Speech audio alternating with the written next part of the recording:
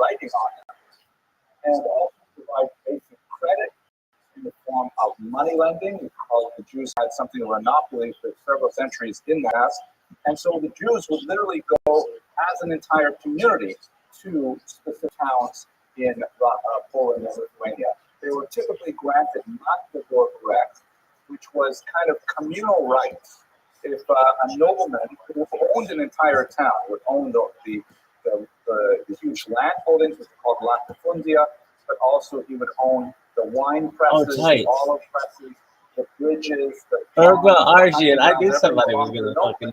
And so he would say, "You're so sick. Thanks, dog. I know. If you want to come over here and you want to settle in my town, I will give you the exclusive right to regulate, i.e., tax all of my territories. Join. It's like join Bring Easy on K. Privileges that you want, like for example, that's nice. You like to have a wall around your community. Ironically, Jews, with the major exceptions in Western Europe, Jews typically were the ones who built the walls around the communities to protect them from marauders. If you find that hard, that's fucking funny as shit. To go visit places like Boca Raton, where they have these so-called gated communities. It's exactly the same kind of thing. You want the gate and the security guard, right? And so Jews would go and settle as communities into these various towns. The Kehillah organization that we discussed last week. But this did not last, and in the 17th century, was a huge upheaval, particularly in Ukraine, led by a man named Bogdan Khmelnytsky, who is the leader of the so-called Kozake, or Cossacks. Here's a picture, Ilya Repin's famous reply of the Zaporizhian Cossacks to the Sultan. In Ukrainian culture, the Cossacks were kind of, especially in the 17th century, they were sort of like outlaw heroes. They were runaways from regular society. They tended to live in faraway places like the rapids, the unnavigable rapids of the Dnipro River south of Kiev. And there they would engage in kind of like hero banditry. They would attack especially the Turks on the other side of the Black Sea. They would redeem Ukrainian captive slaves that were taken by the Muslim Turks. And they would also kind of like, raid local settlements that were dominated by Polish noblemen. I forgot to mention that the arrangement that the Jews took in coming to a lot of these places involved a very uncomfortable position between the dominant local population made up of largely Ukrainian peasants and the owners of the land who were faraway noblemen in Warsaw and Łódź and places like that. And so they were like, if you can imagine, remember there were some riots in Los Angeles in the 1990s when the people in the South Central LA rose up. They didn't go and attack the white establishment in, Bel Air and places like that. They attacked the local Korean groceries because it was only the Koreans who were like living there, actually maintaining businesses. So the Jews were kind of like on the spot. And when an explosion occurred with the Cossacks leading it, the Jews suffered the brunt of it. The kind of jobs that Jews did at this time was that they were tax farming. This is a medieval practice that goes back many centuries, in which, as I described, the nobleman would say, okay, these are my holdings, this is my land, and I estimate that it will produce about 700 zloty a year. So you go out there and you provide me with 700 zloty. If you collect 900 zloty, then you get to keep what's left. You get to keep that extra 200. So that it was a profit incentive for the Jews to engage in whatever rights that the noble would give them to try and eke taxes out of the local population. This is not going to make them any friends with the local population, especially when the next year the nobleman said, oh, you showed up with 700 zloty right on time. It must have been too low a figure. This year I'd like you to please give me 800 zloty. And it never goes down. So this is kind of a difficult place. As Shimon Dumta put it, the Jews were like between the hammer and the anvil. The hammer were the Polish noblemen, the anvil were the Ukrainian peasants, and it eventually erupted as Jewish violence. The name for this form of tax farming over there was called arenda. Let's get over that. And one other detail was significant. One of the monopolies that the Polish noblemen often gave to Jews was the right of pronacja, which means the exclusive right to sell and distribute alcohol. So that's where you often have Jews, even in the 21st century, there's an alcohol trade, Seagram's, and organizations like this. It goes back really to this period in Jewish history, where Jews were, again, you recall they were urban, so they tended to have more likely to have inns, whereas the Ukrainian peasants are spread out in the countryside. So they would come into the villages to stay at the inn, and the inn was a place where you could drink alcohol. So just total it economically in your minds. The peasants come in, they don't have any cash because it's a very weak economy. They know they will eventually get some cash out of the ground when they sell their crops, but they want a beer now. So they buy a beer on credit. Credit goes on a tab. Tab incurs interest. And then when time comes for the harvest, then all of a sudden they go into the inn to pay their tab, and they see that it's really quite huge. And so that's going to include a lot of resentment. So what ended up happening was in 1648, there was a huge peasant uprising led by this Odette Chmelnytsky. The so-called Zeras Tachtatat, the decree of 1648-49, was the Ukrainian peasantry's deep dissatisfaction with the status quo. It was primarily directed at the Polish noblemen, but they were very far away. So they wreaked their havoc primarily on the local Jewish population, also on Ukrainians who had converted to Catholicism, because this was an Ukrainian Orthodox uprising, but it had a massive impact on Jews and continues to be remembered in the liturgy to this day. Shortly thereafter, perhaps as a result of the dispirited feeling of Jews after being attacked in this situation, a false messiah arose named Shabtai Tzvi. I would love to spend a lot more time talking about him, but I have to make it very brief. Shabtai Tzvi, a brilliant young man. In his youth, he was considered really quite a child prodigy. Tremendous singing voice, for example. He had lots of marriage proposals laid at his feet, but he was a bit of a loner. He liked to kind of like engage in mystical contemplation and things like that. And he probably suffered from some kind of mental illness. Not an expert, maybe something like bipolar disorder or something like that. He ran into an individual named Nathan of Gaza here. Oh, by the way, in this particular image, you can see that the artist is clearly not aware of Hebrew, but he's trying to, represent some Hebrew by putting it on the back of this pillar here. Shabtai Tzvi actually was a Europe-wide sensation. Non-Jews were fascinated with the whole story of Shabtai Tzvi, and so it appears in a lot of projects.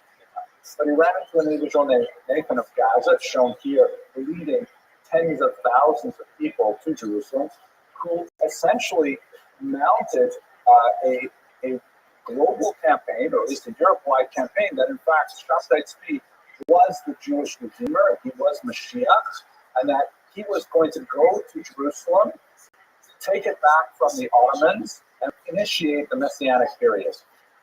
He received a phenomenal amount of support. There were Jews all over Europe who were so excited. Finally, Mashiach, after 1,600 years of exile, finally returned to Jerusalem, and they joined him. They sold their properties. They obviously cents on the dollar, and they went to follow him, as you can see from this picture here. And finally, they made their way to Constantinople, and the Sultan was not necessarily impressed with his claims. He said, I have a counteroffer. How about I let you keep your head if you convert to Islam? And Shabtai Tzvi agreed, and he accepted the deal. He converted to Islam. The vast majority of his Jewish followers were completely devastated by this betrayal of the movement, although a small number of them decided that, wait a minute, this must be part of the divine plan. If Shabtai Tzvi is in fact Mashiach, and he's become a Muslim, it must mean that we should also become Muslims, and that's how we'll bring about the end of days. And so they converted to Islam as well.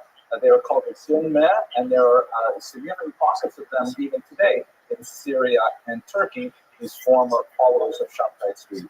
But it led to still more of a depression, like a Europe-wide depression among Jews after this hugely popular Messianic movement failed. Many scholars relate these two events, that is, the Ukrainian uprising of 1648-49, the failed Messiah Shabtai Tzvi, to the growth of the Hasidic movement. Other scholars feel that is in fact a fair comparison, because Hasidism represents a tremendously new and bright movement all on its own. It's not exclusively a reaction to these earlier devastating events. Basically, what is Hasidism? This is a picture of a well that exists in Ukraine that many locals believe was actually dug by the founder of the Hasidic movement himself, the famous Israel Ben Elazar, the Baal Shem Tov himself. And this is kind of like what Hasidism represents. It's a drink of cool, fresh well water. It's something new, taking from the deep sources that we saw in the Arizal and many other sources, and giving new energy to Judaism. Let's try and understand a little bit of the roots behind it. One part of the roots associated with the development of Hasidism in the 18th century is the fact that many Jews, particularly in the southern regions of Eastern Europe, felt that they were intellectually disenfranchised. The world of Talmud study among Jews valorized and prioritized intellectual acuity above everything else. The idea that the only way you could really achieve status in the Jewish world, let me back up for a second.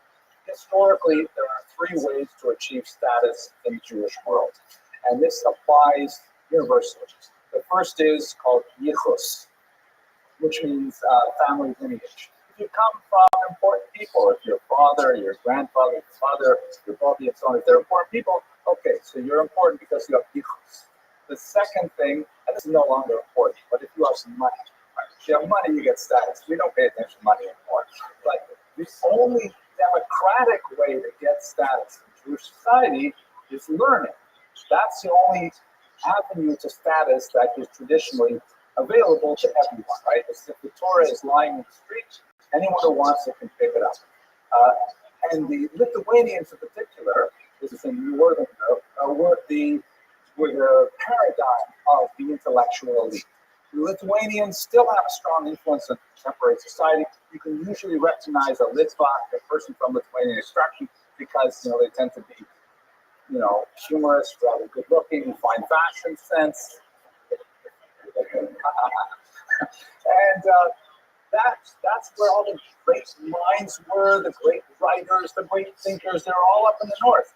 And the poor peasant Jews in the south, beat up after the Chmielnicki Revolution, beat up by their failed Messiah Shabtai Tzvi, they had nothing, and they felt so disenfranchised.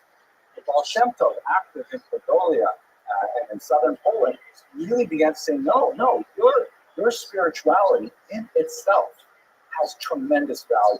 Again, drawing from the Arizal, the tiniest little movements, the recital of songs, the extending of kindness, fellowship, singing, dancing, drinking, all of these things imbued with a love of God and a phenomenal spiritual and cosmic impact. And that's really what was the main message of Hasidism. There was also an economic factor. There's a particular scholar in Israel who has pioneered the study of this. His name is Didor, in which we should understand that, just as I mentioned earlier, the Polish nobleman literally owned the town. It also meant that, strange as it might sound, the Polish nobleman had the right to name the town rabbi. And so if the Polish nobleman, who was not an expert in Talmudic law, can name the town rabbi, then it's something open to bribery and corruption. And so what happened over the course of the 15th, 16th, 17th century is that, charlatans would simply invest money in the noblemen. They would get the position of chief rabbi of a given town. They would collect all of the related taxes, such as the korotza, a candle tax, all these things. And it was a shela, it was a position, it was something that you could do as a job. This did not necessarily satisfy the spiritual yearnings of the local population. So you had developed these, sometimes charlatans themselves, these so-called balei shem, who were usually amulet makers, who were charismatic, who were good communicators, who began to attract around themselves people who needed that spiritual lift. And these people who are not necessarily rabbis by the traditional definition of the term were able to provide it. The greatest of them was the Baal Shem Tov. This is actually a tax record from Medjugorje, which shows that it's highlighted. A colleague of mine, a senior colleague named Moshe Rothschild, actually went to Poland when the Soviet Union fell apart, and went in the archives were the first people to actually discover actual evidence of the life of Baal Shem Tov. And here you can see in the tax records, there's a reference to Baal Shem, which is the Baal Shem Tov himself. We found a lot of amazing things about it. The Baal Shem Tov, the word means the amulet maker. Baal Shem means master of the name, i.e. the name of God. And people would like request amulets for health and for livelihood and finding a spouse and so on. He was like not like those snake oil salesmen. He was the Baal Shem Tov. He was the good amulet maker. And he generated a movement of excitement that spread throughout the region. Here is a map that shows you over the 18th and 19th century, the spread of the many different sects. Here's Lithuania up in the north, right, where the intelligent people live. And then you have Poland, Hungary, and Ukraine. And the epicenter is right around here in the Carpathian mountain region, where Hasidism just takes off. And there's clearly a geographic divide. Ironically, one of the most Hasidic sects, the so-called Chabad movement, which is taken from the Arizal's three Sefirot, Chachma, Bina, Dad. It's actually a Lithuanian movement. It's one of the more intellectual of these movements. And these movements, although totally devastated in the Holocaust, live on today. If you look at this map of the holy city of Brooklyn, and you can see that because Hasidim overwhelmingly speak Yiddish as their first language, you can see massive collections of these. This map shows children aged 5 to 17 who speak Yiddish at home. This map is from the year 2000. There's huge concentrations here in Borough Park, in Williamsburg, and Crown Heights. And there's also right here, that's where I work. So we got right here. Okay. So the Hasidic movement has a huge impact, but they have massive conflict because the Lithuanian Jews are not standing still throughout all of this. And they begin to oppose the new Hasidic movement. Hasidism, the word Hasid is, of course, from Hebrew, and it means pious, but in this context, it means someone who does more than is required, more than is necessary, going beyond the letter of the law. For example, just off the top of my head, the Torah says it is forbidden to shave with a razor the size of your forehead, right? So, but you are allowed to cut their hair with scissors. So the Litvaks will, of course, cut their hair short on the sides like this. But the Hasidim would say, you know what? If I can't cut it with a razor, I'm not going to cut it at all. And I'm going to let my hair grow long and beautiful.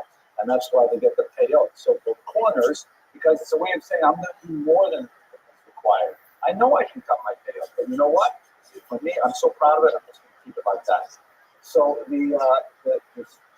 it's ironic because, of course, now if you go to places like Lakewood, which are strongholds of the Litvaks, they will also grow payos because, you know, the Hasidim now have influence on the Mitnagdim. The Mitnagdim all have influence on the city. The term Mitnagdim or Misnagdim means opponents because they oppose the Hasidic innovations.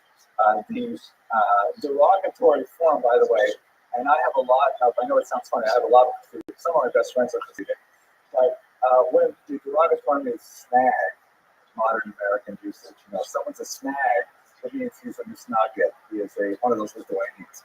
But anyway, the misnagdim, whose greatest leader was the Vilna Gaon, pictured here, a tremendous genius living in Lithuania, although his particular opposition is not at all clear. It seems to have been something that was much more popular among his followers. They opposed the Hasidim primarily because there was a lot of antinomian behavior going on. What I mean by antinomian, the Hasidim were not as strict about certain halakhic norms than the Misnagdim were. Like, for example, we have traditionally 3 times of prayer, right? Shacharit in the morning, Mincha in the afternoon, and Marav at night. And the Misnagdim will actually calculate when these prayers may be said, right? We know exactly what time the sun goes down. You can say Mincha at a certain time, Marav after that, certain breaks and so on, and we're very particular about it.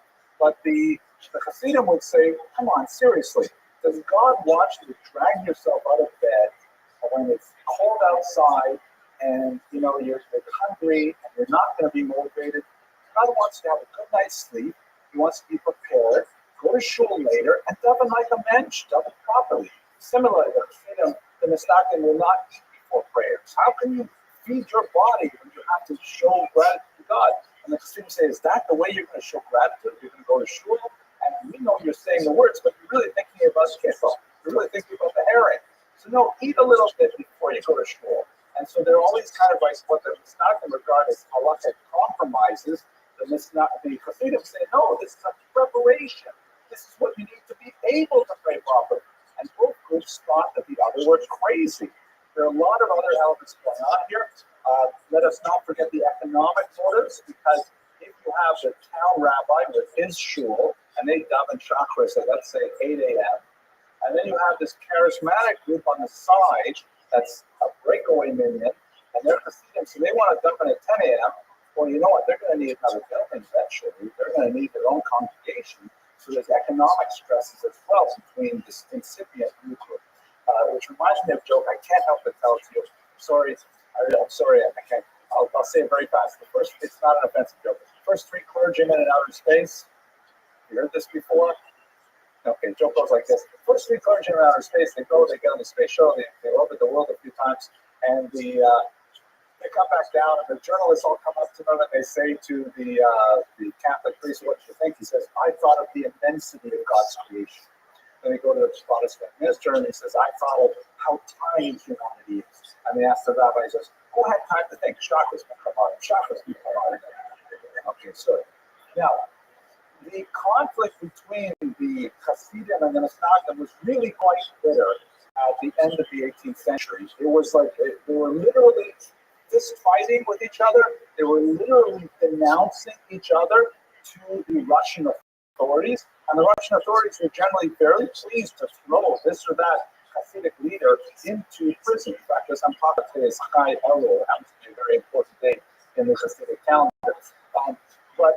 That's why if you go, Chabad has all these dates throughout the year where they have celebrations, because this is another day when one of their leaders was released from prison. We tend to get thrown in prison a lot, and quite often it was in the Snag in the early period that threw them in there. But both groups realized by about the year 1815 that they had a far larger challenge with the so-called Maskilim.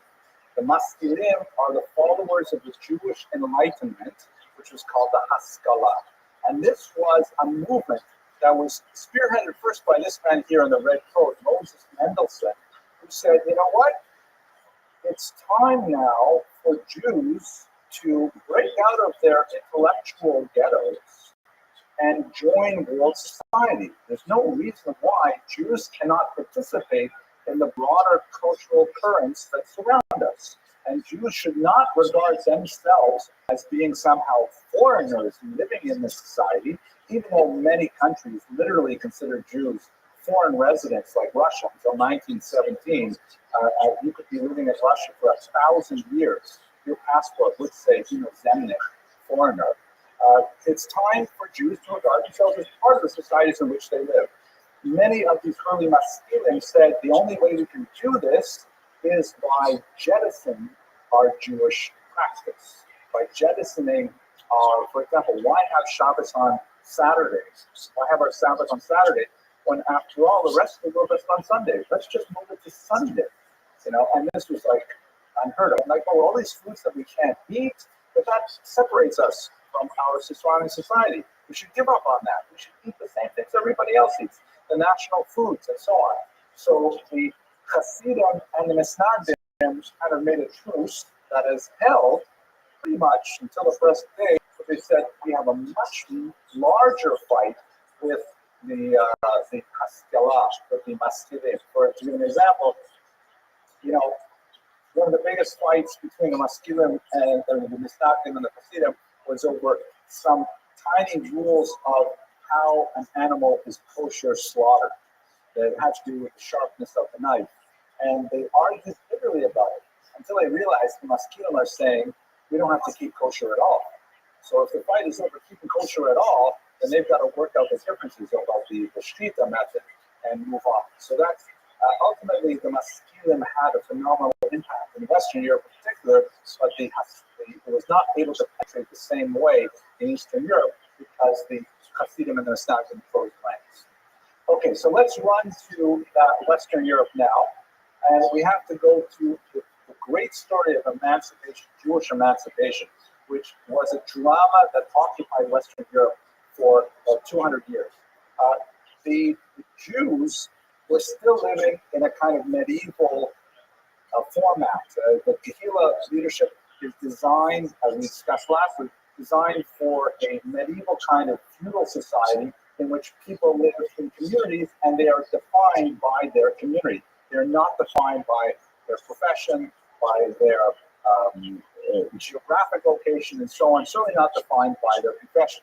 But as modernity wore on and the feudal patterns of Europe were country by country abandoned, the Maskilim argued that in fact Jews should be released from their medieval corporate state and they should be allowed to be regular citizens like everyone else.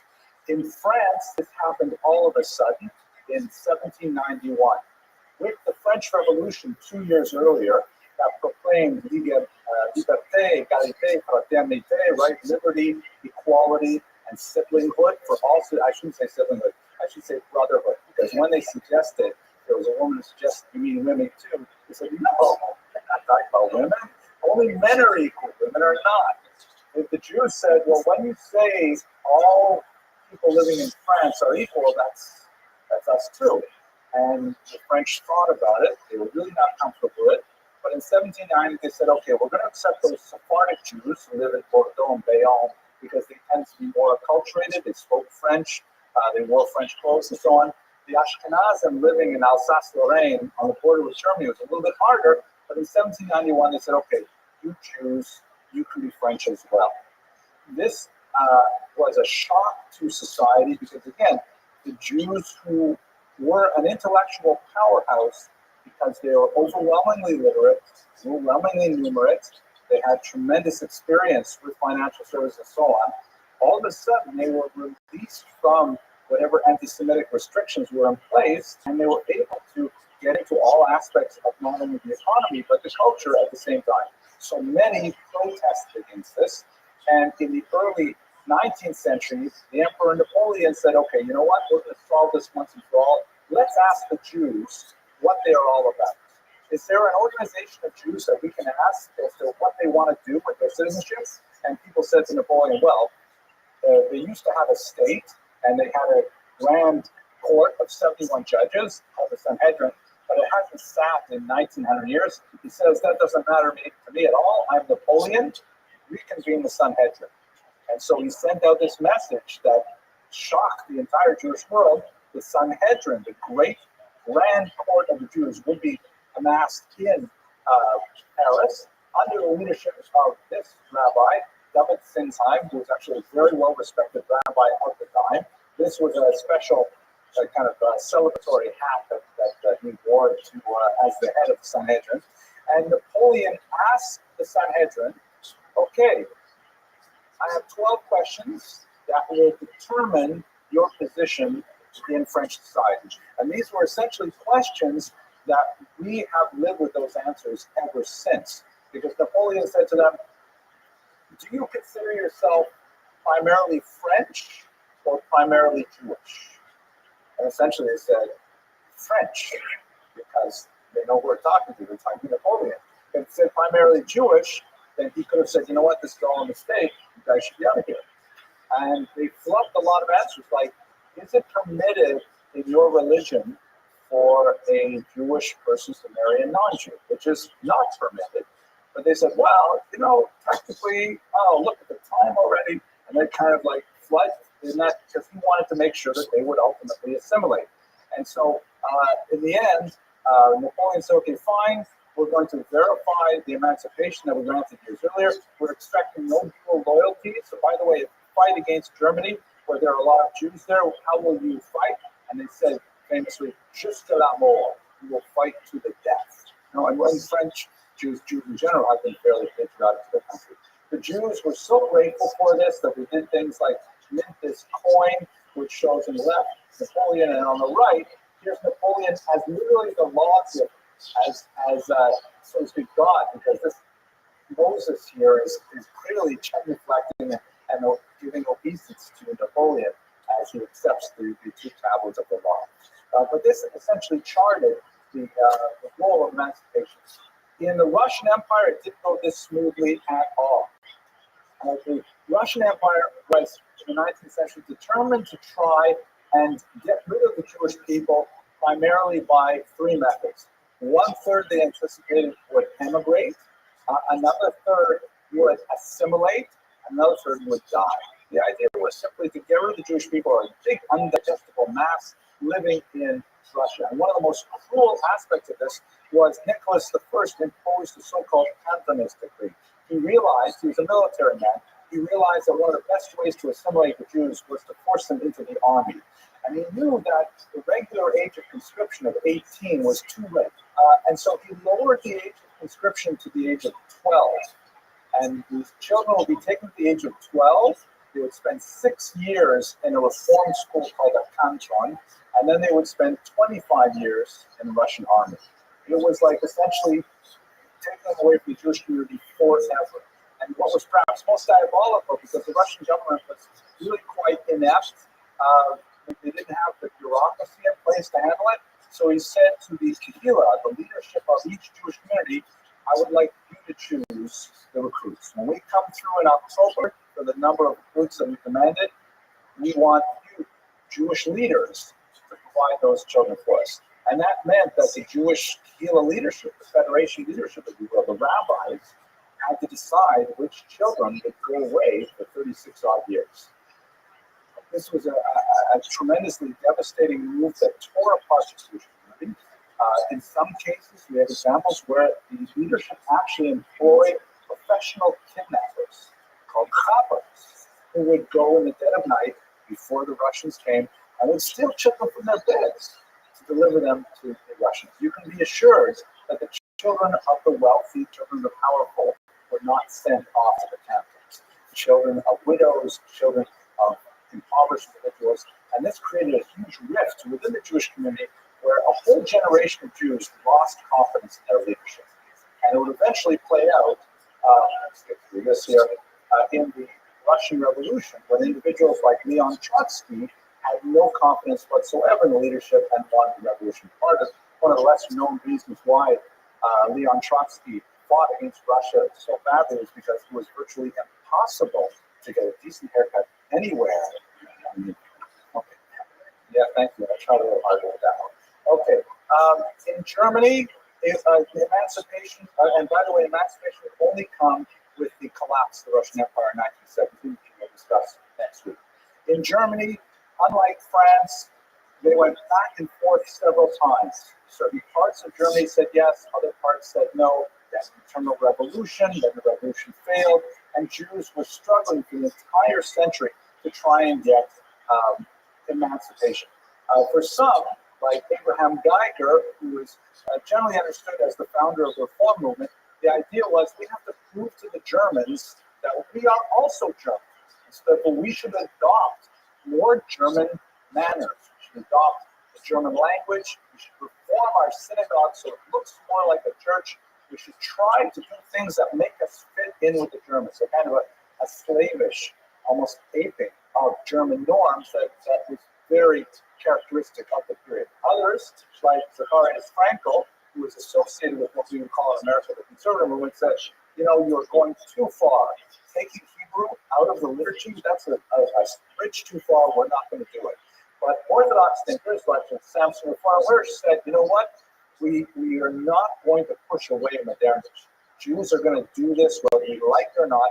So we have to find a way to preserve Orthodox identity by deciding what exactly is required and what exactly is custom and threading that needle. He's associated really the founding of what we call today modern Orthodoxy. Many felt that he was insufficiently firm-looking, insufficiently orthodox, and so they tended to issue these pictures a little bit differently. Even in his own time, this is a well-known phenomenon with photography. We tend to phone people up over time. At any rate, they are operating against the backdrop of increasing anti-Semitism. In fact, the word anti-Semitism at this time was coined by Wilhelm Marr, shown here on the left. Wilhelm Marr wanted to invent a more polite term. It was called Judenhass, or Judenfeinde, which means basically Jew hatred. And so he said, I'm not against Jews, I'm against Semitism. What is Semitism? He borrowed from linguistic theory to say, oh, there are these people called Semites, which includes Arabs, but he wasn't really thinking of them. These people called Semites who are locked in a world Jewish conspiracy to dominate Europe.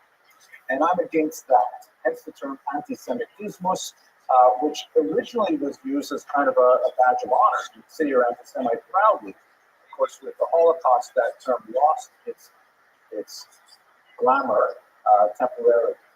Some figures like Heinrich von Kreitschke, who we spoke about briefly in the first lecture, opposed the Jews, and particularly the work of Heinrich Kretz, the great historian, and he coined a term that would later become famous under Hitler.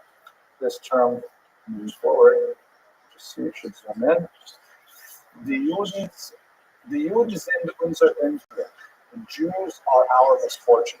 There are many problems here in German society. It's because of the Jews. We'll obviously return to this reference next. Let us just, it looks like I've lost my clicker, so I'll have to use my finger. When we get to the end of the 19th century, there's a major scene drawn with a wave of pogroms that really lasts 3 years in the Russian Empire. The lighter color in this map here shows the so-called Pale of Settlement where Jews were allowed in Russia. And as I mentioned in an earlier lecture, Jews are generally able to tolerate a degree of anti-Semitism as long as they live in their exile, as long as they know that the government will basically follow its own laws. With these pogroms, which were not devastating by 20th century standards, by one count, only 46 people were killed, unfortunately, but only 46 people were killed over 3 years. But what really impacted the Jews was the fact that, hey, we keep having these pogroms day after day. Where is the government stopping it? Why is this violence happening? And so Jews got up and said, we have to change things now. And these things came together as they created 5 distinct strategies for survival, one of which was the mass migration to these shores. 1.75 million came between 1881 and 1917, and everybody else went to countries where they had universal health care. But they developed 5 strategies for modernity that we will discuss next week. Just to list them quickly: emigration, the most traditional and widely followed strategy. Secondly, Zionism, socialism, something called diaspora nationalism, and the fifth is renewed traditionalism. All of these things, Father William, will be the center of our discussion next week. I would like to conclude by reminding you that in the first lecture, I wanted to give you one takeaway message. And the message that I had when we looked at the ancient period was that when you look at the nature of the Jewish narrative at that point, I think the big takeaway is that the Jewish people are resilient. Jewish people are able to absorb phenomenal attacks on their body politic and still survive. And we looked at the medieval period last week, which involved tremendous upheavals and challenges. We see the Jewish people were resourceful. They found new strategies to be able to endure those challenges and not only survive, but in fact, in many cases, even thrive. So the takeaway that I'd like to suggest for today's class is that when we look at the modern people, we see the Jewish people are renewed in the sense that they're finding new ways to exist. I want to say dynamic in the sense that they're constantly moving. They're a flowing river, but dynamic starts with a D instead of an R. So I chose renewed. And I think that's the takeaway message tonight. I want to thank you very much for your endurance. And God willing, we'll reconvene next week.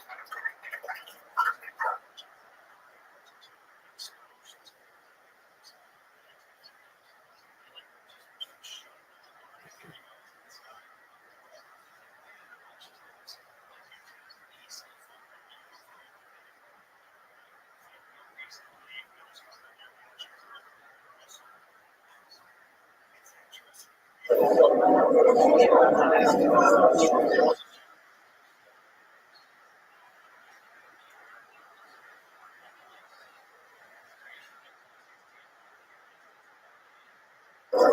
ladies and gentlemen, why don't we get started? While I know that they've changed the room around significantly, I hope it's not too disorienting. I'm going to have to try and speak sideways. Thank you for that. So let me start just with a small pleasantry that will illustrate some of the material that we'll be discussing tonight. I apologize for many of you who have certainly heard this story before. It's about a guy who needs to buy another used car for his family. He has a very large family, a yeshiva guy, and he needs to get something large enough to transport his entire family. It's not an easy thing to find. And so he goes to a particular used car lot, and they show him a lot of models. And the one that really appeals to him is actually this 1977 Ford Country Squire with this faux wood paneling on the sides and things like that, right? Big V8 engine on the inside. And he says, this looks like the perfect kind of vehicle for my family. The only problem is, he says to the salesman, I see it's got no gas pedal. It's got no brake pedal. How do you drive it? Okay, you know the joke, right? So, okay, I'll tell you that. So what happens is the truth is this is a very religious car. It belonged to a very holy rabbi. And in order to make it go, he had this special formula. He would make it go by saying, Baruch Hashem. Don't say it now because it will start moving. But as soon as you say Baruch Hashem, then it drives. And to make it stop, you have to say Shema Yisrael. Say Shema Yisrael.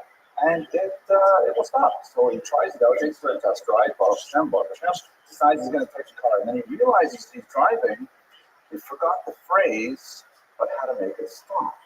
And he's going faster and faster, and he's on the horn, and he's going through red lights, and he goes the wrong way on a one-way street. He's panicking, he doesn't know what to do. He crashes through a construction barrier. He goes up on this ramp under construction. He realizes the ramp is about to end. It's an overpass under construction. He's going to go over the edge. He's going to die. So as a drill, he covers his eyes, claims God's unity. Shema Yisrael, Hashem Elokeinu, Hashem Echad. Car stops right at the edge. And he says, it's more of Hashem. Okay. So that's, to a certain degree, that's illustrative of the kind of material that we're going to be discussing tonight in the last of our 4 lectures, a crash course in Jewish history. Tonight, we're going to be looking at what I'd like to call the contemporary period. I'll try to put some boundaries on that. I want to say thank you to make sure I don't forget at the end of the lecture. You know, it's been nice to have such a pleasant and attentive and intelligent audience for these 4 lectures.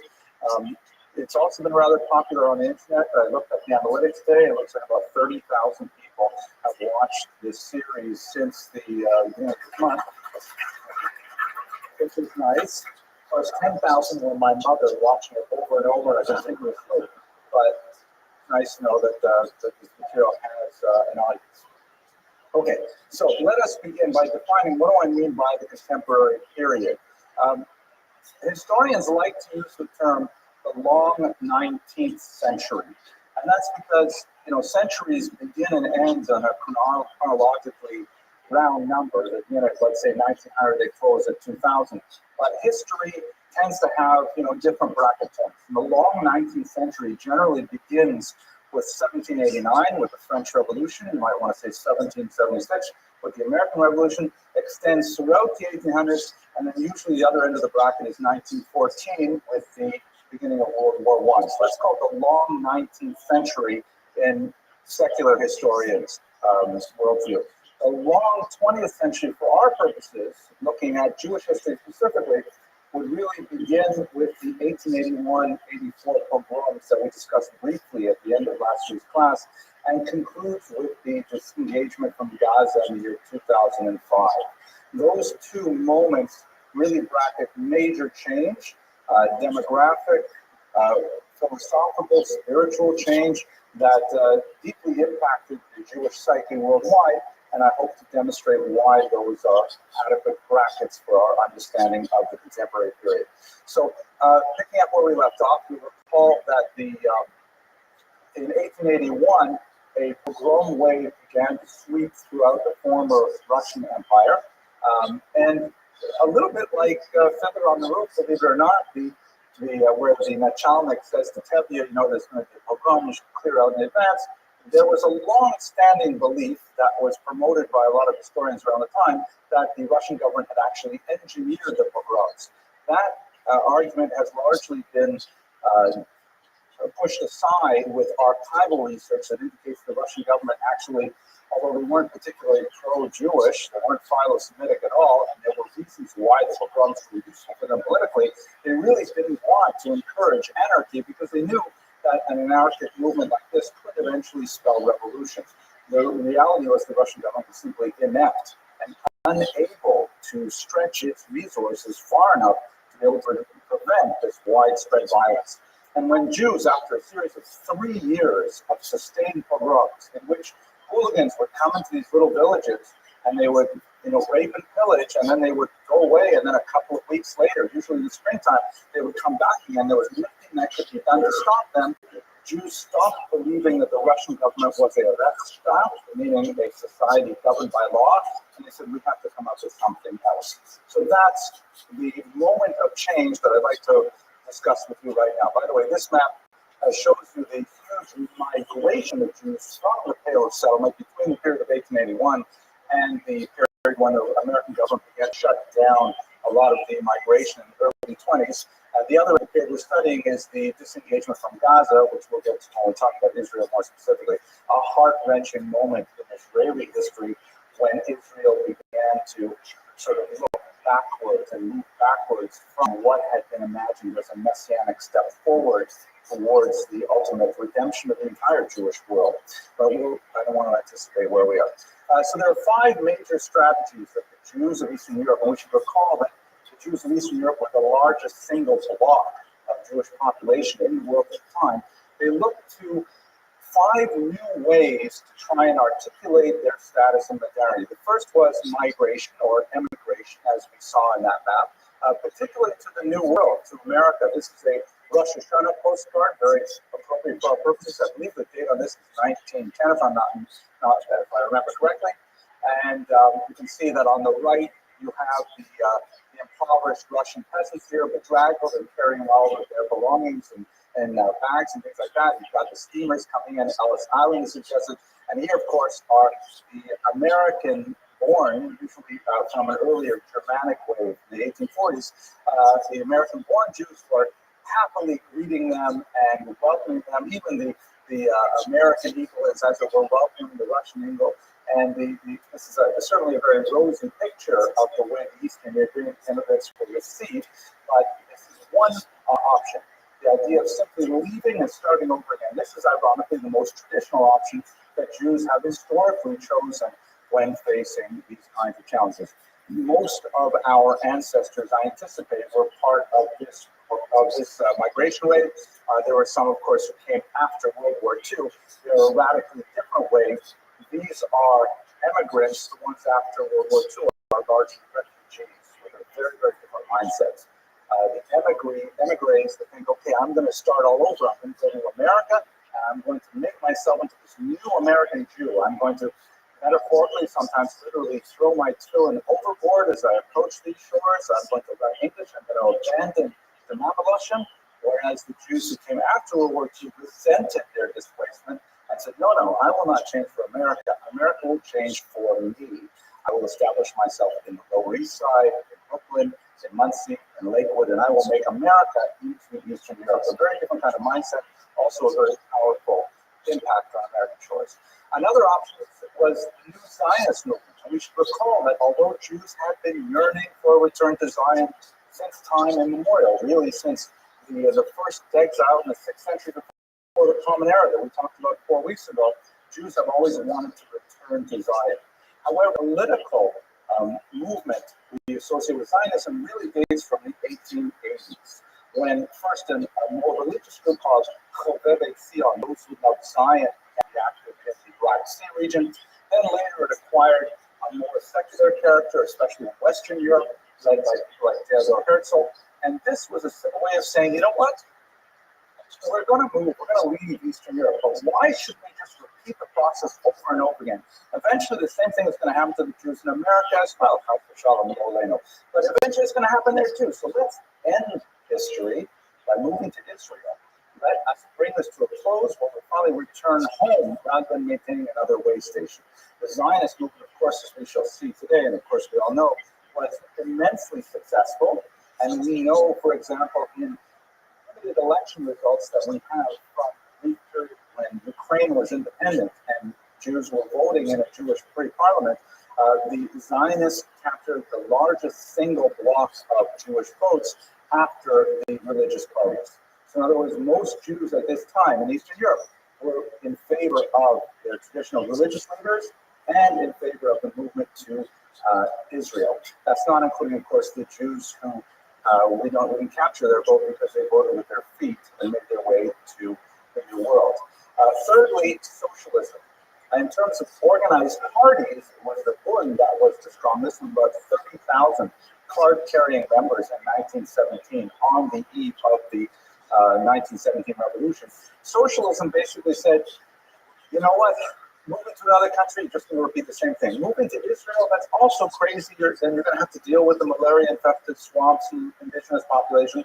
Let us instead end history by changing the very parameters of our existence. Let us move to a new stage of human existence by adopting the collectivization of all property. Let us adopt the policies of Marx on socialists to such a degree that we end all national enmities, which are really, the root of them are class struggles. So if we get rid of the classes, if the proletariat of the world would just unite, then we'll recreate the world anew. And many Jews saw in this a type of secular messianism that was deeply, deeply appealing. And many Jews simply said, we're not going to hold with the old religious values, but we're going to translate those values into socialism. Extremely powerful choice, and of course, major impact on the Russian Revolution. Fourth, and this is one of the smallest, but nevertheless quite an influential movement, they chose diaspora nationalism, which was a movement that was created by Shimon Dubno, shown here. We looked at him actually in the very first lecture. He was a historian who said that, you know, the best time in Jewish history, our most successful period, was during the Polish-Lithuanian Commonwealth, when, as you will recall, we united all of our Tehilot in one massive superstructure, and everything had like a unified Jewish legislation that covered every Jew living in Poland, Lithuania, from the Baltic Sea to the Black Sea. That was, as it were, a state within a state. We did not have to have the trappings of an army and a flag and things like that, but we had phenomenal strength as a people. And so we argued that Jews should go back to that kind of form of communal identification. All Jews should register in something they call the cadastre, and all Jews, whether they were Russian citizens, Polish citizens, Ukrainian citizens, they would be part of this massive state within a state. They would pay taxes to it proportionate to their income, and at the same time, that Jewish government would take care of all their needs. Mikvahot, synagogues, tuition, Chinese restaurant, you name it, every single thing. I was hoping to get a laugh with that, but at any rate. So the Dubno's ideas fell flat in its time. He never got more than 4% of the popular vote. But the idea stuck here in America. The Federation movement is basically founded on Dubno's ideas. The big difference is for Dubno, it was mandatory. Once you were 20 years old, you had to affiliate or not affiliate. Here in America, it's true that if the UJA gets your phone number, the only way to get away from them is the Witness Protection Program, but otherwise it is voluntary. You choose to affiliate, which is something that Dubno did not imagine. And finally, a return to tradition. Up until this point, most of the organized rabbis were opposing all of these movements. There were definitely exceptions, but the bulk of rabbinic leadership was opposed to any of these changes, specifically those that were anti-clerical, like socialism, for example. But by 1912, it became very clear that the entire Eastern Europe was becoming democratic, and Jews were included in those new democracies. Jews were voting, Jews were participating in the Polish Sejm after World War I, and if the religious community did not organize and in fact politicize, they would not have a voice. And so this is the beginning of the Agudas Yisrael and many other later Jewish religious groups who were political organizations that were designed specifically to defend the religious status quo. This is, of course, the famous film recently discovered of time, shown here, a very diminutive man, but unquestionably the leader of religious Jewry at the time, at the first Knesset Gedolah, the first gathering of the Agudas Yisrael. So these are the 5 choices that Jews in Eastern Europe basically chose to try and define their new identities. So that was preparing them for what would be a tremendously tumultuous period of war and revolution. World War I, of course, breaks out in 1914. Jews are on all sides of the conflict. Jews distinguish themselves in valor on both sides of the conflict. Problem that the Austro-Hungarian government in particular will be difficult when the Nazis come to power and they have to deal with all these Jewish war veterans who are decorated and nevertheless have to be sent to the camps as well. It didn't slow them down that much, but it was nevertheless an issue. World War I was, of course, a massive exercise in futility. It was a huge, life-altering event for the entire planet. But if we focus specifically on the Jewish experience, perhaps the most significant of experiences was in Ukraine, once again in the news 100 years later, where when the Russian government fell, because don't forget, Ukraine is like a major Western European chunk of the Russian Empire. When the Russian central government in St. Petersburg fell, there was a brief power vacuum in which the indigenous Ukrainian leaders, these are not Russotropic leaders, meaning Russophiles speaking Russian and so on. These are Ukrainian speakers who wanted to create an independent government. They actually sat down with the Jews and they said, listen, we have an issue because the vast majority of Ukrainians live in the countryside. Literacy is very low. They have no experience with international relations and finance and so on. You Jews, on the other hand, literate, urbanized, connected internationally. If we make a partnership, we will give you Jews whatever you want to help us build this Ukrainian country. And basically what they decided to accept was something like what Dumno had argued for, communal rights as a distinct community within Ukraine. It was a beautiful experiment in a lot of ways. This, for example, is a 100-card note from the period, and you can see that they have over here actually on the back it says in Ukrainian, but here on the right, on the left it says it in Russian, and here it says it in Polish, and down here it says it in Yiddish. 100 Karpovances, which is Yiddish was made briefly an official language of Ukraine. They had a minister of Jewish affairs. They theoretically had a budget for things like day school tuition and things like that, but it was vastly overwhelmed by a huge pogrom wave that swept the countryside, particularly in the notorious year 1919. And one of the great ironies of this period is that the majority of the pogroms, I should say the plurality, about 40% of the recorded pogroms, were perpetrated by Ukrainian troops who showed fealty to the same government that was at the same time giving all of these rights to Jews. They were led by this man, Simon Petliura. This is a recently erected monument to Petliura that was it's in the city of Vinnytsia, just around the corner from the synagogue, actually. And he's a deeply misunderstood figure. Many have portrayed him as the architect of these pogroms. Others have said that he was perhaps an unwilling participant in them, that he condoned them for a brief period of time in order to try and keep his troops in line with his overall cause. But in the end, he and his movement was totally defeated. He fled to Paris, where he was tracked down by this man, Shalom Schwarzbart, walked up to him on the street as he came out of a cafe and said, "Vous êtes Monsieur Petliura?" He said, "Oui." And then he pulled out a gun and he shot him dead right on the spot. In an amazing trial that took place in Paris a year later, reported in the New York Times, Schwarzbart argued that he was actually, even though he was clearly an assassin in the clear light of day, he shot someone in cold blood and daylight in the street. He argued that he was doing it out of revenge for the pogroms. And the Parisian jury, the Parisian jury, perhaps thinking about the Dreyfus affair in which they clearly convicted an innocent guy, decided this time to clearly acquit a guilty guy. They fined him 1 franc in damages, and they set him free. So Schwarzbard became known as the Avenger. I meant to put it up here, but I forgot to get it today. I'm sorry. Chagall even painted a portrait that showed an upraised Torah scroll with the angel of death flying overhead, and with a sword of vengeance in his hand, and it's written in letters on top, Schwarzbard.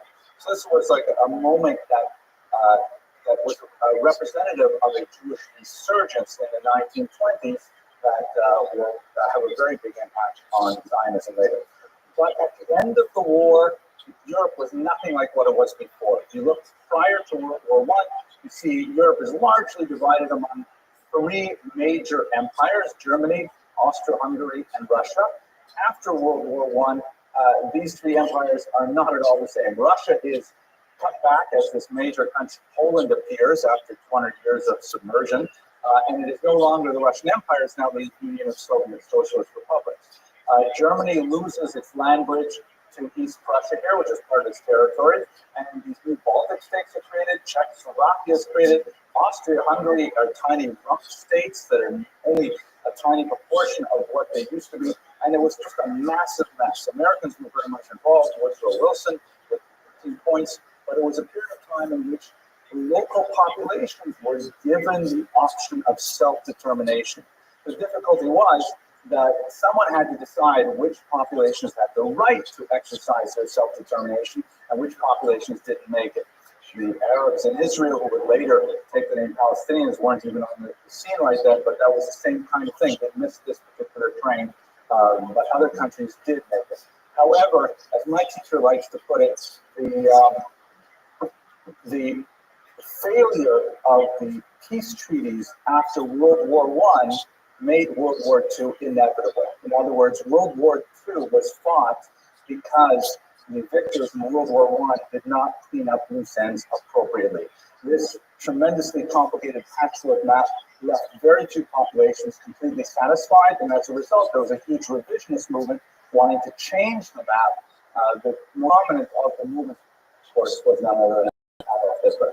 So let us look at the period between the wars. I want to focus on 2 areas. Obviously, this is a crash course, so we are rushing through time at H.G. Wells' speed here.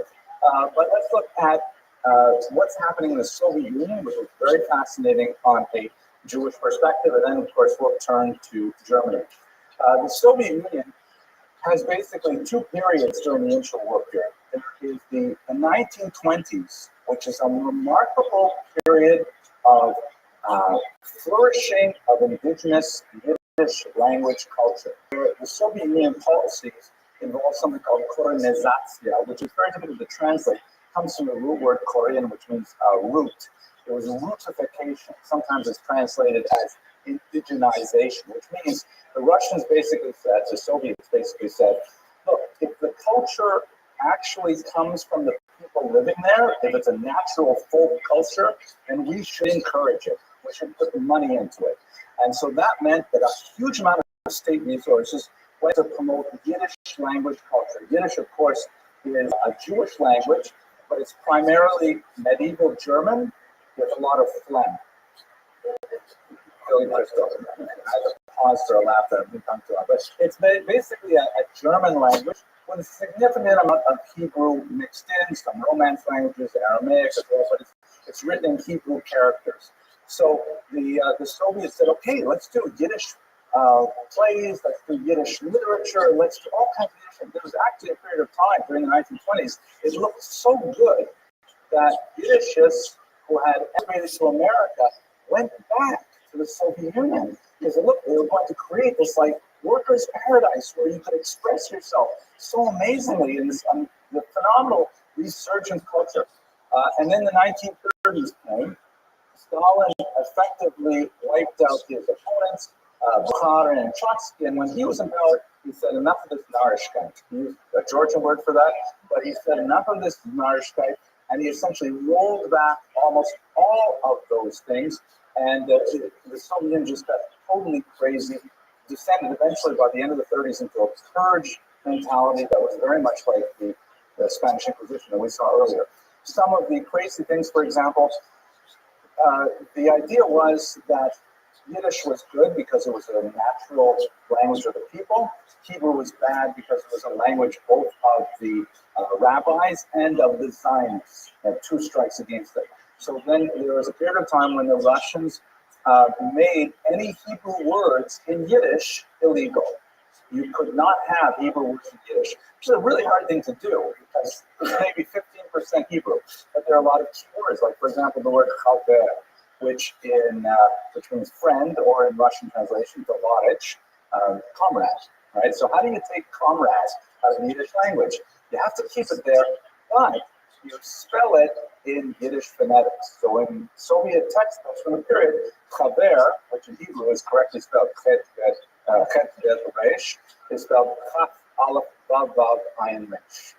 Chaver, spelled out. It's actually hard to read it because you have to stop thinking with Hebrew spelling. Words like emes, truth, ayin mem, ayin tamach. And here's even a weirder thing. When they looked at the Hebrew alphabet, they saw there were 5 terminal letters, right? There are 5 letters, Manatzbach, that if they occur at the end of a word, they're written slightly differently. In English, we have the same thing, except at the beginning of words, they're called capital letters. A letter looks differently if it's a proper noun or the beginning of a sentence than it occurs at the beginning of a word. The Russians said that's not proletarian, that's not like a folk thing, get rid of it. And they made the final letters illegal. If you published a book with Manatzbach, you would be sent to Siberia. It was a totally crazy thing. The Ukrainians have the even worse. They had a letter G that was made illegal. You used the letter G, Siberia. But they weren't completely shutting down Jewish activity. Stalin promoted this crazy idea, actually came from Kalinin, of a Soviet Jewish homeland, perhaps to try and offset the growing popularity of the Zionist movement. This Soviet Jewish homeland was called Birobidzhan. Here is some propaganda poster from the period showing the Jews rebuilding this tiny outpost, which is way out here. In order to show you where it is, I actually had to use the whole globe. Here is, of course, European Russia, Belarus, Ukraine, Poland, places where Jews primarily lived in the former Pale settlement. And here, all the way over on the Far East, is Birobidzhan. The only thing going for it was its proximity to authentic Chinese food.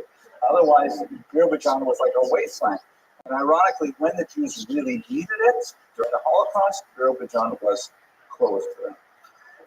Here's another Soviet propaganda period poster from the period that shows happy Jews going out to Birobidzhan, building a new Soviet homeland. You don't have to go all the way to Israel for it. Here it is right here in the Soviet Union.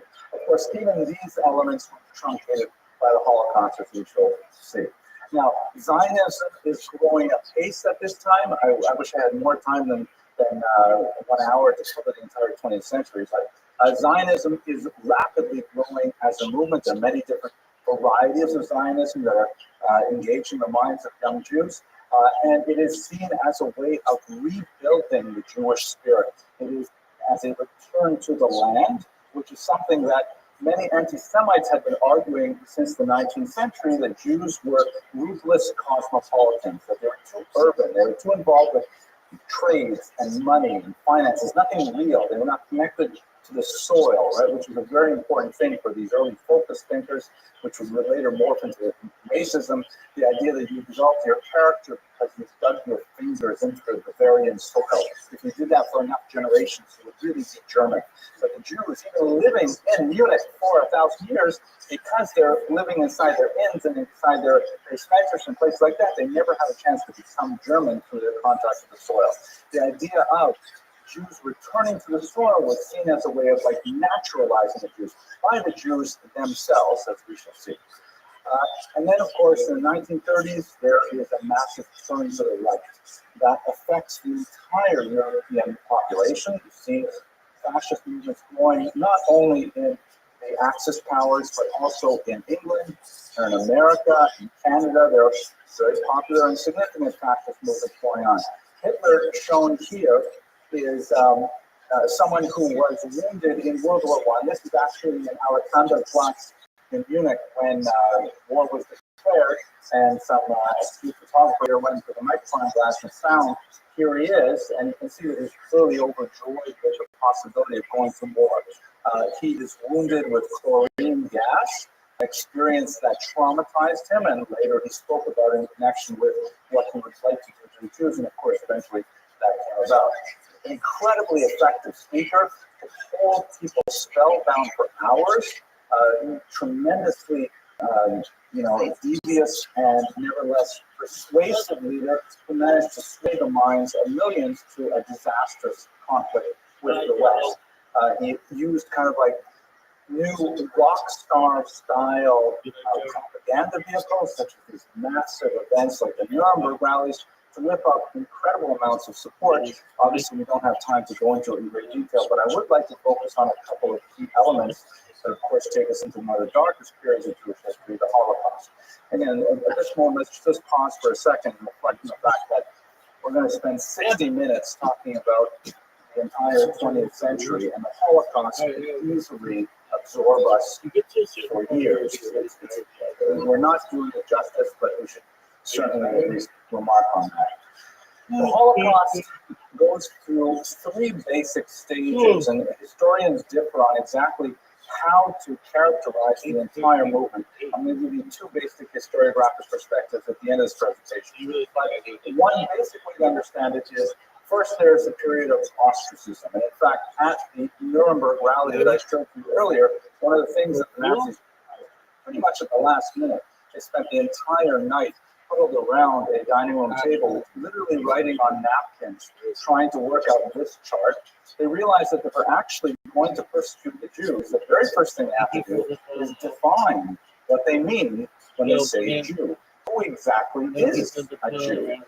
And so they finally came up with this plan, which shows it says in the top in German, the Nuremberg Law, and essentially the laws that define those who are Deutschblütige, right, German blooded, and basically anyone with four German Aryan grandparents.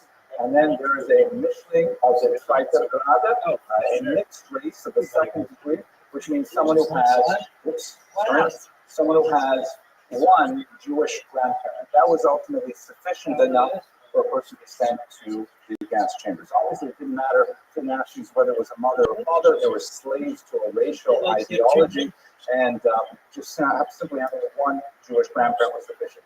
You have the Mischling of the Erste Grade, the first degree, which has two Jewish grandparents, and a Jude was anyone with three Jewish grandparents or four Jewish grandparents. So once they had clearly defined who was a Jew, then, of course, they can embark on much more extensive series of legislation throughout the 1930s that isolated them from society, ostracized them, placed creative restrictions on them. Some of them economic and very onerous, like Jews were not allowed to own a business. They had to essentially divest their businesses, typically to their non-Jewish employees.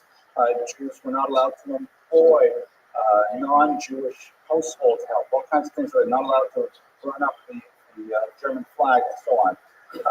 When World War II broke out in September of 1939, the Jews were largely crowded into ghettos. This is a photograph of Warsaw, one of the most notorious of the ghettos, with phenomenal overcrowding. Some of the ghettos were attritionist, like Warsaw, in which it seemed that the Nazis wanted simply the Jews to die on their own, and others were called productionist, where they seemed to follow a policy that if the Jews would only slave labor, like in Łódź, where they were making a lot of textiles and they would be allowed to live, they were productive, they were there. In the end, it didn't matter. All the Jews were ultimately taken to the gas chambers. This changed in 1941. And in reality, when we think about what we mean when we say the Holocaust, the real date is not September 1, 1939, when the war broke out. It's not January 1933, when Hitler came to power. It's really June 22nd, 1941, the date of Operation Barbarossa. This is the first moment we actually have exclusion of Jews on a planned and organized scale. It's a rather amazing thing, and it will feed into the points I'd like to make in just a minute. The Nazis did not embark on an organized mass murder of Jews until well into the war. There were lots of individual persecutions, lots of brutalization, lots of isolation and abuse of various forms. But Kristallnacht, which of course occurred before the war, claimed less than 300 casualties. That's a very tiny number in the scope of the overall Holocaust. We're talking about millions. It only came to Operation Barbarossa when we see that they're actually planning to kill the Jews of Eastern Europe. What basically happened is Hitler and Stalin had a non-aggression pact that allowed them to divide Eastern Europe between the two countries. Hitler double-crossed Stalin in June of 1941, and he invaded with tremendous success, plowing all the way up to the border of Moscow, getting very close to Leningrad, putting it under a brutalizing siege. People were reduced to human cannibalism. And following the Wehrmacht, the German army, were four groups called Einsatzgruppen, Special Commando Squad. These were generally men who were not fit for regular service, typically older, overweight, flat-footed, heavy eyeglasses, things that did not make them ready for regular service. And they were put in trucks, and they were essentially mobile killing squads, where they would follow the Wehrmacht, go into the local Jewish Stadtblock that dotted the region, gather up the Jews, bring them out to ravines that were around the area, and machine gun them into their graves. This is the kind of scene that likely took the lives of my ancestors in Lithuania, and something like 2.4 million Jews died at the hands of the Einsatzgruppen. This was clearly organized beforehand. This was clearly mass murder. This is really the onset of the Holocaust. But it involves nothing like the gas chambers. That would be developed later on, either because, and a lot of debate among historians, either because Hitler saw that the Einsatzgruppen murders were very difficult, was psychologically very draining on the people who were involved, and it was expensive and it was inefficient. Many people actually survived the Einsatzgruppen murders by feigning death. Many children, for example, would fall into the pit, a very gruesome kind of experience, and be literally buried with the bodies of the villagers that they lived with, and then at nightfall they would crawl up from the wreckage and would make their way into the forest and join the partisans. They're heart-wrenching stories, but there are a lot of them because it's a fairly inefficient method of murder, and it's not truly a Nazi method of murder, so they decided to move to something else. Another body of thought suggests that Hitler said to himself, wait a second, we're getting away with this. So if no one's stopping us, and we're doing this for months and months and months, perhaps we can actually do something still greater, which would be the gas chambers. In January of 1920, January of 1942, at the resort of Wannsee, north of Berlin, a group of Nazi officials got together, had a conference that discussed how to finally rid the world of the Jewish problem. And we actually have the minutes from that conference, which has tables of Jews, including 200 Jews in Albania, 200 Jews who were going to be hunted down by Nazis, including the Jews living in countries that were not taken over by the Nazis yet, like England. England was definitely planned, it was slated for becoming a Judenrein region. And at this Einsatzgruppe, at this Wannsee conference, the Nazis decided that a much more efficient killing technology would be to use a rat poison called Cyclone A. And instead of having mobile killing squads move out to where the Jews lived in Stadtblock, they would build 6 distinct camps, which were called Vernichtungslager, or destruction camps, death camps, that distinguished them from the tens of camps called Konzentrationslager, or concentration camps, that were designed primarily for political prisoners and like. The 6 death camps were designed, as the name implies, for the purpose of making death. They were factories for making death. Jews and other undesirables, Roma, homosexuals, witnesses, a whole host of people, whoever was on Hitler's list, would be shipped off to these 6 Vernichtungslager, and there they would be killed primarily by gas. This is really the major of the Holocaust, and the majority of the victims lost their lives in this dark moment in human history. Now, there are 2 really big historical viewpoints on how to understand the Holocaust. I'd like to pause and take us a little bit out of the narrative and into theory again for just a moment to understand it. The way of understanding what is this thing we call the Holocaust was shaped largely by this woman, Lucy Davidowitz, a British historian whose most important book in English is called The War Against the Jews. And basing herself largely on the strategy that was employed by the Allied lawyers at Nuremberg when they're trying to identify Nazi war criminals, she argued that Nazism was essentially a conspiracy that was headed by an evil genius, Hitler, and a small coterie of like-minded evil individuals, including Himmler and so on, and they somehow fooled all of Germany and all of Europe to go along with this outrageous and diabolical plan. This particular model of understanding the Holocaust, which most of you in this room probably grew up with, because it was the dominant school of historiography right through the 1970s, and it cultured culture way into the 1980s and early 90s, really laid the blame very heavily at the feet of Hitler himself and a small group of co-conspirators. But most average German citizens, most French citizens, most Romanians, etc., were actually just fooled. They had no idea really what was going on. And we could then put this ugly episode behind us and move on to a bright European future. And this was largely challenged by scholars like my teacher, Michael Maris, others like Christopher Browning, Martin Brojac, and others, who said, wait a second, there's so many things that just fit in this model.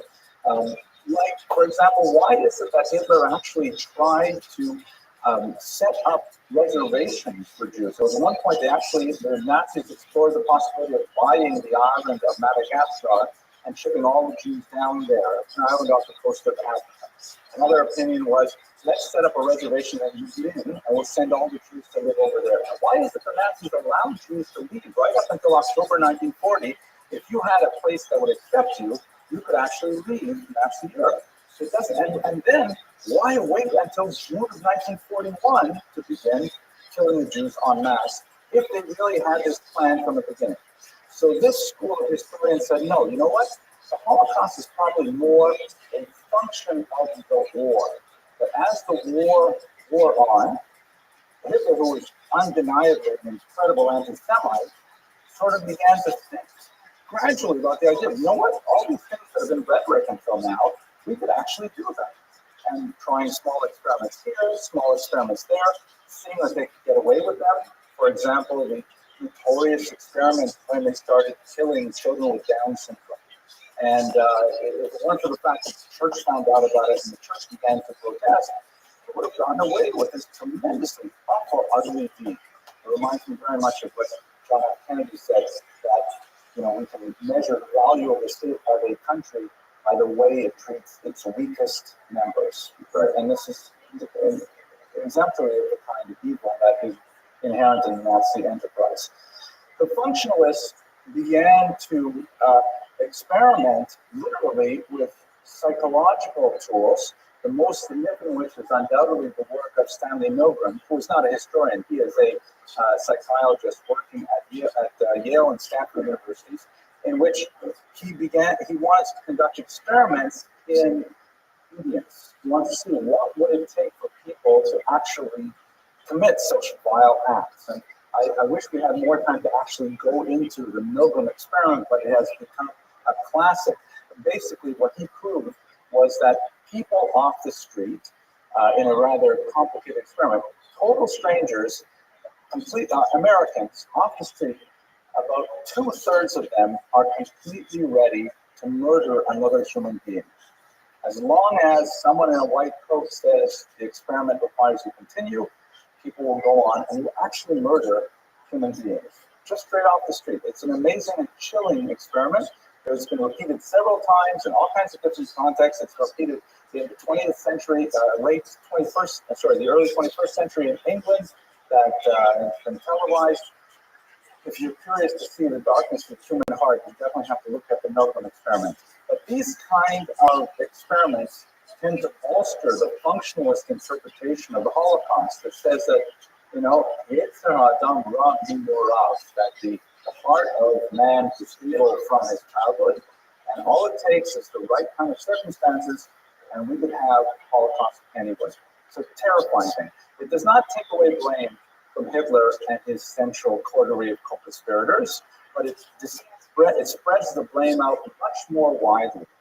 Perhaps you're familiar with the famous title, the work by Daniel Goldhagen, Hitler's Willing Executioners. That really says it all. The idea that throughout Europe, there are millions of willing executioners.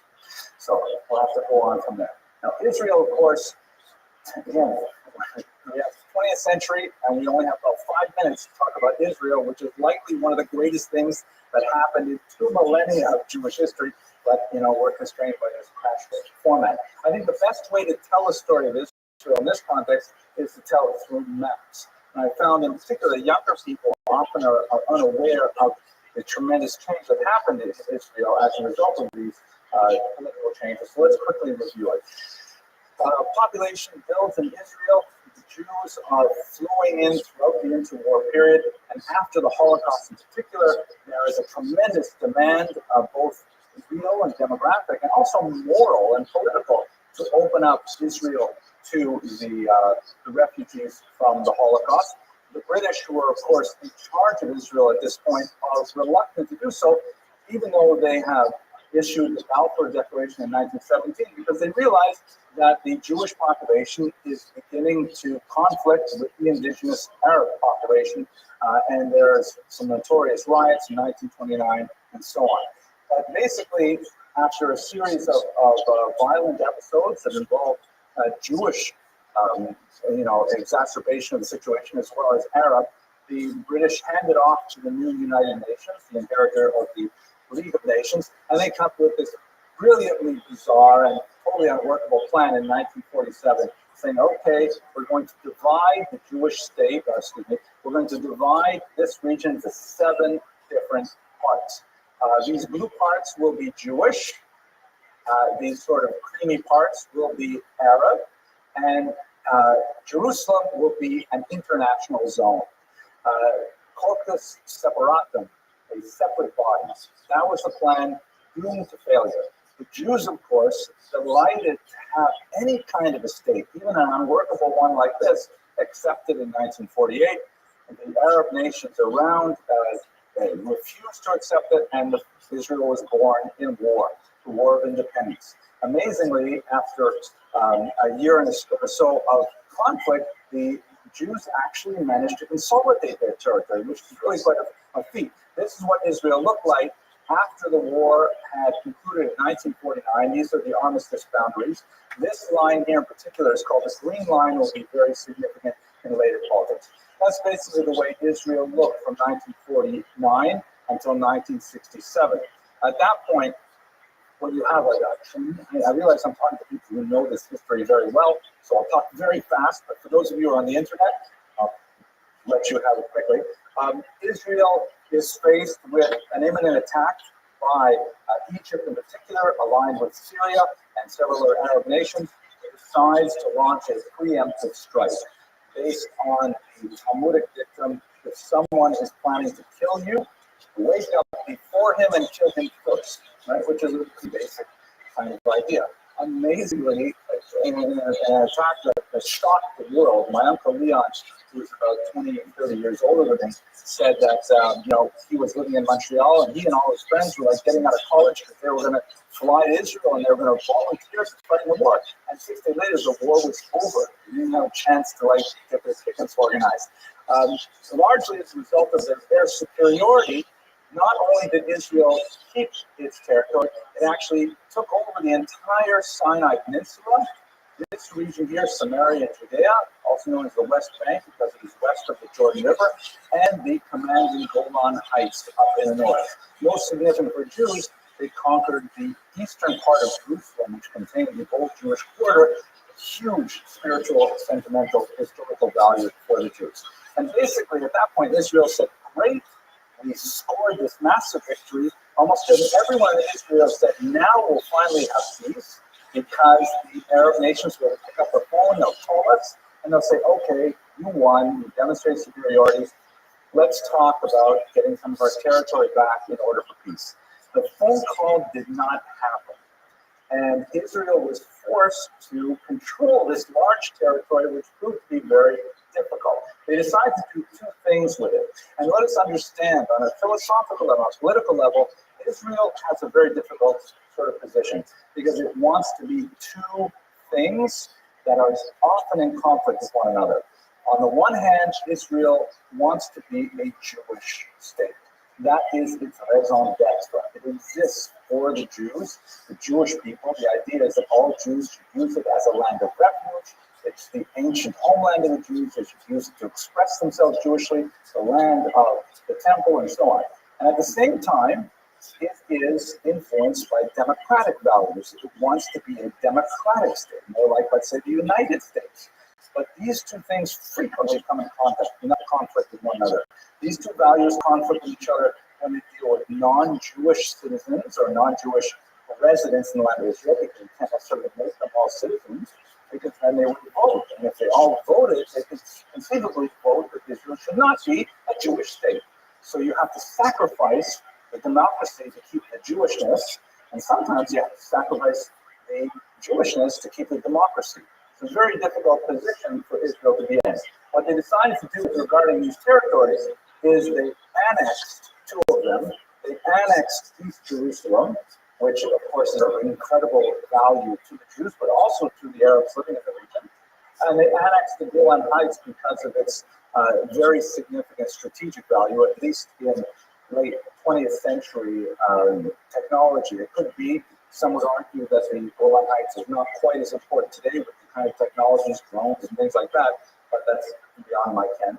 But they held on to Samaria, Judea, the Gaza Strip, and the Sinai Peninsula, hoping that they would one day be able to give it away in exchange for peace.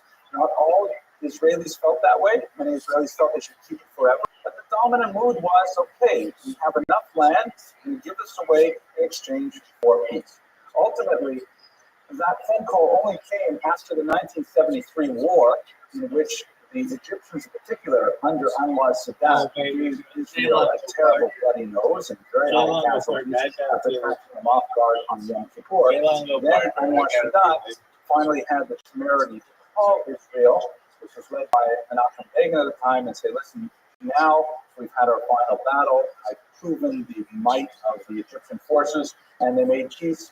Egypt got the Sinai Peninsula back, but they did not want the Gaza Strip, which was an extremely difficult piece of territory and remains so to this day.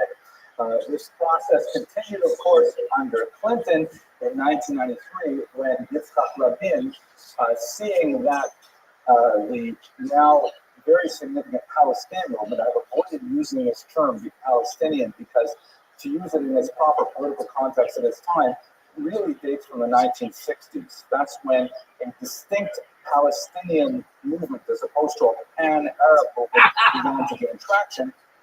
And Rabin felt that, you know what, with the fall of the Soviet Union, the Palestinians have lost their primary backer. He said, it's better to make peace with my enemy than peace with 1,000 enemies. He feared that if Arafat did not sit down for a peace treaty at this point, then he would have a much harder task with successors. In the end, the Oslo Accords have not resolved the situation, but it left Israel looking something like this, where the regions in green are largely populated by Palestinians, and they're under the so-called Palestinian Authority. It's a kind of a limited self-government. It's not a state, but the basic thinking of all three parties in that handshake, which was, I would say, American foreign policy right up to the era of Donald Trump, because no one knows exactly what his foreign policy is yet. We shall see if he ever unveils the deal. But it was a two-state solution, that somehow Israel and the Palestinians would find a way to divide the physical territory. The problem with a one-state solution is that either it has to lose its Jewish character by giving the vote to all of these occupied residents in the region of Gaza and so on, or it has to give up its democratic character by its, which is really vast contradictions of much of international law. So that's the last thing, of course, is in 2005, which represents really a rolling back of the kind of mentality of the Jews at this time under Ariel Sharon, ironically known as a hawk. He said that we can no longer control Gaza. The region is is tremendously populated by Palestinians. There's only a small minority of Jews living there. It is incredibly difficult to protect those Jews living in Gaza, and he argued that the state had to pull out and simply abandon it. This was met with huge opposition by a significant minority, but not quite a majority of Israelis, and it was a kind of a Vietnam sort of moment for the state as they pulled back from Gaza, and we are now 15 years later and still faced with consequences that did not solve any problems. But that's something we can certainly debate after the lecture is done. Now, I'm going to quickly skip over post-Soviet Jewry to keep us within our time frame. You'll recognize some of these pictures, but of course, with the collapse of the Soviet Union in 1991, represented a huge change for world Jewry, and in particular for the Jews of Israel. I'd like to conclude by looking at American Jewry for a few minutes, and then I have some final concluding remarks, and we'll be able to get some snacks. So, American Jewry, tremendously wealthy, tremendous freedoms. We had kind of a honeymoon period, especially after World War II, where everything was booming, freedom to express ourselves, the growth of yeshivas. The statistics are incredible. The number of people learning full-time Torah nowadays is greater than it has been since we lived in Babylon.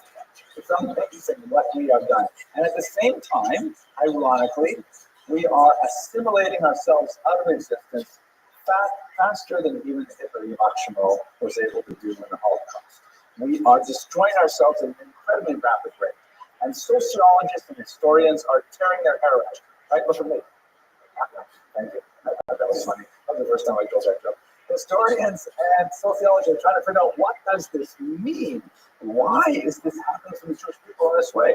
One of the key documents, you might recognize this image of the star and the flag motif, was a 2013 Pew report that came out and was called American Jewry, Give or Take a Few.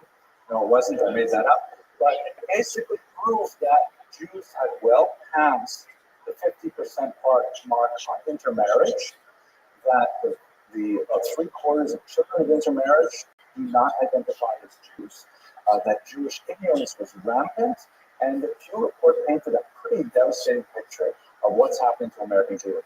I think the most salient and important analysis comes from a sociologist named Samuel Heilman, who's here in New York, and he came up with something that I call the Heilman thesis. Let me just take a minute to explain to you what he described as happening in America.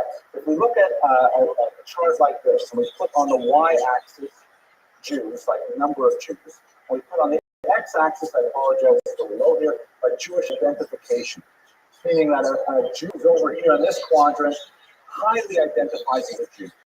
You know, belongs to synagogues, visits Israel, donates to UJA, you know, often loves to cook the fish, everything, right? Not necessarily religious, but be very involved in Jewish literature, Jewish theater, or things like that, but highly identified as a Jew. And over here, of course, no identification as a Jew. Very little synagogue attendance, maybe doesn't attend a Passover Seder, never visited Israel, never gave to UJA, things like that. So Heilman says, if you go to the year 1950 and you were to graph American Jews, it would look something like this, where you would have a significant number of Jews in 1950 who had a very low identification. There's a tiny minority of really fanatic Jews out here. These would be like the Orthodox Jews. Like, they're way out here observing Shabbos. They're just a tiny minority. And then you have this massive camel hump here of what are called by sociologists the moderately affiliated Jews. They're typically going to conservative synagogues. They're typically going 3 days a year. They definitely are patriotic Jews, identify as Israel. In fact, that's one of the interesting constants, is that even when they assimilate almost out of existence, Jews always report very, very high, enormously high rates of pride as being Jewish. Even if they can't tell you more than a couple sentences of what that actually means, they're still very proud to be Jewish. So this is what it looked like in 1950. Now, Heilman says what it looks like in 2000 is something like this, where there's a huge number of Jews with very, very little identification, and there is a significant increase in the number with high identification. These would be like the rise of Orthodox Jewry, like Yomi students and day school participation rates, things like that. But what's missing is the moderately affiliated Jews have largely disappeared. It's very hard to find like really strongly identified conservative Jews nowadays. They're sitting in the front rows of massive cathedral-like synagogues, but they're not filling the front seats. Where are those people? They have largely disappeared. And what's more significant for Talmud, you might want to be triumphant about it and say, well, what are you going to do? That's how popular it became. What's very significant for us is that in 1950, when the moderately affiliated Jews gave charity, they tended to give to Jewish causes. They tended to give to the right. They would support the Beis Yaakov. They would support the mikvah. They would support things they wouldn't do themselves, but they gave their money to the right. They gave their money to support the very expensive lifestyle of the highly identified. But nowadays, says Howman, even though we are much, much richer than we ever are before, we are giving our money to the left, to the hospitals, to the art gallery, to UNICEF. These are all beautiful charitable organizations that we should support. But the support that goes to keep day school tuition reasonable has bottomed out. And this is, he says, it's a very dire prediction for American Jewry. He believes, he says in the end of his book, that he can't imagine any other environment than his own grandchildren living in Israel. Because only in Israel can you manage a Jewish lifestyle. It will become financially untenable to maintain a Jewish lifestyle if this continues. That's essentially the Heinemann thesis. Now, let me conclude. If you recall, I apologize, I'm a couple minutes over. If you recall, at the beginning of this series, 4 weeks ago, we did a little bit of theory. We looked at historiography and we looked at a couple different models of ways to understand Jewish history.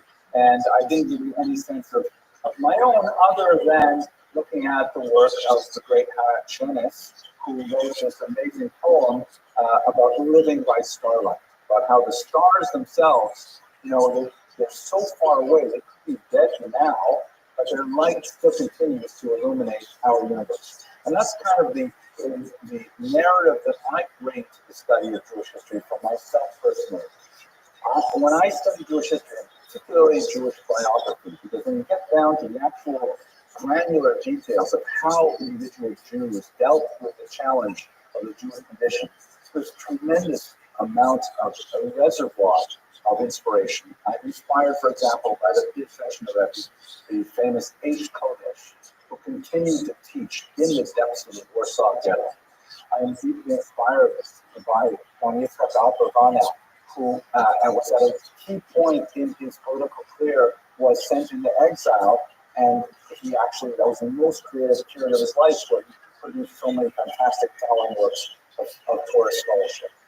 I'm deeply inspired by ordinary people too, like a woman who we barely know, whose name is Babata, who was hiding with the Bar Kokhba rebels from the Roman legionnaires, and she kept with her a precious trove of legal documents in which she was fighting an ongoing battle for custody of one of her children and for a disputed grove of fig trees that her first husband was claiming. These were found later in the cave along with the remains of many of these Jews. So when I think about these individual Jewish lives and how they dealt with the challenges of Jewish history, it inspires my own life. And I think there's material to inspire all of us. I've spent a lot of time at the end of these lectures looking at Roman Vishniak's photographs of Jewish children from the 1930s. And I know I gave you this, these 3 R's, right? The Jewish people are resilient, resourceful, and renewing.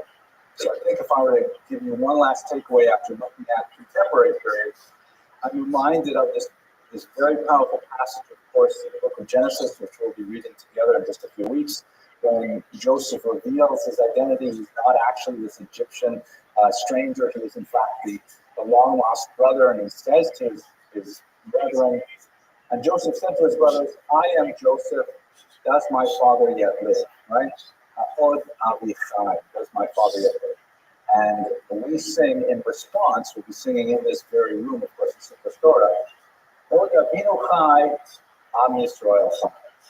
Our Father yet lives, our Heavenly Father in heaven, our Heavenly Parent. And at the same time, and perhaps because of that, the Jewish people live. Thank you very much for your attention.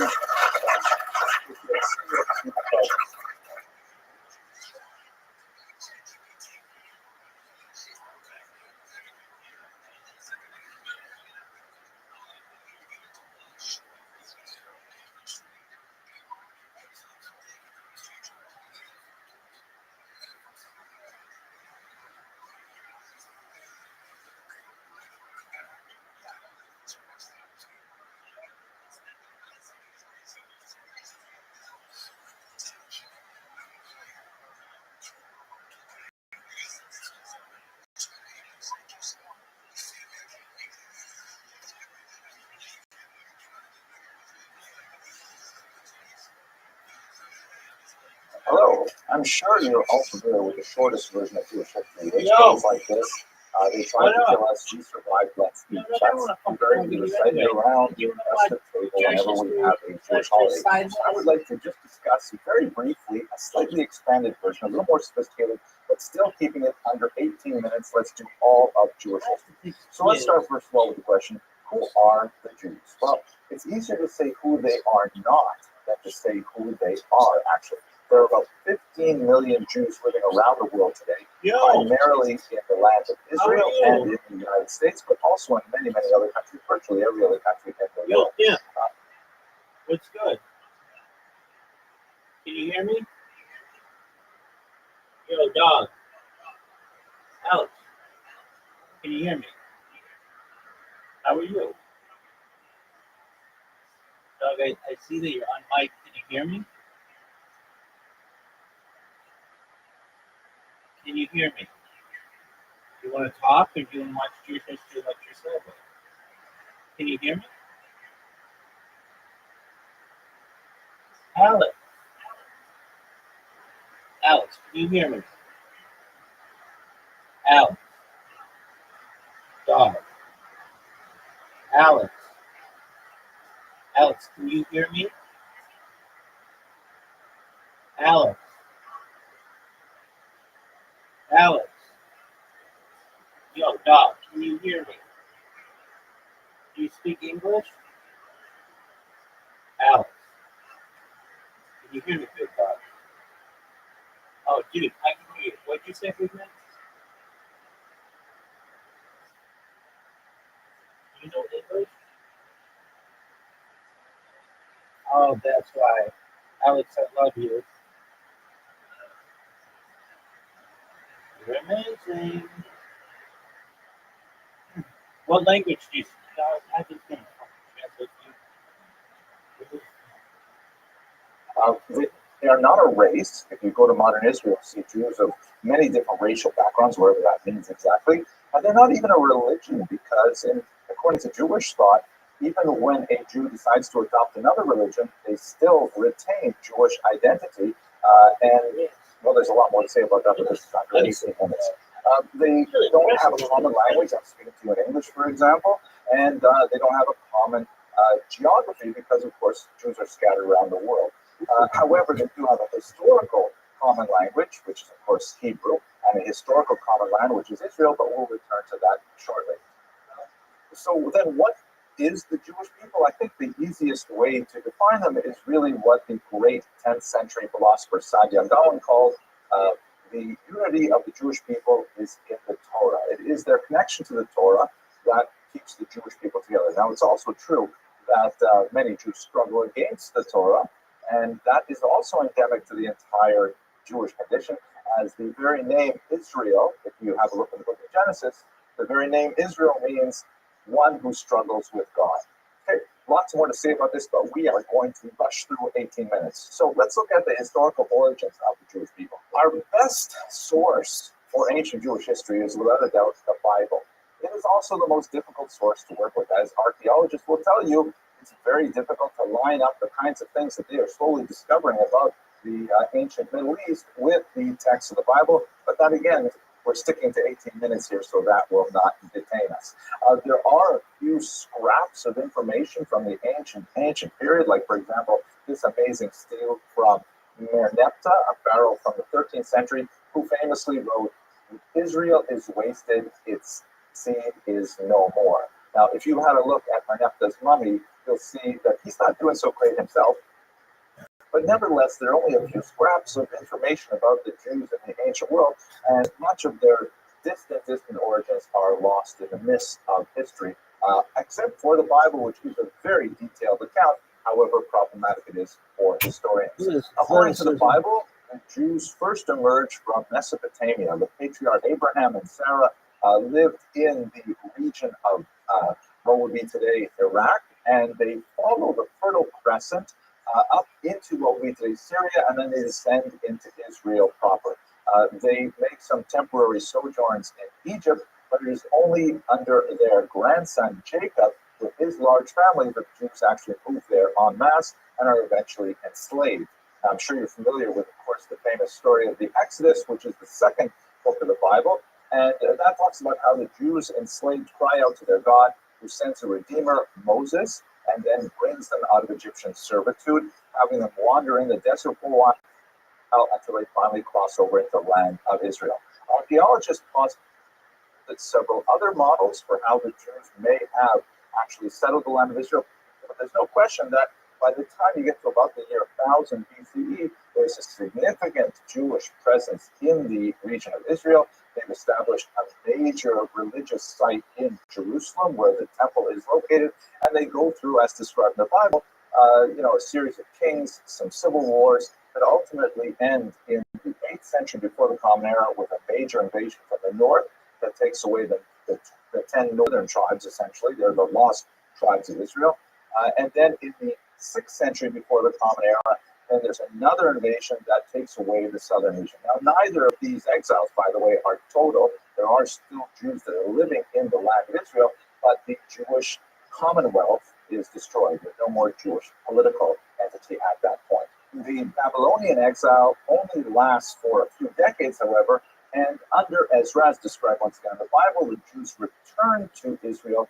They reestablished the temple in Jerusalem that had been destroyed in the 6th century, and they begin the second Commonwealth period. The most important historical event that begins to happen in this period, the second return to Israel, is when Alexander the Great emerges from Macedonia and creates this massive empire that stretches all the way from Greece throughout the eastern Mediterranean down to Egypt and way out to Afghanistan. And he brings with him Greek culture called Hellenism. The Jews love Hellenism. They go crazy for it. It's got so many amazing things for it. But the problem is they have a difficulty figuring out how much Hellenism could be absorbed by Jewish culture without completely capitulating to Greek influence. And as a result, there is a major upheaval in the 2nd century, which is really a civil war between traditionalists on the one hand and Hellenists on the other. And this is called the Hanukkah Rebellion. And ultimately, the traditionalists win. They reestablish the traditional worship in the temple, which had been defiled by Greek gods and so on. And they start a new Jewish kingdom at that point. Now, even though the Jews have a strong measure of independence at this point, it doesn't take long before this new dynasty of Maccabean kings, the so-called Hasmoneans, begins to decline. And by the year 63 before the Common Era, the state is so weak that Pompey and his armies from Rome invade the region, and Judea becomes a client state of Rome. It is in this environment under Rome that there's tremendous factionalism among the Jewish people. There are a group called the Sadducees, who basically control the temple cult. There are zealots who want to rebel against the Romans. There are the Pharisees, who are essentially separating from much of the political debate and maintaining charismatic circles to try and perpetuate the Torah. Those are the people who essentially become the modern rabbis. And then, of course, there are Jewish Christians.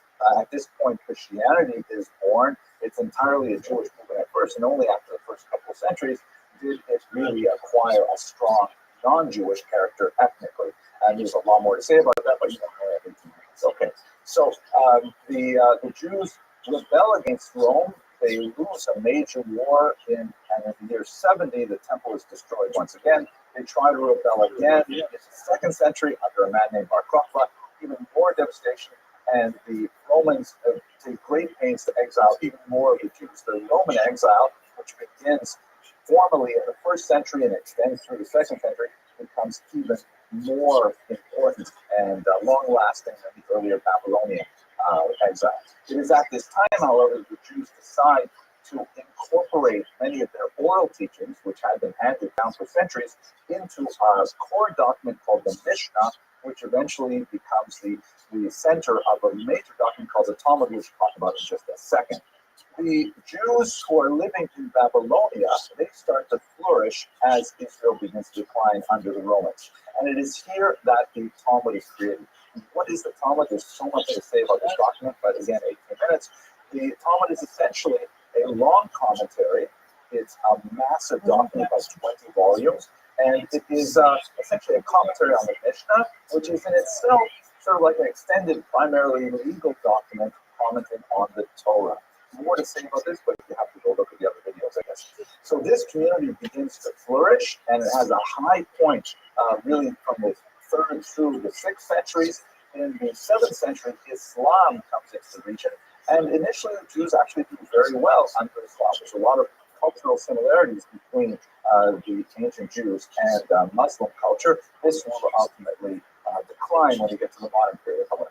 Now, what is medieval Jewish history? We can define it in a lot of different ways. I mean, we can't really apply the same parameters of Western history to the experience of the Jews, but one thing we can say for sure is the medieval period is when you see Jews begin to really spread out beyond the ancient Near East itself. Jews spreading out across the coast of North Africa, major Jewish settlements in Egypt and what would be Morocco, and then up into Spain. There are also Jewish settlements forming in Europe as well, in southern France, in northern Germany, and so on. Later, they would expand even further east to Eastern Europe, Ukraine, Poland, places like that. Jews are involved in all kinds of activities at this time. There's a whole wide range of trades, but two are especially important that make a lot of sense. One is international commerce, because Jews are, of course, at this point connected through this massive diaspora. And second is money lending. Because of a quirk, particularly in Christian theology, Jews were essentially given several centuries of a monopoly of being the only providers of credit in all of Christian Europe. There is definitely a link between money lending and the growth of anti-Semitism, which becomes really bizarre in the medieval period. There are earlier roots to anti-Semitism beyond the scope of our 18 minutes, but in the medieval period, you really see it particularly in Christian Europe as Christians try to articulate the difference between the daughter religion of Christianity and the mother religion of Judaism. You see it in a lot of artwork, like the famous Ecclesia et Synagoga image, which is repeated hundreds of times throughout European art and monumental architecture, things like that. You also see it in the growth of really bizarre ideas. Blood libel charge. It says that Jews somehow need to drink the blood of Christian children. I mean, that's what they call in Hebrew Meshuggah. Totally crazy, but nevertheless, from the 13th century, this becomes a very powerful myth that pervades right up until the 20th century. So these kinds of things actually drive a lot of Jews towards Eastern Europe, where the anti-Semitism, initially at least, is quite a bit more muted. We should also mention at this point the really bizarre and fascinating story of the Jews of Spain. While the Jews are in Spain, this tremendous renaissance from the 9th to the 13th centuries in particular, where there was this flourishing Jewish culture for a variety of reasons. The fact that it's a triangular culture with Jews, Christians, and Muslims forced to interact in a non-binary way, like they would Jews versus Muslims or Jews versus Christians elsewhere in Europe. Secondly, it's on the periphery from the Muslim world, so a lot of things that can happen in Muslim Spain could not happen, let's say, in Baghdad. And there are incredible figures that rise up at this time. It declines in the 12th century with the invasion of more extremist Muslims that drive, for example, minorities in his family out of Spain and towards Egypt, but it represents a real high point in Jewish culture. It will unfortunately decline even further as the Christians conquer the Iberian Peninsula and institute an inquisition to try to drive out those new Christians, that is, forcibly converted Jews in the Bronx of 1391, and this ultimately results in an expulsion of Jews, a major expulsion in 1492, one of many expulsions that occurred throughout Europe for a variety wide variety of reasons, primarily economic in nature, driving the Jews out of Spain and throughout the Mediterranean basin. Oh my gosh, I only have about 4.5 minutes left, so I got to rush through modern history. The Western European experience is quite different from the Eastern European. Western Europe tends to modernize quite a bit faster, and the Jews of Western Europe start to adopt all kinds of new technologies, like printing, for example, which is something that Jews really love to adopt right away. In Eastern Europe, there's a major uprising under Bogdan Khmelnytsky in 1648.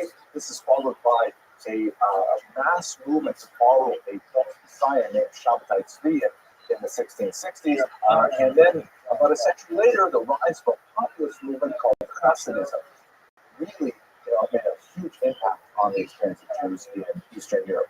Rushing ahead now, when we get to the contemporary period, by this I'm talking about the modern era, the last 100 years. Western Europe, there's a large push towards emancipation, that is, the granting of equal rights for Jews. It happens all of a sudden in France in 1791, shortly after their revolution, and then slowly begins to creep up in Germany and other countries as well. Jews begin to take advantage of this and start studying in universities and so on, and they begin to really express themselves as major members of 19th century culture. Jews are also emigrating in very large numbers from Eastern Europe to America and to a lesser degree in Israel, South Africa, and elsewhere as Russian persecution increases under the Tsars.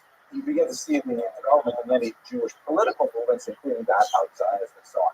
As we get to the 20th century, certainly the most horrific moment in Jewish history as a whole is the Holocaust, when you have the combination of a devastating First World War, economic depression, and the legacy of anti-Semitism, all focused in the leadership of Adolf Hitler. And this creates a war which we cannot possibly do justice to in such a short treatment. But the end result is, as I'm sure you're aware, 6 million Jews were killed in Eastern Europe. That's fully 1 out of 3 Jews throughout the world at the time. But in the amazing whipsaw-like nature of Jewish history, the Jews reestablished themselves in the modern state of Israel 2,000 years after their expulsion under the Romans. It's an amazing thing.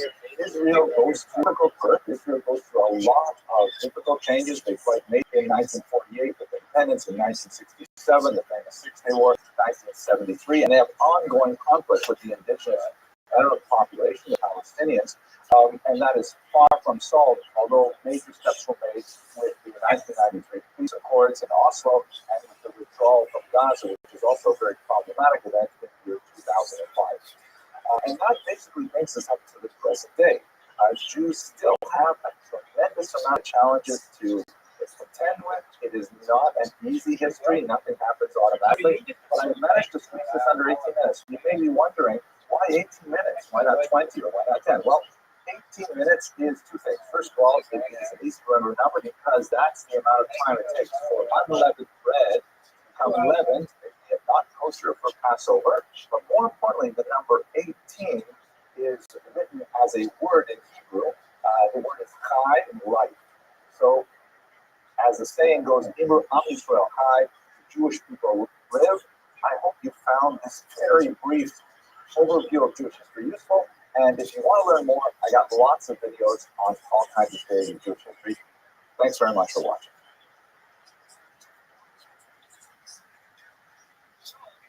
All right.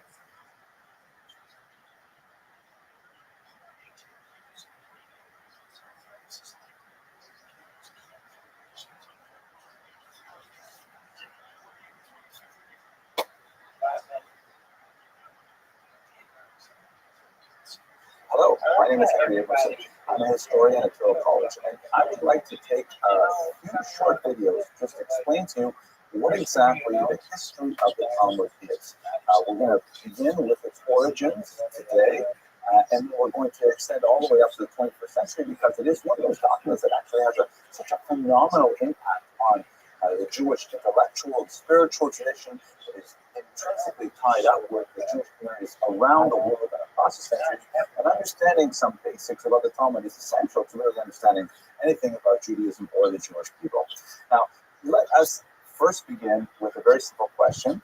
What is the Talmud?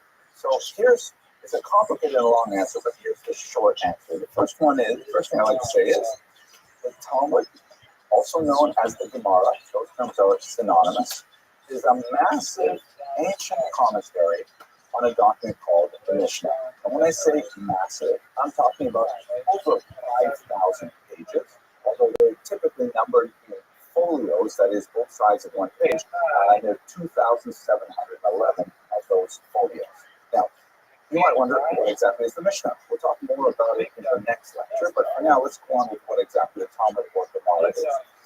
It was compiled in late antiquity, which means somewhere between the 3rd and the 5th century. Scholars disagree about exactly when the beginning and when the ending of the process occurred. And it was based on much older oral traditions. We're talking about centuries and centuries older oral traditions that found their way into a document which was edited by a series of rabbis.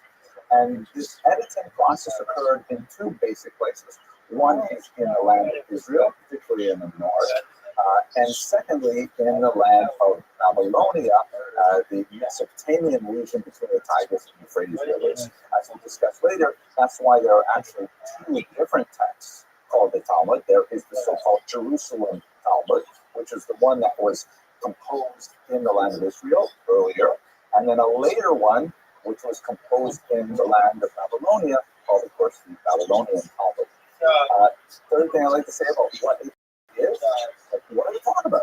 Besides being a commentary on the Mishnah, we don't know what that is yet, but it runs the gamut of Jewish thought. It concentrates on law, that's probably most of its discussion, but it treats virtually every aspect of the human condition. It talks about metaphysics, it goes to medicine. It talks about philosophy, it goes to friendship. It has recipes, it has, observations about the behavior of animals and the heavenly spheres and all kinds of amazing things. It is a rather phenomenally amazing, interesting document that is quite unlike anything that I'm aware of, certainly in the Western tradition. As God willing, we'll see a little bit over the course of these lectures. The language of the Talmud is principally Aramaic, which was the lingua franca of the Jews when it was compiled. But the Mishnah is written in a form of Hebrew, and there's considerable infusion of words and syntax and expressions from other languages, including Greek and Akkadian and Persian and all kinds of things. They're all kind of like folded into the Talmud. It is central to the curriculum of a rabbinical seminary, yeshiva, even today, and parts of the Talmud are avidly studied by Jews all over the world. So that's a quick definition of what the Talmud is. Let us now approach our main subject, which is the history of the Talmud. When was it started? So this is essentially a theological question because it remained an oral document for so many centuries. And in fact, it's called Torah Shebaal Peh, the Torah that is discussed orally as opposed to the Torah that is written down, which is the 5 books of Moses. Speaking of Moses, here is Moses, or at least this is Charlton Heston portraying Moses. I happen to really like using these kinds of images because a lot of people tell me I have a striking resemblance to Moses. Let's take it from the perspective of Jewish theology. In terms of the history of the Talmud, it's written very clearly in the first chapter, the first Mishnah of a tractate called Pirkei Avot. It says, Moses received the Torah at Sinai and transmitted it to Joshua. And by the way, when it says Torah here, it's referring to the totality of Torah, both the written Torah and the oral Torah, which contains the essential elements of the Talmud as we have it today. Joshua, his disciple, and his successor then transmitted to the elders. The elders transmitted it to the prophets, and the prophets to an organization called the Men of the Great Assembly. And then there's a little statement here about what the Men of the Great Assembly would say. These beautiful things. We'll just finish the Mishnah. They said 3 things. A deliberate injustice, meaning do not rush to judgment. Raise many disciples, and make a fence around the Torah, which means create like kind of a protective barrier around accidental transgression of the Torah. So according to Jewish theology, the entire Talmud goes all the way back to Mount Sinai. It was transmitted orally, the word, from a teacher to a student, from a teacher to a student, for many, many, many generations, until, because of political reasons, which we'll discuss in a subsequent lecture, it had to be committed to writing. So the version that we use today is the version committed to writing, but it is intimately connected with the oral communication between teacher and student. The essence of the Talmud is essentially debate.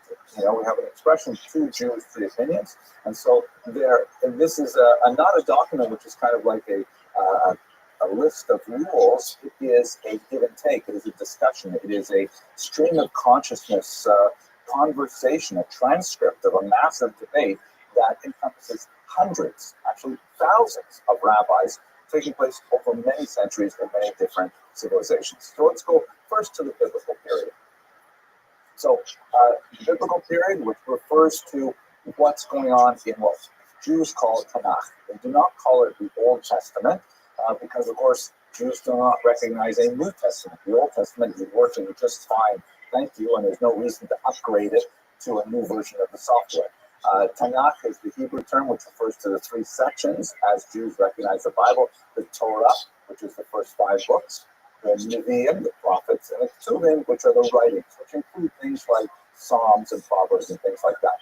And the history that's described there goes all the way from the patriarchs and matriarchs of Genesis through the Exodus from Egypt, enslavement, and then Exodus, the giving of the Torah, which changes a lot of things for how Jews relate to God and relate to the world around them, and then through the first and second Commonwealth, when the Jews had sovereignty in the land of Israel, with great figures like King David, King Solomon, and so on in the first Commonwealth, and then in the second Commonwealth, after a short but painful exile to Babylonia, they came back in the late 6th century before the Common Era and rebuilt the temple again. So I just went through hundreds of years in like 3 sentences.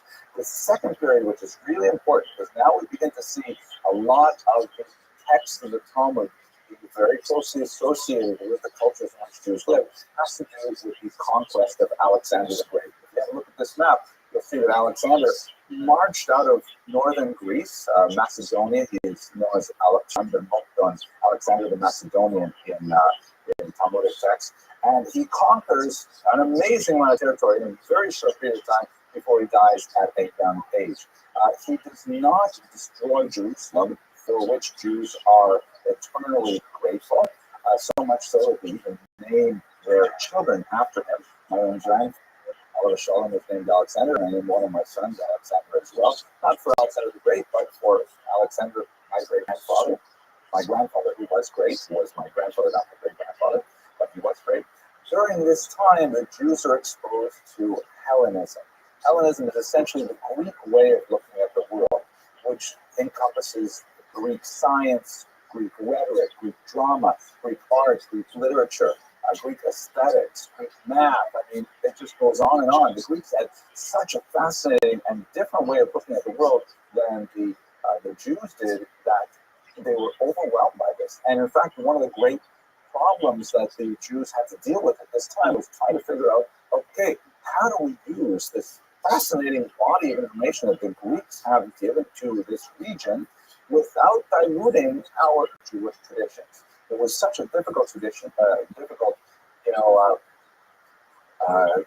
crevasse to cross that they ended up having a national revolt over it, really a civil war, which resulted in the Hanukkah rebellion of the Maccabees and drove out the more aggressively Hellenizing Jewish movements and concentrating on making Israel much more traditionalist. This lasted for several centuries. Here's actually one of my favorite pictures from our depicting period. This is actually a 14th century European Christian rendition of one of the dramatic moments in the Maccabean War. I'm not sure why I'm showing it to you, but I kind of like it, so I guess I will. There's a famous scene in which Elazar the Maccabee was heroically attacked a war elephant. The Syrian Greeks, who were the allies of the Hellenizing Jews in Israel, actually brought in these tremendous beasts to fight against the rebels unsuccessfully. Elazar heroically dove underneath the elephant, stabbed it from below, and killed it, although he was tragically crushed in the maneuver. This is a description of the book of Maccabees. What I really like about this picture is that obviously the European Christian artist here had no idea what an elephant looked like, and he was basing it on a few different descriptions. He says, well, it looks sort of like a gray horse with a very long nose. So, anyways, let's just go on. I don't know I said that, but I liked it. So let's go on. From that Greek encounter, we have to go into the Roman and Babylonian periods, because what ends up happening is the Jews reestablish their sovereignty under the Maccabees and their dynasty, known as the Hashmonean or the Hashmonaim, after the year 165 before the Common Era. And that goes pretty well, although it slowly enters into a period of decay where Hellenizing influences increase. Ultimately, in the year 63, before the Common Era, Pompey enters with Roman forces and takes over the region and incorporates Israel within the larger Roman Empire. Here's a map that shows you what the Roman Empire looked like in the year 117, and here's a tiny little piece of Judea, which is a section of the Roman Empire at this point. The Jews survived under Roman rule with some significant elements of friction. They actually have two, according to some historians, 3 wars. The first one fought from 66 to 74, in which the temple was tragically destroyed. A second minor revolt, somewhere around the time of this map depicts, and then the horrific Bar Kokhba revolt in the year 132 that resulted in such tremendous persecution of Jews and a dispersion of the Jews throughout the region. So in this period, they're encountering not only Hellenism, but Roman culture, which has other unique features as well. Finally, we should look over here at Sassanid Persia, the region in which the Jews had lived, and actually going all the way back to the very first exile in year 586, there were Jews who were settling in Babylonia, and in particular in this region here, if you zoom in, you can see the 2 blue lines that extend from the upper left down into the Gulf there. Those are the rivers Tigris and Euphrates, and in that region called Mesopotamia, because it is between the rivers, Meso means between and Potamos means river, there are a lot of Jewish settlements. They ended up growing and becoming very significant, and ultimately, especially after the decline of the land of Israel under the Romans, they become the centers of Talmudic learning. And so basically, the Talmud is developing in both Israel and in Babylon. And as I mentioned earlier, that's where ultimately we have 2 distinct texts recorded. Okay, so that was kind of a quick, maybe verbose overview of where the Talmud is formed and the historical context in which the Talmud is formed. I want to take 1 minute to talk about what the Talmud is not. Now, because a lot of people are going to see this video, not necessarily people who are committed to the study of the Talmud for its own sake.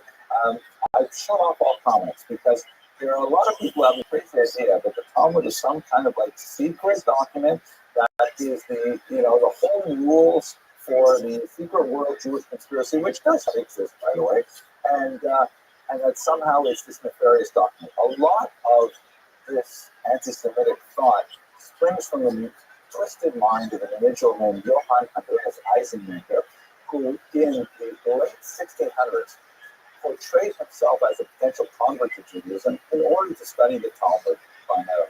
And he spent 19 years doing this. And he was actually quite a brilliant scholar. He went through the entire Talmud, he went through all kinds of addresses and things like that. And then in the 1700s, he came out with this nasty 2,000-page book, which took every single passage he could possibly twist and take out of context and present it as a horrible condemnation of Judaism and Jews and so on.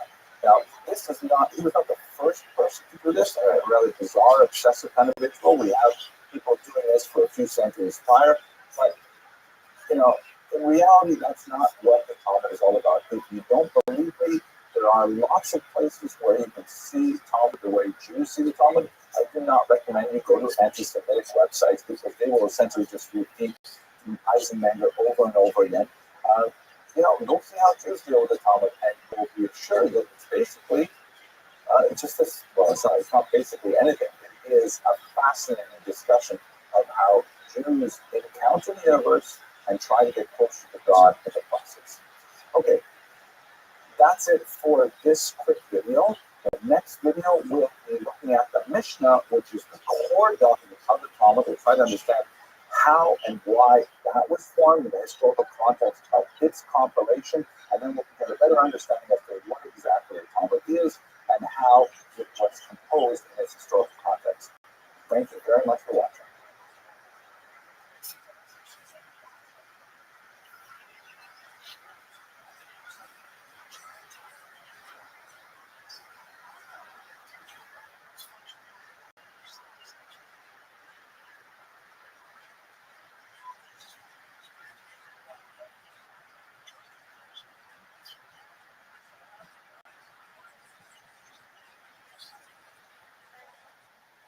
Hello and welcome to the second lecture in the series of lectures about the history of the Talmud.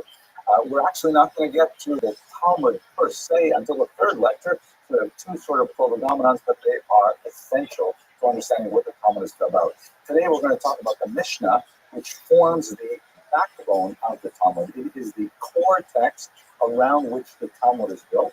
And so I'd like in the next 10 or so minutes to quickly give you a sense of the historical context in which the Mishnah came to be a written document, try to understand some of the thinking of the rabbis that went into the transition from an oral tradition to a manuscript tradition that was so crucial in the development of Jewish history, especially Jewish intellectual and religious history, and made it possible for the Talmud that we study today to be in a written form. Okay, so let's look very quickly at Judaism in the year 0. So if we go to the first century, clearly the most dramatic and important event of that period was the catastrophic destruction of the temple, an event that has reverberations all the way up to the 21st century and beyond. It is one of the great cataclysms of Jewish history that this central spot of worship in Jerusalem, which was the focal point of so much spiritual energy for centuries upon centuries,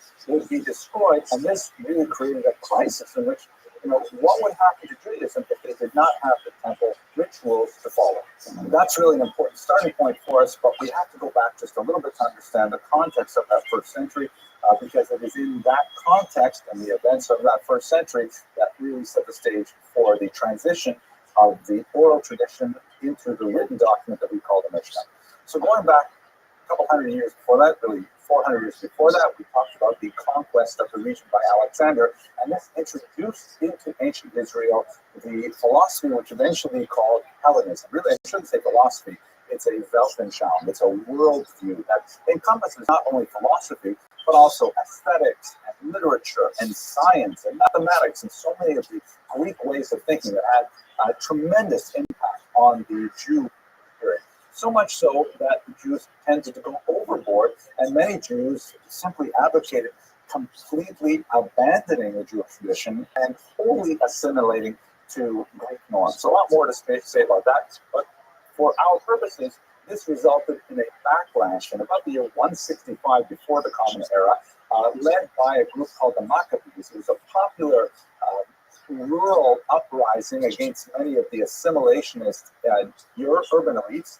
And not to make too much of a point of it right now, but basically, we tend to teach our children in primary school that this was a foreign invasion of the Greeks, maybe the Syrian Greeks, because it came through the north, through the Seleucid Empire, against the Jews, the hapless Jews. But in reality, it was a civil war. It was a war that pitted Jew against Jew, specifically traditionalist, religious, rural Jews against modern assimilationist urban Jews, and they invoked the authority and eventually the military of the Syrian Greeks as well. But it was a bitter, horrible civil war in which the traditionalist sectors won and established a new dynasty, the Hashmonaim, that is a series of Jewish kings who at least initially tried to bring back much of that old-style religion and to set Judaism on a less Hellenizing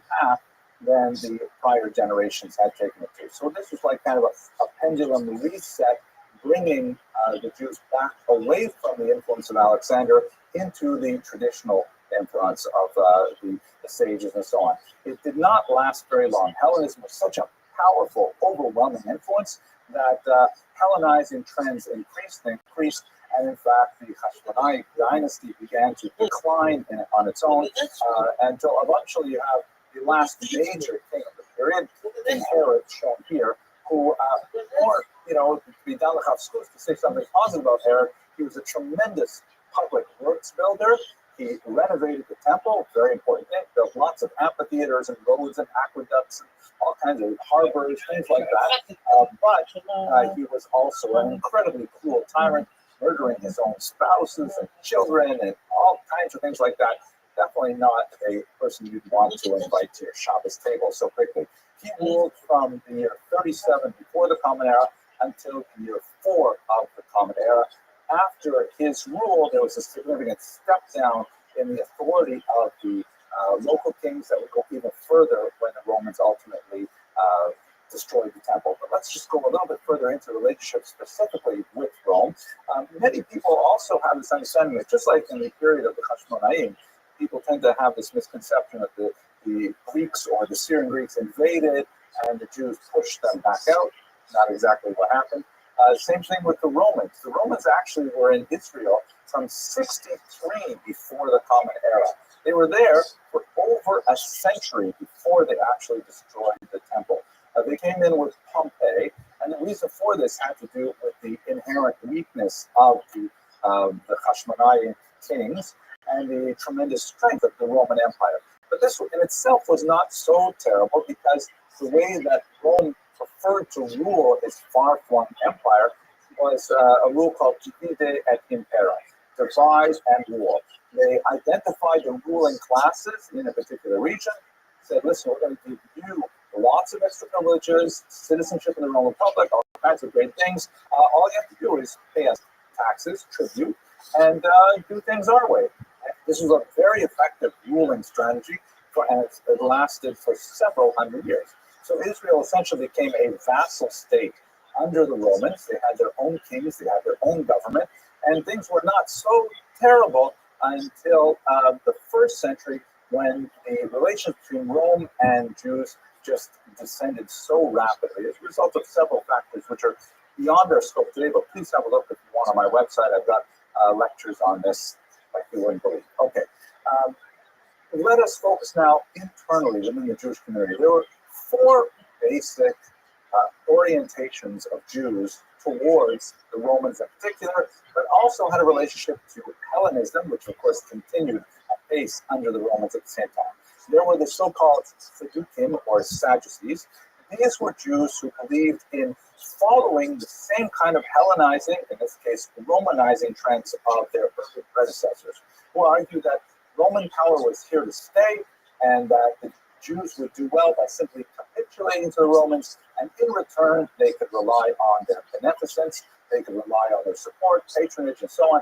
And it was the Sadducees who largely held the most predominant positions in the temple in Jerusalem at the end of the first century.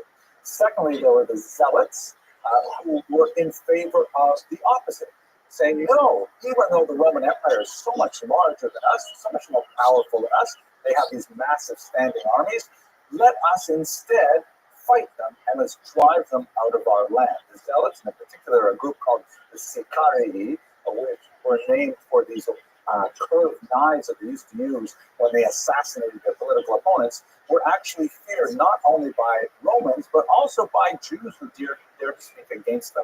These were like very radical Jews who fought amongst each other and fought other Jews trying to assert their own vision of an independent Israel without any foreign domination whatsoever. Then there were some who radically separated from the Jewish community as a whole, in particular a group called the Essenes, not an especially well understood group. We hear about them in the works of Josephus, who is our major source for much of this period, but we also have significant archaeological materials that come from the Qumran region, the Dead Sea Scrolls and so on, that apparently there was a significant number of groups who were just simply saying, that's it, I'm going to go live in the Judean desert, I'm going to eat nuts and berries and things like that, and I'm going to anxiously await the imminent arrival of Mashiach, who is going to be coming any day soon. And they kind of like took themselves out of the world altogether. There's a lot more to say about that, but again, in the interest of time. Finally, there are the group that we would call today the good guys, the winners, the Pharisees. This term Pharisee is English, and in the Christian tradition, it is not a nice term, primarily because the founder of Christianity is frequently arguing with the Pharisees over one thing or another. That's primarily because he himself was in the Pharisaic movement, and you tend to argue with people with whom you are closest ideologically.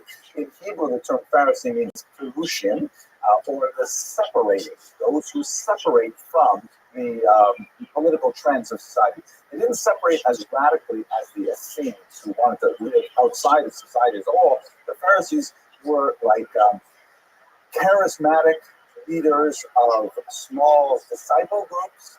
They were very much connected to the rural countryside and so on. They were genuinely seen, as far as we can tell from the literature, as the true leaders of the Jewish people, although they did not have the kind of trappings of authority that, for example, it's did. So these are, and they are, by the way, the essentially the rabbis. They're the people who will be most closely associated with the development of the Mishnah, and it is their tradition, which will go on to the Talmud, and of course will inform all Judaism afterwards. The Pharisees are kind of like the ones that survived this nasty time. So let us understand how this all fell apart. There was a terrible Roman-Jewish war that erupted in the year 66, largely as a result of the brigandage and the general lawlessness that was happening in the north part of the region. The Romans sent a legion to try and deal with the problem of Jewish bandits active in the north, many of them associated with the Zealots in particular, and they suffered a humiliating loss. Even though the Roman legion that was sent down was commanded by a seasoned general, and these are battle-hardened troops, they were no match for the cunning strategies of these guerrilla soldiers in Israel, and they were sent packing. The Emperor Nero said, okay, I've got to pull out the big guns, and he sent Vespasian, later joined by Vespasian's son Titus, to Israel to deal with these Jewish rebels. This ended up resulting in two things. The first is that Vespasian himself was called back to become emperor himself. The second thing, unfortunately, is that his son Titus,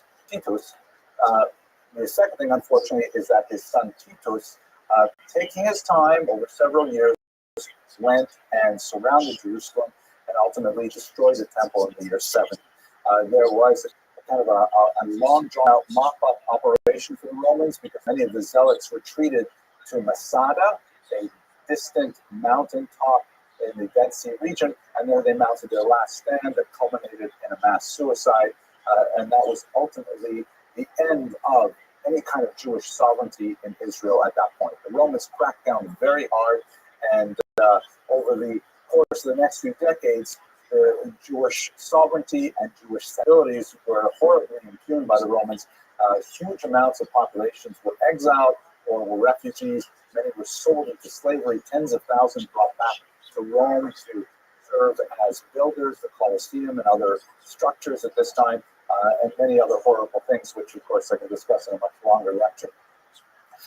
There were two more wars, one of which was particularly disastrous. There was the so-called Kitos War, which is more closely associated with the Jewish diaspora. That is the scattering of Jews that were living in the Near East at this time, in Egypt in particular, and in Mesopotamia.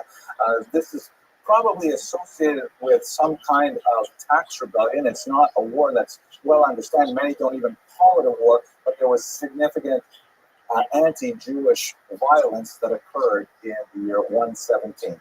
And finally, a war that we know a little bit more about, the Bar Kokhba Rebellion, another attempt by the indigenous Jews in Israel to push off the Roman yoke, led by a brilliant commander named Bar Koziba, known popularly as Bar Kokhba, the son of a star.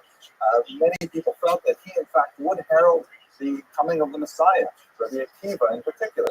But after an initially successful venture, somewhat like in the First Roman-Jewish War, the Romans totally devastated the region, burning, according to historians from the time, hundreds of villages and really extirpating the vast majority of Jewish settlements in the southern part of the country at this time. So you've got these 3 wars occurring within 3 generations that completely devastate any sense of Jewish sovereignty in Israel. What happens to the population? Well, as I mentioned, many of them were exiled, many of them were drawn into slavery, many simply fled as refugees. You have like increased populations in the surrounding regions. But within Israel itself, you have a significant amount of the population moving north. The Judean desert, which is in the region of Jerusalem and to the south in particular, that is totally destroyed by the Romans, and so many of these Jews, they flee to the north. And they go to the Galilee region, where you have a significant amount of arable land. And because of the arrangement that Rabbi Yochanan ben Zakkai made originally with the Roman authorities, there is still some remnant of Jewish authority. It now is fully Pharisaic in nature, and the Sanhedrin is still active in the north, trying to lay down the basic principles of Jewish self-government, even under these tenuous situations. But the nature of the Jewish community is so tenuous at this point. There is no formal relationship with the Romans who can do whatever they will. The Jewish population is frequently under heavily burdensome taxation, hugely insulting taxation, in fact, like the Makatiza shekel, which was such an important yearly donation that would go to the upkeep of the temple. That is, of course, imposed as the so-called fiscus judaicus, the Jewish tax. But instead of going to the temple in Jerusalem, now long destroyed, it is confiscated and taken to Rome for the temple of Zeus there. Amazing, horrible time. So this is the period in which the Mishnah comes to fruition. Again, through these hundreds of years, we're talking about rabbis who are handing down, teacher to student, all of these traditions, and they're running away from the Romans. Sometimes they're joining the rebels, sometimes they're not joining the rebels, sometimes the rebels are attacking them. And what's going to happen with all this? So Rabbi Yehuda HaNasi, who was the leader of the Sanhedrin, he was actually, the term Nasi indicates a position of some political authority. It means usually translated as the prince. He says, okay, you know what? Even though we have always maintained this as an oral tradition, given the political, demographic, and economic situation the Jews find themselves in Israel, we must commit this to writing. It's a hugely controversial discussion that many said, what are you talking about? If you commit this to writing, you will reify it, meaning making it hard and inflexible, when as an oral tradition, we have the opportunity to discuss, debate, and so on. If you put it in writing, it will be accessible to everybody, whereas previously we're able to basically share this only between a sage and a disciple, and now all of a sudden it's going to be available to anybody who can read.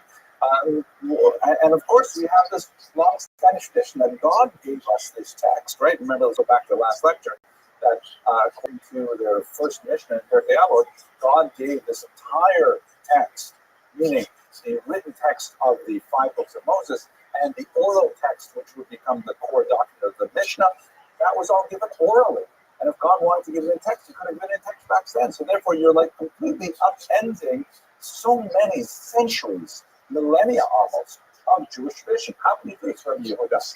Nevertheless, he said, Eis lasos Lashem, or the verse in Psalms said, it is a time to act for God. As the end of the verse is, because they have destroyed your Torah. Meaning, under this circumstance, we are so, hard pressed to maintain our own basic existence. If we don't commit this to writing, God forbid it will be lost. And so, therefore, he pushed through this measure where he recorded all of these teachings and he put them in the Mishnah itself. Now, to understand what the Mishnah is, it's not a law code. If it was a law code, it would be simple. It would be like rule A, rule B, rule C. Let's go on to the next chapter. Rule A, rule B, rule C. That's not what it's like at all. It is a discussion where Rabbi A says this, and Rabbi B says this. And very infrequently do you actually have anyone say, and by the way, Rabbi B is right. More often than not, you have 2 opinions on it, sometimes 3, 4, 5 opinions without a conclusion. So what kind of law code is this if you don't have actually written laws at the end? brilliantly, Rabbi Yehuda Nasi, by editing these teachings from so many different rabbis, he somehow preserved the very core element of morality while keeping it as a written text, because it meant that the only way you can actually master this document is by interacting with it. You can't memorize it and hope to actually know what the Mishnah says. You have to actually dive into it and then say, well, why does Rabbi A say this? And why does Rabbi B say this? And if we know the logic behind Rabbi A and Rabbi B's decisions, then perhaps we can apply it in this situation here. Well, let's test it out. That's essentially the kind of thing that the Talmud does. And it has tremendous ramifications for keeping this as both a living document that responds to technological social innovations over the centuries. There's no discussion of microwaves, for example, microwave ovens in the Mishnah, but nevertheless, we use the Mishnah to discuss how do we deal with microwave ovens in halacha. And not only that, all of the crazy medical technologies that we have today that can ridiculously prolong life or can create life in new ways that we never imagined. These are things which are discussed in the Mishnah because it preserves that open-endedness. So how is it structured? So there's 6 sections. It's known as Shas, Shisha, Sidrei, Mishnah, the 6 orders of the Mishnah. People often use the term Shas to refer to the Talmud as a whole, and that's because the Mishnah is the Shedra, the spine of the entire document, also following these 6 orders. They are, let's have a look up here, first of all, seeds, which basically deals with the laws of agriculture. First, it begins with a discussion of blessings. How do you appropriately appreciate the blessings, which are fundamentally agriculture in nature? And then it goes on to discuss many of the laws in the Bible, like mixed seeds, or the sabbatical year, the donations to charity from agricultural products, and so on. The second order is called times, moed, and that deals primarily with holidays like the Sabbath, Rosh Hashanah, Yom Kippur, Passover, and so on. The third section deals with women. This is actually the largest section, and that deals primarily with relations with women, marriage, divorce, levirate marriage, widowhood, things like that. The Mishnah is pretty much androcentric. It's clearly written for a male audience, and so this section is called Women because it's talking to men about how to relate to women. There's a lot more to say about women studying the Mishnah and studying the Talmud. Towards the end of the series, I hope to get into how that evolved historically as well. The fourth section is damages, which is kind of like the classic section of the Talmud. When people think of the Talmud, they don't know a lot about it. They usually associate the Talmud with this section, which deals with, what if someone's ox gored someone else's cow, or what if someone accidentally was, making a fire in his backyard and a coal was picked up and blew up with someone else's backyard. How are damages calculated and things like that? Basically, tort law and a certain amount of criminal law as well. Then the fifth section is holy things, which deals primarily with the sacrificial laws of the temple. The sixth thing deals with pure things, and this deals with like personal ritual purity. And in modern day, that deals with things like washing hands and the laws of Taharat Mishpacha, what's called the family purity laws, and so on. That's basically what the Mishnah is all about. So to kind of wrap this discussion up, the takeaway message is that the Mishnah was composed, it was compiled at a time of tremendous political, economic, demographic uncertainty for the Jews. It was a very dramatic decision that Rabbi Yehuda Nasi made to try and preserve these teachings, and he did so in a brilliant manner that means the oral nature of the document, that it is a human document, and that is a living document for the basis of what would later become the Talmud. So that's where we're going to start next lecture. We're going to look at actually how the Mishnah evolves into the Talmud, first formed in the land of Israel and then in the land of Babylonia. I thank you very much for watching. I hope this helped you with your learning, and I look forward to speaking to you in the next video.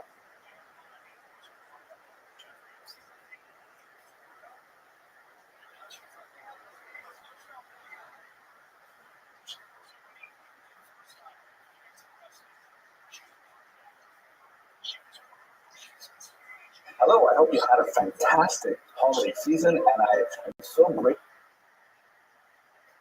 to be back with you again for the Jewish New Year 5000. 790. I want to just take a quick moment to invite you to come to the holy community of Teaneck, New Jersey, where I'm really privileged to be speaking with the All DAF team about the project that we're engaged with as part of the OU DAF Yomi initiative under the leadership of Rabbi Moshe Shway. Basically, what we're going to be doing is speaking at several synagogues. Rabbi Moshe Elephant will be there, Rabbi Weil will be there, and we'll be talking about different things associated with the study of Talmud, all gearing up for that massive siyum, that massive 7.5-year conclusion of the Talmud that's coming up in January, and the new app that we are launching that, in my humble opinion, will revolutionize the way so many people study the Talmud today. The topic that I'll be addressing, I think, is absolutely fascinating, at least in my humble opinion. I'm going to be looking at the bizarre story behind the canonization of the Vilna Shas. As many of you might know, the competition to produce the ultimate Talmud edition was quite fierce in Eastern Europe in the 19th century, and there were two houses that were especially vying for that coveted title. The noted Hasidic publishing house known as Salvuta, later published in Zhitomir by the Shapiro family, was especially beautiful, and in fact the Shapiros brought to their task tremendous amounts of sincerity and religious piety. It is said that they used to take all of the type, all of the actual letters that they would then put into the pages, and they would toitle them in a mikvah. They would immerse them in a ritual bath in order to purify them before they engaged in the holy task of printing a Talmud. The Rom family in Vilna, under the tremendous leadership of people like Menachem and Rom shown here, and in particular, Devorah Rom. It's very unusual to see a woman at the head of such an important publishing community, especially in the rarefied, generally male world studying the Talmud. Nevertheless, under their brilliant leadership, they nevertheless were able to edge out the Slavuta family. Fascinating, kind of bizarre circumstances surrounding many of the episodes of this 100-year struggle, and they produced the iconic Vilna Shas. To have a look at this amazing frontispiece, this title page, which is one of the most beautiful elements of the Vilna Shas, and I remember seeing it as a child, and I remember thinking to myself, what is behind these regal pillars? What is behind this heavy drapery? What are those lions at the top of the columns guarding? I wanted to go in through those gates, and I wanted to learn what is on the other side of this title page. And in fact, many decades later, I'm still amazed at the things I find in the Talmud. So let's get together. I really hope that for those of you who are in the Jewish community of Teaneck, New Jersey, you'll come by and say hello to all of us with the OU DAF Yomi initiative and talk to us about this new app that we're launching in January, God willing, the All DAF app. By the way, have a look at the All DAF logo. Notice the echo of Vilna in our logo, right? Very clever. Anyways, I hope that's useful for you. Please come by and say hello. I would love to meet you. I hope you have an amazing 5,780.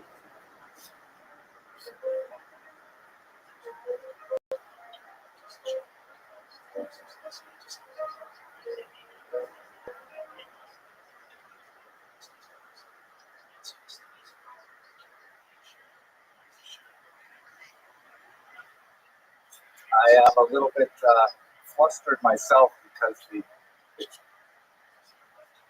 Q train stopped working this afternoon, and I had to jump in an Uber to get to Atlantic Terminal to catch the LIRR.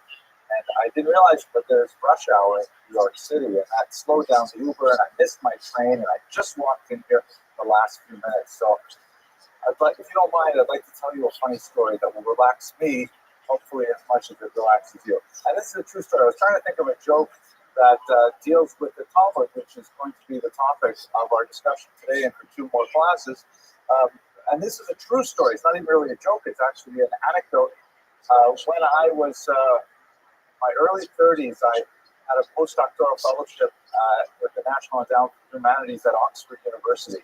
And it was a great privilege. I got to work in Oxford's amazing library there, the Bodleian Library, with phenomenal collection of fantastic manuscripts and books, incunabula, tremendous things. And this is a closed, stacked library. You can't just, no one can just walk in there and use the library. You have to have credentials and invitations and things like that. So I had received all those things. I had my papers all in order, and I went to the librarian to receive my library card. And She looked over all my papers, checked all their forms, said, okay, no problem. I'm not going to try to imitate her Oxford accent. But she said, before I give you your library card, you have to take the oath.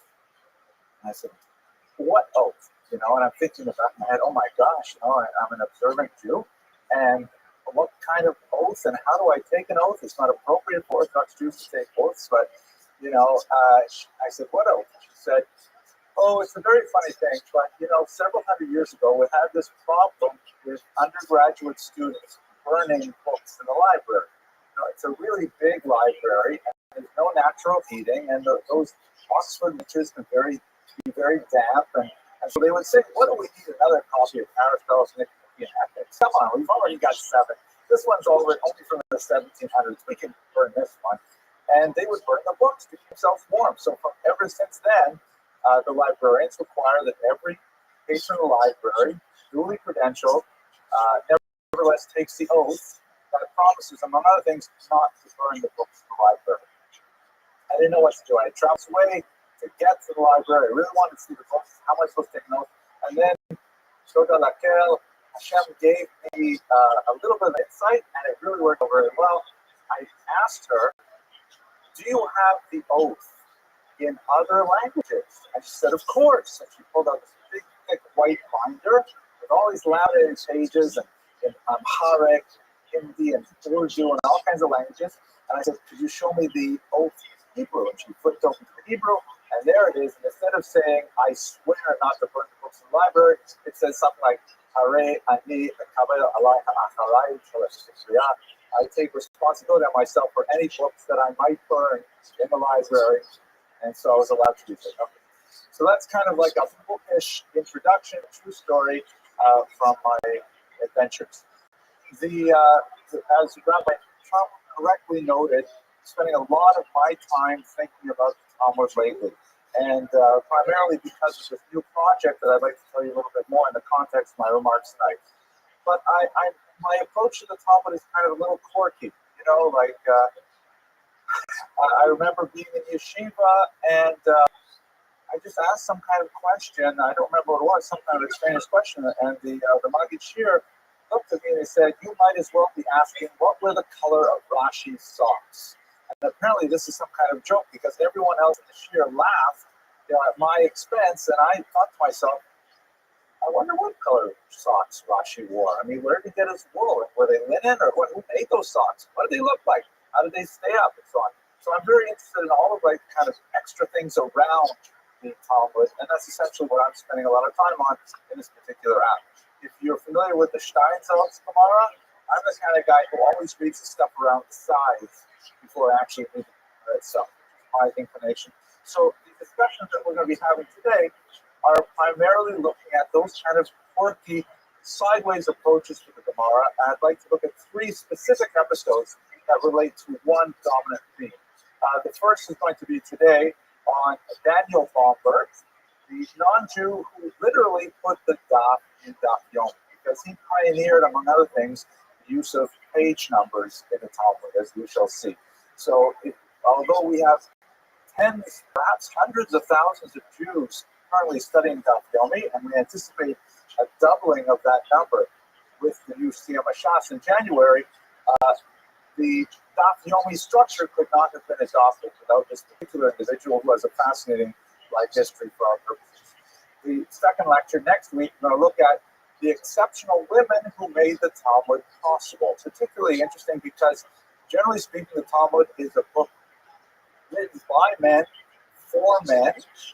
It is highly androcentric. There are occasional references to women, but there are very few women's voices in the Talmud itself. Nevertheless, when you look at the history of the Talmud, particularly in the context that I'd like to share with you today and next week, you'll see that there are some very powerful women who had a phenomenal impact in producing Talmuds that are studied today, as we shall see several next week. And then finally, I'd like to look at the very nature of authority with the remarkable episode of the pseudo-Yerushalmi, which is infamous among students of the Talmud, among cognoscenti.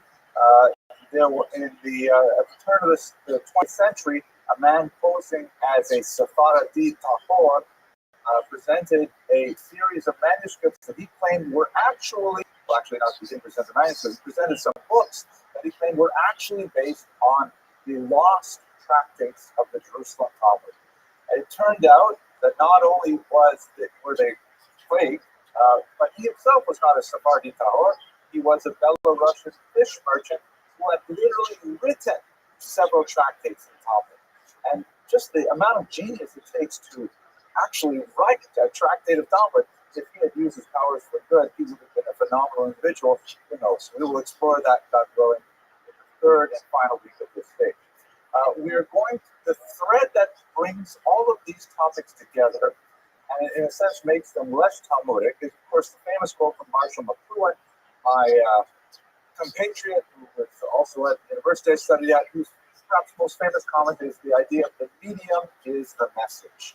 There is a tremendous amount of content and value in studying how we study, particularly a book such as the Talmud, and particularly for a people such as the Kitab, the people of the book who are so closely related to that document. And understanding how we relate to that over time, and in particular three unique junctures of time, I think will be quite fruitful for us in understanding where we are today and perhaps even where we are going. In this regard, I'd like to specifically point out that almost all of my research is highly derivative, not original at all. If you would like to enjoy this information in the comfort of your own home at your own leisure, then I urge you to look at the amazing books Printing the Talmud by Sharon Lieberman and Gabriel Goldstein, editors, published by Yeshiva University Museum, and the similarly titled Printing the Talmud by Marvin J. Heller, a tremendous work of bibliographic scholarship that contains a phenomenal amount of it. So let's first understand that in terms of the transmission of the study of the Talmud, which is where we're going to get to, the medium is the message concept. We see that there are four basic stages of transmission of this document, the content of which I really don't want to discuss today, but really going to focus on the medium aspect of it. And the way in which we study Talmud was very closely related to the material in which it was contained. So first period is, of course, the oral transmission. The Talmud is known as Torah Shebaal Peh, the oral Torah, and it was, for centuries upon centuries handed down, teacher to student, teacher to student, something like this, right? I like this picture because I'm often stopped in the street. People say, "Hey, aren't you Charlton Heston?" That happens sometimes. Also, Will Smith. It's surprising. Two of them together, I don't know what it is.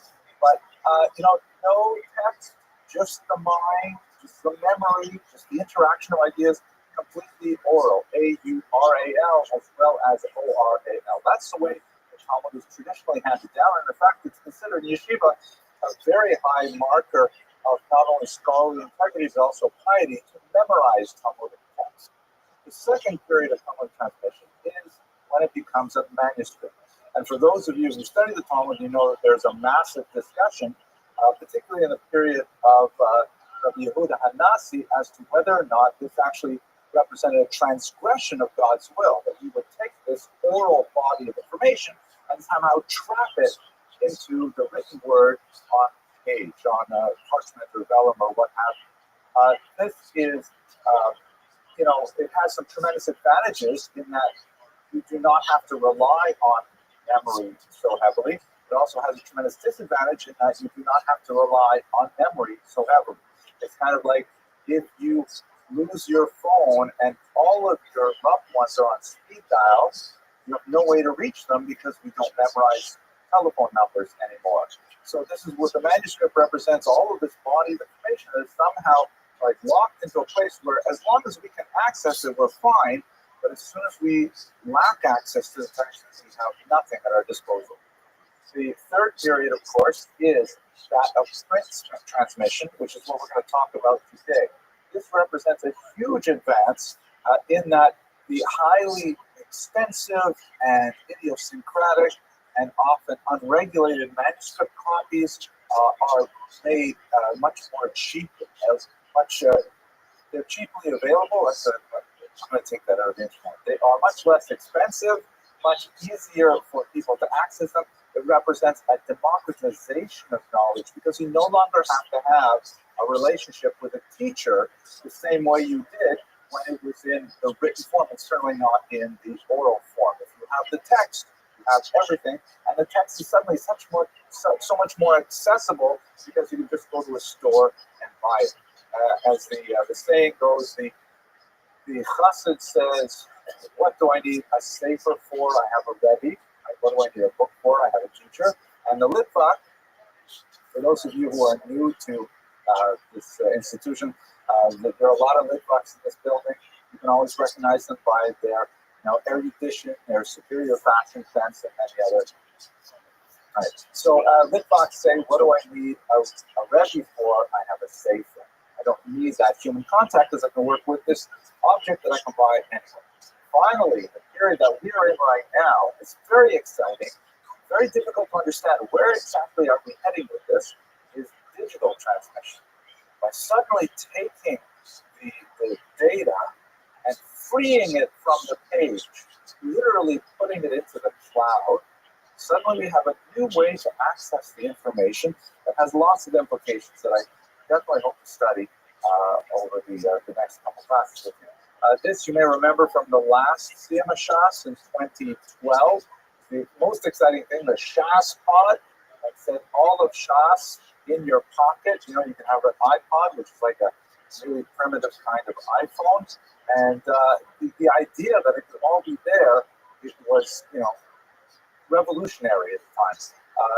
Note also that it is ironically returned back to orality, right? Because all of a sudden, you can be driving and listening to Shas. You can be jogging. You can be sitting all on your own. You don't have to interact with people. Is that a good thing or a bad thing? We shall see. And the plug for the project that Rabbi Trump and I are both working on now is Aldaf app, which promises to be absolutely exciting. It's essentially all levels, all topics, all subjects on the DAF, and it's going to be an amazing free app offered by the Orthodox Union. I'm very excited about it, and let us go on. Okay, so let us go to the historical period that we're talking about. We have to go to the 15th century in Italy, where the most prominent early printers were the Soncino family. I will probably pronounce it Soncino because I was born in North America, but it is in situ it would be pronounced Soncino. So the Soncinos, I said right there, were among the earliest of printers, and they are credited with publishing the first actual tractate of the Talmud in 1483. They were not the first printers of Hebrew texts. We have some early printing that goes back to the 1470s in Spain and Portugal, places like that. There are even some very fascinating references to printing by Jews before Gutenberg. There were some Jews in the Rhone River Valley of Provence, France, who were actually cutting Hebrew type. And although we don't have any examples of what they might have printed, the idea that the Jews could have preceded Gutenberg is quite an exciting thought. And he looked at what's going on with manuscripts. The Soncino family, there's actually several generations, and they decided to put their energies into producing printed versions, beautiful printed versions of the manuscripts of the Talmud that existed. This is a typical Talmud from about that same period, a little bit earlier, a 12th century Talmud fragment. You see it's written, beautiful calligraphy. You should understand the aesthetic of manuscripts is different from the aesthetic of print. The aesthetic of manuscript is very much idiosyncratic, individualized. You appreciate the sofer much more. You see personality coming through in the text. Print, for the reasons of mass production, are not personalized. They are designed to be as easily accessible and readable by everyone, so they tend not to have the idiosyncrasies of calligraphy. But since they are individualized by the calligrapher, there can be quite a few varieties of quality. Here is a similarly dated, or a little bit later dated fragment. You can see that this is, it's a horrible mess by comparison. It does not have the same kind of elegance or legibility. Letters are constantly running into each other. It looks like a rushed kind of document, although it does have Rashi on the side, actually on the page, which is not necessarily common. Now, what's fascinating also, it That was the 16th century. That means printing has already been around for about 150 years. Unlike the time that we are living in now, where you're considered old-fashioned if you have a flip phone, the pace of change in the 16th century was much slower, and people relied on manuscript for a lot longer than that quick transition to print. Jews were definitely very excited about print, and they rushed to engage in print because it was cheaper and it was standardized and lots of other values. But manuscript copies still continued for a good century and a half after printing. This is actually, if we look a little bit broader, one of the reasons adduced for the rapid rise of the European Christian West as opposed to the Muslim North Africa and Middle East is because the Muslims looked down their nose at printing technology. They thought that it was ugly. They wanted their culture really focuses on calligraphy, Arabic calligraphy, and to present people with a printed book instead of something that was handwritten by a scribe was considered a very cool form. It's like, going to Gourmet Glatt to pick up a wedding cake. No, the wedding cake should be something you specifically order and it's baked. To go and just get one off the counter is just not the same at all. Okay. So now but they also, you should note that a lot of these were not written in scrolls, but written actually in codexes, meaning bound-like books, handwritten but bound-like books. This is a beautiful Yemenite version from, again, the year 1600, a very beautiful square print. And this approach is more of the experience of reading it, but you have to understand how valuable this should be, how many hours and months it would have taken for a scribe to copy out, something that a printing press could handle in 15 minutes. Okay, so Soncino, the family of Soncino printers went straight to work, and one of the most important books that they chose to devote their attention to was the Talmud. And they produced some actually very, very beautiful examples. It was the Soncinos who pioneered the basic structure of the Talmud, that is the Mishnah and the Gemara in the center column, Rashi on the inside, close to the spine, and Tosfos on the outside. They did not, however, introduce the rif at the back of the text, and as you can see from this example from 1488, there's very little supporting commentary except for simply Rashi and Tosfos. In fact, among the things that were missing, as I noted at the beginning of the discussion, there's no page number. Right? They had no way of telling people what page you were on, and so you really had to just kind of stick with the program and guess where you were. They did develop an interesting kind of thing, which is still retained in modern Talmuds, even though it's redundant, to make sure that you were not missing any pages, because you buy your book, and what if some of the pages were not bound properly? You wouldn't even know, right? You think you're a genius reading through the Talmud, not realizing you're missing every third page. At the bottom of every column, there would be a quote from the next page, the very top. So that way you would know nothing is missing. Next time you look at a Talmud, ask yourself, why are these words here? What do they do? I see it right on the next page. But this was originally a kind of strange way to guarantee you're getting your money's worth of your Talmud. Ironically, we still keep it, even though it no longer serves any purpose. But still, a very beautiful, elegant edition. Here's another example for it with the flowery first word, and highly decorated, and you'll see more things coming up. Here's a better look at the first word thing. Also, in every column of text, you have the same thing going on. Now, we should understand that in the Wild West of the early 16th century, pretty much everybody is committing what we would call today plagiarism. Either actually plagiarizing the actual words, or what we would call format plagiarizing, where they're just taking the whole thing and sort of pasting it into their own text and doing a lot of work as a result. They also had, we'll return to that in a second, so they also had some pretty crazy ideas with regards to aesthetics. Have a look at this example here. Most of these early printers would print whatever would make money. They would print Christian texts, they would print all kinds of things, whatever they could possibly sell. And as you see here is an interesting Christian text published in 1507. The Soncino family really liked the sort of decorative elements, so they simply took it for a Talmudic manuscript, you can see that they just borrowed the thing. But unfortunately, the reproduction is not nearly as high quality because it's an older manuscript, but they just simply copied the whole thing. Here's my favorite. Look at this one. The Scansino family found this copy of Aesop's Fables, and they really loved the decoration all around the outside, including these little naked cherubs here. And so they just put it into the first page of Tractate Cholent. Unfortunately, because Hebrew is, of course, written from right to left, and you have to allow for greater space in the margins, they simply cut it and pasted it on the opposite side so the mark would fit on the narrow part. Let's just have a closer look at those cherubs too. How about that? I don't have any of these decorations on my Talmuds. I don't know about you, but could you imagine going to Lakewood with a Talmud decorated like this? What would happen when you watch this decoration? I don't know. But nevertheless, these are kind of the wacky things that they were doing. The Scancinos were rapidly outpaced, however, by the subject of our discussion today, this individual named Daniel Bomberg. So let's step into Venice at the turn of the 16th century.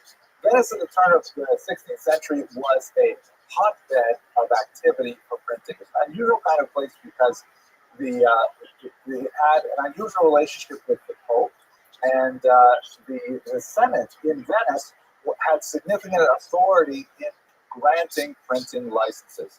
The number of printers in Venice exceeded by multiple times any other place in Italy, and Italy was in itself the center of printing. There was about 2,000 printers active in Venice at the turn of the century, and only about 250 active in Rome at the same time. So it was a place where this explosion of this new technology and producing phenomenal works of significance for the rest of the world. The Jews lived, of course, in the ghetto. The word ghetto comes from Venice, probably from the name of the iron foundry that is nearby. Located at a series of islands, the Jews were highly restricted in their activities.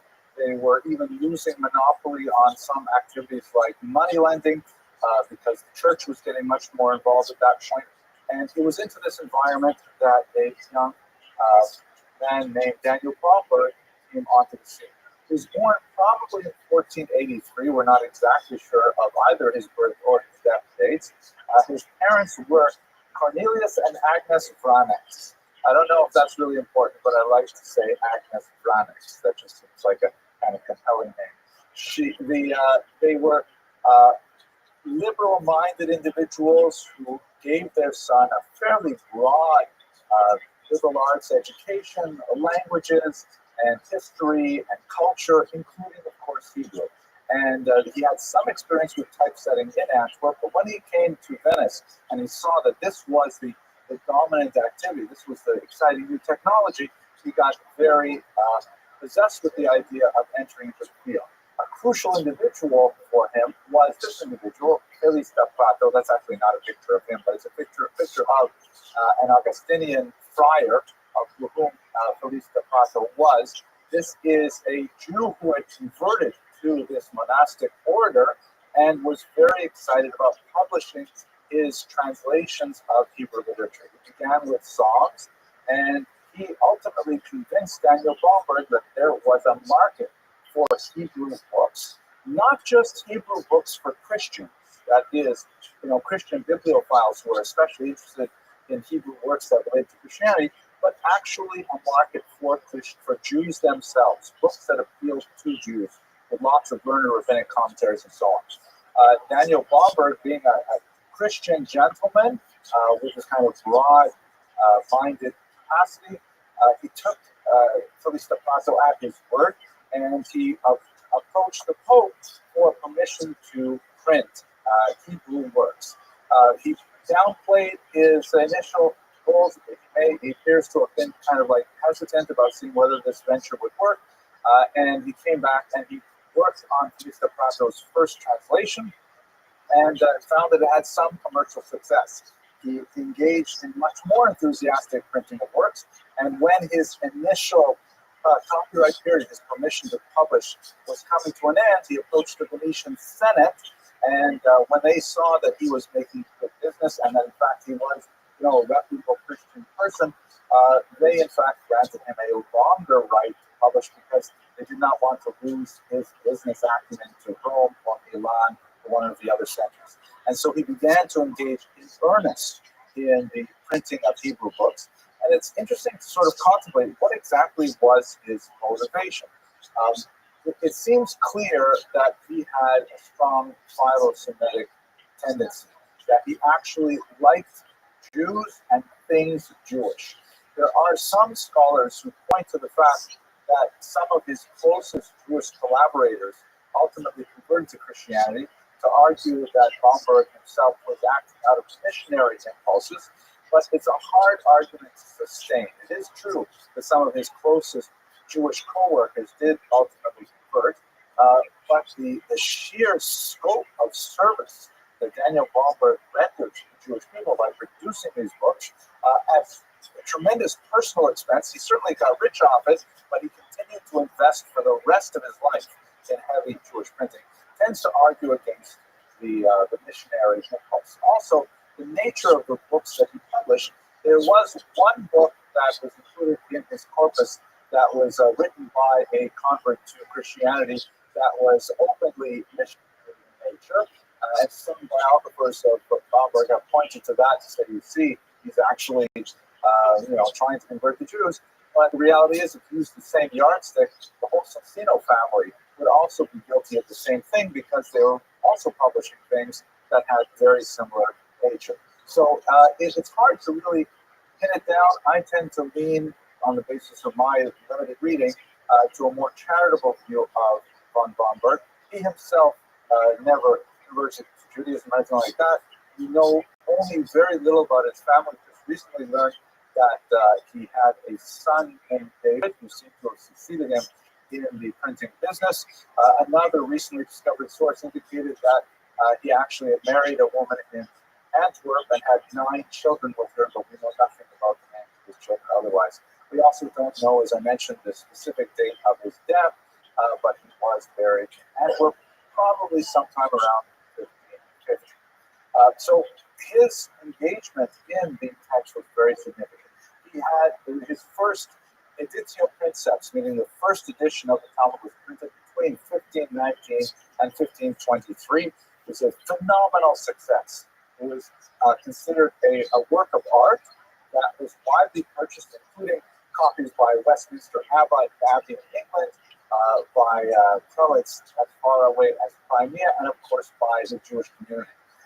You can see that it was published in these huge things. These are actually not the original bindings, but very beautiful, massive bindings. The copy, I believe, held by the Westminster Abbey was actually chained to a desk. Like the only way you could access it was by actually walking up physically there, and you certainly couldn't download it onto your iPod at that point. He nevertheless did engage in some very significant activity to improve the quality of the Talmud. The first thing you should note is that he shamelessly plagiarized from the Sanchinos, as this was just simply what was done back then. Let us just recall what it takes to translate from manuscript culture to print culture. One of the first things you have to do is identify what is the correct text. And if you have multiple manuscripts floating around, you have to actually bring them together and physically compare them. And you need a scholar to actually tell you which one of the texts is correct. Because, as I'm sure you're aware, when you have manuscript copies, you have scribal errors that creep in. And these errors are compounded over centuries. Because if a scribe in the 9th century makes a mistake, every manuscript that is copied from that original 9th century manuscript also contains that mistake.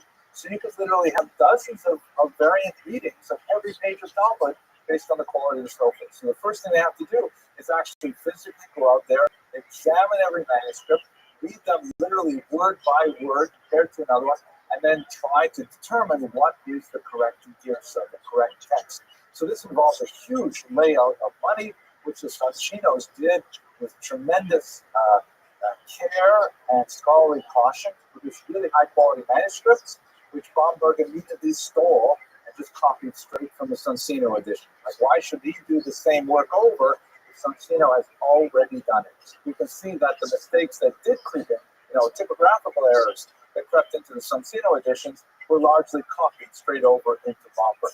So this made Sonsino very upset, as you can imagine, because all that work and energy that went into creating these printed versions were simply usurped by this Christian printer and produced in very rapid editions. But nevertheless, the Sonsinos were only moving at a snail's pace, producing one tractate at a time, and they were not anywhere close to finishing the entire Talmud when Bomber rushed it.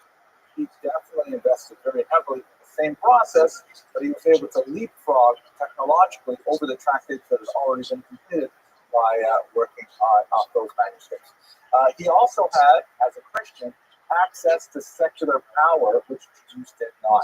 He was able to approach Pope Leo X and say, listen, I'd like to publish some books. And Leo X would be happy to comply. Same with the Venetian Senate. These are things that Jews could not do.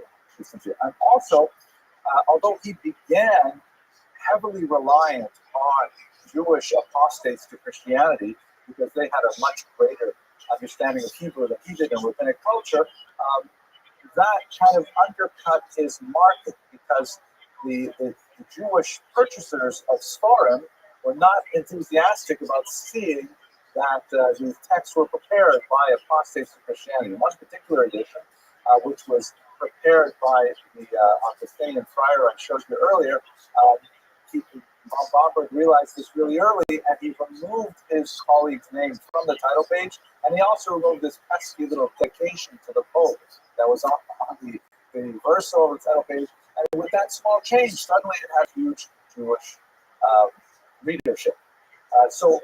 But what he also realized was that if he is really going to penetrate the Jewish market, he has to have authoritative Jewish scholars.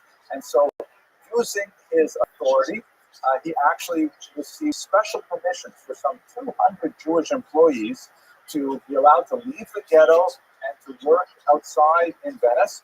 And not only that, they were allowed to dispense with the required Jewish garb, such as the yellow hat that Jews were required to wear, especially outside the ghetto. They would complain and say that, you know what, we're going to be accosted in the street, we're going to be molested if we walk around in an obviously Jewish hat. So von Bomberg is actually able to relieve those restrictions for his workers. And his business savvy was huge, because he realized that the way he's going to make this happen is if he is first to market. And so he invested very heavily in having multiple teams of scholars working on the same text simultaneously to be able to produce the entire Talmud in a comparatively short period of time. What would have taken Sonsino maybe 20 years, he did in less than 5. This is perhaps echoed by the way the shortest edition is published by ArtScroll, where they also employed circles of scholars located in different places to work on the manuscript simultaneously, not one tractate at a time, resulting in a complete early on that really dramatically changed the market. Okay, this was a unique window of opportunity. So up until this point, censorship was a problem with the Talmud, but less so in manuscript versions, because it was, the kind of thing that was easier to hide. For a censor to have to go through an entire codex of awkward, difficult handwritten text can be very problematic, whereas a printed version is much more standardized, easy to zero in on a page number, things like that. So censorship was a much more of a very intrusive, immediate thing that might have happened at moments of church persecution, but it was not something that could be undertaken at the printing stage. Censorship of the Talmud begins in the 13th century, when the apostate Nicholas Donin first reported to Pope Innocent III, very ironically named Pope Innocent III, saying that the reason why the Jews are not converting to Christianity is because they are ruined by this book called the Talmud. You, Pope Innocent III, do not have access to it because you don't know Aramaic, you don't understand the highly coded nature of the text. But I, Nicholas, can help you out with that. And if you want to go wearing it. Oh no, that's okay. I can help you out with that. and I'll point out all those passages in the Talmud that are offensive. And Nicholas III said, that sounds great. Or Innocent III said, that sounds great. But you know what? Let's just skip the whole thing. Let's just burn the Talmud. So he infamously burned 24 wagon loads of Talmuds in Paris, an event that is still marked by Parisian Jews as a fasting. Are you ready?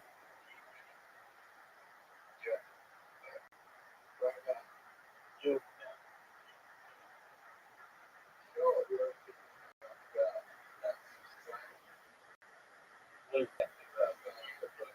Yeah, no, I know. Then you don't.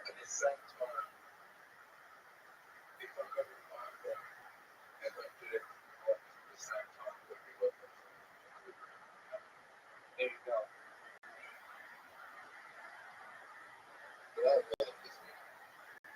Are you gonna watch UFC today?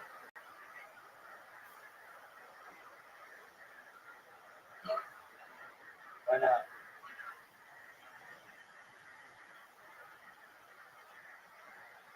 All right, we're gonna play one game.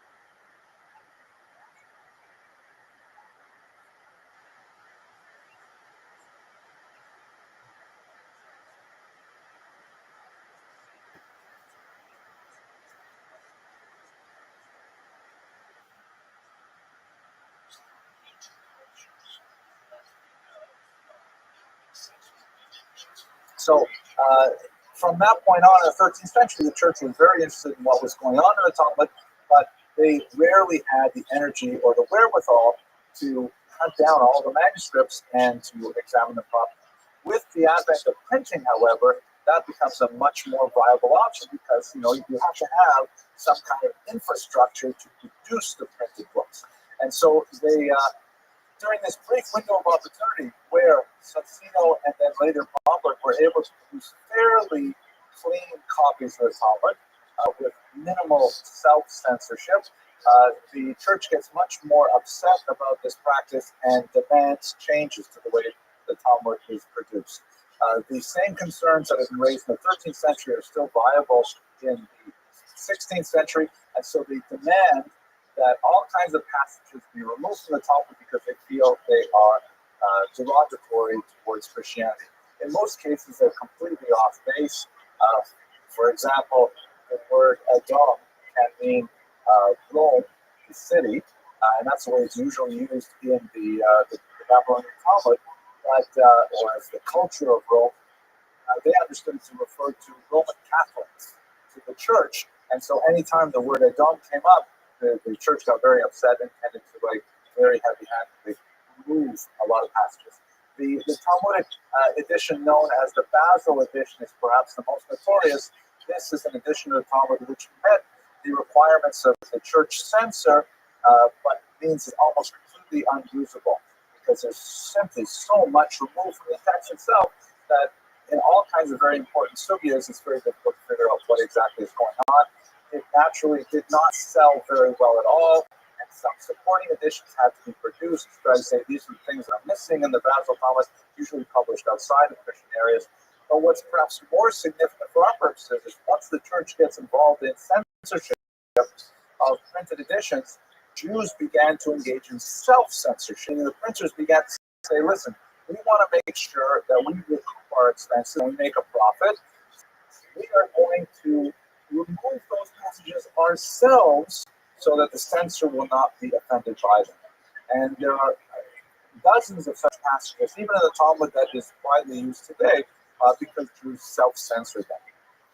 Okay, so that's what's going on after that point. Let us then, that'll bring us to a conclusion and think a little bit about where we're going further with this. So Daniel Bomberg's activity leaves an very important legacy in the transmission of Talmud to this day. The kinds of things that he brought to the Jewish leadership involved the standardization of the Talmudic texts, most notably with the introduction of widespread page numbers, the introduction of the Sonsino method, the layout to the entire Talmud, also the enthroning of the idea of the entire Talmud as one viable corpus. It would take hundreds of years for many other central texts of Judaism to gain the same kind of authority. He also, made the Talmud so much more accessible by creating this document, which would later be copied over and over again for the next 300 years, and really expanding the study of Talmud tremendously through this much less expensive printed edition. That's why we owe our tremendous amount to this unusual man from Antwerp, and I hope that this whets your appetite for a little bit more study of the medium as the message. I would specifically like to speak very briefly about what we'll talk about next week. This is a picture of Devorah Robbs. Some of you were present, I think we spoke about it in Ashkama Minyan. She was a brilliant and very business savvy young woman, grew upon the death of her husband David at a very immature age, took over the massive publishing house of what would later be called, at her insistence, the Widow and Brothers Rod. With her unique energy and perhaps even cutthroat business practices, she contributed to the elimination of all of her competitors and ultimately created what we call today the Vilna Shas, which is the gold standard of Talmuds as a result primarily of her activity. Just to give you one insight that we'll explore going a little bit later next week, when the possibility of reducing the price of Talmuds came with a new technology called stereotype printing, which involved no longer using the movable type, but by creating a big plate of the entire page, which would allow multiple editions to be published very easily. And she could have dropped her price by up to 1/5 of the original. And her competitors decided to do that. She said, no, we are going to multiply the price of our shots. It's going to be 4 times as much. We'll make it really beautiful. But now it's going to be the Chassan shots. And that was actually her invention. So that if you really wanted to, say something about who your daughter was marrying, you would not buy him a Slavuta Shas. You would only buy a Ron Shas, a Vilna Shas, because that was the really, the status symbol of all Talmuds. So with this kind of thinking and marketing strategy, she really revolutionized the way the Talmuds are approached. But she's only one of the many figures I'd like to speak about next week when we look at the women who made the Talmud possible. So I want to thank you very much for your patience, and I hope you have a good night.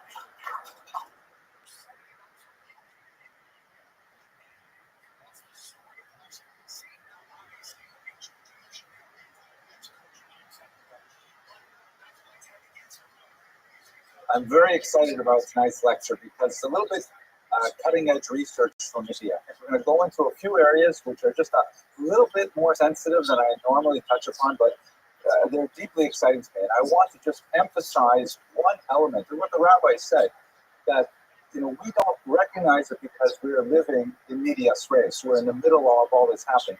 But we are all actually living in deeply revolutionary times. We are living in times when our grandchildren and our great-grandchildren will ask us, Bobby, Ziggy, what was it like growing up? How did you do that? You walked around without a neural implant all day? How did you do that? The technological change has made such a tremendous impact on our quotidian lives that we just don't even realize it because we just think, oh, it's another iPhone. But actually, there are qualitative changes that come along with this. These 3 lectures actually fit together because they're focusing on that theme and specifically looking at how they will affect Jewish life. We're at an inflection point in Jewish history, in my humble opinion, and I guess it's not that humble because I do spend almost all of my day thinking about Jewish history. We are at an inflection point, and how we handle this challenge will speak multitudes for the next half millennium, I would like to say. Let's go straight to the material with that a somewhat hyperbolic introduction. First of all, we have to thank Rita and Robert Gluck for sponsoring this lecture. It's really nice that they're here. Thank you so much.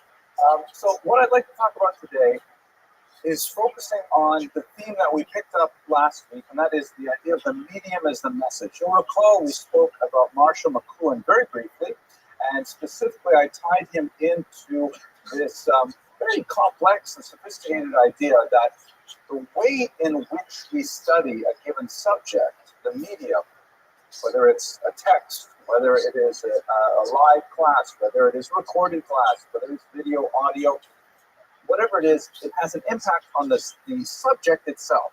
The way in which we consume it actually changes the entire way in which we absorb the material. It is not, they're not two separate things, like the same subject, simply delivered, translated in different languages. They are translated into different universes, and I'd like to explore some of those ideas. We saw that in particular with Bomberg last week, and the transmission of Talmud transitioning from a manuscript culture, which was highly elitist and very expensive and relegated only to people who were willing to devote their entire lives to study. For everyone else, it was just an impossible dream. But with the advent of printing, that completely revolutionized the democratization of text and expanded learning to the Jewish people as a whole, and fundamentally altered the way in which we understand our relationship to the Torah. This is the same thing which is happening in our own day with the internet. We're going to look at that a little bit today, and we'll especially look at it, God willing, next week when we look at some of the dangers of that shift. This is an amazing photograph by Yusuf Karsh, the great portrait artist of Marshall McLuhan, my countryman, and also went to my alma mater. And you can see that he's got, all kinds of things going on here. He's got text. Text has also images in it. He's interacting with the text, like with a pencil. Like he's going to write in his book. And my favorite part, can you guess what my favorite part of this photograph is? Yeah, look at that ridiculous bank of phones, right? Like this looks like a Get Smart kind of episode where you have to have a phone for every different person who calls you. That sounds right. But it's just absurd. Nowadays, of course, you look at these pictures and laugh, but at the time, this image would have said, very important, has to hold 7 phones to his ear at the same time. This is a place of action. I just love this photograph. Anyway, let's go on. So the medium of the message, we talked about Bomberg and the heroic age of Talmudic printing, when people were diving in and trying to produce Jewish works. The Somsino family pioneered the Talmud in particular, and then Daniel Bomberg took to the next level by beating Somsino in their production rates and being able to eventually create the entire Talmud. The medium then was printing, and the message that went along with the printed text was that, you know what? Talmud is for everyone. Everyone can access the Talmud. However, that only applies to someone who has the access to the education required to get through the Talmud. It's fine to own a Talmudic manuscript, an amazing thing. It's a lot easier to own a Talmudic printed book, but if you can't understand Aramaic, if you don't understand the context of the material inside it, you won't get anywhere. So in reality, while it did represent a huge leap forward in the democratization of knowledge and access to knowledge, it was still limited to a fairly narrow segment of the population, people who could really engage in it fully. So in today's talk, we're going to see how the internet promises to lower that threshold still lower and open up the Talmud to an even greater swath of students, including, I'm sure, many of you who might not have otherwise studied the Talmud in the room today, and certainly on the internet audience. I'm going to rely very heavily on this amazing book by Shoshana Pantel Zolti called "And All Your Children Shall Be Learned: Women in the Study of Torah and Jewish Law and History." It's a fantastic book. It's a dissertation that was very written up to a text form, and much of the historical data and the halachic discussions, which I'll just touch upon here. I'm not going to step outside of my role as historian and encroach on the rabbinate, because there I would get into a lot of trouble. I'm not a card-carrying member. And, well, let's go. So I'm going to talk about 3 categories of women who made the Talmud possible. And I chose that title very specifically because we're going to look at people who are women, and normally you would think not associated with the Talmud, and nevertheless, they were instrumental in providing Talmud education to the Jewish masses in 3 very distinct ways. I'm going to choose 3 individuals who are sort of archetypes of a larger set of women. And as we shall see, they are increasing in radicalization. First, there are supporters. We're going to look specifically at Sarah Schneer. Second, they are enablers. And in this context, we'll look at the incredible Devorah Rom, the widow Rom of the Widow and Brothers Rom Public Company. And finally, we'll get to women as Talmud teachers. So these are the three categories that I hope to go through over the course of the next 40 minutes. So let us begin with Sarah Schneer. A while ago, a colleague of mine, a young historian in Israel who has a great website and puts out these podcasts called the Jewish History Soundbites. Great guy with a fantastic amount of energy. He put out a survey on Twitter, on Jewish Twitter, to ask who is the most influential Jew of the 20th century. And there were, I think it was a write-in campaign. You could be careful of the cord. Be careful of the cord? Okay. You could write in your choices. And everyone was choosing like Aaron Kotler and Moshe Feinstein, a lot of big names. And someone typed up and said Sarah Schneer. And all of a sudden, Sarah Schneer got a huge wave of support. She didn't win the survey, but in reality, in my humble opinion, I voted for her. I think she is, without doubt, one of the most influential people of the 20th century when it comes to preserving Jewish identity in very challenging times. Who was this woman? Of course, she's associated with the establishment of the Beis Yaakov School Network, which is the first organized network of schools of formal education for women in the history of the Jewish people. It's an amazing thing, an audacious thing. And it was done with the imprimatur of the Agudas Yisrael, which represented the more right-wing elements of the Jewish community. It's really an amazing thing that she was able to achieve it. Let's have a quick look at some of the aspects of what she's done. She, as you see, this is her passport photo here. There's only two images of Sarah Schneer that are known to be extant. This one here is her passport photo. Another is a drawing of her. It's hard to even think it's the same person. She used to go by Frau Schneer, although she had personally a very sad and tragic marital history. But her life was completely devoted, completely übergegeben, handed over to her project of Beis Yaakov. She was known from her youth as an extremely pious young woman who lived in Krakow, Poland, and even her friends and family sort of made fun of her because she was so pious, so interested in spiritual contemplation and davening and things like that. They used to call it little chassid, and it was said with a slightly derogatory tone.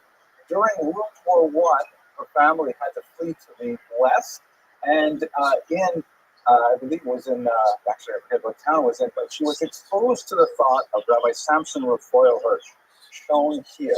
It was actually through one of the students of Rabbi Samson Raphael Hirsch. He had passed away long before this.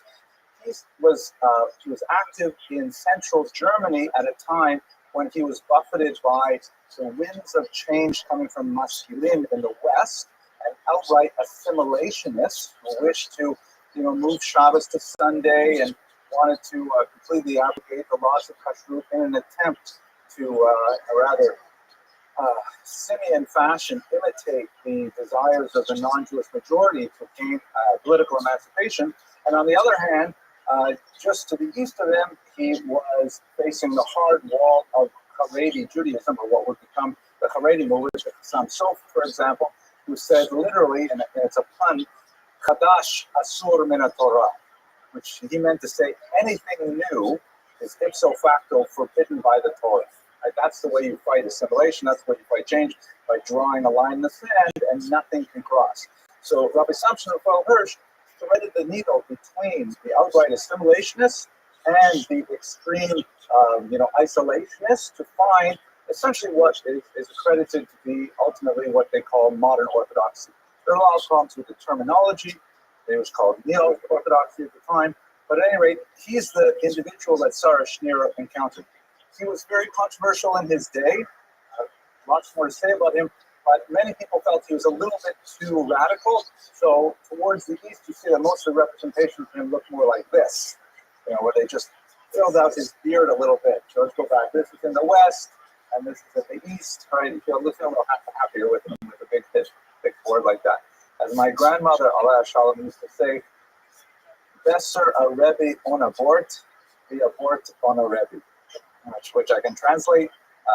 It is better to have a rabbi without a beard than a beard without a rabbi. Okay. So anyway, she countered Rabbi Samson from Hirsch, and after the war, she was totally energized. She said, you know what? Why can't we find a space for women's education today? They're doing it in central Germany. We should be able to do it here in Poland.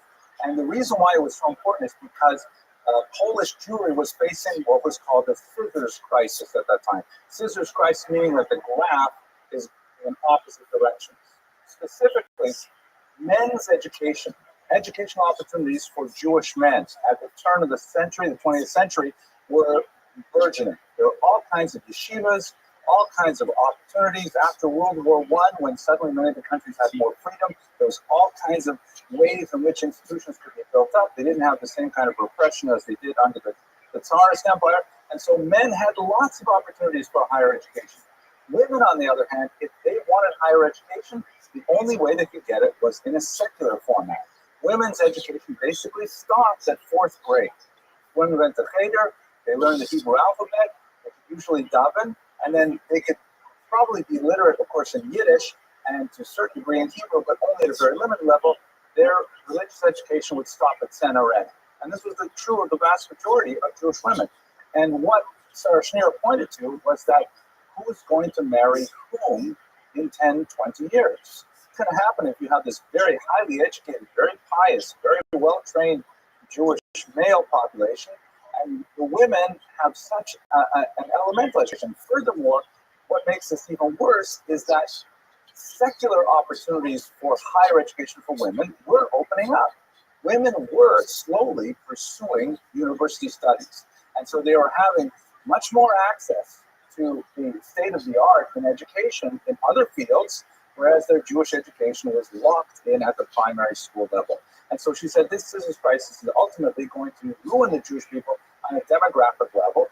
The only way that we can address it is if we start offering formal Jewish education for women. She faced heavy criticism from the right and from the left. So from the right, saying, what are you talking about? You know, women have always received their education in the home. What's wrong with the children? What's wrong with the people? They know everything they need to know from their mothers. And there's a Masorah that's handed down. What else is necessary? You want to actually put them in a classroom, sometimes separate them from their families. The possibilities for priestess, the possibilities for families are really terrible. So the right wing in the Jewish world said this is a radical idea. Again, on the left, they said, wait a second, you want to give Jewish women education? We think that's great. You want to do it in Yiddish? You want to take that backwards, jargony language that's keeping the Jewish people from being emancipated, and you want to use that as your medium of instruction? And you're going to spend half the day studying Tanakh and studying Tehillim, and what is this? You know, if you want to give the Jewish women education, give them a real education. Let them be modern and maskilic and assimilated and so on. So she was kind of like in a really tough place between the two of these positions. Ultimately, she managed to win the support of the Ger Rebbe, the Belzer Rebbe in particular, and ultimately the Chavetz Chaim. Once the Chavetz Chaim signed on to the idea, it was a done deal and it exploded. Have a look at the statistics. She was ultimately one of the most successful CEOs of Jewish education ever. This is just a chart of the first 10 years of her existence. She started here, actually it's a little bit later than when she started, but in 1923, 7 institutions with 1,000 students. 10 years later, 1933, into the Depression already, she's got 26 institutions with 37,981 students. A phenomenal growth within 10 years. And this is all because of her genius in creating this institution, which met a need that people didn't even know they had. It was tremendously influential, and it still continues to have a tremendous impact on the Jewish world today. Now, while all this material I think is fascinating, it doesn't say very much about the Talmud, which is our starting point, right? These women are definitely not studying Talmud, because the whole idea of the Jewish women's education is predicated on only those texts which are considered appropriate for women, and Talmud was not one of those. I hope to go into the reasons for that when we get towards the end of this class. This is an article that appeared in September of this year called Women of the Dot. I can't read the subtitle. It says, On January 1, 2020, tens of thousands of Jewish men will dance in a joyous celebration of the completion of Talmud Bavli. You know, Shas is coming up. But many of them couldn't have done it without the equal devotion of their wives. True enough. I think what's really great about this article is the illustration. Anyone recognize this beautiful structure here? It looks a little like a shul, but it's a little more specific. I like the whole idea.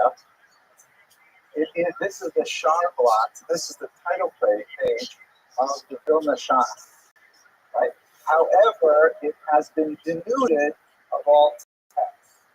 Doesn't say what the title is. Doesn't say what publishing it, anything like that. It's like a blank spot in the middle. You'll see an example of it in just a couple seconds. So, as it were, the subtle imagery here is that women are the women of the daf are kind of like the structure that supports and surrounds the daf, but they themselves are not participating in the daf itself. They're invisible, as it were. So that's essentially the way in which that Sarah Schneer's model works, and it worked phenomenally well. Is it created a huge infrastructure from the smallest unit of the nuclear family up to the larger superstructure of Jewish communities, women supporting husbands in learning.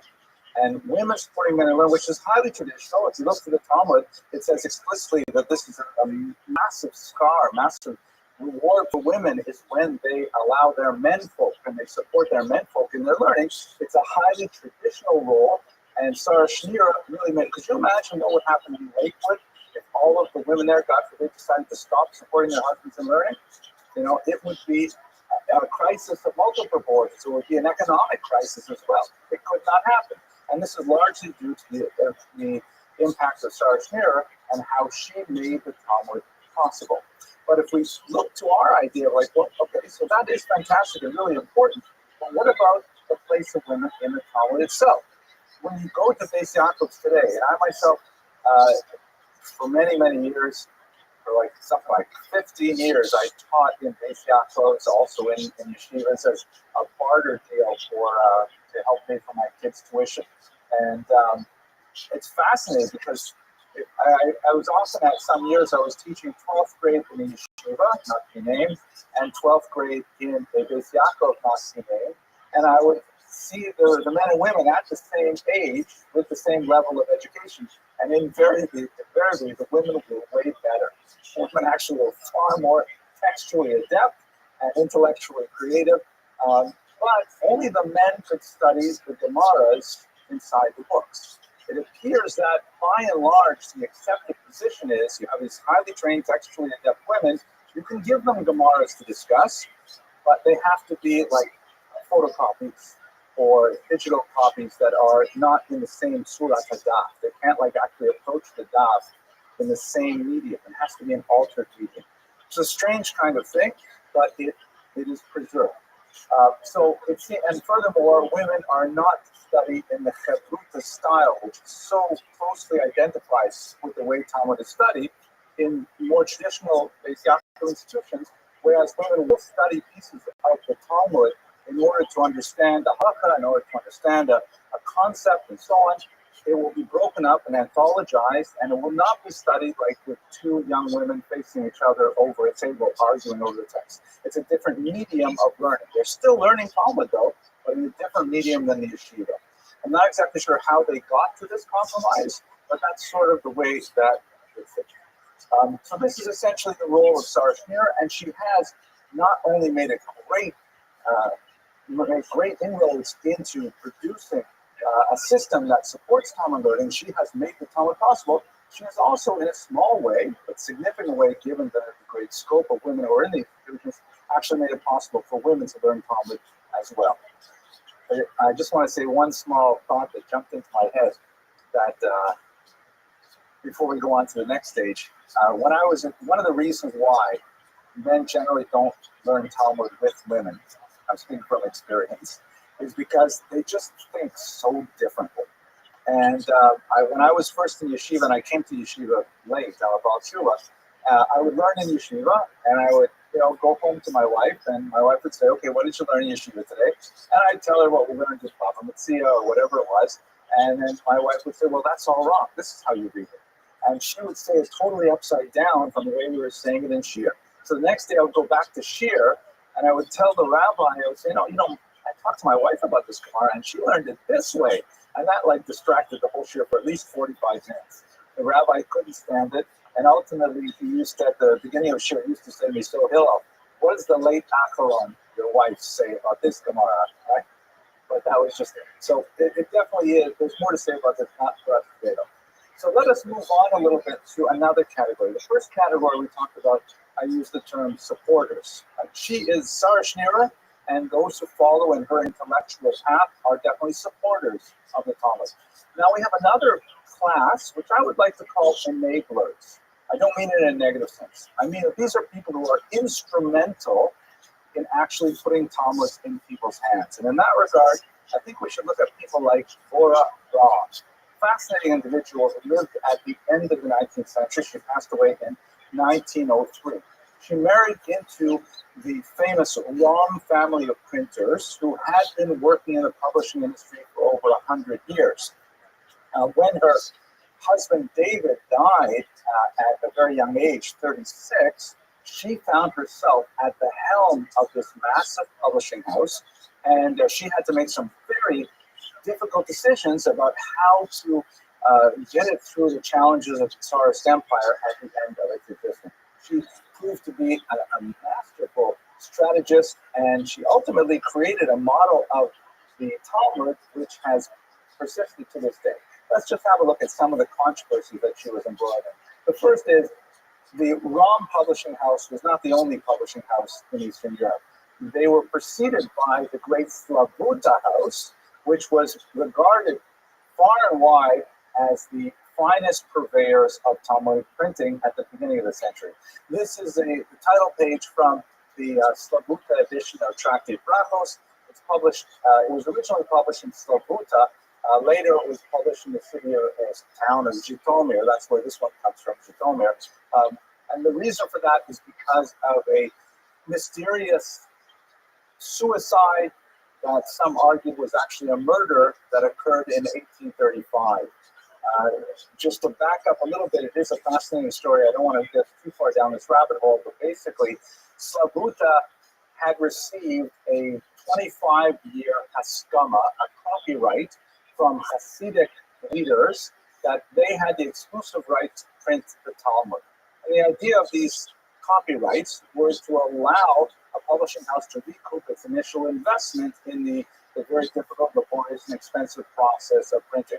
By the way, when you go to, Judaica Plus or something like that, you go to look for something to read, and you open up the front and you see the haskama that's written there. Those today are basically like imprimaturs that tell you that some important rabbi thinks that this is kosher reading. So when you open it up and you see a haskama, so then you close the book and you go look for something that doesn't have a haskama. I thought that was funny. But the haskama today is basically kind of like a kosher certification, like when you want to buy, something at Gourmet Glad, you see an OU or something, it's kosher. Back then, dating from the Council of Lands in the 18th century, the point of a haskama was business oriented. It was copyright. It was saying nobody else is allowed to print this until a certain amount of time elapses. And I say so. I'm an important rabbi, and I say so.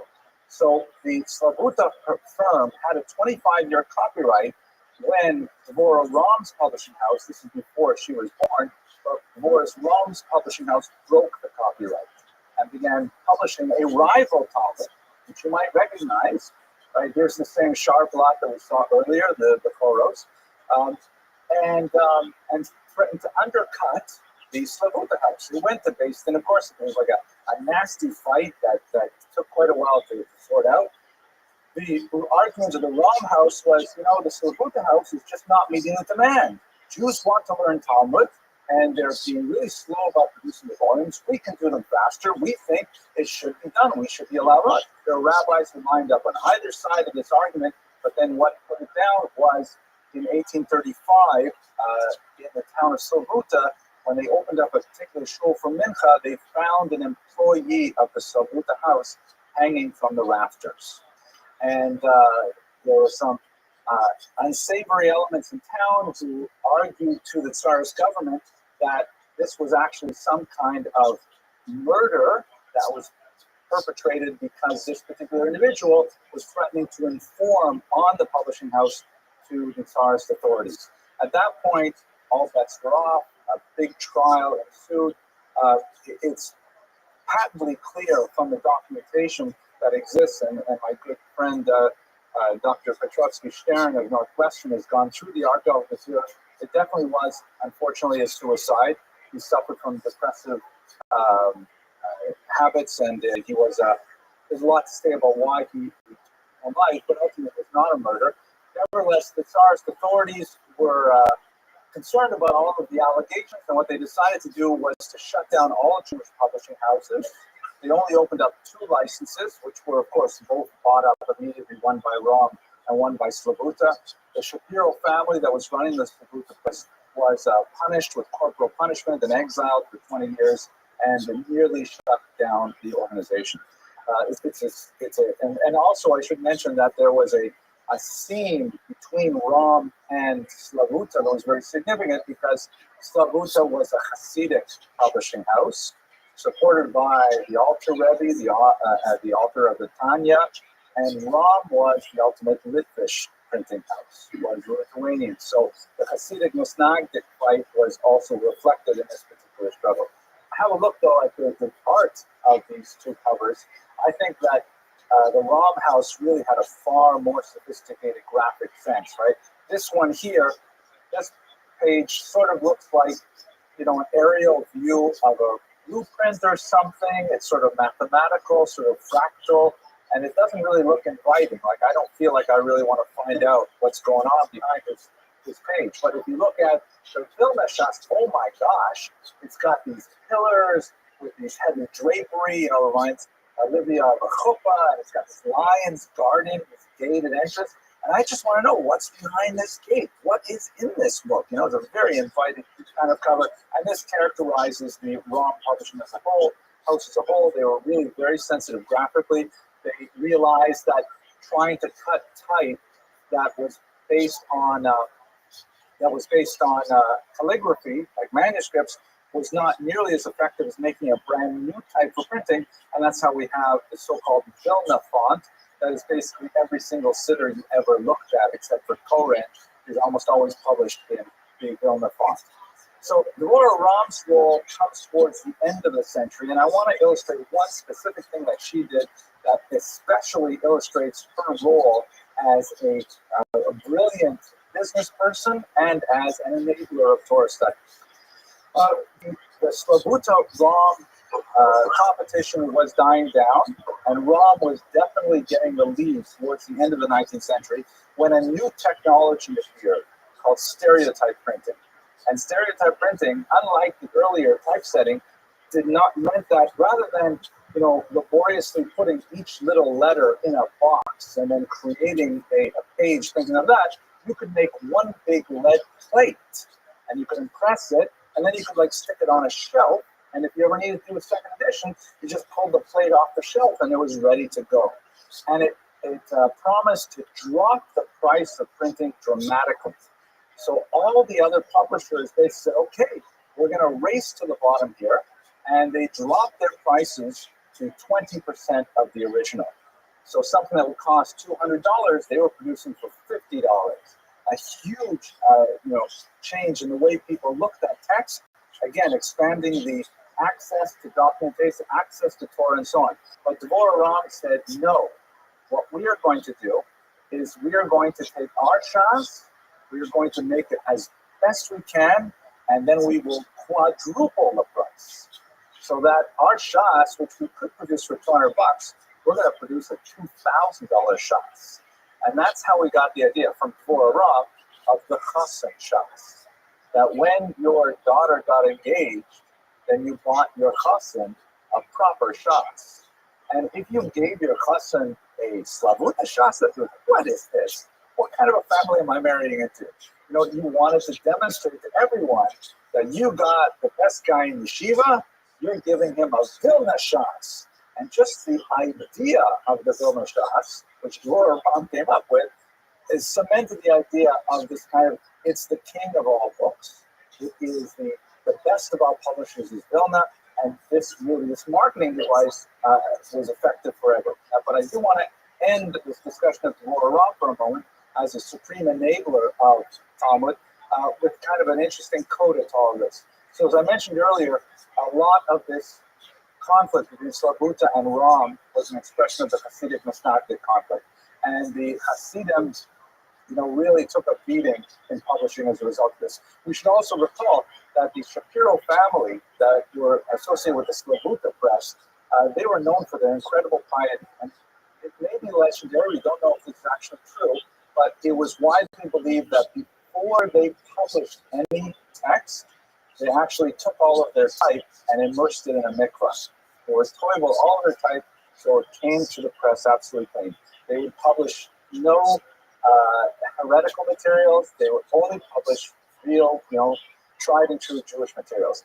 Ram, on the other hand, had no problem publishing Maskilic works. They had no problem publishing German works. They even published a run of Christian prayer books. Whatever would make money. This is a Litvish organization after all. So they had this big split, but everything, what goes around comes around. And towards the end of Dvorah Ram's life, the publishing house fell on hard times once again. There was an economic crisis in the 1890s that hit them very hard, and they were in danger of going under. So none other than the Rebbe Rothschild, the descendant of the Alter Rebbe who had given the original Haskama for the Slavuta press, came to their rescue and said it's impossible that the great Ram family should go under, and he found a major donor to underwrite the firm and keep it afloat. And in order to prop up their sales, he had Ram publish one title that was a Hasidic title. Here it is, the Tanya, published by the Lithuanian publishing house. And what's fascinating in particular is because the Hasidim, particularly Chabad, they are so traditionalist about their text. When you buy a traditional Tanya, it is exactly the Ram printing from, I think it's 1910 or something like that. It's exactly the same printing. Now it's redone in offset and things like that. They don't reset the words. They don't realign it. They don't use Montreal digital printing. They use exactly the same text because exactly the way it looked back then is considered holy. And when you study the Tanya, it's divided up so you can study it every day. A good friend of mine once told me that the membership card to be considered a Chabad person is chitas. If you study Chumash, Tehillim, and Tanya every single day. So I'm not a very good chassid. I'm a chat, right? I have Chumash and Tehillim, but not so much Tanya. But when I do study Tanya, it's divided up on a daily basis. There's one page that is not studied.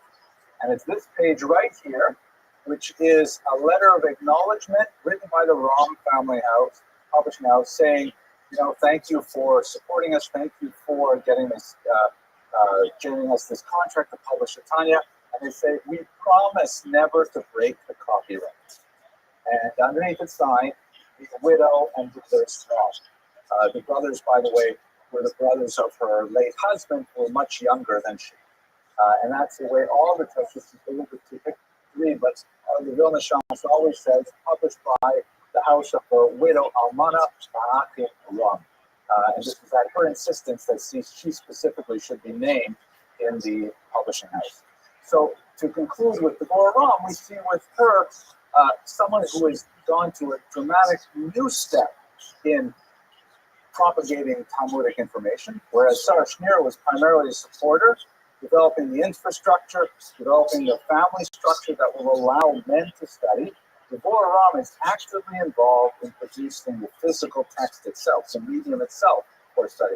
And her role cannot be underestimated because even to this day, a century later, the Vilna Shas is the king of Shas. Even the ones that are built on the Vilna Shas still call themselves a Vilna Shas. It's like, okay, let's go to the next level. And this is where we get a little bit more controversial. There are some women who are actually teachers of Talmud. Rare, exceptional, but not at all unique. I'd like to talk to you very briefly about a woman named Asnat Mizrahi. She was born in Kurdistan around the year 1600, perhaps a few decades earlier. We only know about her because of a letter that is currently held in the Hebrew Union College of Cincinnati. I believe its origins are Geniza, but I slipped my mind present. In this letter, she writes to a nearby community in Ahmadiyya. By the way, she is Kurdish. The Kurds, of course, are very much in the news because of the withdrawal from Syria. But the Kurds, historically, they're kind of like the second most well-known stateless people.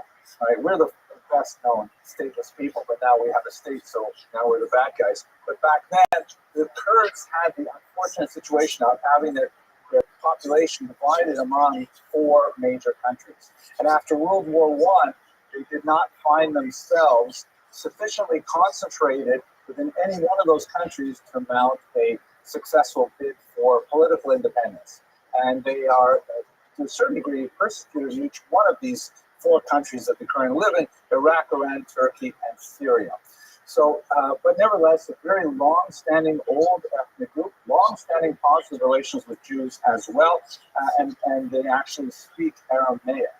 Aramaic is one of the mother tongues of Kurdish people, and the Jewish community there, up until the 20th century, spoke Aramaic as their first language, which made them uniquely suited to studying Talmud. At any rate, sometime around the year 1600, she wrote a letter to a Jewish community in Ahmadiyya asking for financial support. And she said, "This is my story. My father was a rabbi, and he taught me Talmud himself. And he promised me that he would find me a husband who would never have me do any physical work, that I would be free to study Talmud exclusively." And in fact, that's what happened. She married him off. He married his daughter off to another rabbi. He set up a yeshiva, and she gave classes in the yeshiva, apparently behind the Mechitza. She first finds out these things are going on. Then I believe her husband passed away, and she took over the yeshiva. She became the Rosh Yeshiva, and she continued to operate with presumably male students who are coming to her and learning Talmud from her. But what she is admitting she's not good at is fundraising. And so she's saying, "Please, wealthy people of Ahmadiyya, please contribute to my yeshiva so that we can continue expanding Torah." Now, this is an extremely unusual woman who is, we only have maybe one like her a century, one like her every 250 years, but nevertheless, there are many examples of women like this. Gloria in the Talmud, for example, who stand head and shoulders above others, even in the otherwise restricted area of Talmudic studies. Within the Kurdish community, she is regarded as something of a folk hero. She's called Ta'anit, like a Tana, right? Or one of the features of the Mishnah. And her name is actually written in Tmeot, in amulets. So if you want an amulet for Parnasa or for Shidduchim or whatever, if you would go to a Kurdistan Judaica store, they would give you one that says in the name of Asnat Mizrahi, then you have Hatzlacha, Bracha, Parnasa, Mazla, Klik, and all those things. They probably will not say Klik, because that's a Yiddish word, but you get the idea. So we have several of these individuals throughout the centuries, and I refer you to Shoshana Pantel Zolti's book for more examples of these fascinating vignettes of very learned women who are nevertheless teaching Talmud, who are at the cutting edge of Talmud study in their day. So with that, I want to return to our original question, which speaks to the idea of the medium being the message. You'll recall that when we made the transition from a manuscript culture to a print culture, we suddenly lowered the threshold for access into Talmudic studies, into Talmudic wisdom, and permitted the possibility of mass work of yeshivas. For example, prior to 1600, we couldn't say anything about yeshivas the way we understand them today. For example, the first yeshiva to have a cafeteria was the Yeshiva Chachmei Lublin of Rabbi Miro Shapiro. That's in the 20th century. The idea of having a place where a couple hundred young men could come and study, unheard of. Maybe in ancient Babylonia, although it's highly widely disputed exactly what to make of those passages in the Talmud that speak about the size of yeshivas, but chances are what we would call a yeshiva 500 years ago was like somebody's living room with 6 guys sitting around a table listening to one rabbi read from a manuscript. And that's it. It would not be, the huge infrastructure that we have today with the day school tuition burdens and with, parking spots for the students and things like that. That's like way beyond it. It's a result largely of making the Talmud accessible as a printed document that everyone can learn from. We are now at that kind of moment where suddenly it has become much more accessible through the internet. What is the internet going to do to Talmudic study, and specifically Talmudic study for women? So let us take a step back. The rabbi has stepped out of the room so I can just begin to poke a little bit into the halakhic aspects of this. Why is it that women don't study Talmud? Like, where did that happen? How come it just never evolved that way? So I'm going to take you into the Mishnah. The key passage is this one here from Tractate Sota. You recall the Sota is described in Bamidbar K, where a woman is suspected of adultery. She is forced to drink this ritual potion, the Mei Sota, and if she is guilty, then she dies a horrible death. If she is innocent, then she gets all kinds of blessings. That's basically what it says in the Torah itself. In the Mishnah, which expands on it, says the following. Some merit suspends the effect for 1 year. Some merit suspends the effect for 2 years. And some merit suspends the effect for 3 years. In other words, if the woman is found guilty, if the woman is guilty, she has committed adultery, she drinks the water of soda. But you know what? She's the president of the sisterhood. She does so much chesed. She runs the bake sale. She does all these, doesn't cover extras. She does all these fantastic things. She has so much merit, she's not going to die a horrible death right there in the temple. It'll be a year later, 2 years later, because she has to use up all of her merit. That's why she stayed with Mishnah. Therefore, Ben Azai says, a person must teach his daughter Torah, and the understanding of the word Torah here is Talmud, what we call Talmud, so that if she has to drink the water of bitterness, the Mei Sota, she should know that the merit suspends its effect. In other words, it's kind of a strange logic, I think, but the Rabbi Ben Azai is saying that we should definitely make sure that women learn Talmud. Why? Because if they commit adultery and they are accused of it and they drink the Mei Sota, then that will extend their life because they already have all this merit of Torah stuff. This is not the normative halacha. The normative halacha is Rabbi Elazar's point says, whoever teaches his daughter Torah teaches her lasciviousness. The text there is tiflut, which is translated in different ways. I urge you to see Shoshana Pentel-Zolfi's book for a very significant discussion of what that term means. But basically, it's a simple understanding. Rabbi Elazar says, please, give me a break.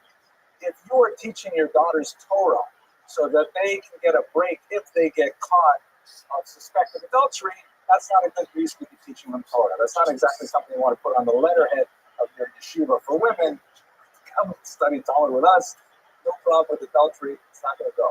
So that's the text. This is the source for the prohibition of women studying Talmud. In the 20th century, 2 important rabbis of really distinct positions on the Orthodox spectrum argued that the normative acceptance of Rabbi Elazar's opinion should be modulated. Specifically, on the right, we have the Rav Soloveitchik, who represents YU, who says that, again, like we saw with Sarah Schneer, there is a scissors crisis. How is it possible that in the 1960s, when women are studying nuclear physics and women are becoming brain surgeons and women are becoming, chief economists, how is it possible we can let them go to the top of the educational academy and we can't let them study Talmud, which is basically like middle school curriculum? That doesn't make sense. We will lose them to assimilation. And if you lose the women to assimilation, it's not going to be long before you lose the men as well. So he said, perhaps the way we should read this text is the prohibition is whoever teaches his daughter Torah. Maybe it's specifically speaking to the unique relationship of a father and a daughter. A father should not really be teaching his own daughter Torah. he can contract someone else to teach it, presumably a woman, maybe a man. She can learn it on her own. None of those things would necessarily be prohibited. So he opened up one way of looking at this Mishnah, which challenged it. And in fact, in modern Orthodox schools, you frequently have women studying Talmud, even at a very young age. And surprisingly, perhaps, on the other end of the spectrum, not really on the other end, but a different part of the spectrum, the Rabbi of Lubavitch, Dr. Nachum Mendel Schneerson, who argued that, this is part of the unfolding of the era of Mashiach, that all of the well springs of knowledge are expanding. And given the extreme crisis that the American Jewish community is facing with assimilation, compounded by the demographic impact of the Holocaust, this is not a time to quibble. If you have women who want to approach Torah, they want to get closer to Yiddishkeit, and they say, what do you mean I can't study this? You're forbidding me to study this because of my gender, because of my sex? You can't say to that person, forget it, leave the room. You have to make a space for them as well. And so in a surprisingly sort of feminist position, he argued as well on the Chabad movement for women studying Talmud as well. So there is definitely a range of opinion, even within the Orthodox world, as to what women should be doing with the study of Talmud, like Aznat Mizrahi. And this has led to some really interesting moments that are accelerated by the internet, because, even though the printed text is more accessible, the document itself is still very hard. You still need a teacher. You still need a community. You still need a chavrusa. How are you going to get that if you're, let's say, one woman out of 100 in a community, and the other 99 are not really interested? The internet makes it possible. And suddenly we have things like Daf Yomi for women, which is running an extremely successful shiur online with hundreds of participants all over the world who are finding a new internet-based community to study Shas. And related to that, when the men are dancing at the Siyam HaShas, there is also going to be in Binyanei HaUmah a 3,000 strong participant Siyum for women. Women only who have completed the entirety of the Talmud. It's just the mind-boggling number. If you can imagine 3,000 women completing the entire Talmud, that's probably more women that have studied the entire Talmud in the last 2,000 years. And that's in our own generation. That's just one number to give you a sense of the scale and the scope and the pace of change of the world in which we are now living. So these are the kinds of things that are happening largely because of the internet. We still have a lot of questions and a lot of concerns. Is this good for the Jews or bad for the Jews, in other words? I'm hoping next week to explore some of the dangers of this. And I want to tell you an amazing story. I'll just give you a little teaser about it now. At the turn of the 20th century, a Sephardi Tahor presented himself as a man named Al-Ghazi, wearing flowing Oriental robes, and he claimed to have discovered some of the lost tractates of the Jerusalem Talmud. Tractates that Maimonides had, but suddenly they had disappeared from existence. And he published several of these volumes. The Jewish world was agog with excitement. The Chavetz Chaim positively commented on this development and so on. But one rabbi, the Rothschild, pointed out that Al-Ghazi was in fact not the discoverer of these manuscripts. He was in fact the author of these manuscripts. And it was a huge forgery. Turned out he was a fish merchant from Belarus named Friedlander, who had taken on this whole persona and many other bizarre aspects to sell a fake Talmud. What this speaks to is an issue that we will really drill down into next week, God willing, which is, okay, well, what happens if we have so much information out there? How do we go from having a plethora of information to having a modicum of wisdom? Because those two things are very different. My phone knows way more Talmud than I do, but it's not very smart. How do we identify wisdom and chokhmah? How do we identify true teachers in an area when so many people have access to knowledge? We'll look at that next week. Thank you very much for your attention and your endurance. I appreciate having you here.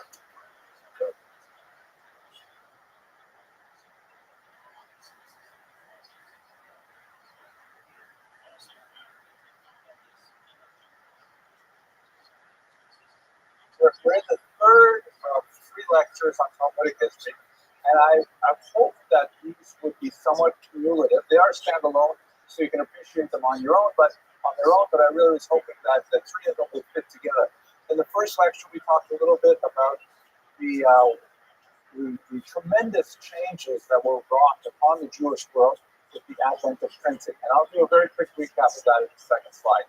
The second class, we talked about how the changes that were wrought as a result of printing are dwarfed by the changes promised by the internet and the incredible democratization of learning that is a result of spread of internet-based sources promises to be equally transformational, in fact, much more transformational, because the threshold of difficulty of accessing knowledge has dropped so precipitously that literally you can hold in your hand the wisdom of the ancients to a degree with which we have never in our history been able to enjoy.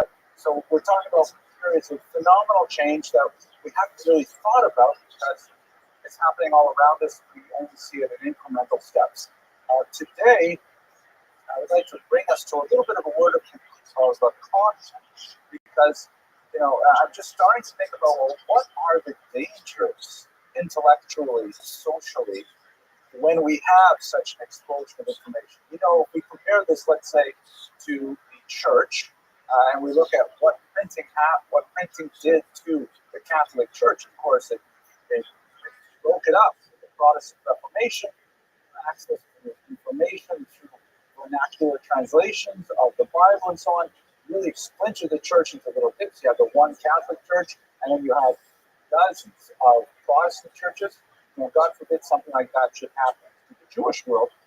We have had something of some fissures that occurred in the 19th century, not nearly as permanent as the Catholic Protestants, but these dangers are truly present. But more specific and more germane to the Jewish concern, I think, is a very basic issue of authenticity and authority in Jewish tradition. As you can see on the screen here, that's really the lecture title. It's not as exciting as the one I put in the flyers because I was hoping to get you out here, kind of a bait and switch thing.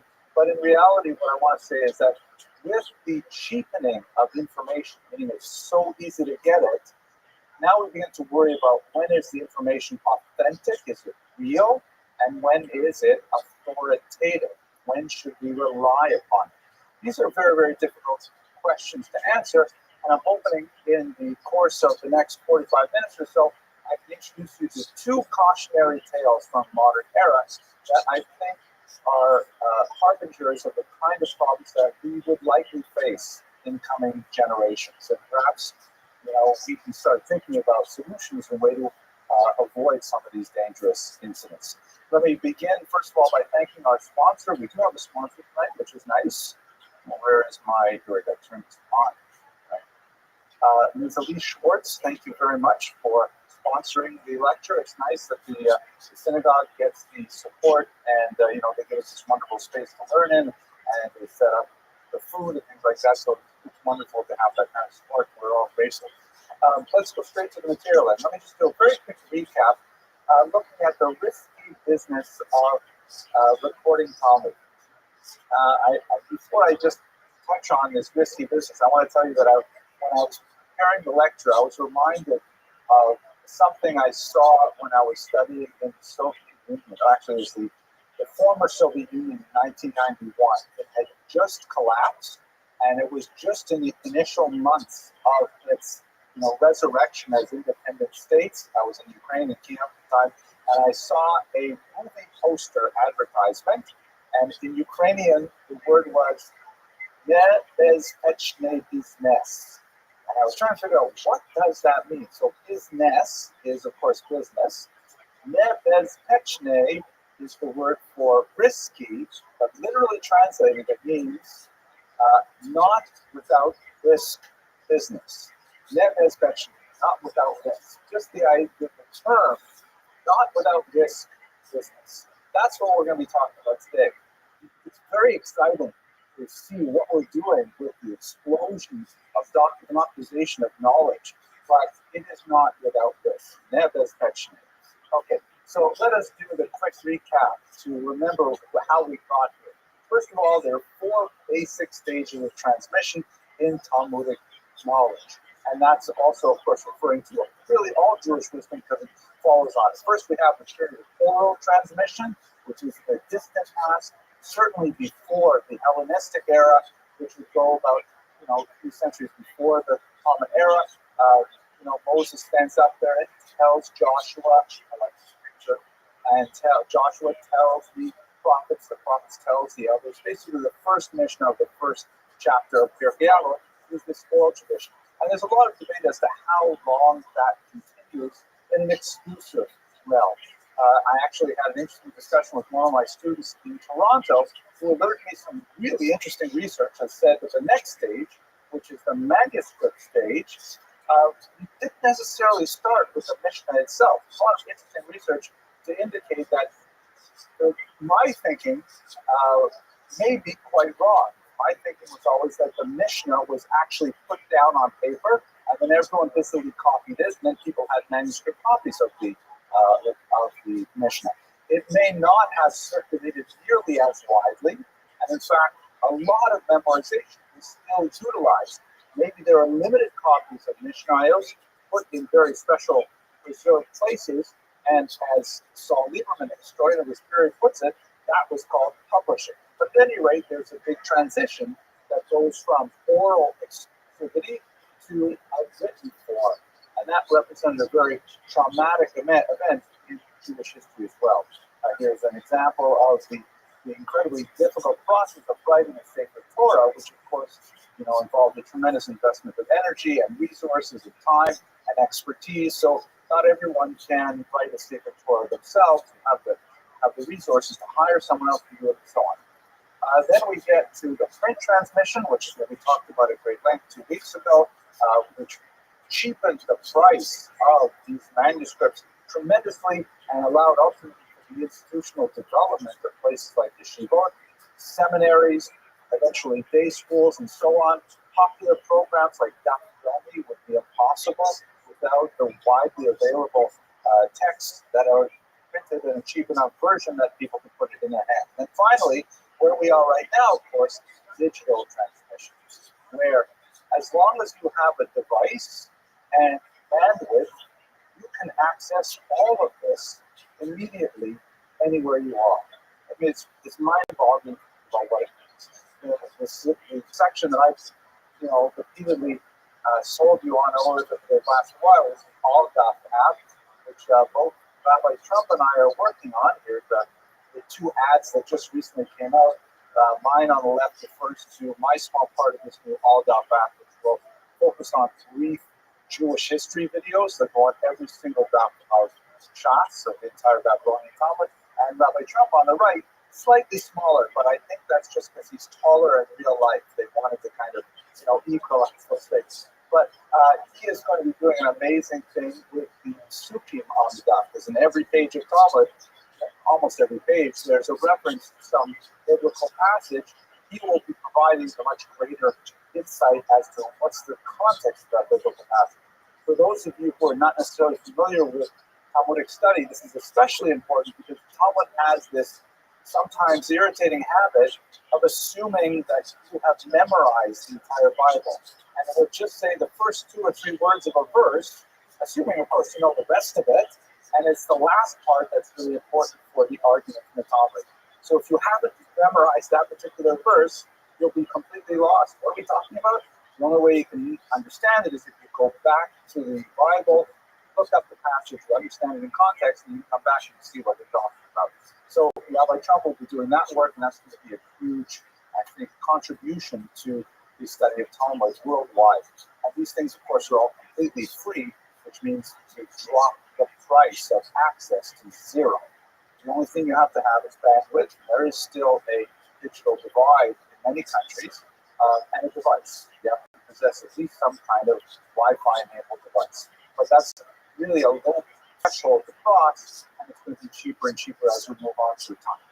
So that's the 5 stages that we're talking about, and it's related to there's problems inherent in producing such a widely available series of documents.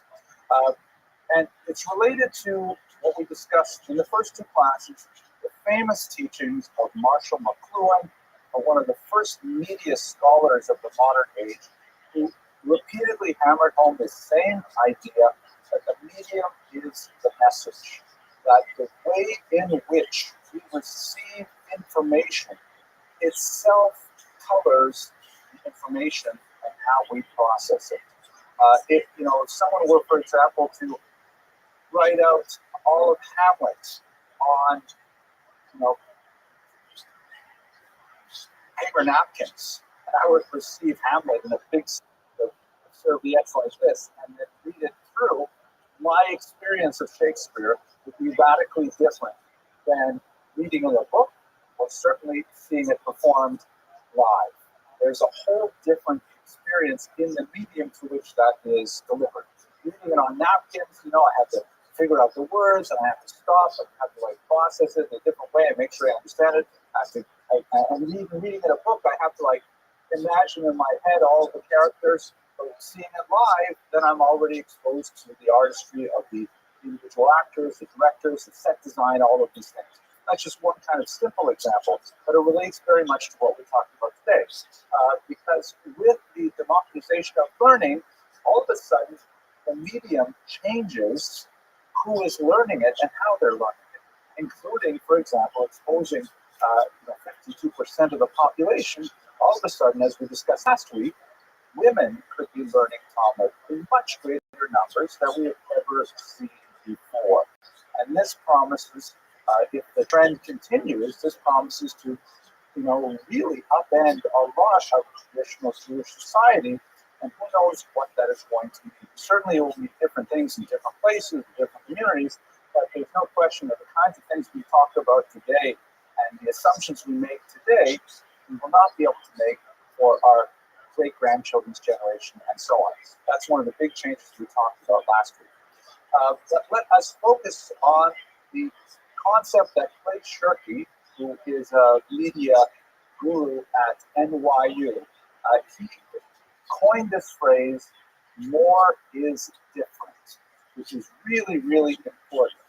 The internet is the biggest more there is, but it's not more of the same. Following this idea of the media as the message, it is more in a very different way. Two examples from Clay Shirky's work. He wrote some excellent books, one called Cognitive Surplus, which I recommend to my honors students, usually every year. He actually, like many of you in this room I see, are more or less my own generation.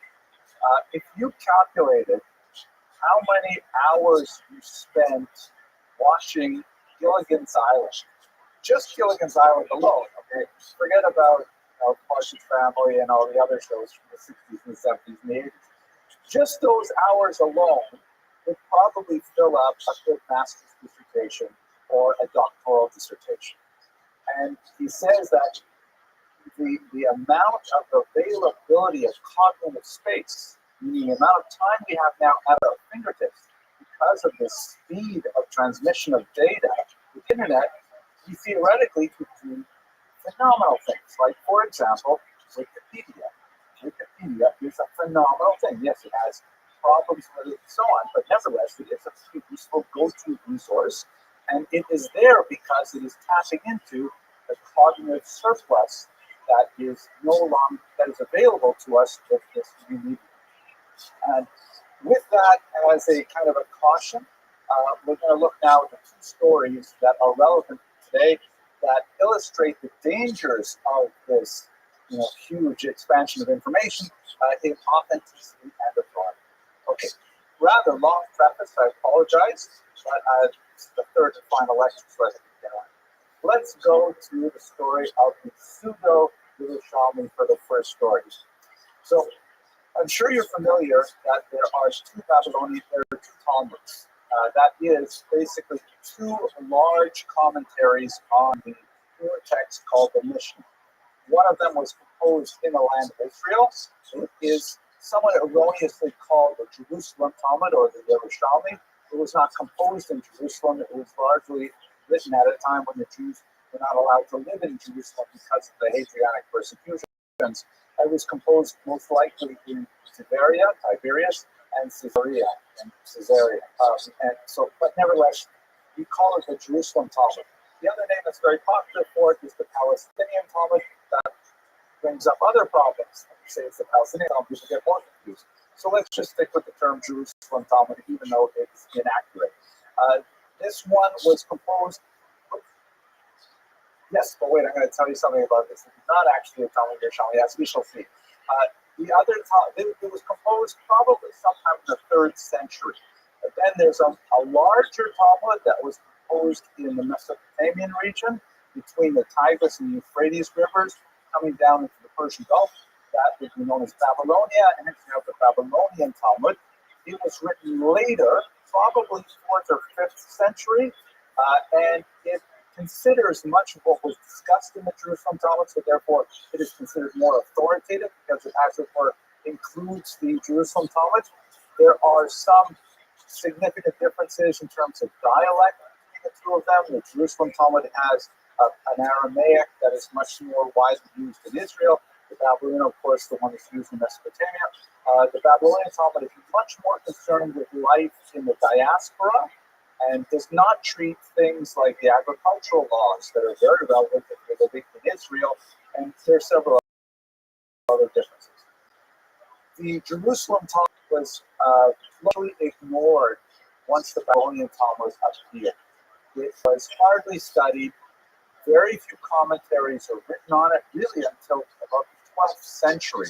No one is, composing commentaries on it. It's sort of like, shunted to the side because the Babylonian Talmud had the pride of place. But there's a lot of really valuable things in the Jerusalem Talmud that are not in the Babylonian Talmud, so it's always preserved. However, with the vicissitudes of time, several Talmudic tractates of the Jerusalem Talmud were lost. We know they existed because, for example, Maimonides refers to them in the 11th century, 12th century, but they're gone by the time we get to the 19th century. No one knows where those tractates were. In the year 1900, in a Hungarian village, a Sephardi Tahor, someone who claimed pure Sephardic descent, showed up, very luxurious, flowing oriental dress with robes and turban and so on, and a very crisp, foreign-sounding Sephardic accent, revealed to the stunned Ashkenazim that his brother, who was living, I think, in Izmir, Turkey at the time, I can't remember exactly, had discovered some of the lost tractates of the Jerusalem Talmud, and he was raising funds to bring them to print. Tremendous excitement. Everyone was thrilled with the idea, and in fact, in 1907, after significant effort, he did bring them to print. Here is one of the 2 volumes that was published. As you can see from the top here, it says, Talmud Yerushalmi Seder Kodshim Kalucheni Asekas Kulin Bakoros. And it had commentaries on it that were composed for this edition, and it was greeted with incredible enthusiasm by the wider Jewish public. Many learned rabbinic figures, many scholars signed on to this and said it was fantastic, positively reviewed it. Everyone was really excited about this new development.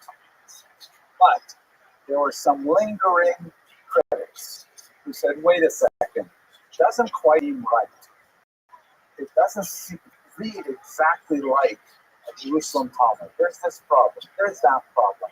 And a lot of criticism was brought to bear on this individual for a couple of reasons. One reason was, for example, he failed the Jewish geography test. Many were saying, okay, who is this guy? He went by the name of Ghazi. Who is this guy? He says he comes from Izmir, so people would send letters to Izmir and say, do you know this guy? And they'd say, never heard of him. And people couldn't locate him in the towns that he came from. And that was kind of unsettling. You know how it is. You say, oh, Silver Spring, I know so-and-so in Silver Spring. To me it happens, oh, you're from Canada, I know so-and-so in Canada. It's a big country, right? 335 million people. So he failed the Jewish geography test. And he also failed to produce the manuscript. The really serious critics were saying, let's see the document.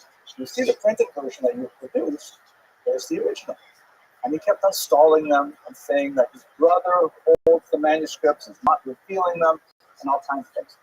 Criticism raged on for a while until finally one scholar, whose name escapes me, I think was Abraham Rosenbaum, came to his defense, published some very strongly worded articles defending the manuscripts, indicating that they were real, that he had seen them himself, that it's a phenomenal find. We should immediately study, we should all buy these books, and we should house our libraries with them, and so on. Until finally, for reasons that I'll show you in a minute, Al-Ghazi was exposed as a fraud, that he was not the discoverer of this manuscript, he was in fact the author of the manuscript, that he had amazingly composed tractates of the Jerusalem Talmud completely out of his own mind. Which we have to pause for a second and just think about the genius of this individual, okay? Like, if only he had bent his skills to the good, he could have, cured cancer, gone to the moon 100 years early, but he took all of his genius and funneled it into this elaborate, complicated forgery, apparently for money. Many of the other manuscripts that he had published were then brought into question as well. They were forgeries and so on. What about the guy Rosenbaum? It turns out Rosenbaum was also Al-Ghazi, who was impersonating a student named Rosenbaum, writing in defense of himself. Like a multiple, complicated, convoluted sociopath who inflicted this damage on the Jewish world. It turned out that his real name was Friedlander, and as best as anyone could tell, he was a fish merchant from Belarus. And talk about bizarre, strange, twisted genius. And he held it over the Jewish world for about 20 years. He was successful with his portrait. But there's more.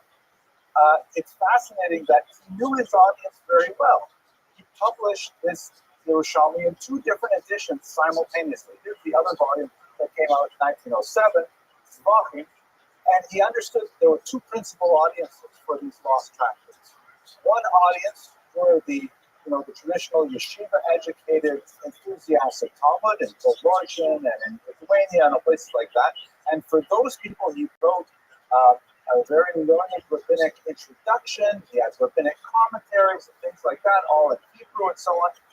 But he also realized that the other audience that would love this are scholars in the university world. Last week, I alluded to the rather large divide that separates what's called the traditional yeshiva world and the academic world of Talmud studies. They use very different methods to approach the Talmudic text and to try and determine what is the meaning of the text, why we're looking at the text, and so on. But he realized that was a very important and lucrative market. So for that audience, the Wissenschaft des Judentums, he published an introduction in German, and with very scholarly notes and footnotes and scholarly apparatus and things like that. The same volume, the same text, but 2 different editions designed for 2 different audiences. And bottom line is, both groups were largely fooled, including Solomon Schechter, who was the principal backer of the entire publication effort. And let us recall, Solomon Schechter was perhaps the greatest Jewish scholar of his age in the academic world. He's the person who pioneered the study of the Geniza documents from Egypt. He published a tremendous amount of research. That he was known in Oxford, known of course later in New York with the Jewish Theological Seminary, a tremendous scholar, completely duped by Friedlander Al-Ghazi, and put up a lot of money to make it possible. But let us not, here we are in Orthodox synagogue, let us not, engage in Schadenfreude. That it also affected the rabbinic world as well. The saintly Chofetz Chaim himself, although he did not write an approbation, he didn't write a hastama, he just mentioned in passing in a footnote that it appears that these lost manuscripts have now been discovered. Nevertheless, he was also drawn into it to that extent. I think it is unlikely that Chofetz Chaim would have been fooled by the forgery had he had the opportunity to read them, but he never had any statements of. We have no published statements of. But nevertheless, it gives you a sense of how broad this forgery affected the Jewish world. How was the forgery discovered? I mentioned to you he failed the Jewish geography test. He failed to produce the manuscripts, but there were internal inconsistencies. And here's where we get to the work of the incredible Rothschild, also of this generation, died in 1936. Fascinating individual who, for reasons which are still somewhat mysterious, he refused to get a haircut. No, seriously, I mean, it sounds funny, but he really did.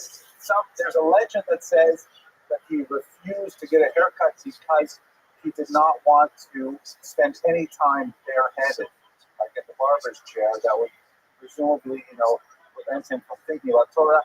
I don't know how convincing that legend is, but anyway, he definitely had a kind of a Nazarite look. And the Rothschild was known for his extremely sharp intellect. Just to give you one story that illustrates his sharp intellect, he was also known that he did not suffer fools. He was not at all tolerant of irritating people. Like he had that amazing expression in Yiddish, "Chakner kein China," which means bang not on my tea kettle. I'm sure everybody's nodding here, so yourself, but just for the internet audience living in Idaho or in Latvia, you have to imagine that a traditional china, is a big tin teapot. It's made out of tin, and if you imagine someone holding a hollow teapot made out of tin and banging on it with a wooden spoon, it's like a really irritating noise. So in Yiddish, "Chakmer kein Chinik" means like irritate me or have the noise. So there was one story about someone who kept sending to the Rothschild these questions, but he could tell that he was only sending them because he wanted to demonstrate how brilliant the questions themselves were, and they were not. So finally, after repeated missives, the Rothschild wrote him back a multi-page letter, which consisted solely of Armacomo, of reference points elsewhere in the Jewish corpus, specifically in Talmud. This page in Talmud over here, that page in Talmud over there. The story goes that the guy received this letter. He was so proud of himself. He walked around the shtetl waving to everyone, saying, "Look, I asked the Rothschild was such a hard question. Look how many pages it took for him to answer my question." It was like he was very proud of himself. Then he finally sat down in the shul to start deciphering the answer by looking up all these reference points.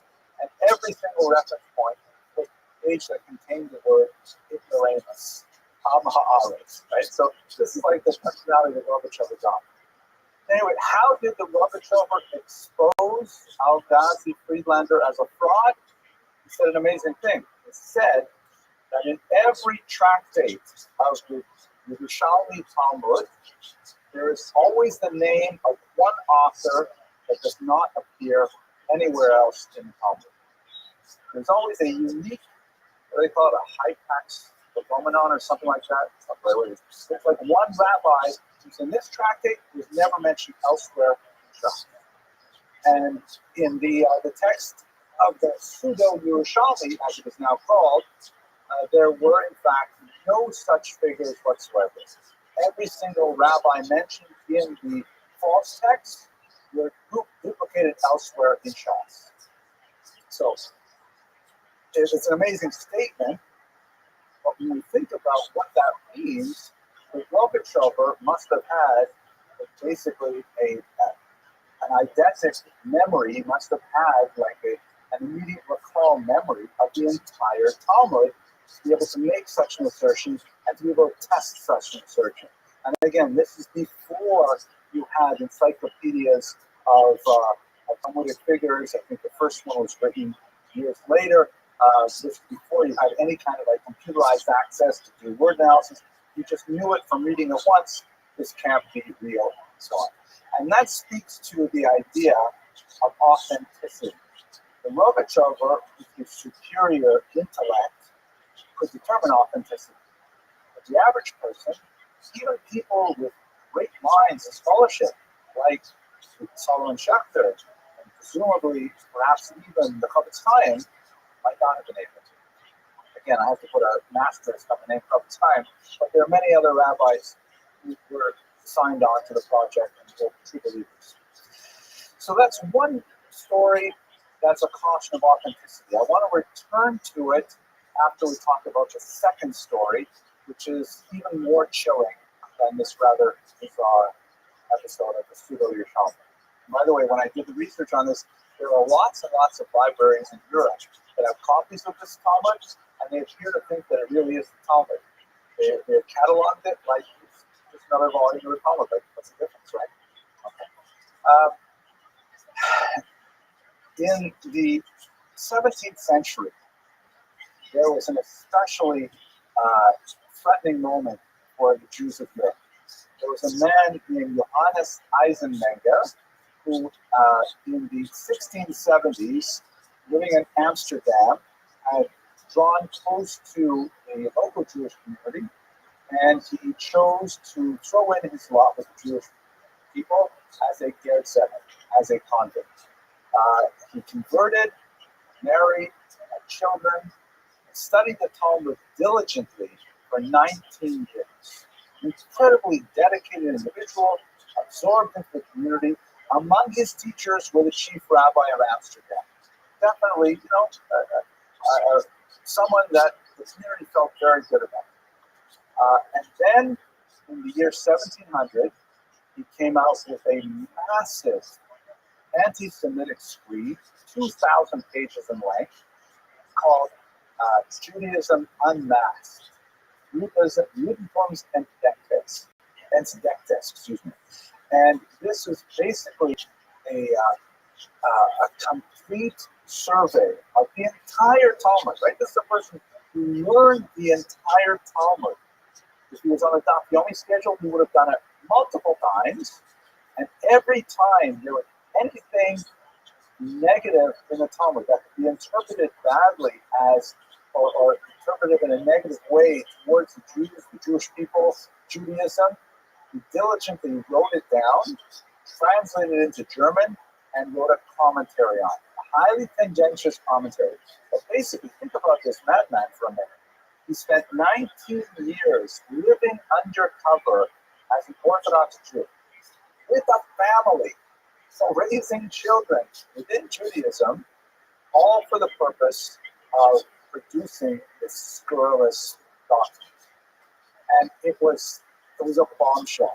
When he submitted it to be published, the Jews found out about it and managed to block its publication temporarily, and they hoped to negotiate with him to bribe him essentially to not publish this terrible document. It appeared that he may have been willing to do so. He may have engaged in a lot of personal effort to produce the book, and he could not sustain the costs of publication. That's relevant to us thinking about what the internet means. And he was open to taking compensation and withholding publication, but they were about 6,000, I can't remember what the unit of currency was at the time, there were about 6,000 of those currencies units apart when he suddenly died of a stroke at the age of 54. I know, it's sad. But at any rate, the book nevertheless was published across the border in a different kingdom where it was not subject to the same restrictions. There were some shenanigans about how it was published, the title page, and so on. And unfortunately, the book did see the light of day. Let's have a quick look. By the way, this is a great montage by my editor at JTA, Laura Adkins, who took this story and was able to put it together. You see the silhouette that represents Eisenmenger itself. On the right is the title page of the first volume of 2 volumes, and in the background was the Shiva books. But here's an image of Eisenmenger himself, also with the title page underneath it. And here's a look at this book. Okay, it was actually published in 1 thick volume and also in 2 volumes separately. It's a massive brick of a work. And here's the scary thing about it. All of the citations in this book are accurate. As a scholar in Israel, he has gone through them one by one, compared them with the original, and every single citation is accurate. It's taken from the Talmud, the Midrash, and so on. Now, the translations are are often, skewed in the worst possible way. The commentary is definitely slanted in a very negative way, but he did not falsify his sources. His sources were authentic. He took them out of context. He tried to twist their meaning so as to reflect badly on the Jews. And he definitely had a very tendentious purpose for the entire enterprise. But unlike the first story we discussed, which was inauthentic, this is totally authentic. Because you can use it to look up passages in the Talmud that refer negatively, let's say, to the founder of Christianity. There are only about, let's say, a dozen of such passages in the Talmud, and there's a lot of literary theory that we can bring to bear to say, why would the Jews say something negative about the founder of Christianity? There's a lot of reasons why, and we persecuted and so on, and it's an inside document. They don't necessarily think they're going to have outside listeners involved in the document, and it's certainly, when you look at the huge size of the Talmud, and you have 2,000 different people speaking in the Talmud, over 2,000 Amoraim. If you have 6 or 8 Amoraim, we say something negative, that's certainly in the statistical range of things you won't like in the Talmud. There are other things in there too, but it need not distract us. What is significant, of course, is that when it was published in German, it was almost immediately translated into English, and it's now widely available on Amazon. You can still read Eisenmenger today. There are many different editions, published under a different title sometimes, but it's essentially, it has become the Bible of the anti-Semitic world. If you go on hate websites today, which I do not recommend, you're definitely made to take a shower afterwards because it's so gross to go to those places. But all of the charges against Judaism, especially anything related to the Talmud, they owe their origins to Eisenmenger's painstaking research. And it had tremendously deleterious impact on the Jewish people as a whole. So here, once again, we have 2 very different stories, 2 very different outcomes, but a great cautionary message for all of us. On the one hand, you have this profit-seeking Jew named Al-Ghazi Friedlander, who attempts to defraud the Jewish world with an obvious forgery. His goal is simply to make money with it, but ultimately he used a falsified document. And if you were to study that Talmud, you would think you're studying the Word of God, but in fact you're studying the Word of Friedlander, the Belarusian fish merchant. And on the other hand, we have Eisenmenger, who, another name, truly sociopathic and twisted individual, who devoted 19 years of his life to doing this research. He published something which is so totally antithetical to the entire thrust of Judaism, and nevertheless, when viewed like through the telescope with a tiny little detail, each one of those citations is in fact correct. Taken way out of context and so on, but nevertheless correct. So, what are the implications for us and the internet era? I would like to tender for our consideration that we need to think carefully as consumers of media on the internet, and specifically as consumers of Jewish media on the internet, to attend to these 2 issues of authenticity and authority. It is so tempting, I'm not a rabbi, but my daughter will frequently call me and ask me shilas. I don't know why she asks me. I say to her, don't you have a rabbi living with Fair Lawn, right? Aren't there rabbis in Fair Lawn, New Jersey? That must be right. And she does have a rabbi and things like that. I think maybe it goes back to her childhood when my kids wanted to do something and they weren't sure it would be allowed. They asked me first, right? Because if I said no, chances are mother would ask me. But if I said yes, if there was a chance they could ask Dina and they could do it. Right? I wasn't actually the decider. I was like the trial balloon. So maybe my daughter is calling me because then she's going to call the rabbi afterwards to confirm. But she'll ask me some shaila, and I'll be at work and things like that. And I'll say, just hang on a second, let me check this for him. I'll put her on hold, and I'll look up on the web. Right? I'll put in her question, exactly like she said. And the websites will pop up. And if there's a website that I trust, like ou.org or something, or Star, then I'll say, Well, in my great wisdom and based on my years of research, I would say the halakha is mutter, asur, not today, Fatal Tuesday, whatever it is. Uh, and I'm relying on the authenticity of the source. But we can easily get lazy with that. You know, who knows? Will our children be able to distinguish ou.org from ou.com? You know, what if someone falsifies a website? We don't have really good, barometers for authenticity on the web yet. Will our children have that? Because it's flat. It's everything on the web is the same size. So will they get that authenticity? And furthermore, authority, right? If you have something that comes in a really well-dressed package, like the pseudo Yerushalmi, and the guy's wearing the right Bekasha, and he has that accent, and oh my gosh, that turban is so glorious, it's got to be real. And all the other rabbis are finding out with it. How do we know that that's real authority? These are serious questions which we have not yet put to the web, and we've not yet figured out how to put a scum on it so that people can trust the tremendous diversity of opinion that are out there. I would like to suggest that, ironically, we've got to go back to the old-time days of relying on a love. Like, here's my love. Isn't that nice? I took a picture of chocolate the other day when he was delivering his morning shear. You know, why do I need a Rav? He's younger than I am. I don't know if you know this, but he's younger than I am.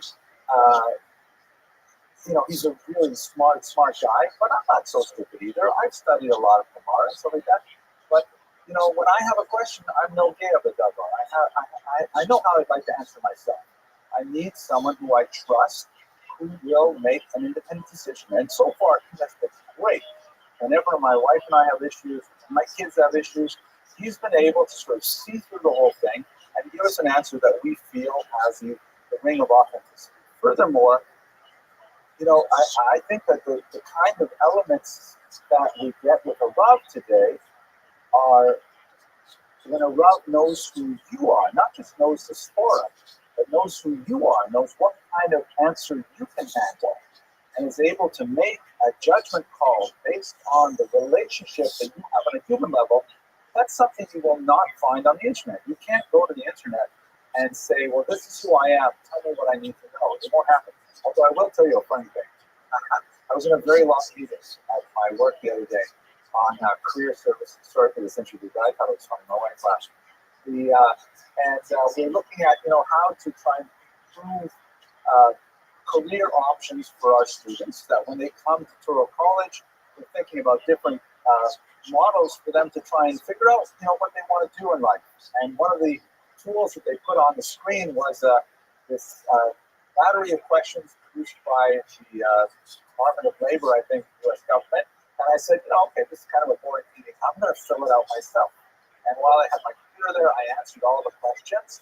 And then I asked it, okay, so what career should I consider? So it gave me a range of 5 different levels of preparation, meaning if I really wanted to put in the maximum amount of training, go to school for as long as possible and stuff like that, what should my career be? Guess what it told me my career should be if I went to school and got a PhD? Teacher, right. It said I should be a professor. Great, that's really good. Then I chose, what if I'm not prepared to do any of those things? What would be the best career for me? I clicked on that button and it said, fashion model. I know. But, okay, so I probably would, George Clooney, right? That's it. So true. But, yeah, see, why can't I do both? I think that would be great. Anyways, I lost my train of thought. What was I talking about? Oh, yes. The rabbi knows me. The rabbi knows who I am. He knows my problems. He knows my challenges. He knows what kind of answer I can tolerate. And I think, ironically, in this age of connectivity to the web, we have to double down on our connectivity to our Rav. It's so crucial for us to have a human being who has this larger perspective, who knows the difference between information, of which we are drowning in, and wisdom, which is as rare as heaven. So I'd like to suggest that that is where we are going with the internet. These are the dangers that we face and why it's so important, more important than ever, for us to have a Rabbi. Let me conclude by just thinking about the Talmud as a resurrected document for the Jews, because we must barrel on into this whole new future, whether we like it or not. The internet is not going to stop for us. We have to figure out how to use this tool somehow. And I want to draw your attention to a 20th century Talmud that I find deeply moving. This is the so-called Survivors Talmud, which is very unusual because it was published in the displaced persons camp in 1946, 1947. Jews living in these displaced person camps were desperate for Talmud. They were, torn away from their families, torn away from their communities, uncertain as to where they would be in a few months. Would they get to emigrate to Israel? Would they get to move to America or Australia? Living under desperate circumstances and very much wishing to connect to their God and connect to their tradition. And they begged the American government, the American authorities running these DP camps, give us some Talmuds. There were none to be had, no sets of Talmuds available.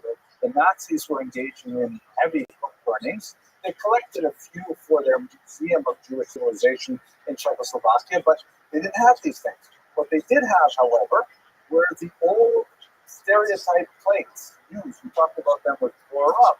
They had old stereotype plates of Talmuds, and they had the printing presses that were used in Heidelberg to publish Nazi propaganda. So the Americans said, fine, I'm going to take those stereotype plates, and on the very same presses that once published Nazi propaganda, we will now publish Talmud. Published this beautiful full-size edition of Talmud. I want to alert you to this amazing cover here. So you can see that inside the front text, it says, published by the Organization of Rabbis in the American zone in Germany, right? Of course, Europe was divided at this point, with the assistance of the Army of the Americans in Germany. And it says here, Munich, Heidelberg, and it gives the year here, 1947. So that's when it was published. Look at this amazing evocative artwork. At the bottom, it says here,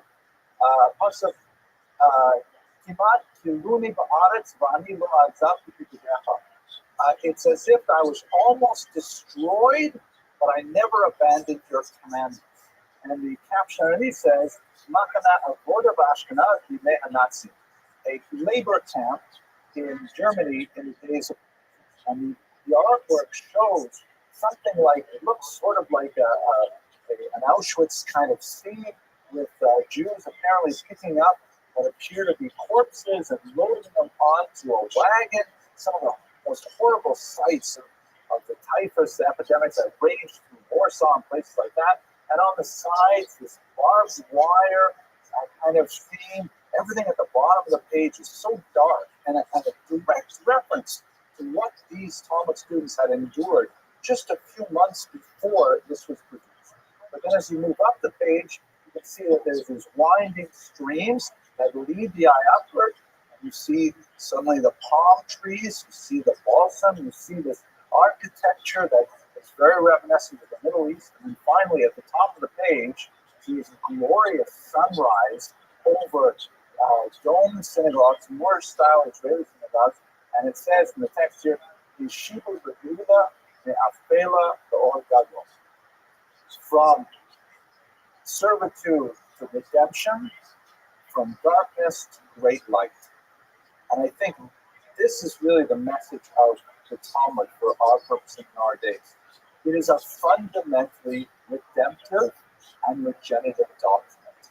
It is a text that Jews study to refresh themselves, to revive themselves, and if you will forgive the pun, to rejuvenate themselves.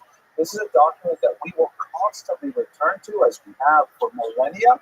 And even though the internet poses many great challenges for the potential for Talmud study and the risks associated with Talmud study in this unusual environment, I am fully confident that we'll find our way to muddle through those challenges and ultimately we'll come to a redemption of great light. want to thank you for your attention and endurance with these 3 lectures, and I hope you have a wonderful Thanksgiving. Okay.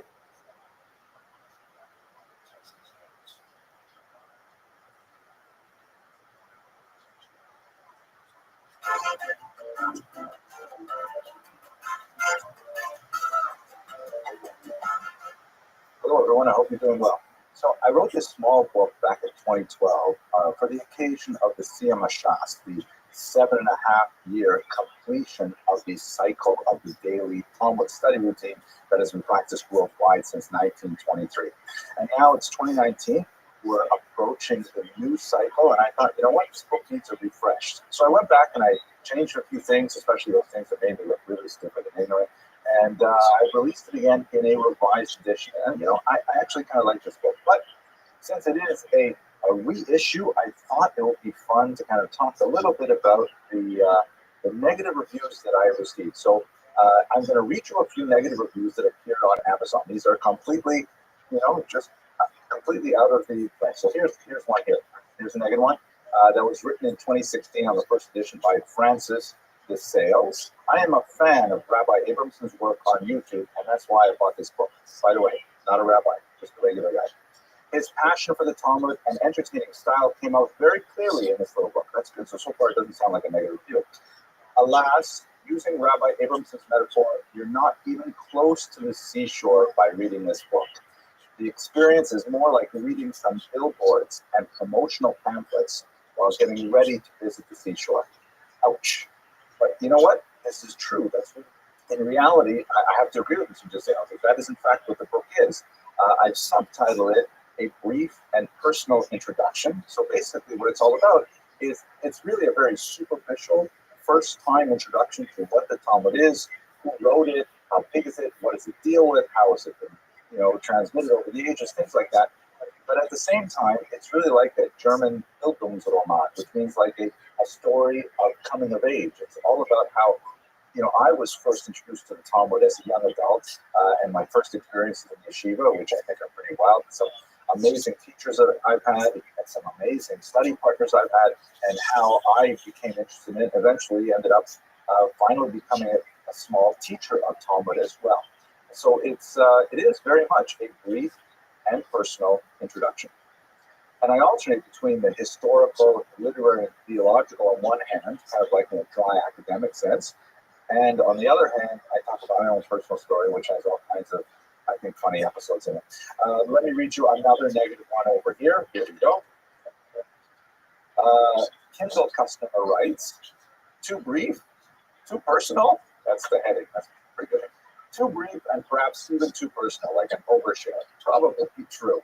But I did love the photos. So even the negative part still has a result. And here, this one's probably the most harsh. Theodore D. Sternberg writes 3 stars, right? There's on a scale of 5. Too much about Henry Abramson, not enough about the Talmud. Oh, wow, that hurts, I have to say. But let's read some positive reviews so I feel better about this. Okay, here we go. So here is Punyadi, who wrote in August of this year, and these are all in the first edition, writes, a must read. Nice. Wow, a wonderful explanation on the Talmud. He explains the Babylonian Talmud versus the Jerusalem Talmud and tons of other cool facts. He tells the book in relationship to swimming. I really enjoyed reading this. And Dr. Abramson has some good YouTube as well. So that was nice. I like that. Here's another one written by No Pickles. I have no idea who that is. It's a strange name. Fantastic introduction to the Talmud. The book is a great big picture introduction to arguably the most complex literary work ever created. Dr. Abramson writes from an academic, scholarly perspective, using language that is understandable to all. Historical perspective, intertwined personal anecdotes. While the book is certainly helpful for anyone new to the Talmud, even those who are more familiar with it are sure to gain something. Ooh, that's nice. It is a story of learning humility and self-awareness. It's true. That's what I'm. Maybe not so much as self-awareness. Maybe not even the human, but it's so much. But that's really what I'm trying to get to anyways. While at the same time showing non-scholars a clear and inviting path to further exploration of a study discipline that they might have been reluctant to pursue due to its reputed complexity. This is kind of a helpful one here from Daniel Reidler. And he actually puts in like recommended for, which is cool. Recommended for someone with rudimentary to no knowledge of the Talmud or other Jewish texts. And he also gave it a genre: inspiration, informative, quick read. I think those are three pretty accurate discussions here. Here's Eldine Webb writes, Professor Abramson offers up lessons from his life. He doesn't tell us what to learn from them, so that makes him a good teacher. I think that's actually a very wise statement. Thank you, Mr. Webb. Better than learning a dry explanation of what the Talmud is and what is not, Abramson gives us a personal tour of how he learned to spiritually swim. Abramson has a very readable, lively style, and I enjoy his writings and lessons elsewhere. The book itself is short, but the content is contemplative. Study and health. Nice. Two more. Okay. Alex writes, I enjoyed reading it, and so did my 14-year-old son. And I wasn't trying to go for the youth readership, but that's kind of a cool story. And here's my favorite. I mean, I was blown away when I saw the name is Arthur Kurzweil. That's famous individual Arthur Kurzweil has done so much for Jewish publishing and Jewish scholarship. Well, he wrote this. He said, I enjoyed this passionate, honest, and so nicely written memoir and introduction to the Talmud. Well, so that's really good. I was really pleased to receive these reviews. If you're interested in reading the book, please have a look at it online. I think it's kind of worthwhile. I enjoyed writing it. I enjoyed rewriting it again for the Senior Mashaf. I think it still has some value. And I guess that's it. I hope you have an excellent day. Thank you for watching.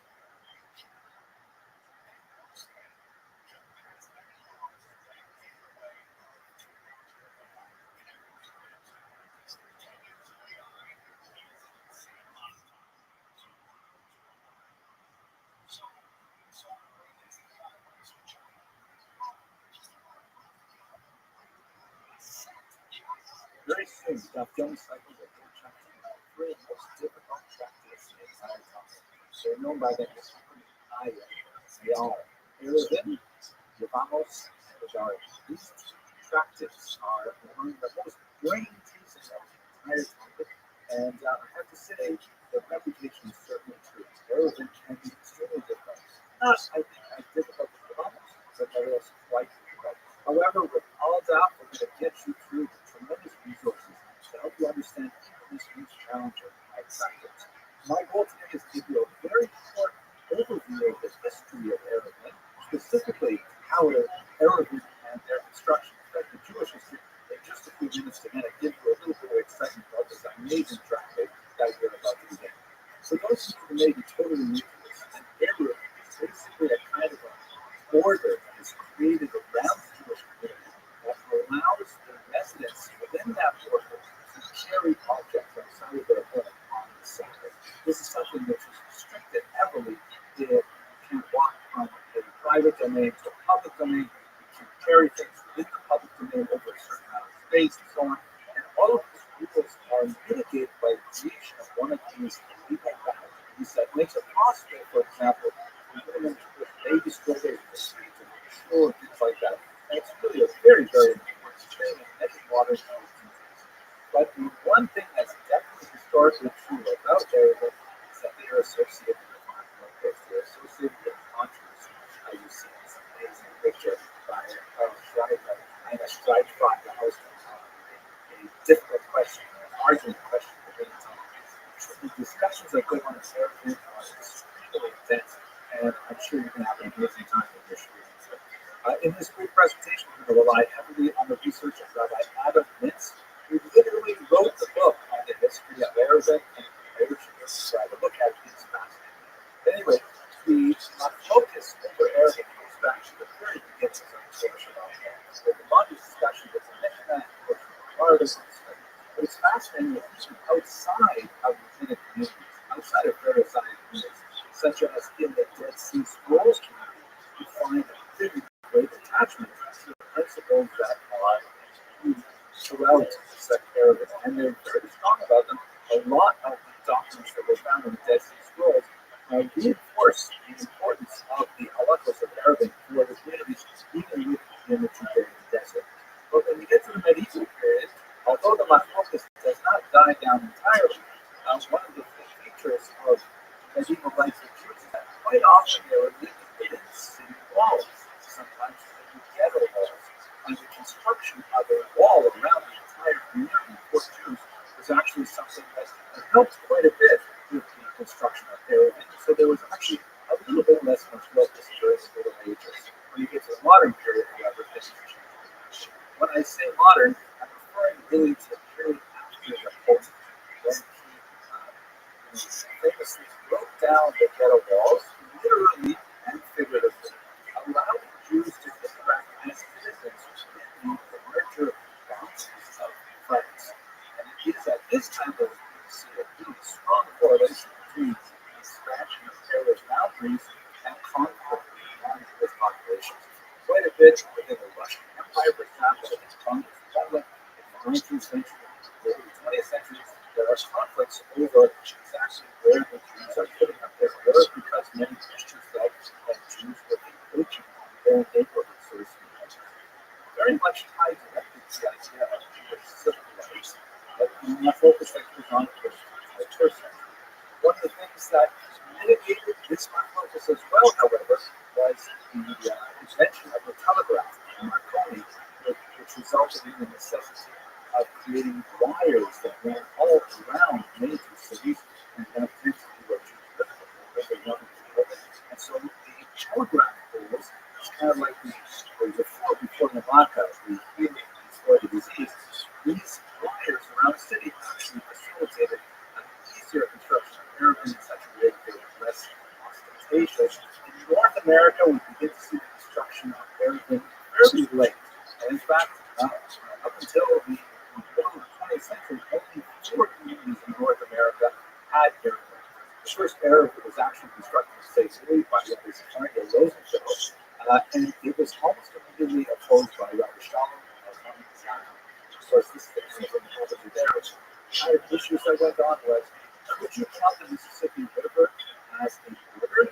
And what about the number of people who live in St. Louis? Doesn't that possibly argue against the idea of whether or not you build a railroad to survive it? A similar kind of argument was raised in the east side of Manhattan, where the Joshua Secret of 1905 created the first New York era, and almost completely opposed by Rabbi Sexton and among the issues there were also the issues of recognition, living in Manhattan, and whether or not the Third Avenue elevated train could be used as a boundary. Another era was created in 1929 in Manhattan, and that's when it definitely had more than 600,000 people living on that, and that was a pylon of workers with Rothschild. Amazingly, in the great country to our north, in Toronto, 1921, an era was established by Rabbi and it was unopposed late until 1930, which is one of those things you say about statements. They're just so nice, like you don't want to hang from. But after 1930, of course, by the time we get to our day, the Arab is now a well-known phenomenon in most Orthodox communities, but still a matter of significant controversy, as we saw earlier in the 19th century in the Russian Empire, as many non-Jewish residents of Arabs feel that the expansion of the Arab was altered the ethnic composition of the neighborhood, and there's quite a discussion. That's great. Just to give you a little taste of the history of Arabic, I know you want to dive into the focuses and controversies that surround this fascinating topic. It's actually quite so hard to figure out because you've got all the concept. With this app, you'll have lots of support getting through some most difficult surgeries. I hope it's illuminating your dots.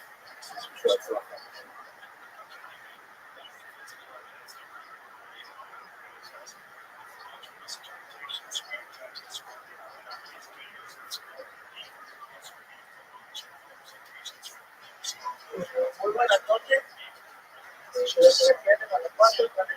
Guanajuato, ciudad más cordial bienvenida a la conferencia magistral que le escuchan desde la universidad.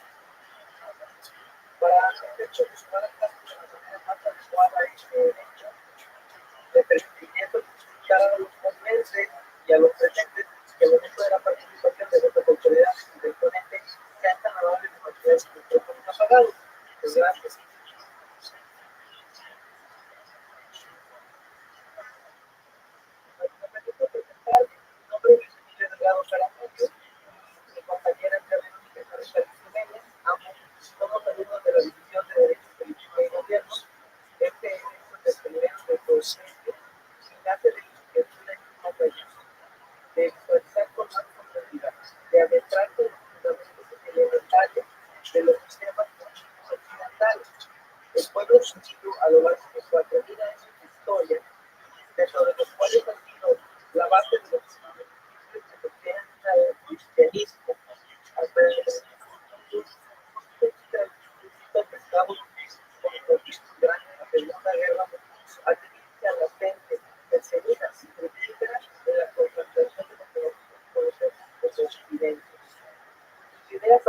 todas las ramas de economía, desde la física, la filosofía, las artes, la psicología, desde lo que nos reúne es el programa que funciona de todo el concepto el específico acerca de la ley y la práctica. Nuestra obligación como universitarios es la búsqueda de la verdad, donde sea que un consecuencia. El pueblo judío podemos aprender de ciencia, adaptabilidad, innovación y sobre todo respeto a la diferencia. A continuación saludamos a las personalidades que esta noche nos acompañan. La doctora Teresa de Comunicación Puerta Rivera, doctora destinada del campus Guanajuato, el doctor Eduardo Pérez Rodríguez, de la Administración de Gobierno, Henry Aronson, director del London College of Arts and Sciences, del Thomas College de Londres. Asimismo, saludamos al maestro José Luis Capitallo, el profesor académico y investigador de Derecho y Política de Gobierno, a los estudiantes, al personal académico y administrativo, a los medios de comunicación, al público en general. Sean todos bienvenidos. Queremos el uso de la voz del doctor Eduardo Pérez Alonso, director de la Sección de Derecho Política y Gobierno, que nos dará unas palabras de bienvenida. Muchas gracias, doctor Pérez Alonso. Muy buenas noches. Saludos con mucho respeto y afecto a la doctora Teresita de Supongo Salvador, profesora del campus de Guanajuato, profesora de esta división. Y me da mucho gusto recibirla aquí en su casa, en este claustro, en esta conferencia. También, en nombre de la Universidad de Guanajuato, creo que usted la más cordial bienvenida a quien esta es su casa y está muy agradecido de su presencia. También un saludo a Pau la comisión, a Andrea Verónica González, Luis Lugar, y a todas los estudiantes que hoy nos acompañan. Sin duda,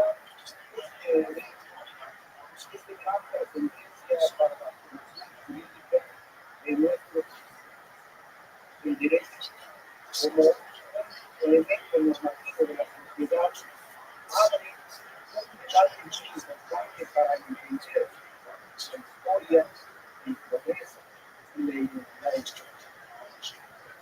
Profesor Henry Aronson, para nosotros este evento abre la puerta a la gente de la Conferencia Internacional y considera esta casa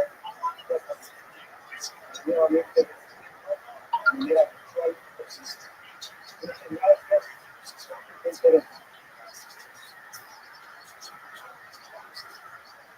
Muchas gracias, doctor Pérez Alonso. Ahora cederemos la palabra a nuestra primera lectora, la doctora Teresita de Rothschild. Adelante, doctora.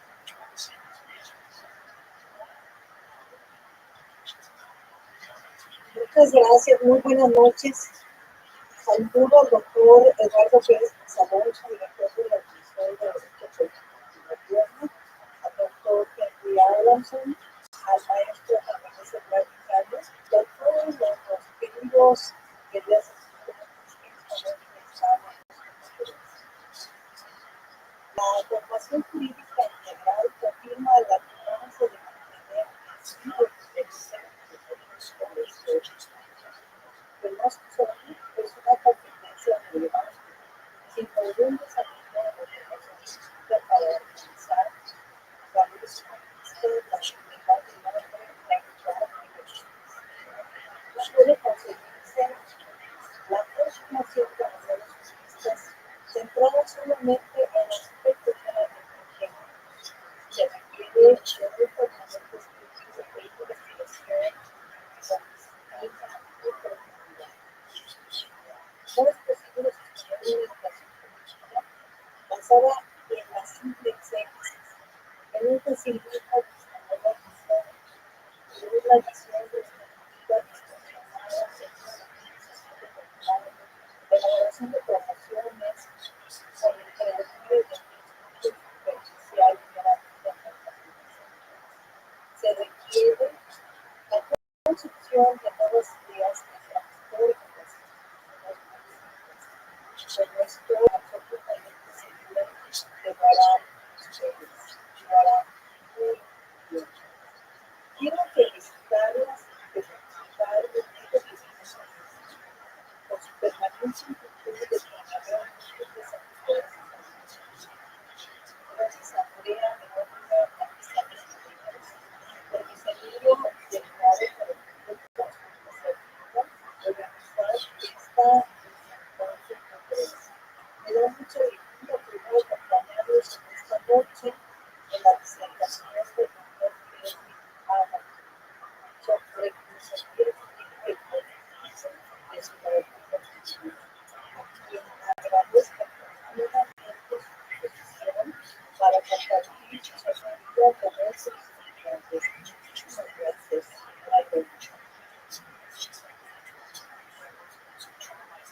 Muchas gracias, doctora.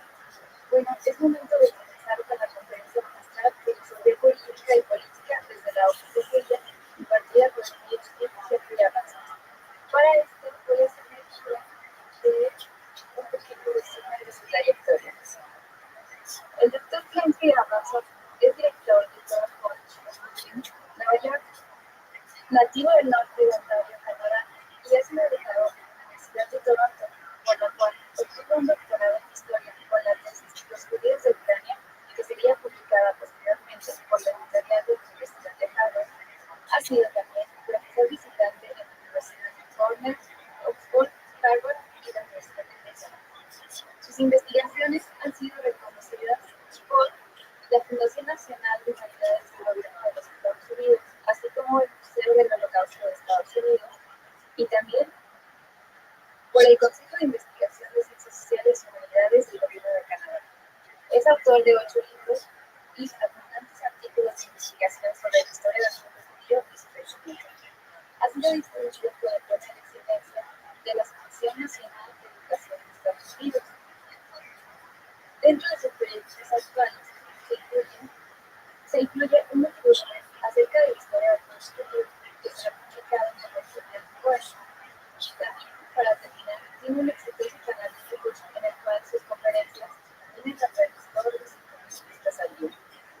Habiendo hecho lectura de esto, doy la palabra al doctor Henry Avanza. Muchas gracias. Thank you very much for that very kind introduction.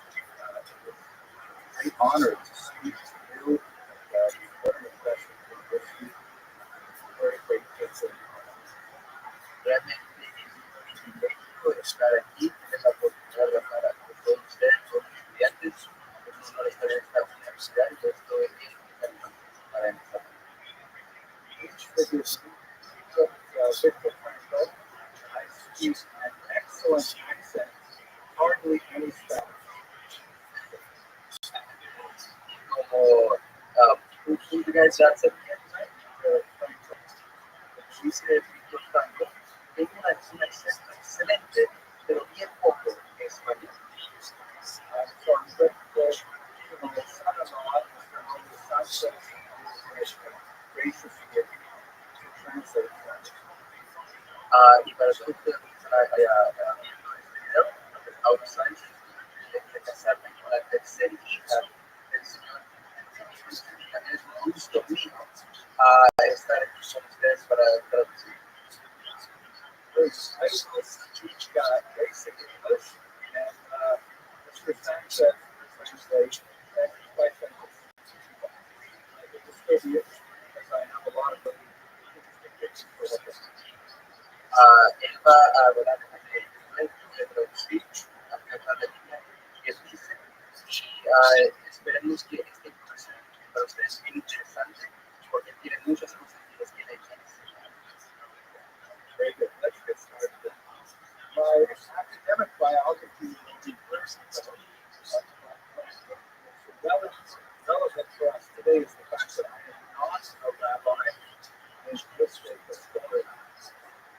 Ustedes ya escucharon mi biografía académica, pero lo más importante es que ustedes sepan que yo no soy un rabino, solamente soy una persona que amo la historia, también soy un historiador. A la cabo de la historia,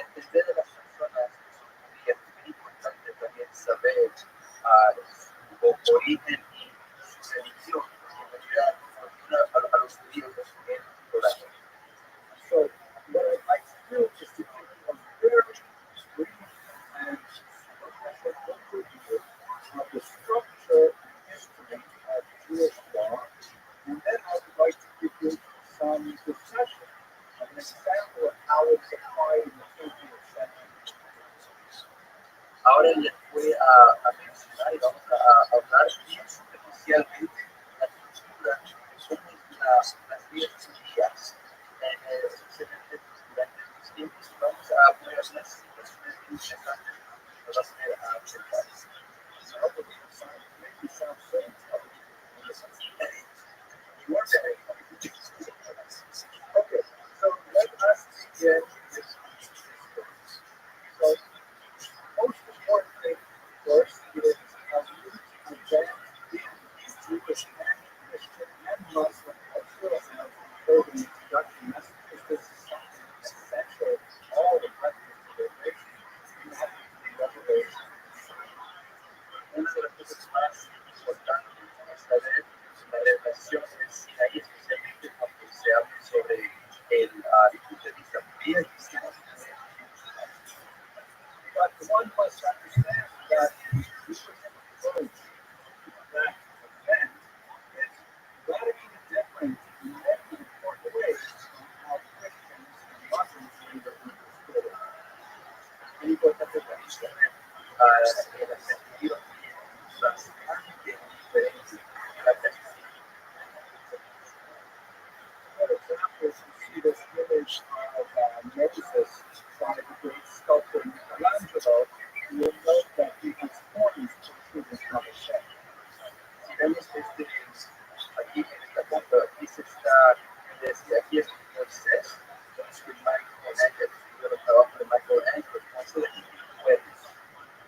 This is because a mistranslation from the Hebrew term keren refers to forms of light. And last translation of forms was taken literally, whereas in Hebrew Bible it means simply glowing light. Ahora aquí tenemos bien interesantemente que Moisés aquí tiene cuerpos, pero en realidad es una interpretación que lo que en el hebreo la palabra para cuernos es por el or, ¿verdad? Pero cuando las personas lo leyeron, lo traducieron literalmente en la traducción de verdad, what was the last question? I know I can see something, but in reality, it's glowing what it said. It doesn't say what it's saying. Pero en realidad, cuando lo traducieron, lo hicieron demasiado literal. No solamente tienen los cuernos, estaban hablando de que estaba la guía, pero tomaron la palabra en el latín, cuando en el hebreo significa otra cosa. This may be the root of the Western notion of self-publishing. Entonces, esto porque muchas veces aquí en los países que están cerca de los piensan que los judíos son un pueblo, en realidad no es así. And as you can see, from Rothschild, we probably course vemos que tiene mucho bolso, pero a lo mejor usó camisas de manga larga. To bring us back to our discussion of law, one of the most important distinctions between Jewish Christian and Muslim understandings of the revelation is that for Jews, there were two distinct revelations. There was the written Torah, the 5 books of Moses, and there was the oral Torah. Vemos que hay seguidores musulmanes que para los judíos había 2 reglas muy importantes: el Corán y el Corán. But Jews and Christians, especially after the 3rd century, are basically on zero when it comes to reading what Christians call the Old Testament. Pero vemos que esto es sumamente importante para entender, porque especialmente los cristianos y los judíos, desde el tercer siglo, vemos que a partir del siglo en adelante, la manera en que el cristiano y el judío lee la escritura es precisamente diferente. Jesus always reads the written Torah through the perspective of the oral Torah. And this is, according to Jewish theology, an interpretive body of teachings that were given to Moses alongside the written Torah. importante desde la perspectiva judía. Los judíos que comprenden el Torah, la Biblia, también lo están viviendo desde el punto de vista del Torah oral. Visto que el Torah oral eran las enseñanzas que nos han dado a Moisés. Muslims have something broadly similar called the Hadith, but Christianity does not have, in my view, a similar type of interpretive tradition given at the same time as the Torah. También los musulmanes, la vez que ellos tienen algo similar, no se llama Torah oral, pero en mi conocimiento hasta ahora no he visto ni he pedido algo similar. Cuando ellos están escritas por la Biblia, tienen algo que debería interpretar.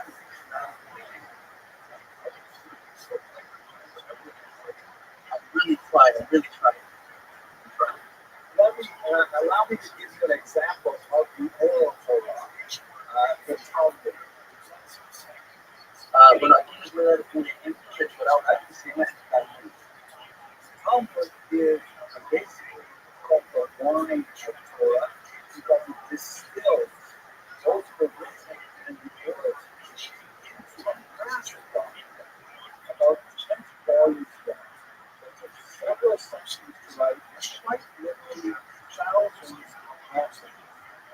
Vemos que aquí el Talmud vemos que tomó siglos para escribir. Muchas personas escribieron este libro. Y otro nombre para el Talmud es el libro de la Torah. Because it distills that into one document. Porque combina lo que está escrito en lo escrito y lo que está en el Torah oral. On this, we're going to see a typical page of the Talmud. This is actually the first page of the Talmud. Obviously, with the colors added, vemos que aquí es la primera página que sale en el Talmud. Vemos que hay diferentes colores que representan cosas diferentes. And as you can see from the notes on the side in English, it has many different layers from the second century up to the modern era. Over many generations, we reach and discuss the same topic. Al lado del fondo vemos que aquí hay notas, vemos que hay diferentes comentarios y personas escribiendo de los tópicos que se encuentran en la Biblia y ponen su comentario. Vemos que estos eran escritos del segundo siglo hasta la era moderna. And some of the most important things to understand about the structure of the Torah, this will be clearer when I give you an example, but it is open-ended. It is rarely ends in a conclusion. There is always an opportunity for debate and discussion. Para que sepan, y esto es muy importante, más adelante vamos a ver ejemplos, pero cuando viene a las leyes religiosas judías, vemos que cuando salen de los temas, siempre puede haber un debate, siempre hay otra perspectiva, como hay que ver el problema o la discusión de encontrado. Muchas veces estos tópicos jurídicos se terminan. This is quite intentional. So much designed to make sure that human beings actively engage in the study of the law, which is in itself religious. You're really studying. It's not designed to be something you memorize. Ahora, es muy intencionalmente nada de esto, ellos quieren que uno estudie las cosas espirituales y uno siempre esté hablando, siempre discutiendo cuál es la mejor manera de alcanzar o de llegar a esa espiritualidad. Siempre va a ser tópicos de discusión que pueden ser así. The Talmud says that any sage who studies a woman becomes stupid. El Talmud dice que cualquier persona sabia que estudia solo o estudia solo es estúpido.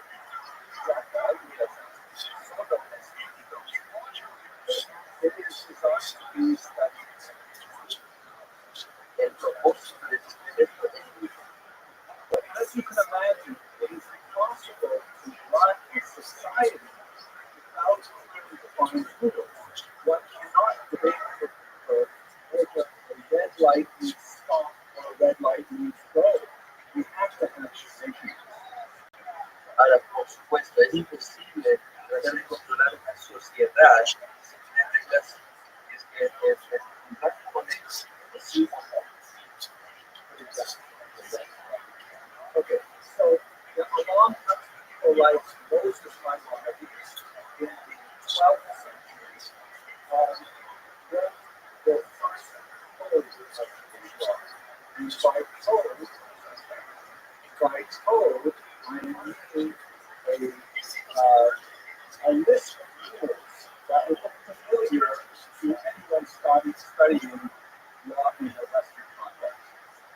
Y aquí vemos una foto de Moisés Maimónides, hay un escritor muy famoso, que fue la primera persona que escribió los códigos en aquel entonces y hasta ahora, los judíos que, con las personas que estudian las leyes judías, religiosas, van a ver que en realidad las reglas van a ser But we should understand that his innovation of taking this very dynamic and interactive document and making it a list of rules is so controversial that Jews had his book burned publicly.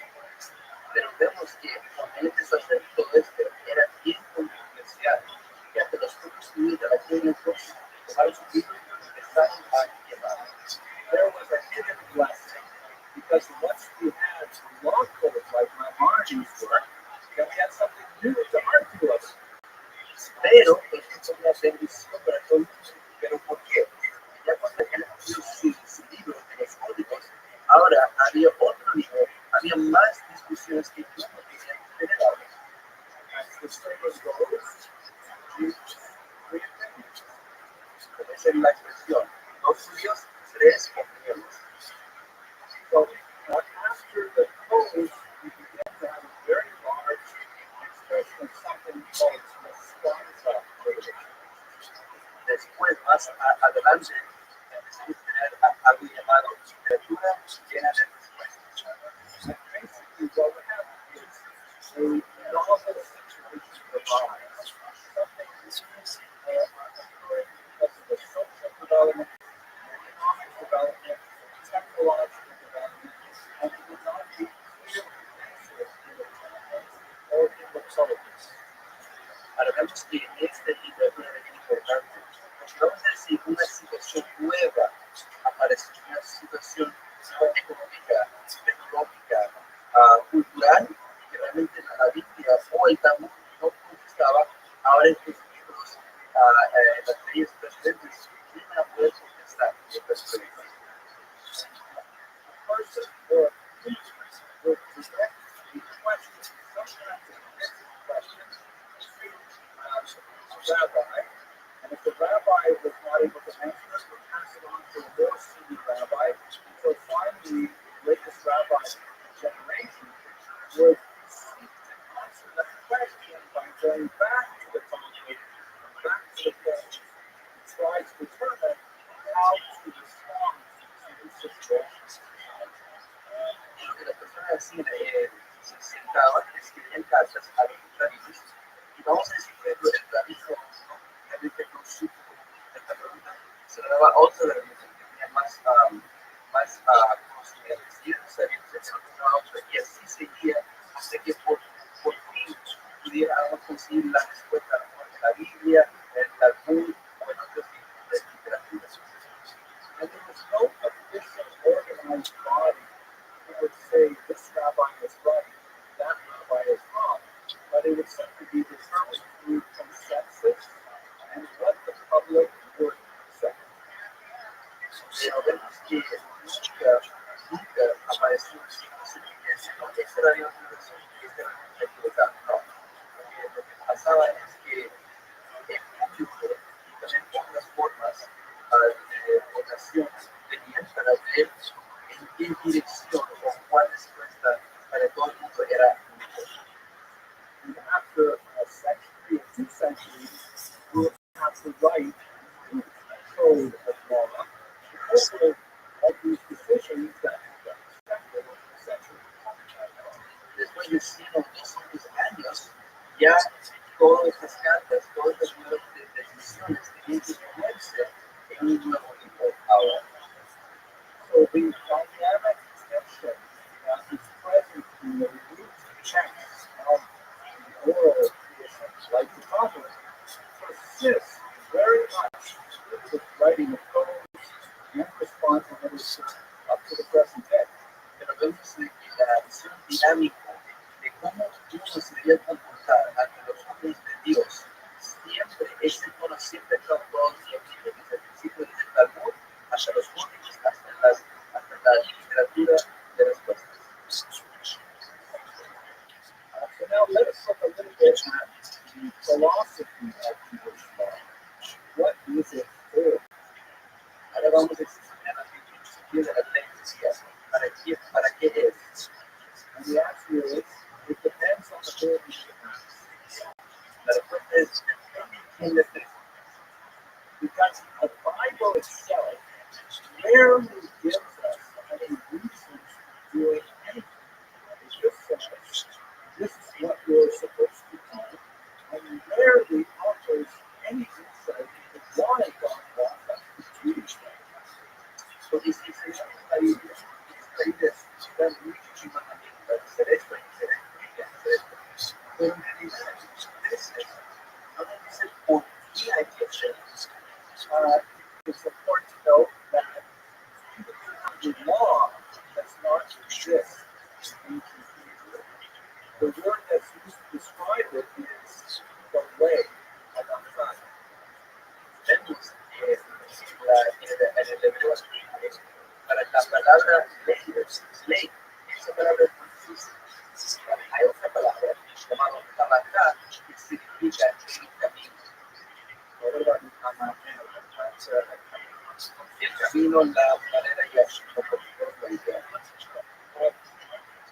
Ancient Hebrew also lacks a word for religion. Entonces, y el hebreo antiguo también no tiene una palabra para religión. Israel did not think in the categories of the law and religion the way we think of them today. The halakha includes these ways of behavior. Vemos que en Israel, en aquel entonces, vemos que ellos, la gente pensaba, para ellos, religión y ley, para ellos no era, la gente pensaba que la religión era bien diferente de lo que ellos pensaban, por sus palabras. Jewish law literally legislates how one gets married, how one should tie one's shoes, how one should sleep, how one should speak, how one should dress. There is no distinction between criminal law, civil law, or legal law. It is all one. Una sociedad grande y un montón de cosas en la vida de comer y por qué casarse, a bañar. Vemos que también tiene muchos tipos de leyes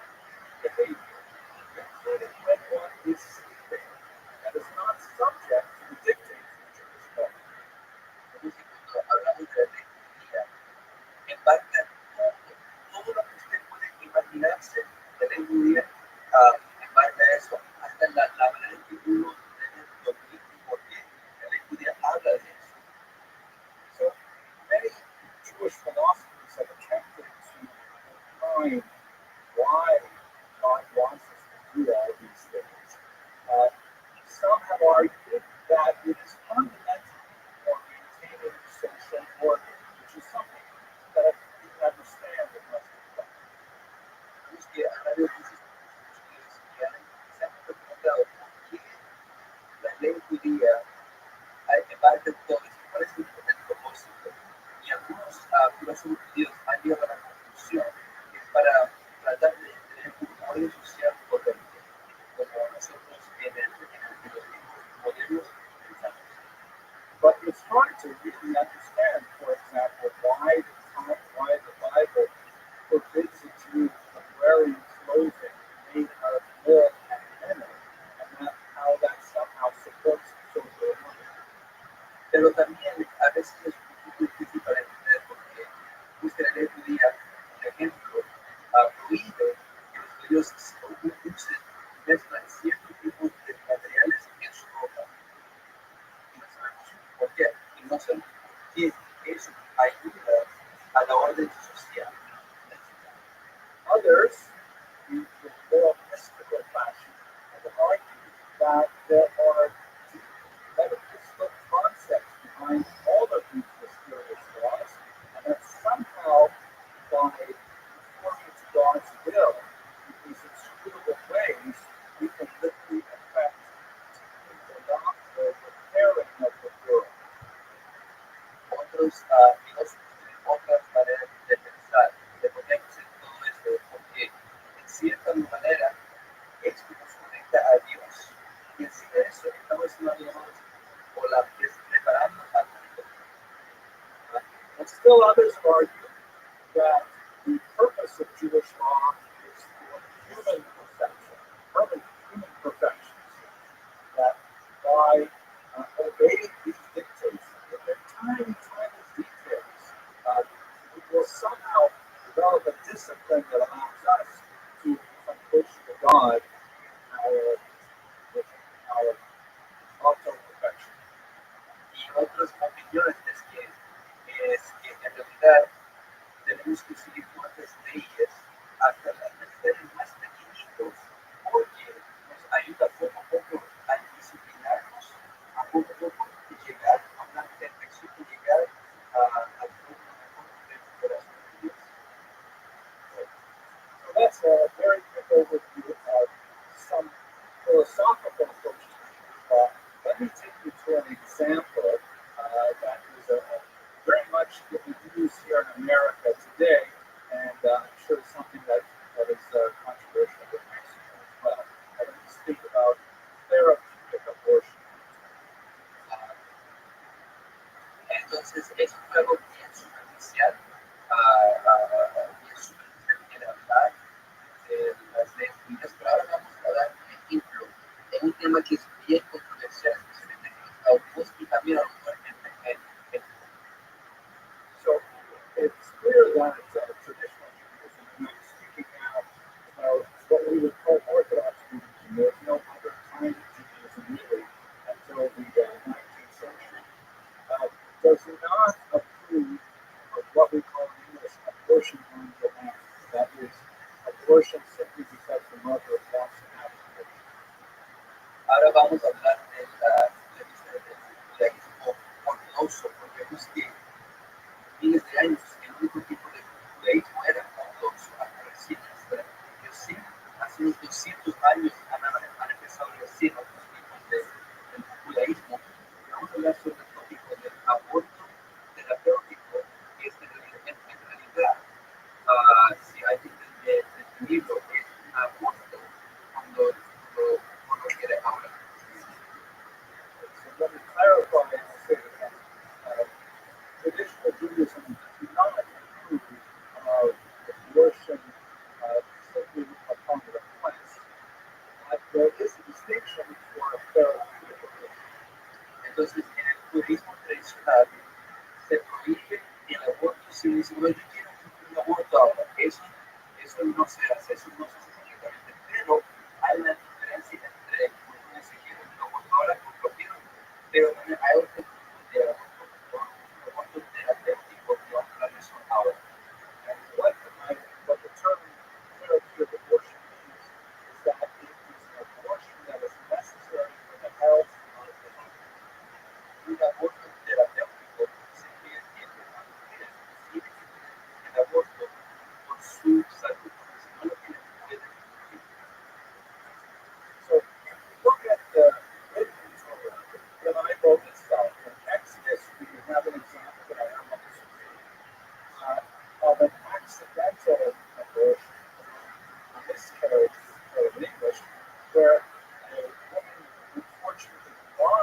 for trials of Jesus as a result of an accident. Ahora vamos a examinar el texto que está en Éxodo capítulo 21, versículo 22, en que esta mujer estaba teniendo un aborto accidental en el cielo.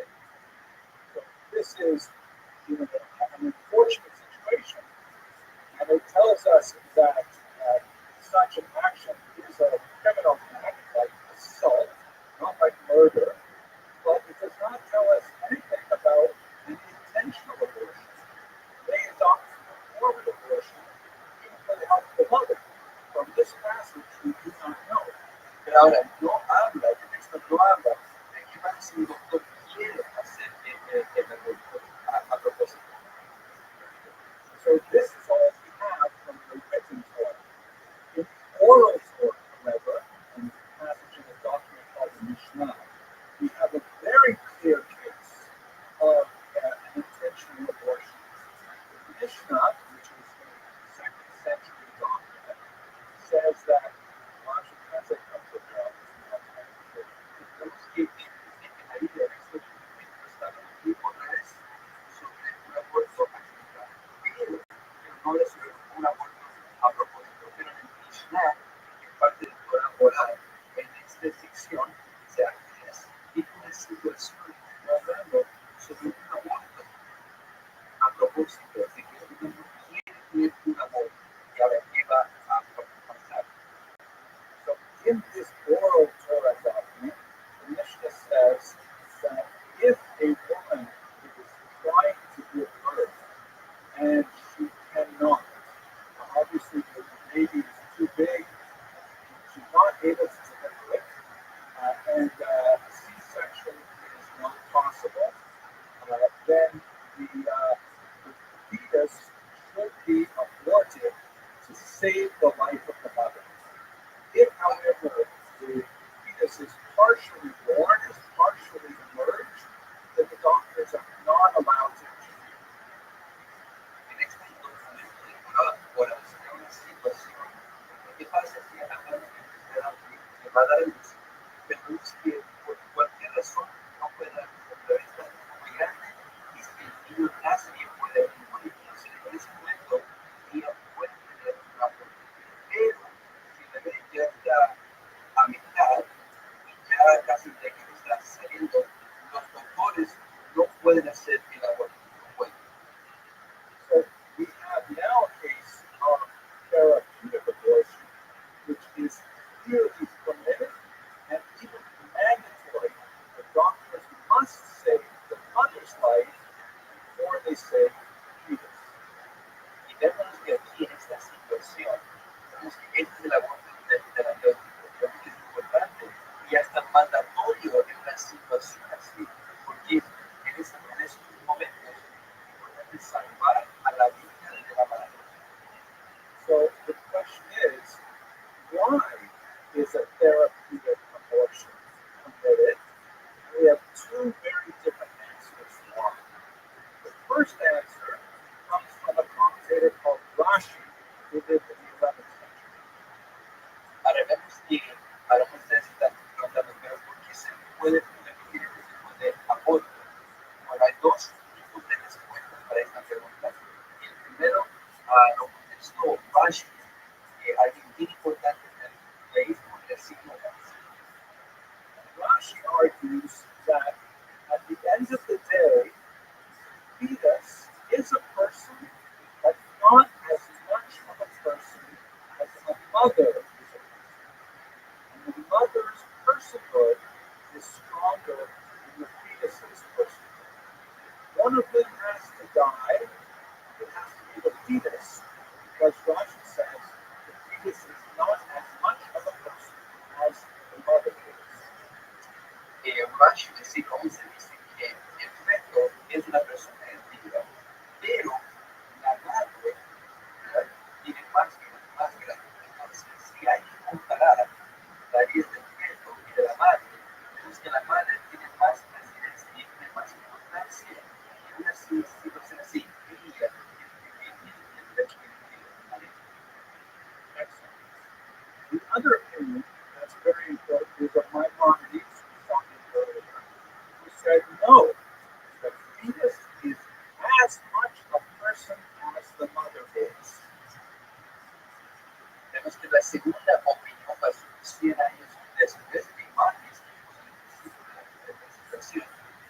dice que no, la vida del bebé del feto tiene que ser el mismo nivel que la madre. But fetus acquires the status of a pursuer of his mother. Meaning, the fetus is, in a strange way, trying to kill his mother. Vemos que Maimónides también dice que en una situación así, vemos que el feto está, ¿cómo se dice?, persiguiendo, está tratando de agarrar, de estar con la madre. For example, if you see a person running down the street screaming, he's trying to kill me, he's trying to kill me, and running behind that person is a man with a big knife saying, I'm trying to kill you, then you have to kill the person with the knife because he is trying to kill another person. Obviously, it's better if you can disable him rather than kill him. But it is that if someone's pursuing another person to kill them, you save the person if necessary by killing the person. Un ejemplo para que podamos entender más es, por ejemplo, si vemos a alguien en la calle gritando, alguien me quiere matar, y vemos que detrás de esa persona hay algo sumamente grande y lo quiere matar, vemos que en una situación así, ¿qué tenemos que hacer? Bueno, tenemos que matar o parar a la persona que tiene el cuchillo porque esa persona está persiguiendo a la persona que está gritando. Ahora, sí, en una situación así es mejor tratar de parar a la persona que tiene el cuchillo y sacarle el arma. Pero muchas veces, en muchas situaciones, eso no va a ser posible. Lo mismo con estas situaciones. In this strange situation, Jesus has the status of a pursuer. And both Rashi and Maimonides agree that the abortion has to be performed for a therapeutic reason, but they disagree as to why it is performed. Entonces vemos que en una situación así, el feto, el bebé, está persiguiendo a la madre, por así decirlo. Entonces, esto es muy importante. Rashi y Maimonides están de acuerdo en tener un aborto terapéutico, pero ellos no están de acuerdo con la razón por la razón que uno debe tener un aborto terapéutico. So now let's see why that is important. In 1976, a woman in Jerusalem went to this rabbi, he has a book, very informed rabbi, and she said to him, Rabbi, I need to have an abortion. I'm 6 months pregnant.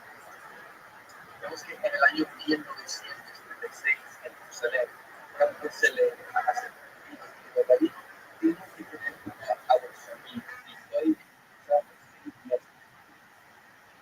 and the reason she was requiring an abortion was because her fetus unfortunately was diagnosed with Tay-Sachs disease, a very terrible disease that affects many Ashkenazi Jews, a genetic disease, and the children live very short and painful lives. Vemos que la mujer, ella aprendió de que el feto de ella tenía una enfermedad genética llamada Tay-Sachs, que es una enfermedad bien fea, pero bien común entre los judíos que viven de Europa. Vemos que las personas que tienen esta enfermedad Tay-Sachs tienen vidas bien cortas y vidas bien feas y tristes. So, she said to Rabbi Wannenberg, I will have tremendous psychological distress if I have to deliver this baby. He will die at a very young age. I can't take it. I can't possibly think of that. Ella le dijo al rabino, mira rabino, no puedo tener este bebé, porque si tengo que este bebé puede tener demasiado estrés y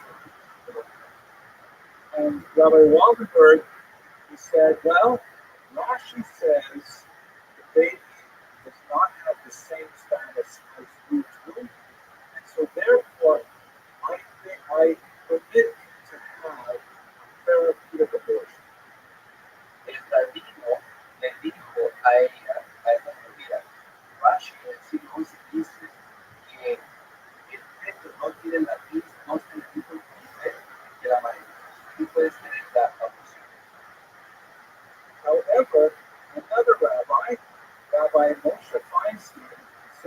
generation, he heard about this and disagreed violently. Vemos que este tipo David, los país, escuchó de la situación, pero estaba, él no estaba en el, estaba, disagreed, disagreed. Él no estaba de acuerdo con lo que David. Rabbi Waldenberg said that he agreed with Rothschild and that it's not as important as the mother. But Rabbi Feinstein says we should agree with Maimonides. He says Zacchaeus is as important as the mother. El rabino Feinstein dijo que sí es cierto lo que dijo Rashi a este entonces, pero él está de acuerdo con lo que dijo el rabino Maimonides, de que el bebé y la madre son del mismo nivel. And Rabbi Feinstein said the only reason for an abortion is if the fetus is actually trying to kill the mother, and that the only way the mother can survive is if the fetus aborted. In this case, the mother is physically healthy and she will not die from psychological distress. Therefore, he says, this should not be permitted. El rabino Feinstein dijo, la razón por qué la única razón que puede tener un aborto es que si durante el procedimiento de dar a luz y luego tratando de matar a la madre, y si vemos que no hay otra manera para que la madre pueda tener vida, es la única circunstancia que no puede matar a bebé para que la madre pueda sobrevivir. Vemos que en esta situación la madre está clara. Vemos que si alguien no va a morir del estrés psicológico, si no está en el diálogo para nada. So much stricter opinion, but nevertheless, Rashi's opinion is as valid as Maimonides, and in fact the way he did abort the child. Vemos de que el comentario de Rabbi Rashi en el llamado vemos que mejor es usted. Pero en esta situación la mujer sí tuvo la aborción. So what we see from this example is how Jewish law works from the written Torah through the oral Torah, and then the medieval codes and modern sons of the Rothschild. Vemos aquí en el instante cuando metemos todo en una situación así, empieza desde el principio de la Biblia escrita, al Torah oral, a los códigos, a la cultura, a las respuestas, pues todo esto tiene una conexión que no solamente una, sino el seguimiento. And this was a life or death issue, but there are literally thousands of issues that come up every year that are decided in this manner. Vemos que hay miles de situaciones que aparecen y la manera para resolver estas situaciones es usando literatura así, el Talmud, la Biblia, el Torah oral, los códigos y psicología. And all of this happens without a single coordinating body or a single authority who says that law is specifically this way and Jews must follow the line. It's essentially a massive, voluntary, consensus-based system that literally determines the life and behavior of millions of people. Vemos que este es el sistema en que los judíos usan para realmente resolver todas las situaciones, cualquier tipo de situación que se encuentra, se va por el proceso, o sea, de toda esta literatura espiritual para realmente llegar a la conclusión como debe ser. And I think I would remark in something I mentioned in passing earlier, that the study of Jewish law is in itself considered very important for religious action. And the extensive involvement of it, particularly by men as you see in this photograph, but also by women, is considered one of the greatest expressions of Jewish identity. Y puede concluir esta presentación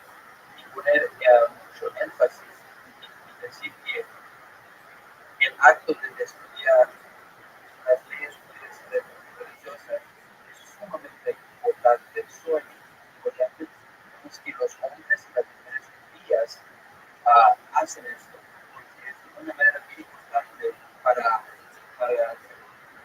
por excelencia. But thank you very much for your attention, and thank you for Mr. Sanchez for translating.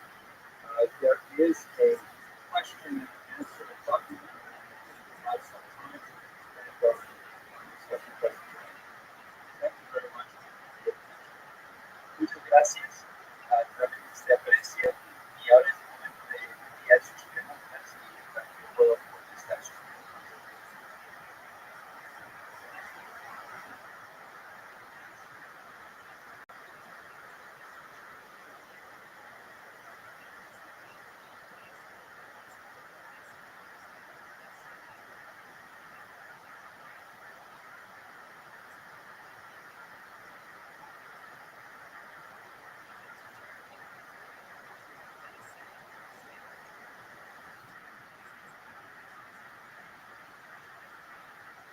Hello, my name is Henry Emerson, and I'm really proud to be speaking to you today at Torah LA regarding a wonderful project that I've been so excited to be involved in for the last year and a half, the Jewish History in Daf Yomi podcast that is part of the amazing alldaf.org app.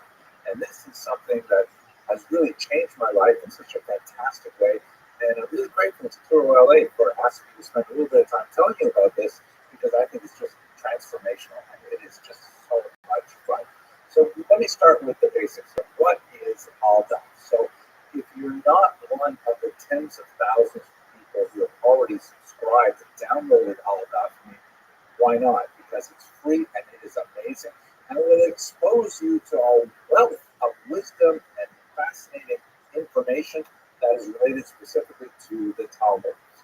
AllDaf is an app that features a tremendous number of speakers who will not only provide the translation of the document and a sheer class to go with it, but a tremendous amount of other ancillary information, like going deeper into the daf, later commentators of the daf, and my small part, Jewish history in Daf Yomi. The whole idea is the brainchild of this man, Rabbi Moshe Shway, who approached me about 2 years ago now and had a really audacious idea. He said, hey, what if we were to have a Jewish history class on every single document?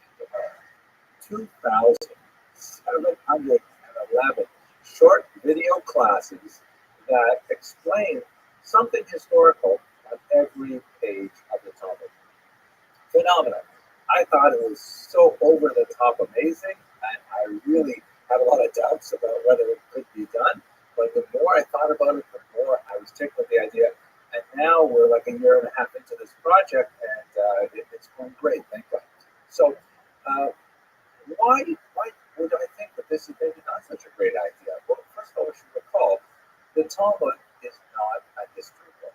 It is a thing unto itself. It's totally unique, I think, in world literature. But it is, thousands of minds grappling with some of the most essential questions of human existence, and is primarily devoted to understanding how Jews can get closer to God in their daily activities. I'm not going to try and define the Talmud here in this video, but you should understand that it's not intended to teach history unless history is, subordinate to the larger goal of getting closer to God.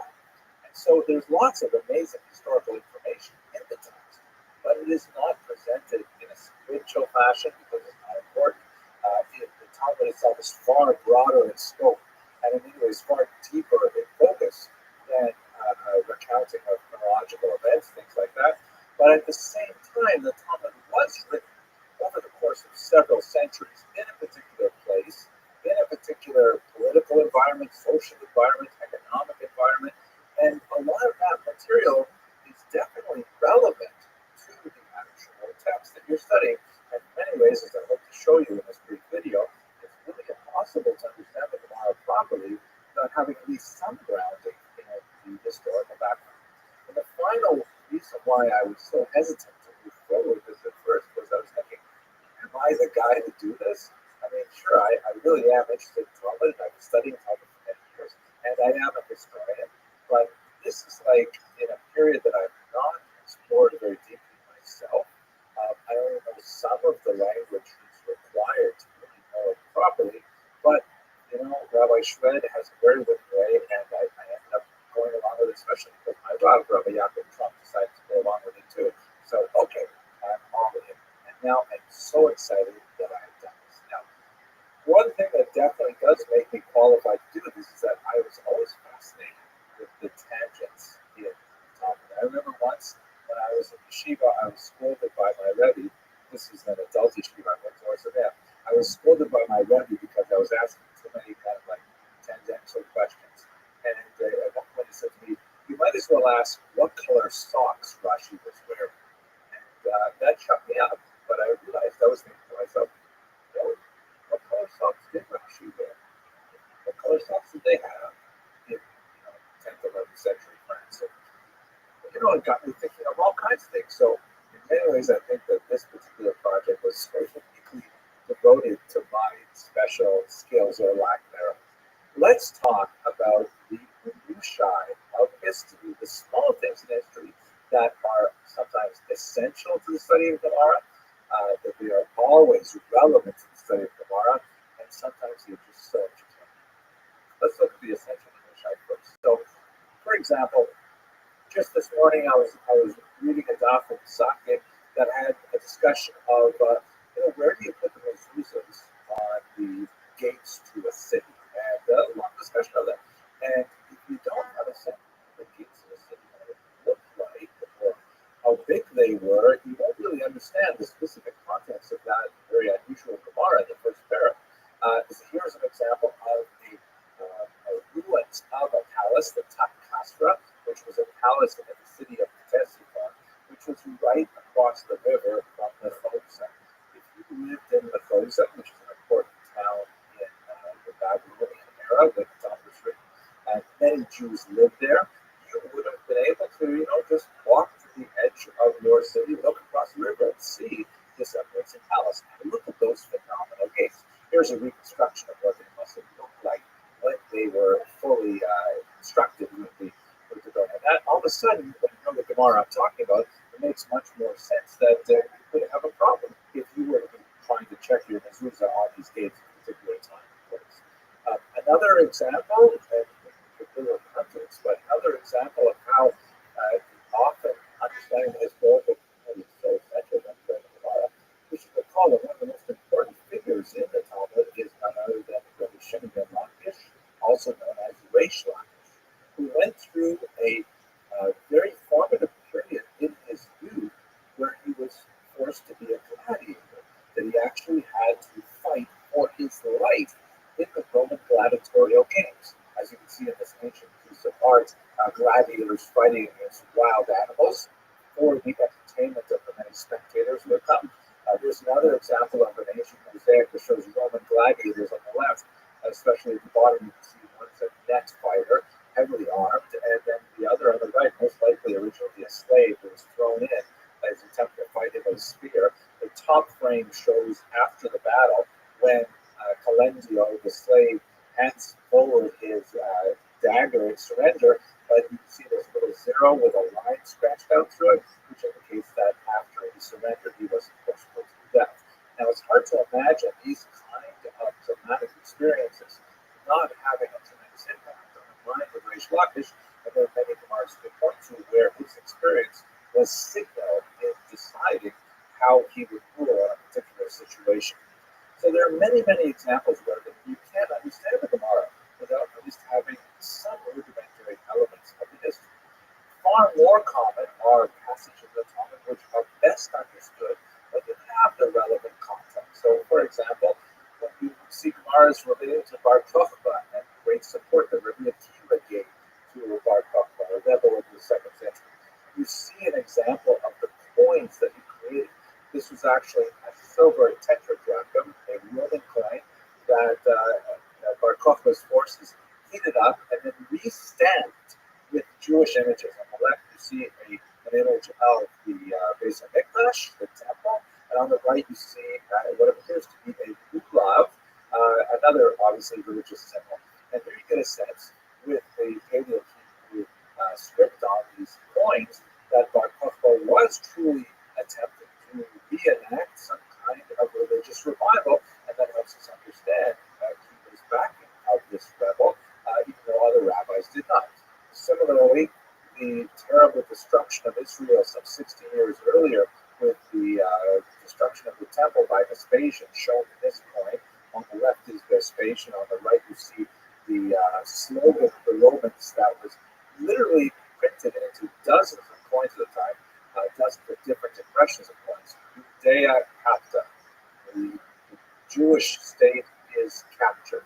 And you can see there's an image there of a forlorn Jewish woman by a balsam pine guarded by a Roman soldier, meant to indicate that the Romans had imposed their control over Israel.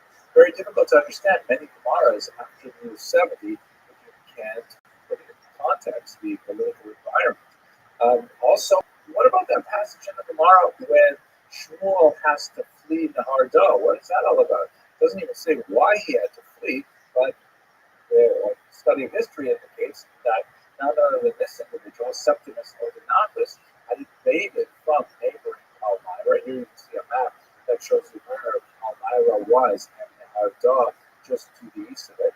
And he invaded this region temporarily, forcing the yeshiva to decamp and reestablish itself further down the Euphrates River. All of these things are really important to see the intersection of political and historical events with events that are actually recorded in the Gemara itself. And by the way, since we're in that region, have a look at this amazing bas-relief that shows Shapur the First. It's a very important bas-relief, very close to the Jews and stuff. And here he is receiving the submission of the Roman Emperor Valerian. Shapur the First, or Malka, is known as a great king in Babylonian history and also in Talmudic history. So this helps us place the information within its relevant context. Or here's another one. The Psachim, lots of discussion of the Seba, of leaning to the left while eating. Oh, and you understand that in Hellenistic Israel, the common custom of eating, upper class, free men in particular, was to go into a room called an antron, which was literally a dining room, but the actual translation is a men's room, because in the Greek circles, men and women ate separately. I don't think that this was necessarily the case in Jewish homes at the time, but anyway, you would go to an antron, and you would have a situation like this, of the triclinia, or usually three-leaning. It's an arrangement where wealthy free men would get together over a meal. You can see the little table in the middle there that would be removed and brought back. That's exactly the way in which the Seder plate is supposed to remind us of the table being removed and put back. And they would be waited upon while leaning to their left in this usual setting.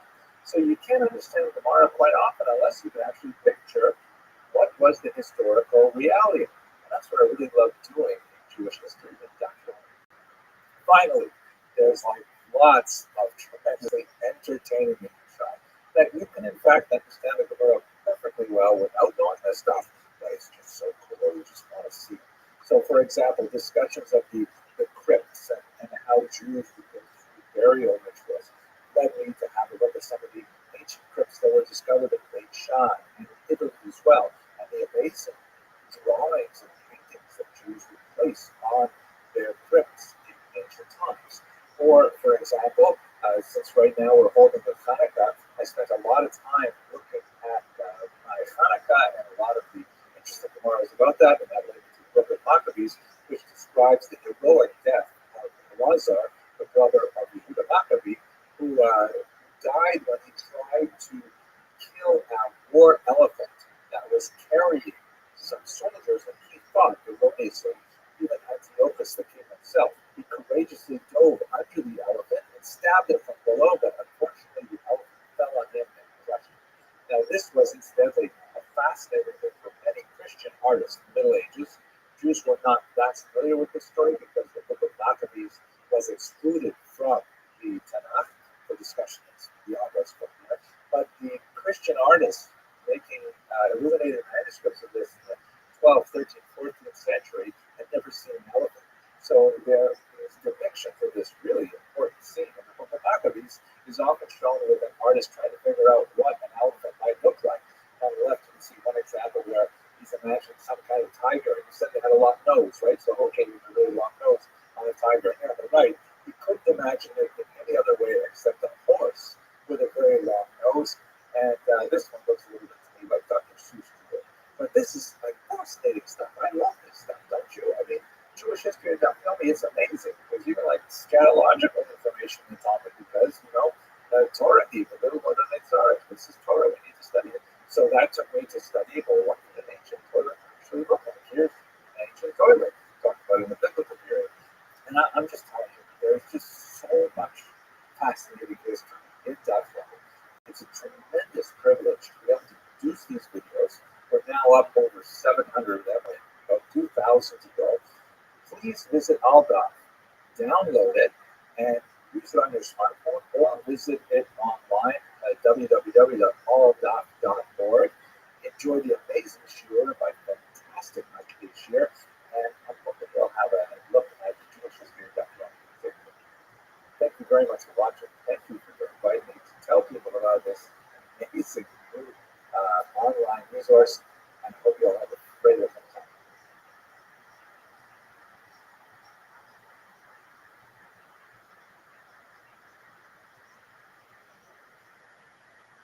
Hello, my name is Henry Abramson. I'm a historian at Touro College, and I'm really excited about an upcoming trip along the Rhone River Valley, where we will be exploring the Jewish history of the region, which goes back millennia. And it's going to be absolutely fascinating. This is a cruise once again with Kosher River Boat Cruises with my excellent colleague David Lawrence, formerly of Sayeret Cal, and the historian David Krause, who is based in Prague and does all of our local research, and of course, all kinds of amazing things associated with this wonderful trip. If you haven't been on one of these trips before, please have a look at the website because it is a lot of fun. And for those of you who just enjoy Jewish history and like watching videos, I'm hoping that this would be a benefit to you as well. If this is your first time watching my videos, here's a picture of me from before I grew my beard. My academic background is Jewish history. I received a PhD from the University of Toronto back in '95, and I had the privilege of spending time with some of the great universities in the world, postdocs, and visiting appointments at Cornell, Oxford, Harvard. And now I am very proud to be serving as the dean of the mighty Avenue J campus of Touro College here in the holy city of Portland. Okay, that's enough for the introduction. Let's get straight to the material. Today I'd like to talk very briefly about the first Jew in France. Now, it's a little bit of clickbait there. It's not exactly the first Jew, and it's not exactly France either. The reality is, we don't know who the first Jew in France was. Probably not the person that I'm going to talk about today, but this is the first recorded Jew in France. This is the first Jew that shows up in the historical record as appearing in France. And he's actually quite a famous individual. Not necessarily someone you want to take home to the mother, but nevertheless a fascinating political leader. And of course, the first Jew in France probably would have been a Chabad Shalit anyway. I didn't think it's good. But nevertheless, this is our first recorded Jewish individual that we have. Also, it's not actually France. This is well before the term France could actually come into any kind of commerce. This is, we're talking about a period when Rome dominated the area and it was known about the best as Roman Gaul. Okay, let's get straight to the material. So, the written documentation that we have on the Jews in France, the Jewish communities in France, the Rhone River Valley, really extend from the 4th century on. That's when we start to really see much about them. The church is already much more established. The church has some difficult relations with the Jews, so we have a lot more of the written record as a result of this. But it is quite likely that there were some kinds of Jewish communities in France around the turn of the turn of the first millennium. We know that there were Jews in neighboring Spain in the first century. We have some gravestones and things like that that date back really quite far to the west of France. And if there are Jews further west in the Mediterranean, that there would be Jews closer to the homeland of Israel and also closer to Rome, which had a major Jewish community even before the demographic upheavals of the first Roman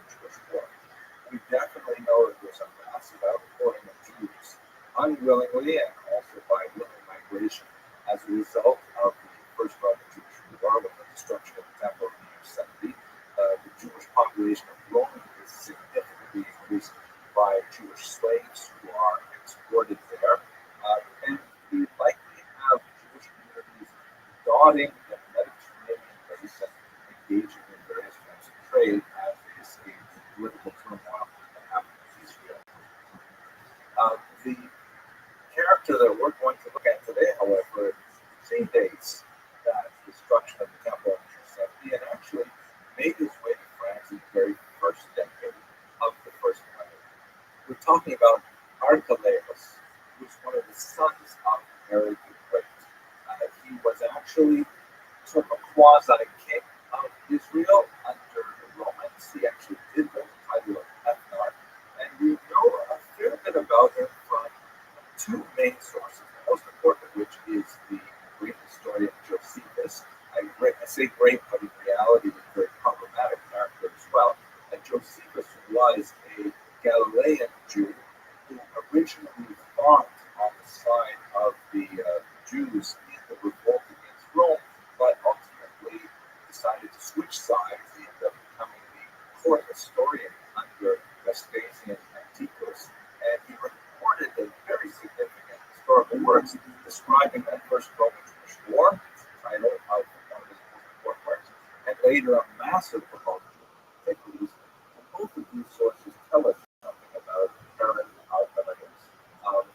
We also have some interesting information about Archelaus from the Christian scriptures. It's described in the book of Matthew, and not in a complimentary way as well.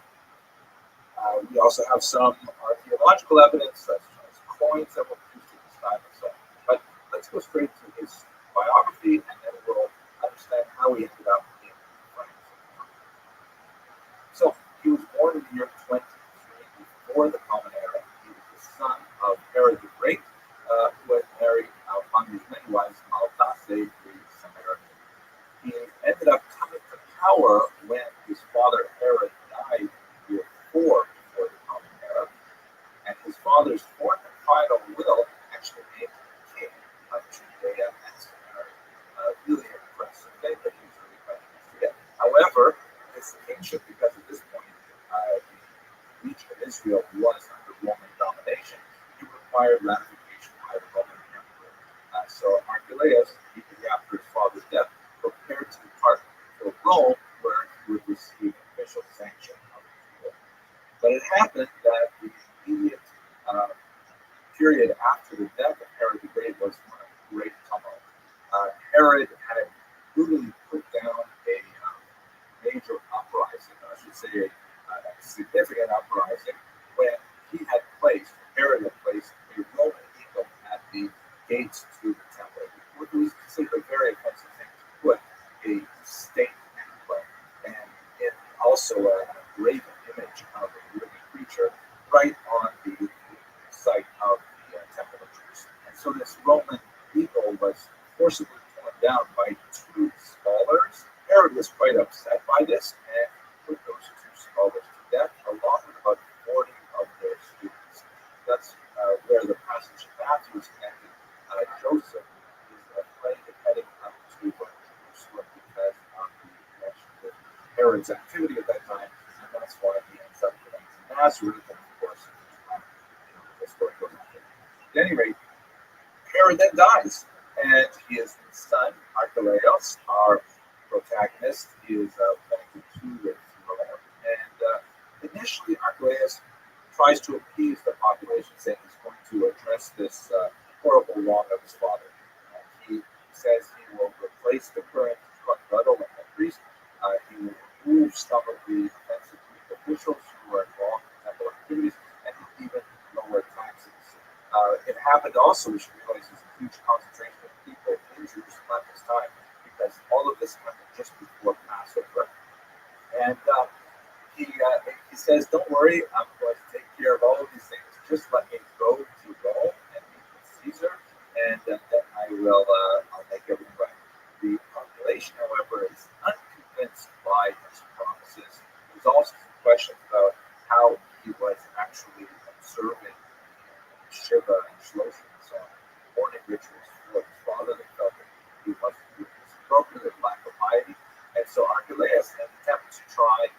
control the population actually cancels Passover, right?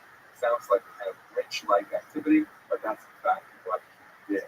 And then he heads off to Rome.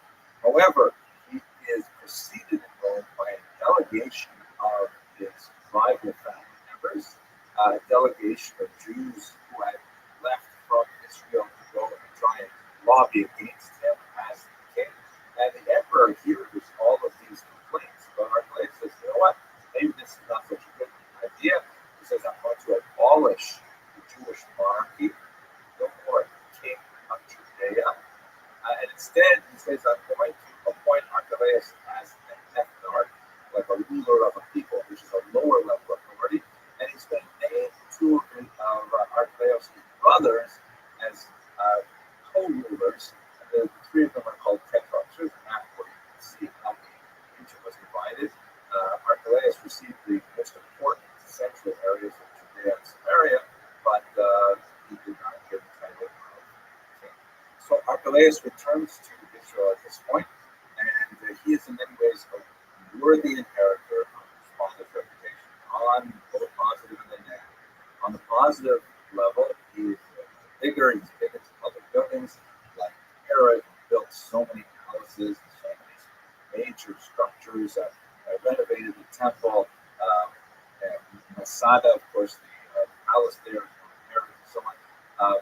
His son also engages in significant activities with the palace near Jericho, and so, but at the same time, he's also very cruel and cruel, and he's dismissive of Jewish tradition. He puts down brutally a lot of opposition, and he also marries his brother's widow, and this was a contradiction to Jewish law because she was she didn't have children, so therefore was not a levirate marriage, it was actually a forbidden marriage. But he hoped to simply ignore all these complaints. Behind the scenes, a lot of people are very unhappy with his conduct as an art, and so there are more complaints that go back to the emperor. The emperor hears all these complaints in Rome and he says, you know what, this was also a mistake.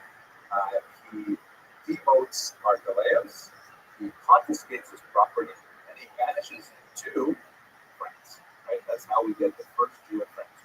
Not necessarily the nicest character, but nevertheless, that is our first name Jew. He ends up, he sends him to Vienne of Gaul, which is on the Rhone River, just a little bit south of Lyon. You can see what happened here. And at the time, it was actually a very important colony. We have some amazing archaeological evidence from the Roman civilization there, such as this phenomenal amphitheater right overlooking the river itself, and this amazing temple, which was saved from destruction because it was pretty swiftly transformed into a church that's preserved. We don't know much about the Jewish community there.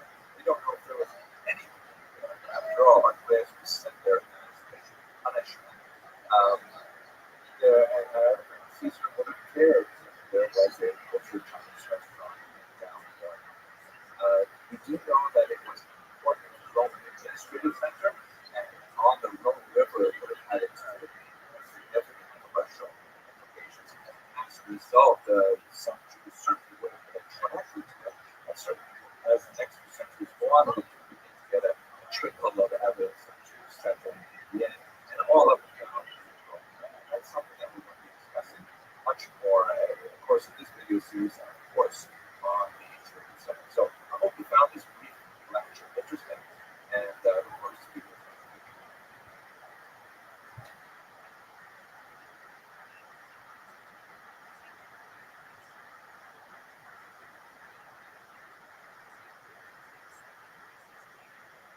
Hello. I hope you enjoyed the last video. We were talking about the first Jew in France. As I mentioned there, it's not really the first Jew, it's the first recorded Jew, a political exile as a result of palace intrigue in Rome and Judea. And it's not France either, because France was not the currency, and we're speaking about the Roman dominated area of France in a sense. But nevertheless, even though we can't speak with a lot of authority about the first Jew of France, we do have a lot more historical information on the first Jewish community of France, specifically specifically, a little bit about the at Arles, which is a city at the south of the Rhone River, where the Rhone empties into the Mediterranean. The delta there, Arles is one of the important cities in the region. And it was an extremely important Roman settlement. You can see this gorgeous aerial view of the theater there. Tremendous amount of activity in Arles, and of course, Jews were associated with it. It's a natural place for the Jews to settle because, after all, it is on the Mediterranean coast, which has a wide open sea, a tremendous amount of seafaring commercial possibilities, and the river Rhone snakes into the interior of the country, as you can see here in this map, which shows the Latin names of the various areas and allows for trade right into the interior and back up again to the Mediterranean. So, given the Jewish cultural leanings towards commerce, especially international commerce, this is a likely settlement for Jews. Here's a simplified map associated with the cruise that I'm going on in November. You see the places I'm going to visit. It's going to be absolutely fantastic. I can't wait to see how it in person. At any rate, the legend of the first settlement of Jews in Ireland goes back to the destruction of the temple in year 7. According to the legend, the Emperor Vespasian, who wants to conquer Judea, here's an image of a Judea captive coin. This is something that the Romans actually minted quite a few of these coins to commemorate and celebrate their victory over Judea. You can see on the left is Vespasian himself, and on the right is an image of a Roman soldier looking down over a seated and obviously forlorn Jewish woman with her back to a palm tree, which is a dominant, iconic image of Israel and the Roman Empire. And the message is very clear. After years of these very frustrating, tenacious resistance from the Jewish rebels, the Romans were especially pleased to finally put this rebellion behind them and to conquer the region. So the legend goes that Vespasian took a large number of the captives from the First Roman Jewish War, loaded them up onto 3 boats, removed the captains, removed the rudders, and then towed the boats out to sea to leave them adrift in the Mediterranean. But fortunately for the Jews, because of divine assistance, they were guided to 3 ports in the south of France, one in Bordeaux, one in Lyon, and one at our location. Now, on a literal level, this is highly unlikely. It should be considered more legendary than historical. Primarily because of the extreme economic value that these Jewish captives represented. On the one hand, Rome was certainly not hesitant to bring tens of thousands of captives from Judea straight to Italy, where they were impressed in all kinds of public works projects, including building the Great Colosseum. And secondly, this is a phenomenon that would increase over the Middle Ages. Jewish communities were known for their largesse when it came to relieving Jewish captives. If the Jewish community heard that there were Jewish slaves that were passing by or just docked in port, then they would send out representatives and they would collect huge sums of money in charitable donations to be able to perform the mitzvah of people treated captives. And so Jews were unfortunately targeted by pirates because they knew that they would, they could be ransomed for a large amount of money. So it's highly unlikely that on a literal level, Vespasian actually did this. However, on a metaphoric level, there's a tremendous amount of truth to this legend because, after all, the Jews were like literally rudderless, captainless, wandering through the Mediterranean, not knowing where they would rebuild their lives and finally found their home in Ireland and in southern France in general. So there's a lot to say about it. Now, we don't know much about what happened inside the Jewish from Jewish records themselves. We don't have until really about 600 years later, we don't have any kind of documentation whatsoever. However, from the year 425 on, we begin to see church documentation related to the Jews. And although church documentation can be tendentious, and they obviously have a specific aim in mind when they're talking about the Jews, and it colors the treatment of the history. Nevertheless, we do get a sense of the presence of the Jews there, and sometimes we can read between the lines to read a little bit example, in the year 425, the Roman Emperor Valentinian III, shown here in this coin, issues a decree that is sent out to the Bishop Patroclus of Arles, authorizing him to restrict the Jewish rights in that region in several key areas.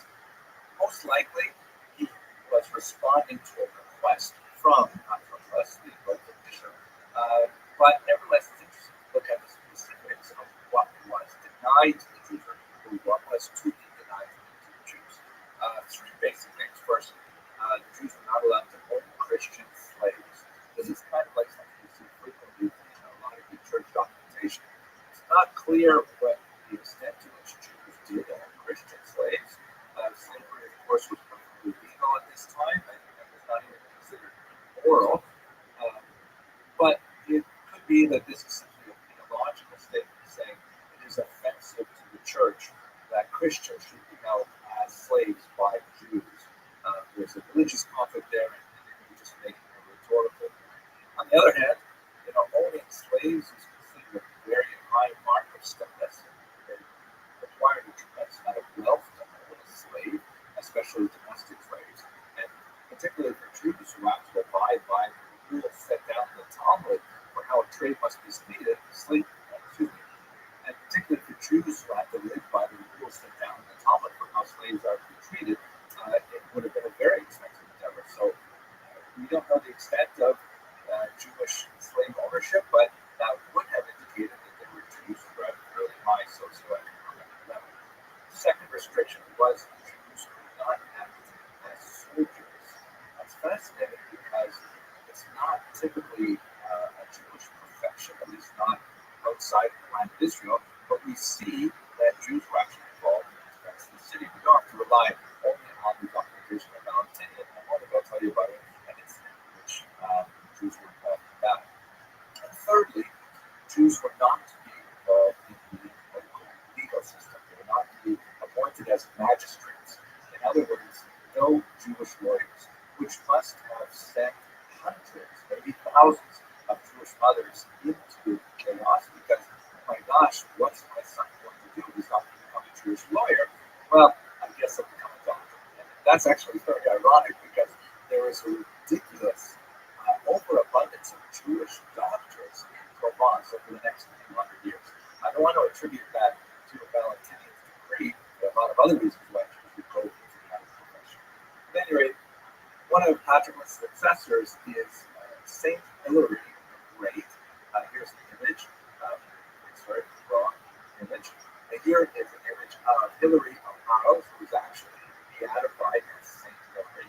And he's known as being much nicer to the Jews than Patroclus, which is probably an indication that the restrictions he had to oppose the Jews were not, in fact, implemented.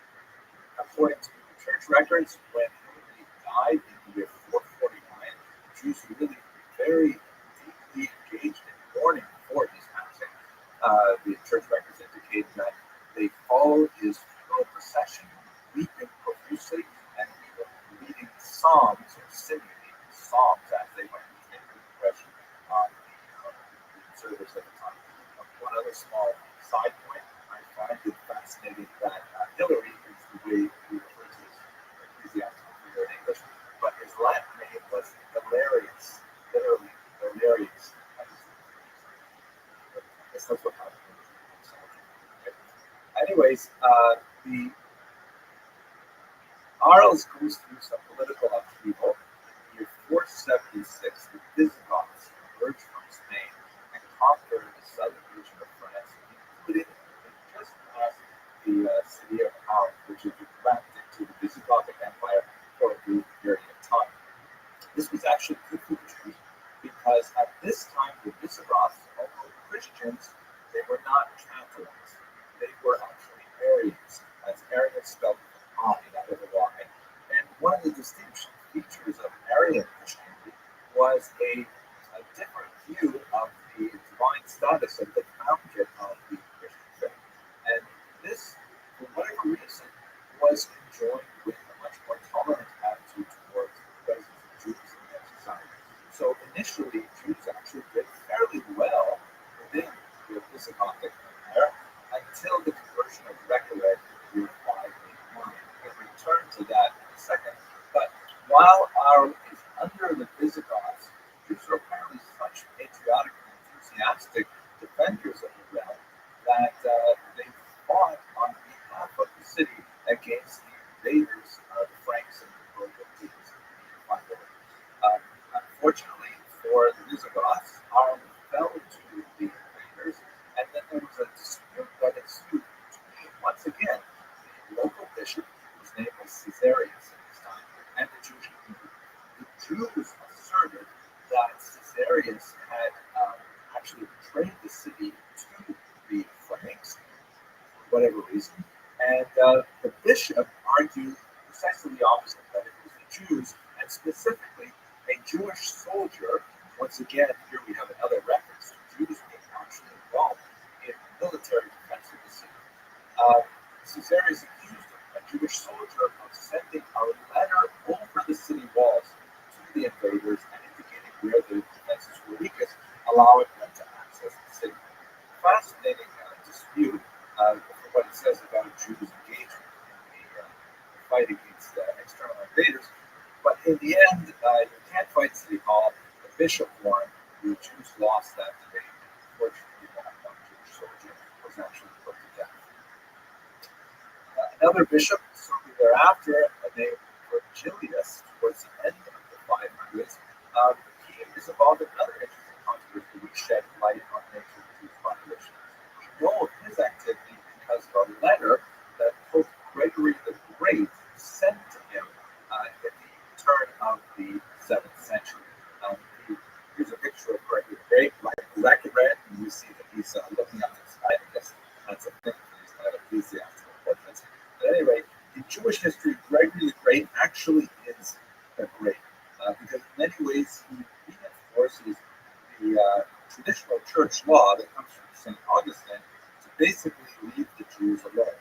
There's a lot more to say about how church law evolved, but one of the things that we see frequently throughout the Middle Ages is that local church clergy tend to be much more anti-Semitic, whereas upper clergy want to try and maintain tolerance. So the specific incident that occurred with Bishop Virgilius in Arles is reflected in a fascinating document in which Gregory the Great, the Pope, sends a letter to Virgilius saying, "Oh, it's been a long time since I wrote to you, and how are things going? And by the way, I've been receiving complaints that you are forcibly converting Jews. And I have to tell you, and he uses the Latin phrase here, those who are there. This is not the way that we operate. Use your words. Talk to them, preach them, so on."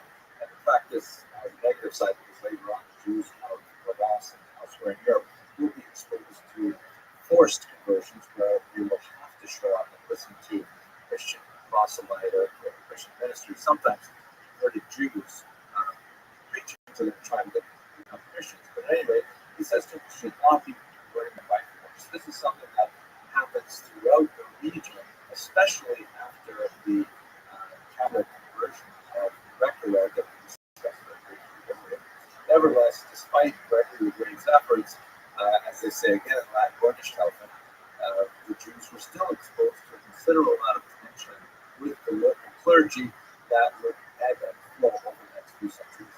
And in general, to wrap this lecture up, there's two competing phenomena that are affecting the development of the Jewish community at this time. On the one hand, you have the repeated and fairly insistent and increasing anti-Semitic legislation that comes principally from the church. And on the other hand, you have the growth of the Jewish community, both economically, because over the next few centuries, we will see the Jews represented in our in commerce. They're famous for soap manufacturing, for example. In real estate, they're landowning. They have communal property. This is a cemetery that is sold to the Jews at this time. And also in scholarship, ours attracts a significant number of very important scholars who have a long-lasting impact on Jewish history, especially in the realm of translation, where they are well known for taking Arabic works and translating them into Latin for the Christian world. Very important to the cultural diffusion of ideas around the Mediterranean basin.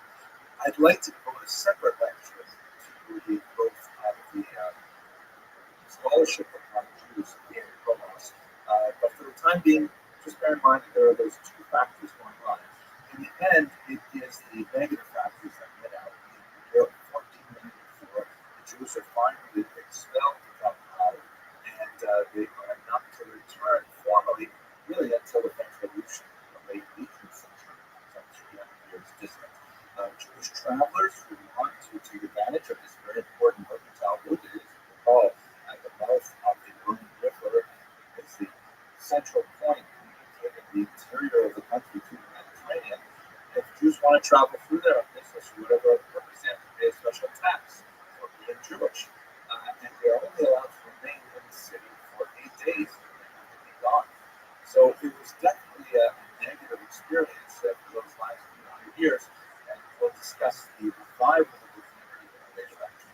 Anyway, that's it for a very quick talk on one aspect of the earliest Jewish community in France. I hope you found it useful, and I look forward to speaking to you in the future.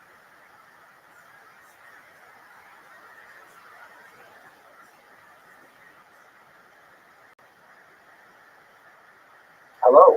Every now and then I come across some bit of Jewish history that blows my mind, and this is one of those chapters. It is the chapter of the so-called Nasi of Narbonne, and it refers to the historical legacy of a Jewish kingdom in medieval France. Now, it's been argued about for decades by historians, especially after the 1972 publication of Arthur Zuckerman's amazing thesis, which was published by Columbia University Press. It's hard to believe this story, but let me go through it and I'll tell you all about it. You can make up your own mind. So first of all, where is Narbonne anyway? So let's have a quick look here at this map. Here's where Narbonne is, right on the coast, basically, of the Mediterranean in the south of France, in a region known as Provence. Here's a closer look at it, and in fact, you can see from this map that on the left is an arrow pointing to Narbonne. On the right, there's an arrow for the Rhone River. That's where the kosher riverboat cruises are going to be exploring Jewish history this November, God willing. So this is still within the same region.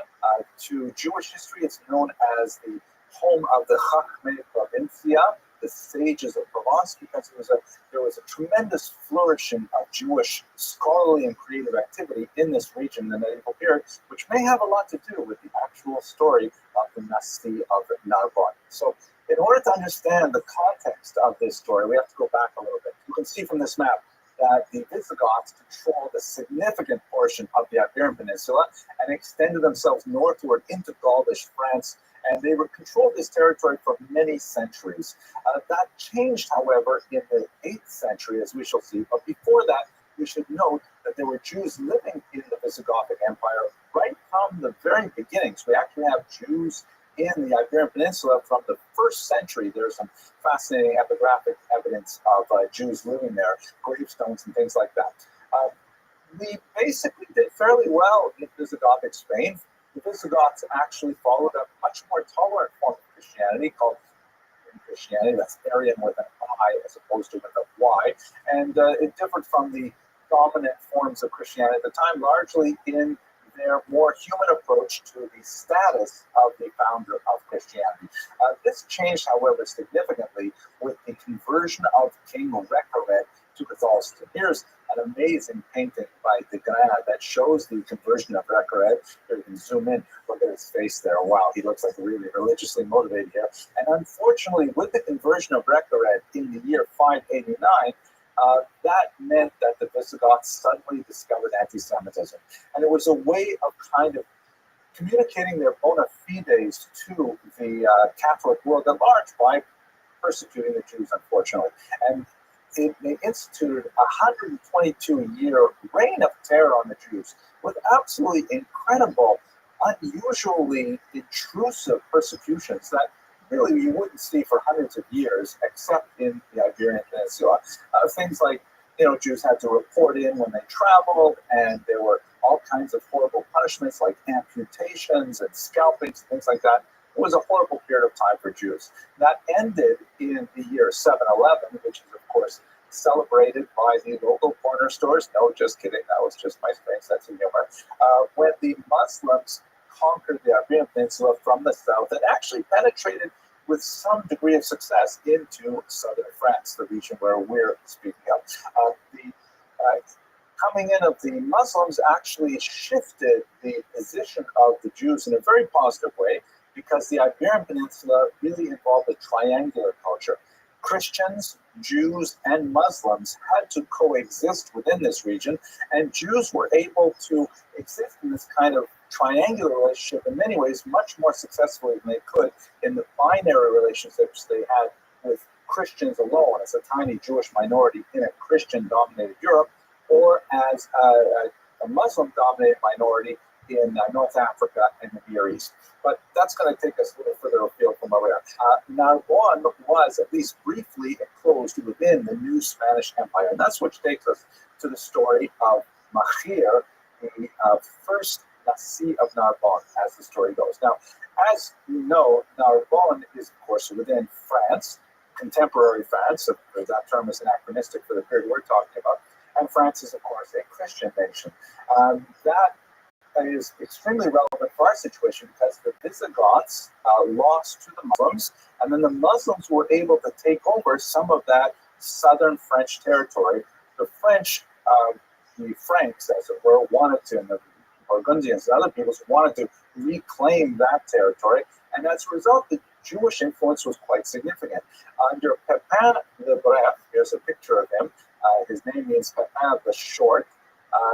He actually, according to the legend, made a deal with the Jews living in Narbonne that if they supported them against the Muslims, they would in return receive significant benefits, which is essentially pretty much the same kind of deal that the Muslims had with the Jews in the Iberian Peninsula. And this worked to the Jews' advantages. So as the story goes, the Jews established a self-government, a self-rule within French territory, I'm using that term anachronistically, that ultimately was led by a Nasi. So let's see, what exactly is the Nasi? The term Nasi is classic in origin. You see it particularly in the Mishnah. There are some extremely important figures called a Nasi. It's usually translated as prince. For example, Judah the Prince, Yehuda HaNasi, who is the editor of the 3rd century amazing book of Jewish law called the Mishnah, which in turn forms the core of the Talmud. The Nasi was kind of like a quasi-political, quasi-religious rule that even after the Romans had destroyed the temple in Jerusalem and removed the Jewish self-government there, they nevertheless allowed the Nasi to have some authority over the Jews living within Israeli territory, or that would be Roman territory at that time. Outside of Israel, you also had descendants of the same family. They're all tracing their lineage back to King David, who were recognized as the rulers of the Jewish community. In Babylon in particular, where this map is depicting, the Jews were ruled by a figure called in Aramaic, the Reish Galusa, which means the head of the exile. And in English, that's usually rendered as exilarch, right? The head of the exile. And this person was a descendant of King David and had authority sometimes in tandem, sometimes in cooperation, sometimes in conflict with the great Talmudic academies of Pumbedita and Sura. From time to time, the heads of the academies, the Rosh Yeshiva, and the exilarchs did not get along, and there were conflicts over, in particular, succession crises. Now, according to the story that we're dealing with, one Natranai ben Habibi was an exiled exilarch in the 8th century from the region. He made his way across the Mediterranean and he found himself in Narbonne. There he took the name Mahir ben Yehuda Zakkai, but the Jews of Narbonne, as the story goes, recognized him as being a bona fide exilarch, and if he was an exilarch in Babylon, he should also be an exilarch here in Narbonne. And that's the legend of how he came to be. Now, once just being called an exilarch by the Jewish population doesn't mean anything, but once Pepin the Short came in and said, listen, shore up our defenses against the Muslims who took over from the Visigoths, and Mahir ben Yehuda, with his presumably natural leadership qualities, was able to insert himself into that conflict between the French and the Spanish Muslims, then in fact that's how we have the exilarchate, or the Nasiyut in Hebrew, in Narbonne. Now, this apparently lasted for some 400 years. Amazing. Why don't we know much more about it? The primary fact is because the vast majority of the sources that we have that refer to the Nasiyut are quite late in nature. Two of the most significant are Benjamin of Tula, who was a noted traveler of the 12th century. You can see this map here that shows his remarkable journey around the Mediterranean basin. We're not sure whether he actually traveled to all of these places or perhaps he just reported from some of these places, but he was one of these amazing medieval travelers who left behind an account of his travels, including his stay in Narbonne, which was very close to his actual origins in Tudela. Also of the 12th century, Abraham ibn Daoud was a great historian who wrote the Seder HaKabbalah, which is not what it sounds. It's actually a historical book. And they both refer to the existence of an exilarchate in Narbonne. That's fantastic. The only problem is, it's like 500 years after the fact. And there are a lot of gaps between a couple of scattered references in the early period until we accounts 500 years later. And so most historians have totally dismissed the story as legendary, but nevertheless, it has some fascinating repercussions. You have to read Professor Zuckerman's book to really get the full story. So that's it for a very quick overview of this amazing little tidbit of Jewish history. It's not at all impossible that, in fact, there was a Jewish kingdom in France, but we will have to do more research to really understand properly. I hope that some of you will be able to do some of this research with me live as we explore Jewish history along the Rhone Valley this November. But that's about it for today. I hope you enjoyed this short video.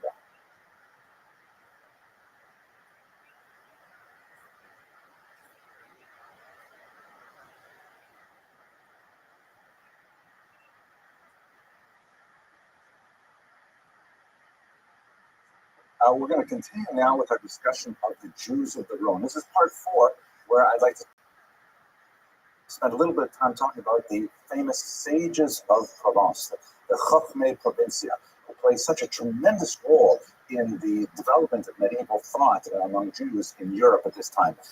The Chochmei Provincia are associated with the golden age of Provençal Jewry, which is really in the high Middle Ages, normally defined as the years 1000 to about 1400. There are a lot of things happening in Europe at this time, and in Provence we see an explosion or a very interesting type of intellectual inquiry that is associated with these sages. The specific thing that's happening in Provence is this culture broking, or this mediation between cultures, as the scholarship that emerges from Arabic-speaking Spain suddenly crosses over into Christian Europe. And this becomes an amazing engine of activity and creativity. I'd like to spend some time talking about that. The special contribution of the Chochmei Provence is this fascinating nexus that happens when you get all of these really intense Talmudists who are focused on the traditional study of the text, suddenly exposed to a massive new world of learning within the Jewish sphere in a way that they've never encountered before. And that's what happens when we have several key individuals come to the region. Now, my talk today is highly derivative. I'm basing almost all of it on the research of this great scholar, Rabbi Dr. Isidore Twersky, who lived between 1930 and 1997. He was rather famous in that he was both the Talmud Rebbe from a very famous Hasidic dynasty associated with Chernobyl in Eastern Europe, and he was also a professor of Jewish thought at Harvard. Tremendously unusual and creative individual. The article, if you want to read a little bit more about it yourself, is called Aspects of the Social and Cultural History of Provençal Jewry, published in a volume called Jewish Society Through the Ages, edited by H.H. Sasson and S. Ettinger. I think our first question should be, where exactly is Provence? I know we've talked a lot about this in the previous 3 events, but let's have a quick review of where it is. You can see in this map here, Provence is the southern coast of France, that is on the Mediterranean Sea, and it borders Spain. That's really important for our purposes. Let's look at it here. Zooming in a little bit, you can see there's Provence, and just to the lower left is Spain. The Mediterranean route was an extremely important way for ideas to reach the southern coast, but also the overland route from Spain was very convenient. If you see the second E in Provence, that's the opening of the Rhone River, where we will be exploring Jewish history in November, God willing, with Kosher River Cruises. Here's a map. You can see exactly where we're going to head up the river, and I'm really looking forward to actually seeing some of these sites in person. I hope some of you will be able to join me. And in this context, let me just introduce you to my colleague, David Kraus, who is an amazing historian who works out of Prague, and he's doing our advanced research for this particular trip. He's actually right there now, visiting all the sites and taking photographs and sending them back to me with amazing commentary. This is a photograph from when we were together in Óbidos, Portugal, and David is pointing to a mezuzah scar that is a medieval structure that was left over from the Jews when they were expelled from Portugal in the late 15th century. He's got some amazing photographs. I'm going to share them with you in just a second. So one of the reasons for the tremendous flourishing of intellectual activity among the Jews in Provence, creating these people who are known either as Chachmei Provence, right, the wise ones of Provence, or Chachmei Lunel, very widely quoted in Tosfos, a very important Talmudic commentary, or the Ziknei Narbonne, the elders of Narbonne. Like, what happened here? Dr. Twersky points out that if you look at the socioeconomic period that the Jews lived in Provence, there were two main phenomena. The first, and I love this quote, the graph of the social political destiny of Provence Jewry may be plotted in broad downward strokes, which means during the period we're talking about now, from about the year 1000 to about the year 1400, actually a little bit earlier than that, you see a few major steps downward in the political, social status of the Jews of Provence. This will culminate in the expulsion in the 14th century of many Jews from France, but we'll get to that later. But at the same time that you have this socio-economic, political decline, you also have a remarkable level of grassroots connectivity between the Jews of Provence and the Christians of the region, particularly among intellectuals. A couple of examples will suffice. The great Meiri from Provence, a very important Talmudic commentator, he wrote a great book on repentance, on Teshuvah, which he describes as the result of a fascinating conversation he had with a Christian. That is not normally appearing in the introductions to medieval works of Jews at this time. Secondly, Dr. Twersky points out a fascinating kind of example where two Talmudists heard that there was a certain manuscript in the home of a particular Christian, and they went to the home. They lived in that home for 2 days, living on bread and water, totally kosher, in order to be able to copy the manuscript. I mean, these are kinds of interesting examples of the sort of collegiality of scholars that was present in Provence, and you did not necessarily find that in a lot of places in the region. Let's have a quick look at some of these great photographs, by the way. Here's a shot from the medieval Jewish street in Arles, which is one of those places that is designed to be very difficult for Americans to pronounce, right? Arles, and I'm a Canadian, and French is one of my first languages, but that's a hard one to pronounce even for me. Anyway, you can see this is the medieval Jewish street. Almost all of the outward Jewish signs of the street are gone, but it's the same street, same layout. You get a little bit of a feel for it. Here's another photograph that gives you a sense of the dedication, the famous dedication, sometimes notorious, that the Provençal Jews had to their particular customs. This is an interior of a synagogue at Avignon, obviously not medieval in origin, but you can see in the center left, there is the raised pulpit for the rabbis. So when he gives his drushas, he can actually physically rise up some 6 feet above the nation, which was a very common sort of synagogue architecture motif in the region at the time. And here's one more photograph. Look at this gorgeous medieval mikvah from Karpet Prague. This is, I don't know if they're still using it today. That railing doesn't look so good to me. And the water, it's really clear, but it has a kind of a greenish hue that reminds me of when I used to take care of my own pool in Florida. That was not such a success.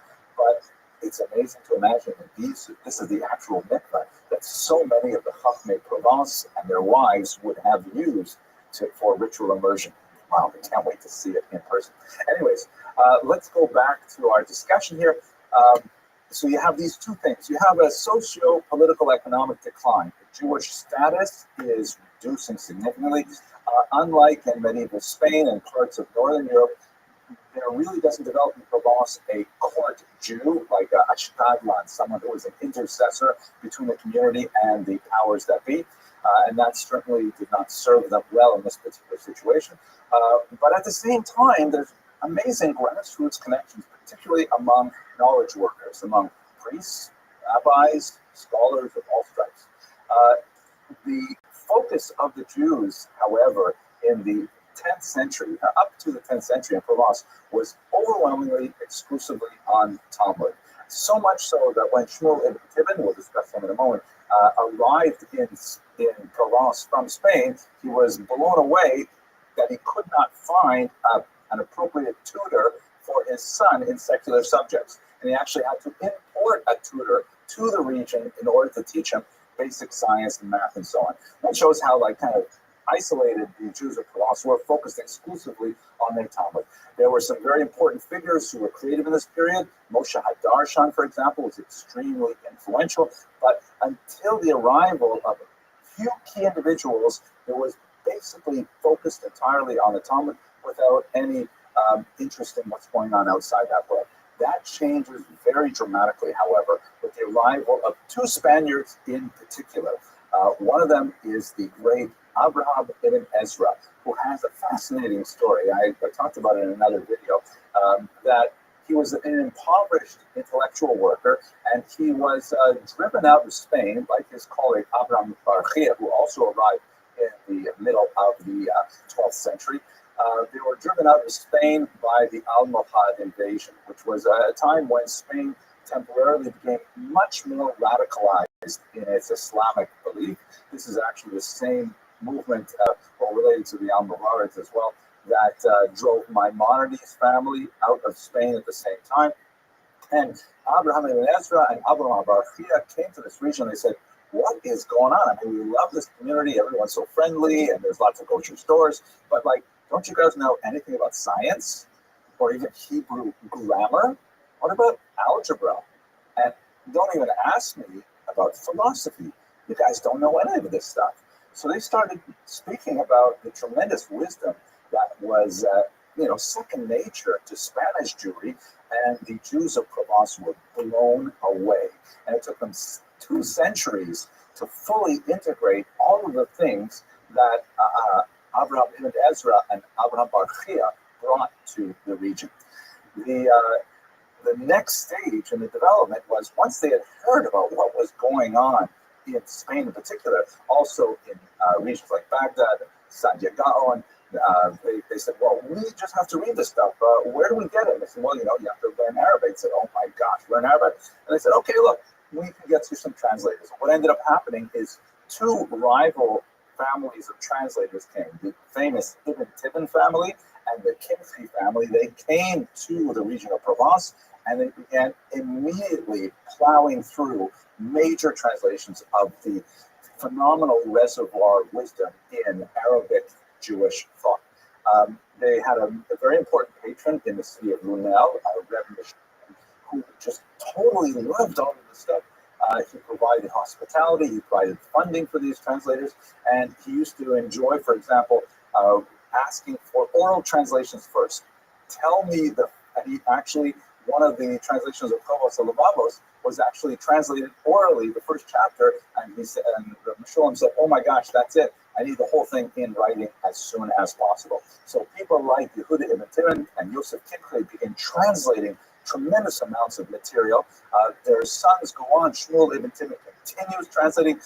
David Kimchi, unlike his father, begins to branch out much more into biblical commentary. This is, of course, the famous Radak that we have on the Mikra, the Gedolot edition of the kind of books that they translated were basically the classic philosophical and ethical works of Jews written in the Arabic language. Rabbeinu Bachia's Chovos Halevavos, which was an amazing classic. Maimonides, the Guide for the Perplexed, oh my gosh. Yehuda Halevi's Hakuzari, a fascinating, very different and literate approach to philosophy. Sadia Gaon's book of Beliefs and Opinions, and the great poetry of Ibn Kabirol. I mean, this is essentially, maybe not so much Ibn Kabirol, but Rabbi Bachia, the Rambam, the Yehuda Halevi, Sadia Gaon, this is all like the advanced thought curriculum of yeshivas to the present day.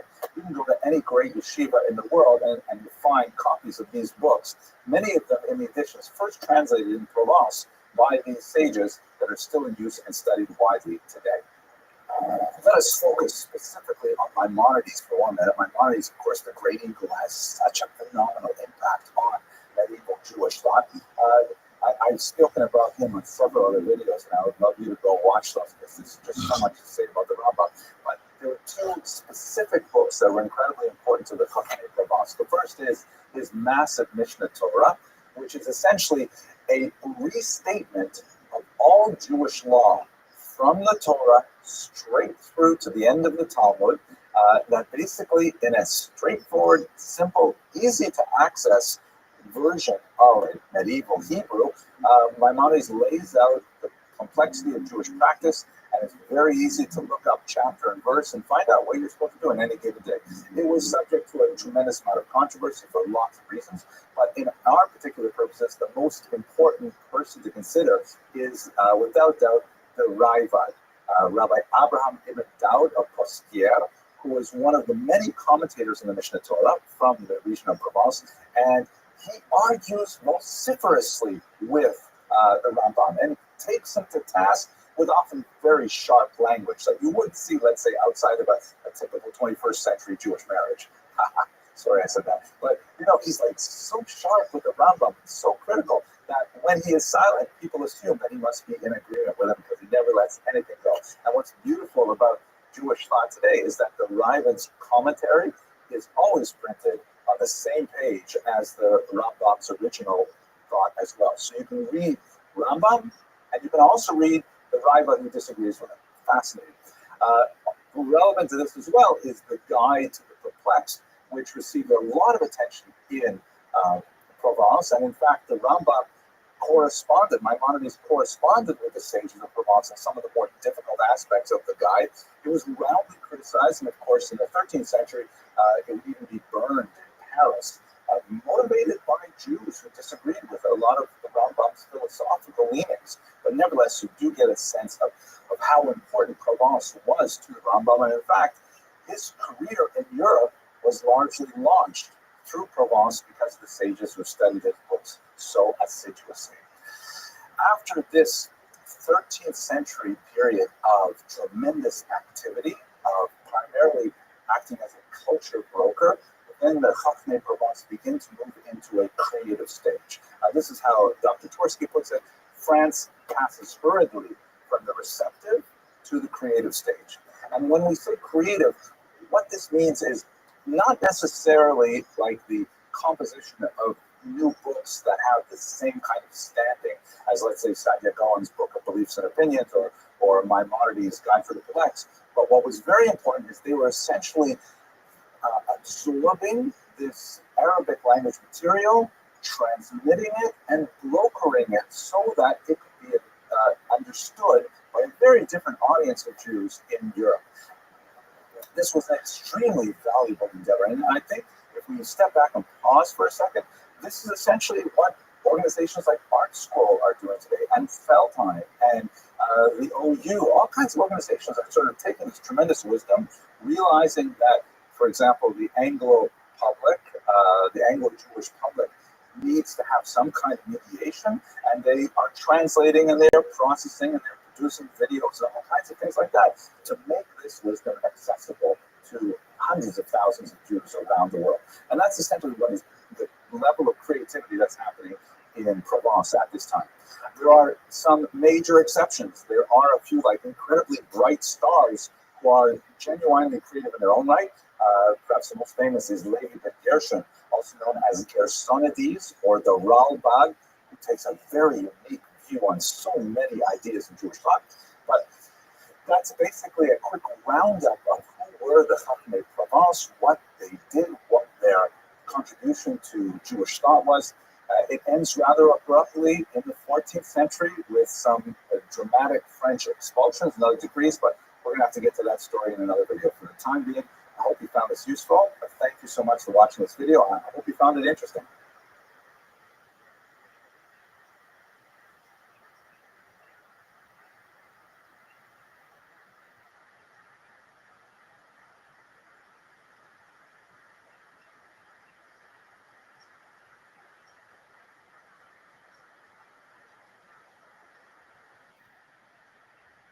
Hello, I'm here with Kosher River Cruises in Provence, where we'll be exploring the Rhone River to look at elements of Jewish history in several locations all over. Today we're in Arles, France. It's very pronounced Arles, and it is a place where Jews have lived since the 1st century. And even Benjamin Wella, when he traveled through the region in the 12th century, found 200 Jews living there.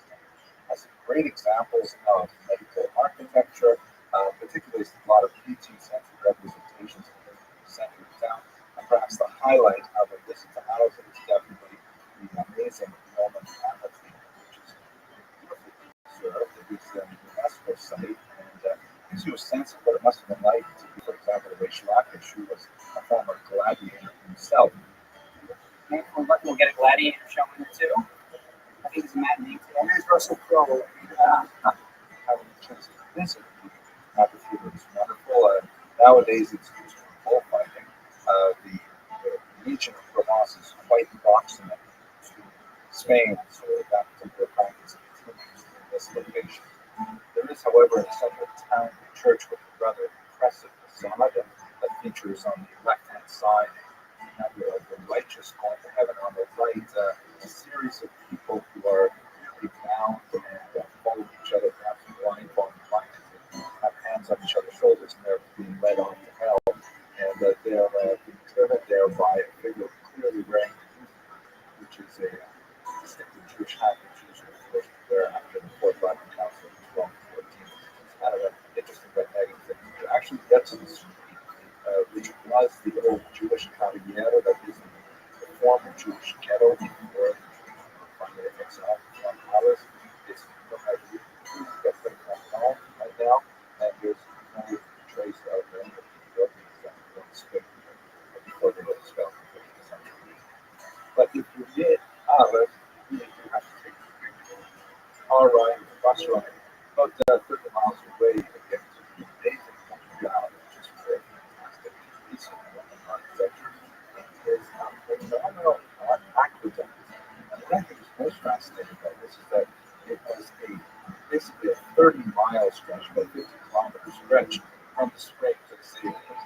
And there's only 55 feet, something like 30 meters difference in the height of those two locations. Since the water had to travel by gravity, they had to calculate the slope, tremendous precision to it. It's remarkable that you can first century architecture and also places in context what it must have been like for the Jewish history to be up against the entire Roman Empire. Recall that this bridge, also a UNESCO site, was built roughly at the same time as the First Roman Jewish War. And the idea that the Jews could hold off such a phenomenal civilization for 8 years in their quest for independence is really a remarkable story. And the book we get, how he was actually the piano player and the listening of the bridge. That's the second century. I remember Malcolm did it with he did all the wrong way, and I existed in my at the Alpha Garden at that time.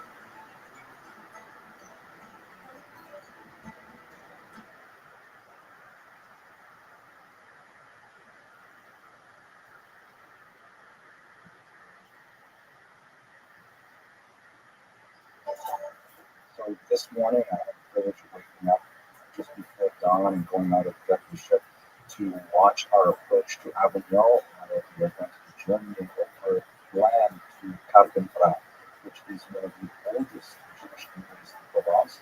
It is in the Comtat de Maison, also known as the Papal States. This is a region of Provence that was actually owned by the Pope during the 14th century.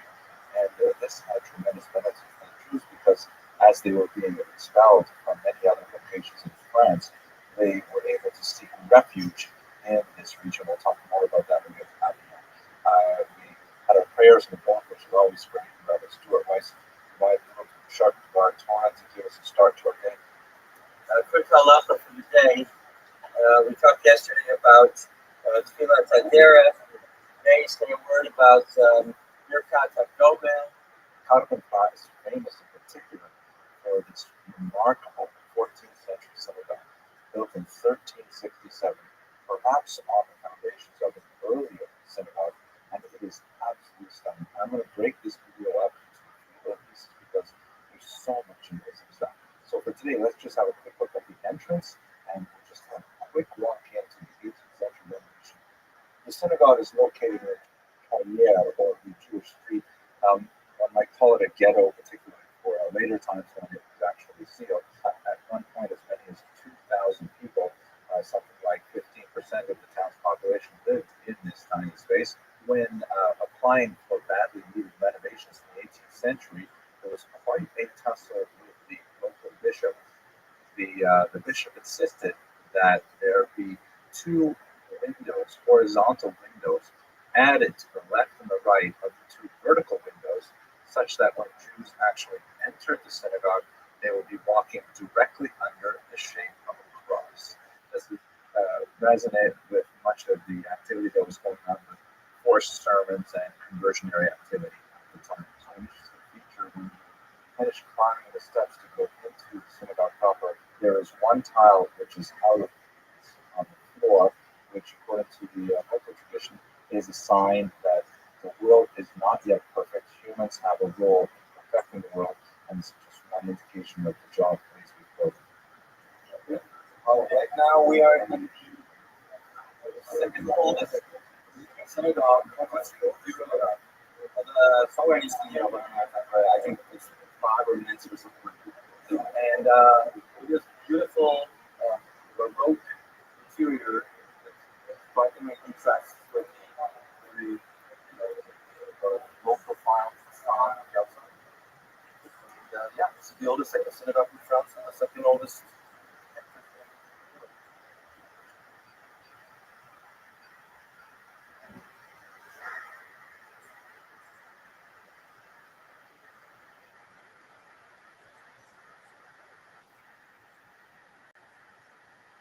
So the Karpentracht synagogue has two major levels to explore. The first is the original, which is of course 14th century. The second is the 18th century part, which is the result of a major renovation that began in 1740. The architect had proposed something much higher, and in fact the bishop was rather unhappy at being knocked down, but you can see on the inside is an amazing Baroque interior. But there are some remarkable and charming idiosyncrasies, like a miniature chair of Elijah that sits in an alcove on one wall. And there's a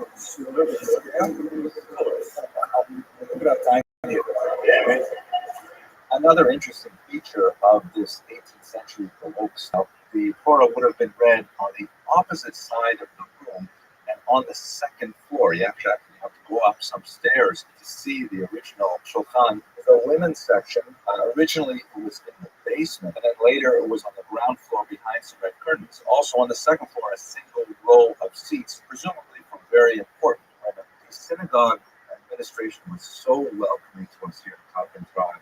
We were coming from a significant group of Kosher River cruises. A lot of important people are traveling with us, and so they not only showed us their prized possession, the Sefer Torah with a Sephardic style case, but they even opened up the area behind the Aron to show us all of their antique Sefer Torahs, which were too worn. Some of the letters had faded, no longer could be used for public reading, but they had behind the Aron a dark space which lovingly preserved some very, very old Sefer Torah, centuries old.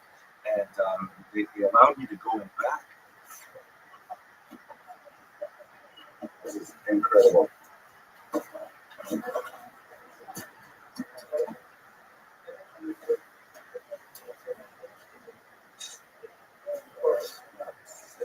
Hey, Solomon, say something for the camera. the privilege of beholding 1771 Through remarkable and often heroic intervention by locals, the treasures of the synagogue were hidden away during the Nazi period. It included this beautiful Hanukkah menorah, which unfortunately did lose the shamish. But what the Carpenter Synagogue is perhaps best known for is its 14th century mikvah in the basement, which is absolutely fantastic. I want to talk about that in the next video. Thank you for watching.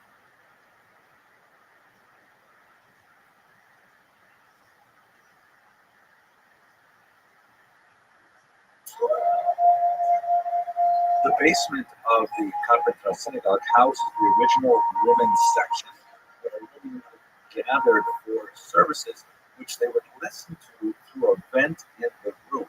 According to a Christian visitor who visited the site in 1599, they were attended by a blind rabbi who would translate the reading of the Torah and the prayers into Judeo-Provençal for the benefit of the women who rarely had literacy in Hebrew. This mikveh is from the 18th century.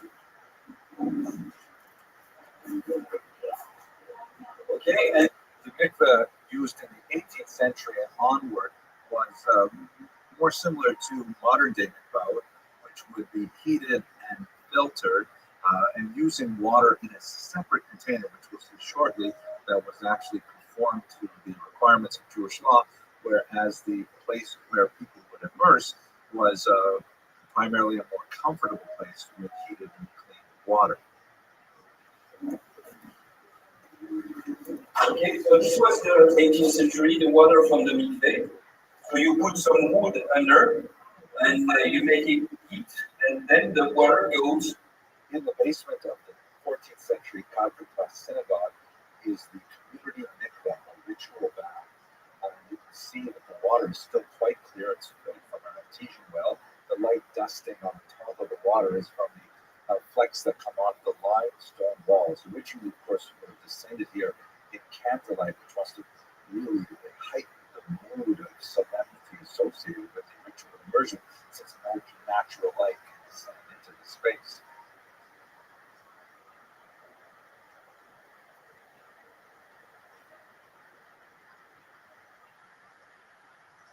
The Carpenter Synagogue also featured two ovens, one for weekday use and one for Passover matzah. But the most interesting thing about the Carpenter Synagogue are the discoveries associated with the new excavations, and these are fantastic. I'll tell you about them in the next video.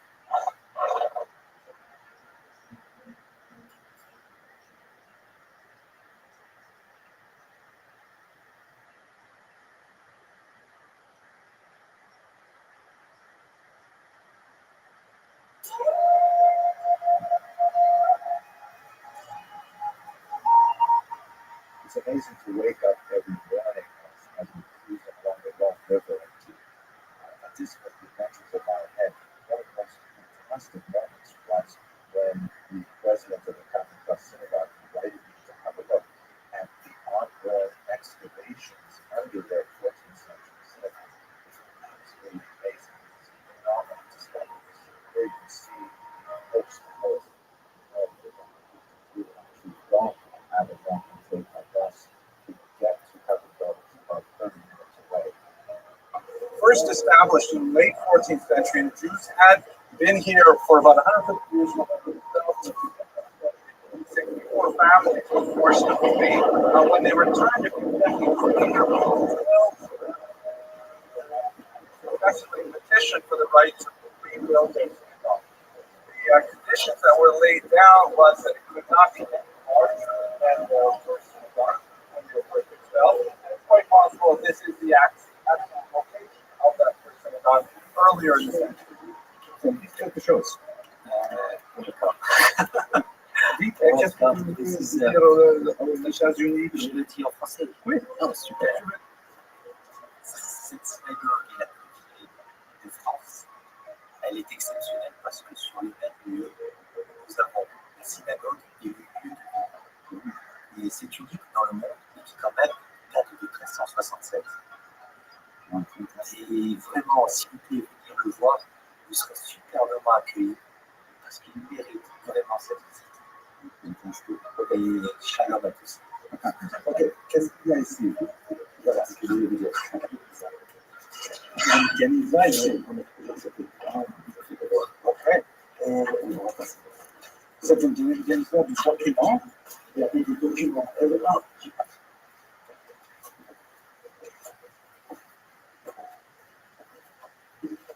Incroyable.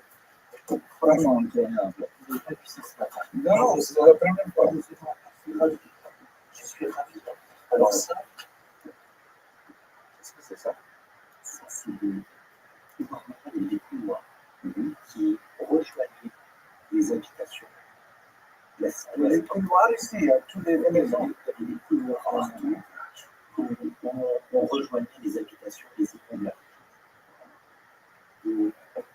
Et ici, on pense que c'est la guérison de la synagogue, parce qu'on a retrouvé, c'est fini, on a retrouvé beaucoup de livres, des vieux, comment on appelle ça, des familles tissées, des manuscrits de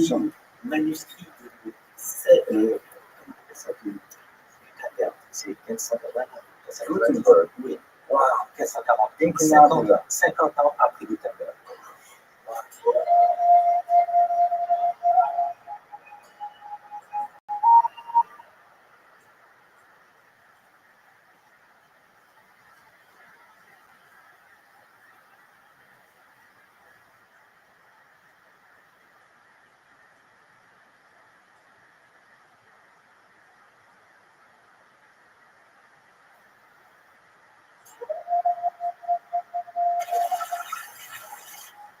One of the unusual architectural features of the Census of France Cathedral in Cathedral, France is the mysterious ball of brass that sits above the southern entrance to the cathedral. And it seems to be a source of a lot of controversy among art historians, many of whom adduce a specific Jewish connection to this unusual decorative feature. The door is known as the portrait Jewish door. Several different theories as to why it is so named. One argument is that when Jews were forcibly converted, they were required, since they were not yet baptized, to enter through the side door rather than the front door. This seems to me rather unlikely because forced conversions of this nature were highly exceptional in the period, and the upper levels of the clergy frowned on them. There was a significant number of rebukes going down to lower clergy throughout Provence when such incidents would occur. Another possibility is that Jews who decided to convert of their own accord, either for whatever reason, perhaps spiritually motivated, perhaps economically or socially motivated, fear from persecution, they would have entered through the store. Well, it's possible, but also not especially convincing because the symbolism does not have any explicit Jewish connotation. A third possibility is that the artist was making a commentary on the Black Death. That's possible. The cathedral was built in the 15th century, which would be about half a century after the Black Death. But again, it's not totally explicit. I think we should say two quick things. First of all, it's really important what goes on the outside of churches and monumental architecture like this, because when you have the illiterate peasants coming in from their farms to visit the cathedral, which gives the church an opportunity to explain fairly complex theological ideas, such as the relationship between Christianity and Judaism, to an otherwise illiterate population. The other feature that's really unusual about the Carpentras wall of France, which is something you don't see in the other examples throughout France, is that the cross is not situated at the top of the orb, but rather at the bottom. Now, normally the orb, especially the cross at the top, is a symbol of sovereignty, a symbol of power. It's often shown in the hands of a king or an emperor, and the sphere represents the entire universe. It's under God's sway. That's what the cross at the top is supposed to signify. But why would the cross be inverted at the bottom? And that's unusual.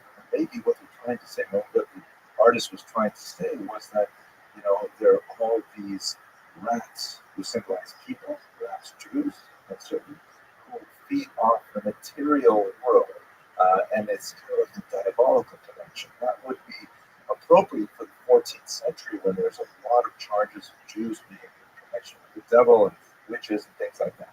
But it's not explicit at all. So I'm left with the question as to what exactly this piece of church architecture actually signifies.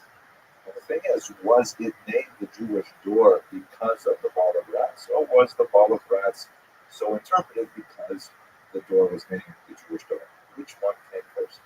At any rate, I'm leaving you with an open question here, but it's a fascinating aspect of the history of the church in Carpentras and the Jews who lived there.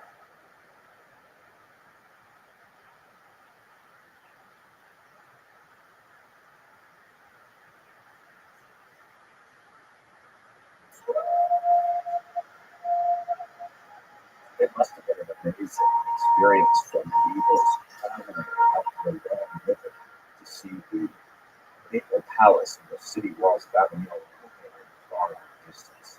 The walls are actually very well preserved, and Avignon has a beautiful central square with a lot of really gorgeous architecture, but it's dominated by the most amazing, somewhat eclectic design of the papal palace, which dates from the 14th century when, for a little bit less than a century, the popes made their home here in Avignon rather than in Rome.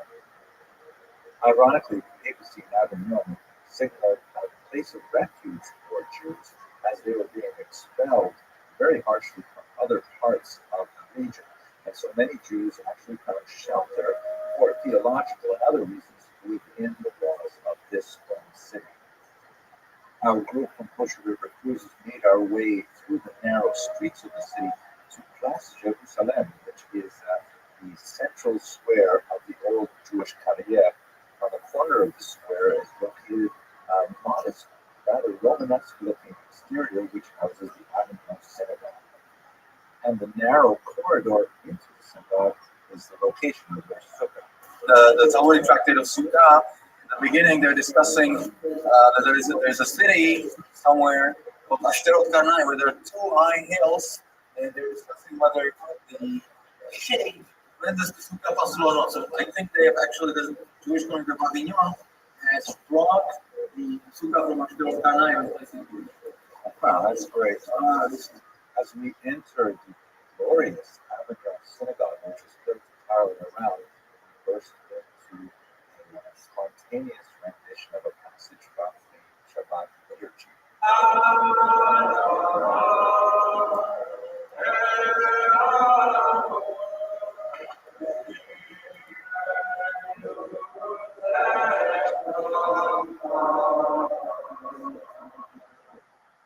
This 19th century synagogue is a beautiful testament to the ongoing Jewish presence in Avignon, France.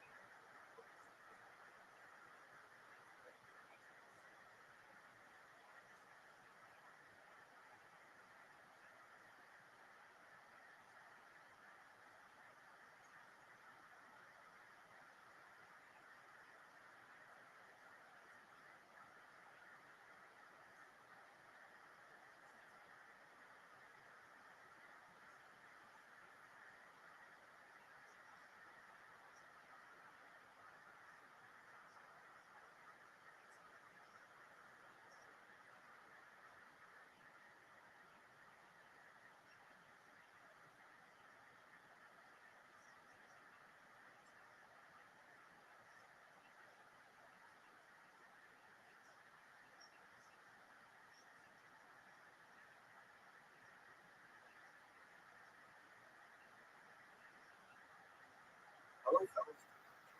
So I have kind of an exciting question. This exciting.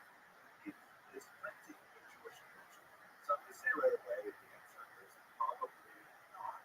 But there's an amazing Jewish backstory that says that perhaps modern printing, as we understand it, first originated in Jew, have known France, not with Johannes Gutenberg, as has been largely accepted by scholarly world for a long time.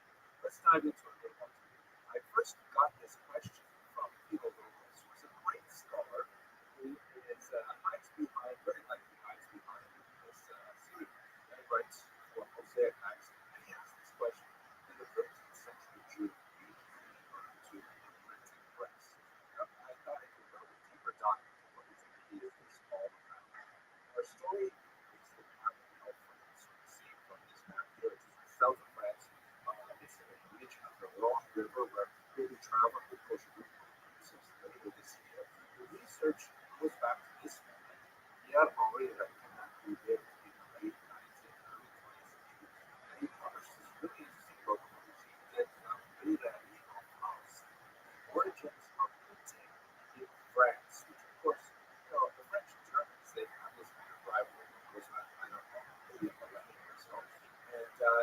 say that printing was invented in France is pretty explosive. He argues that it was invented in Avignon in 1444, which would have been around 6 years before Gutenberg came up with his famous invention.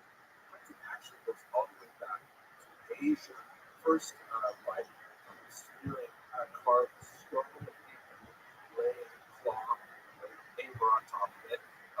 Later invented woodblock carving by carving letters into wood, where with paper and so on. And there are competitions between several Asian nations. The title of the society that first invented is tremendously important and about information transfer. Chinese and Koreans may even have been invented I was in Japan. Here's a beautiful wood block that dated from the late 9th century. You can see it's got lots of imagery and text and so on. So really printing all the way back much before the invention. Now we know, of course, that printing in ancient Europe, especially under Gutenberg, Jews were very early adopters. They loved it, and of course, played into the whole idea of democratizing learning and spreading more literacy and so on. And so one wonders, why did the Jews get involved in printing early on? In some medieval Jewish libraries, they discovered documents like this one, which seems to be some kind of like listing of various foods and prices that go along with it. Terrible gadget. Printing in the modern era is basically associated with Johannes Gutenberg. And he invented the printing press, which was a big step up from the stone and woodblock printing that was circulated in Asia and later also in Europe as well. What you see in this particular rendition is you see the people in front of the sheet of press, and but look at the back there. You see a couple of people working out with trays of something or other. What are they doing? Well, this is a key element of Gutenberg's press. It's the invention of movable type, which is hugely forward from the Asia system. Rather than carving an image with letters onto a single piece of wood or something like that, you take these little pieces of lead that have letters on them, and you assemble them into sentences. You then put them into a frame, and then you've got this massive wall of text that can be rearranged, reused over and over again to create new pages. So that was a huge innovation, and suddenly they became much less labor intensive. These were blocks, much more refined. So let's now head to Avignon in southern France. This, by the way, is an image that shows Avignon, the ridge of Avignon, which is this, if you grew up in Canada, it's a big song that always is super home in Avignon, like under the bridge of Avignon, where we dance and so on. It's a very beautiful town, it's well preserved, and it was a home of the anti-poets for a while. They were people who were in Avignon. It wouldn't be the actual home. It was actually a very beautiful design for Jews, and it was well protected by the ecclesiastical powers of Avignon at the time. And that's actually how much of this is happening. So what happened was when he went into the archives of the Jewish religion, he discovered some really interesting documents that referred to a particular Jew named David Candelus, who lived in Avignon. He had a Christian friend named Valpo, who was from Prague, and the two of them got involved in various enterprises. And one of the enterprises they were involved in apparently was so-called artificial writing. They're camping on this amazing document, which was dated the 10th of March, 1446. In this document, there's a reference to how an individual was going to deliver to this Jew, David Candelus, 27 Hebrew letters, well made of iron. You might be wondering, why 27 letters? There are 22 letters in the Hebrew alphabet. Of course, remember that when you look at the Hebrew alphabet, there are 5 letters which have final forms, meaning that they occur at the end of a word. They're written differently than they occur at the beginning or the middle of the word. You think that's probably just reflect from the one English, which of course has 26 letters, and all of them are written differently at the beginning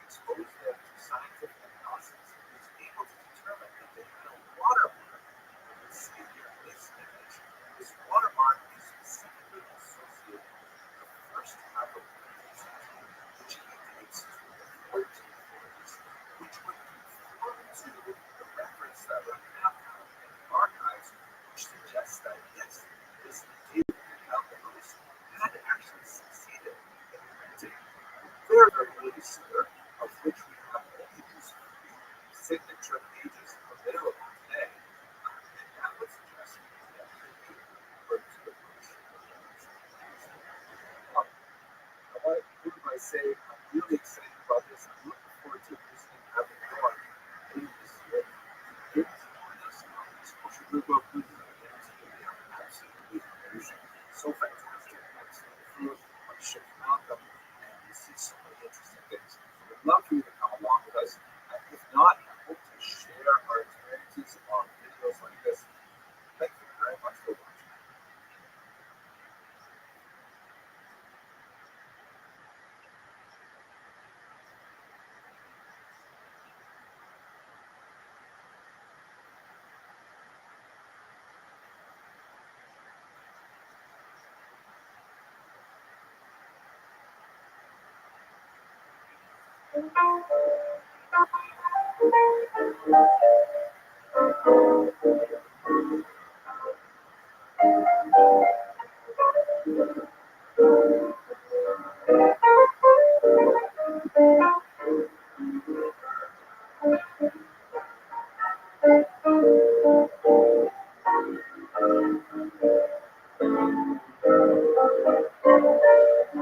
Hello, fellow students of Jewish history. I'm really excited about our upcoming exploration of Provence, in the south of France, with kosher riverboat cruises. And so this video is part of my advanced research for that trip.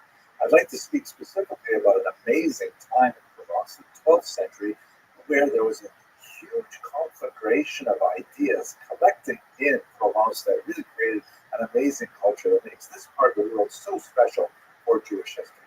So let's unpack. First of all, have a look at the various influences on the region of Provence.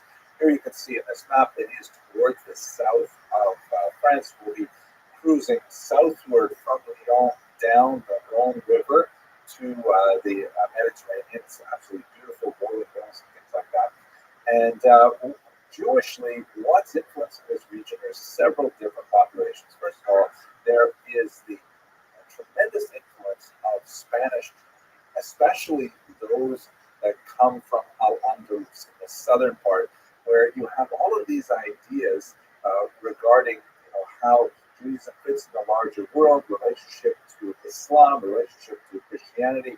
They're all cooking among the tremendously creative scholars of the golden age of Spanish Jewry, and they're reaching up over the Pyrenees Mountains and making a huge influence on the Jews living in Provence. The second major area of influence on Provence is, of course, the Jews of France, more specifically northern France, where the influence of the school of Rashi is especially felt.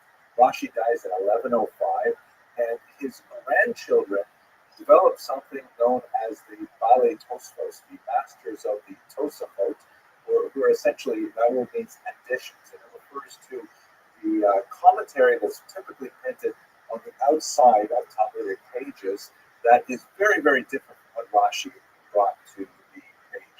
Rashi is especially known for his very pithy, clarifying comments that explicate the difficult phrases or ideas of the whatever he's commenting on, whether it's the Torah or whether it's Talmud, and he'll also incorporate the teachings of the oral Torah into his commentaries. Tosafot did something totally different. These are basically a large school of scholars gathering around his grandchildren, like the Rashbam, for example, and Rabbi in particular, where they will look at a page of the Talmud and say, wait a second, how can it say this over here when way over another part of Talmud is something totally different, apparently contradictory? And they will work with the entire scope of Talmudic literature, a massive amount of information, and they will analyze it, critique it, ask questions of it, provide answers, and question those answers. It's a much more analytical school than Rashi. Their approach to the Talmud is very different way, but of course they're having an influence on Provence to the south.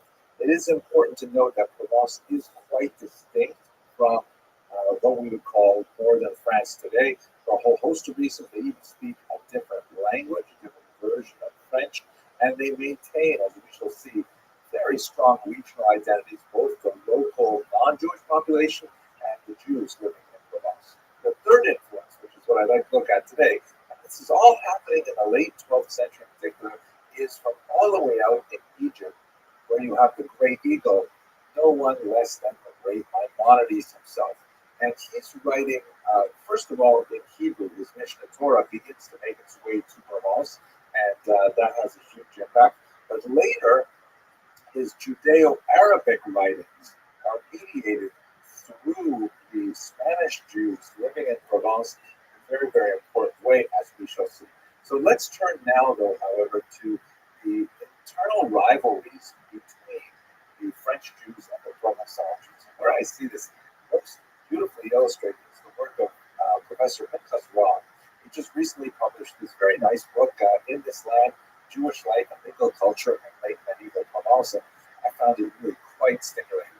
And the kind of examples he brings to bear, relying on the research of people like Professor Joseph Schatzmüller and others, is, for example, exemplified in one specific case where he describes a synagogue in Provence, and we actually have a date on it, where it happens to fall within the 10 days of repentance when this particular incident occurred.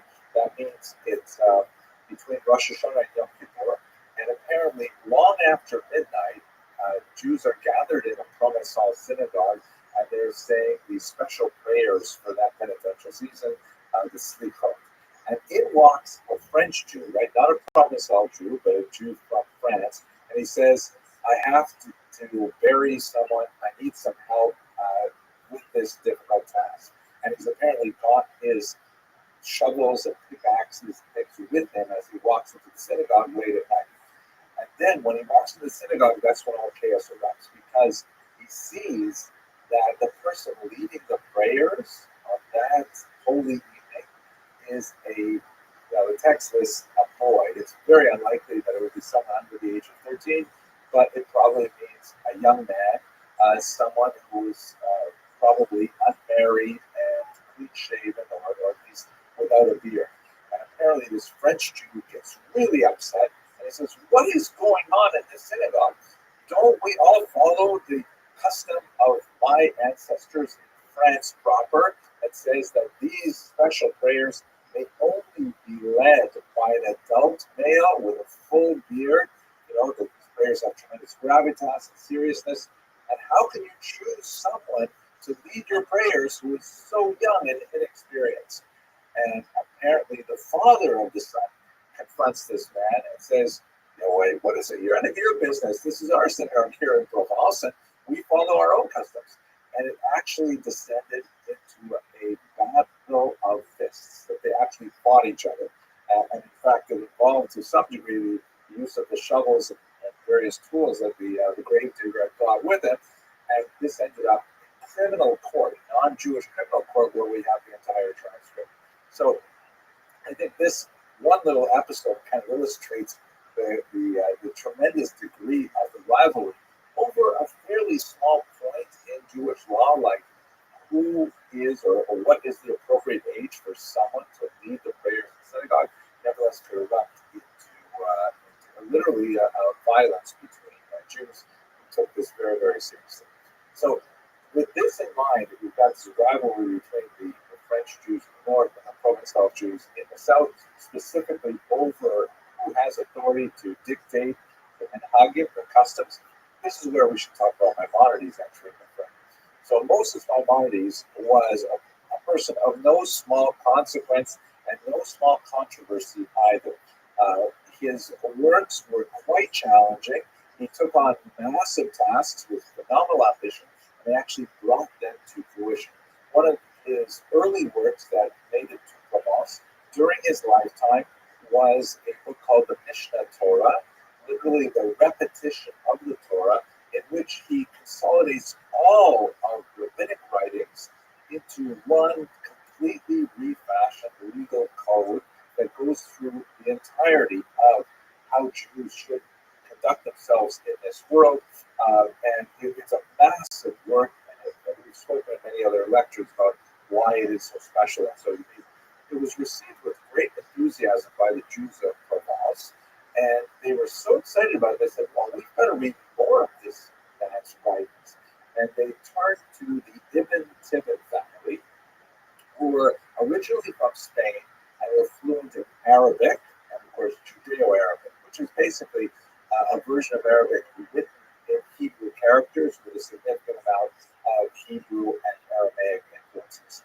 And the Ibn Timmons churned out book after book translating the great classics of the Judeo-Arabic tradition, which is partially a Spanish tradition and partially a North African tradition, working on books like the Phobos of Babos, the Duties of the Heart by Ben Bakya, and then, of course, the great Moran Naguthi, the great Guide for the Perplexed of Maimonides. Now, this got Maimonides into a lot more trouble because once he was rendered into Hebrew, specifically his philosophical work, Guide for the Perplexed, which was way more challenging in many ways than the Mishnah Torah, those French Jews from the north were incensed, and they were so upset with the amount of Greek thought that Maimonides openly included in his philosophical works that in the 1230s they actually denounced it to the Dominican friars and had Maimonides' books burned publicly in Paris. In France, that may have been the case, but to the south in Provence, even his greatest critics, such as the individual who was buried here, the Ravad, Rabbi Abraham ben David.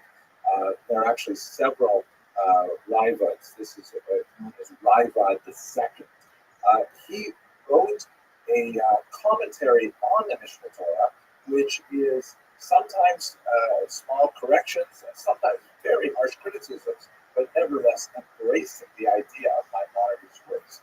This is actually a modern gravestone at the site of his burial, along with his son, Rabbi Isaac the Blind.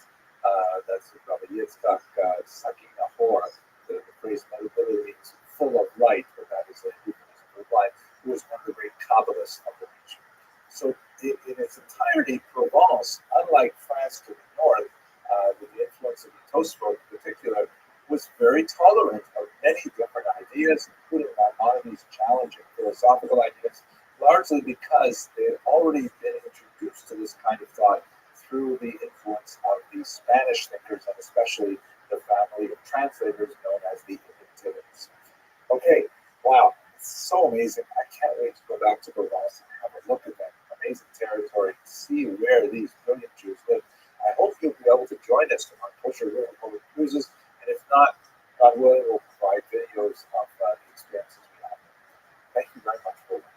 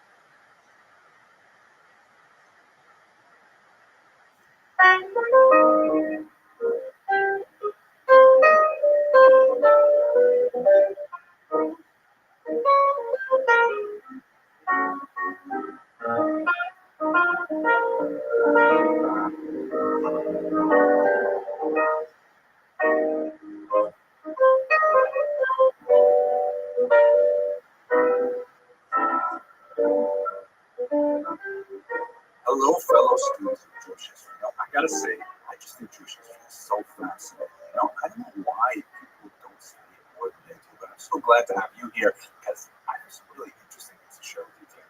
Specifically, it seems that there were 3 Jews serving as soldiers of Rome in the 1st century before the Common Era, living in the region of ancient Gaul, which would be today basically Germany or on the border of France. And this was in the 1st century before the Common Era. I mean, oh my gosh, so fascinating. Let me tell you about this. So first of all, we have this on the basis of 3 gravestones.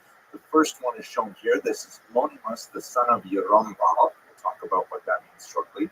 The second is this beautiful grave marker. It looks like it may have come out of the same, school of artists or something. Sibelius, the son of Ero.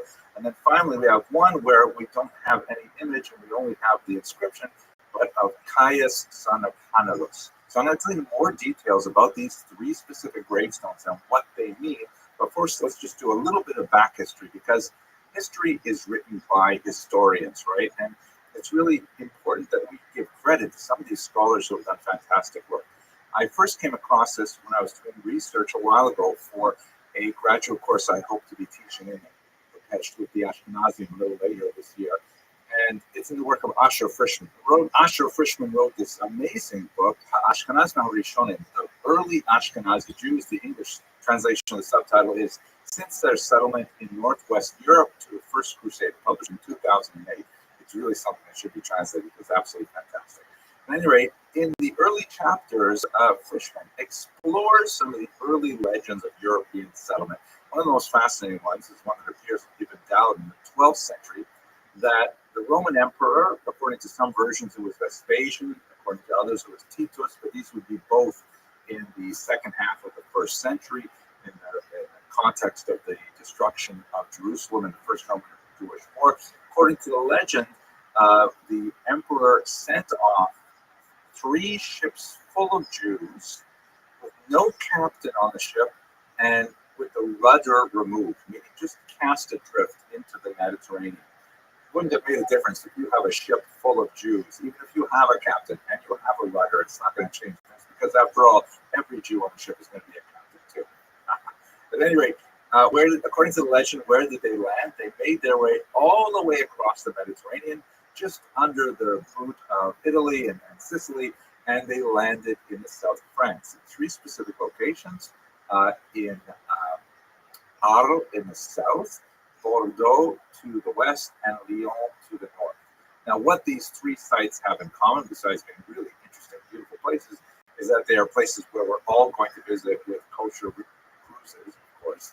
But most historians feel like there's really not much to this legend. We do have definitely a source in Josephus that says Jews were in this region in the first century, but I'll tell you about that in a second. What's important for us is it appears that these 3 gravestones that we're going to look at are from an entirely different trip of Jews, not at all legendary, going all the way from Jerusalem all the way up to Mainz, or Mayence in French. This is a region in the earliest corner of Ashkenaz, just north of Stuttgart and near Frankfurt am Main. Now, let's get into this story a little deeper. Now, we know a lot about this century, the Jewish populations from Josephus. He's an incredibly important historian. This is the classic illustration of Josephus. You see this particular image in all kinds of representations. Of course, we have no idea what Josephus actually looked like. At one point, there was a sculpture discovered, and a lot of historians got very excited because they thought this would in fact be Josephus. But in reality, we were just kind of like fooled by the large nose, believe it or not. It turns out not to be Josephus at all, and we don't know what he looks like. But I did come across this image on a beautiful website of the Low Country Digital Library, and that refers to the Low Country region of South Carolina. And they have some amazing things there, including several reproductions of images of Josephus. Not only this one, but here is like the studious Josephus. You can see he looks really quite different from the earlier one. And here's one of my favorites, the learned and warlike Jew Josephus, which you see his whole posture here, really fast. At any rate, let's go back to the story. Josephus records the fact that we know there was a Jew in the south of France in the first century, the king Archelaus. He was the son of Herod, and he was renowned for his incompetence, and he was ultimately exiled by the Romans from Judea to Vienne, not Vienna, but Vienne, which is in the south of France. Now, I know you might be thinking, exile in the south of France doesn't sound too bad, but you have to realize that in the early first century, it was like impossible to get any decent Asian kosher takeout in the south of France, so it must have felt like exile. Josephus tells us about that one Jew there, but he also tells us about the Itureans. And here's where Rabbi Dr. Sally Levy comes in. Here's a photograph of him serving as a field chaplain in the German army in World War I. He had a well-regarded career, not only as a soldier, but also as a rabbi and a historian. His years are 1883 to 1941. He was the last rabbi of Mainz in the pre-Holocaust period. The sad part of the story is that even though he had a brilliant career of caring for his community in Mainz, he went to America in 1938 to raise funds for his community and things like that.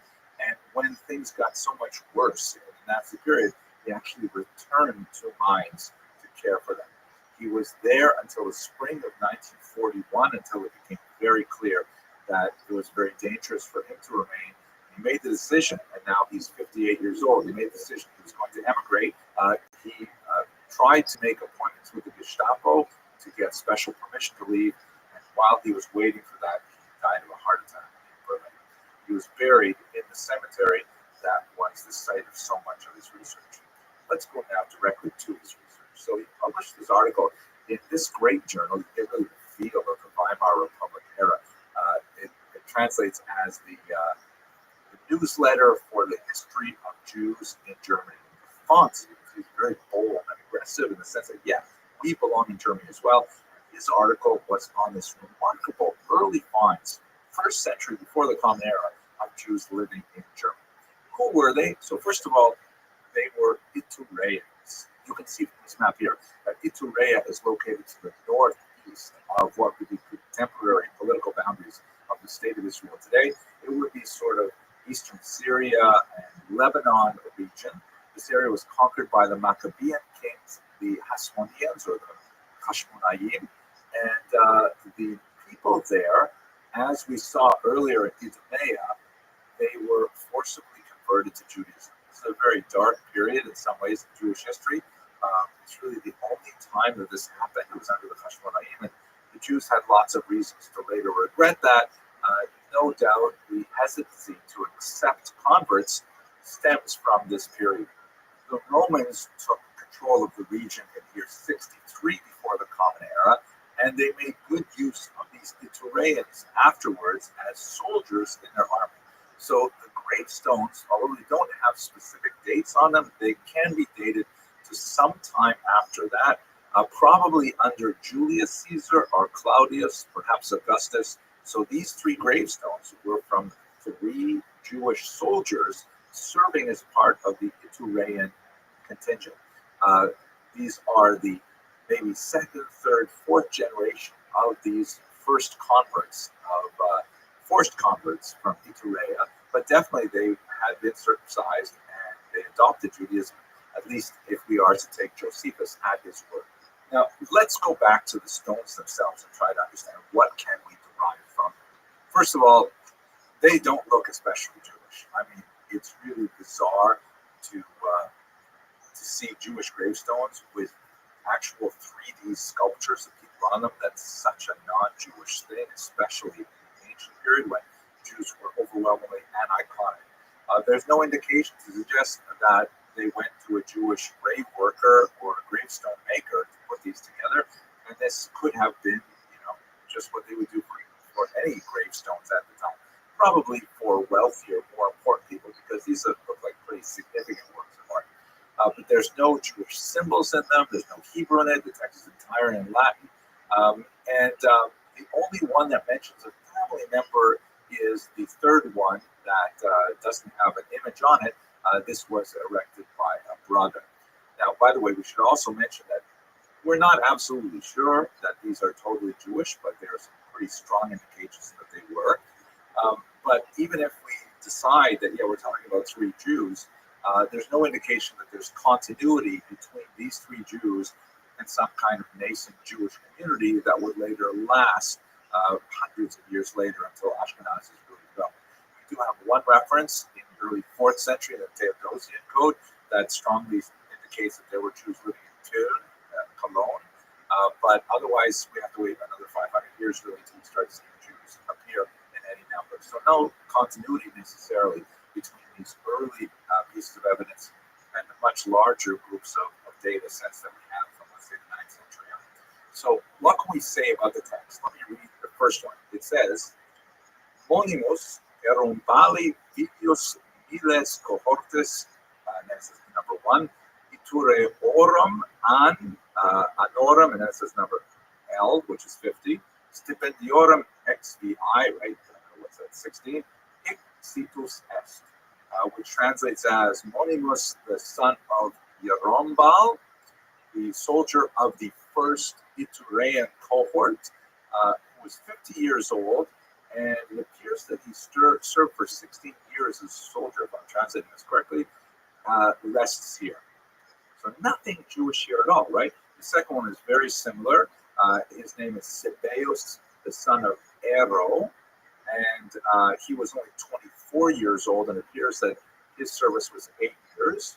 And the third one is Caius, the son of Hanelus, who was also 50 years old and served for 19 years. And this is the one that was arrested by his brother, Yamicus. Okay, so how do we identify these stones as belonging to Jews? So what Rabbi Dr. Levy points out is that, first of all, the Itareans, the fact that they are coming from Itarea, at the very least, they are people who come from the region that we know has been made Jewish 3-4 generations earlier. Secondly, when you look at the names, you see that they have some distinct Semitic context. So, for example, the name Monimus, the first one, in Josephus, we see that name is used as a Latin version of Menachem. Menachem is definitely a Jewish name. Yerombam is a little weirder because this appears, it's definitely a Semitic name. The Baal ending is used by Semites. But the thing is, it's not a nice Jewish name. It's like naming your child after inappropriate villains in the Bible. It would be kind of like naming your child today Adolf, for example. Note that, by the way, there are lots of Jews who were named Adolf, very fine Jews who were probably named that in the 1920s and earlier. But at any rate, it's definitely a Semitic name. Okay, so Menachem, if it is really the form of Menachem, that's really Jewish. Yerombal, a little weirder, but possible. Second name, Sibeos, could easily be the biblical name Siba, which is definitely, we see that, for example, in the book of Kings. And his father was Ero, which could be Er or Eri, also very Semitic. Could be. This last one, however, is the strongest. Caius, not clear exactly where that comes from, but his father was Haneli, which is definitely Hananel or Hanania, totally Jewish name. Hanael is a clearly theophoric name. The last syllable there is one that's widely used by Jews as a name for God, very much indicative of a Jewish name. So that's basically where we are with understanding these three gravestones. We know they came from a very Jewish place. We know that they have some Jewish names mixed in there. The gravestones themselves don't look like they really care that much about Jewish customs, so we might assume that they're fairly distant from Jewish mores, or it could be that the people who set up those tombstones were unaware of Jewish customs, and they simply did what they thought was right for apparently very respected colleagues and brothers at arms. Like I said, I think Jewish history is just so fascinating. I can't wait to get to this region to start exploring again and looking for examples of Jewish history in the wild, so to speak. If you're able to join us on Kosher Riverboat Cruises, that would be great. If not, I look forward to speaking with you in future videos. Thank you very much for watching.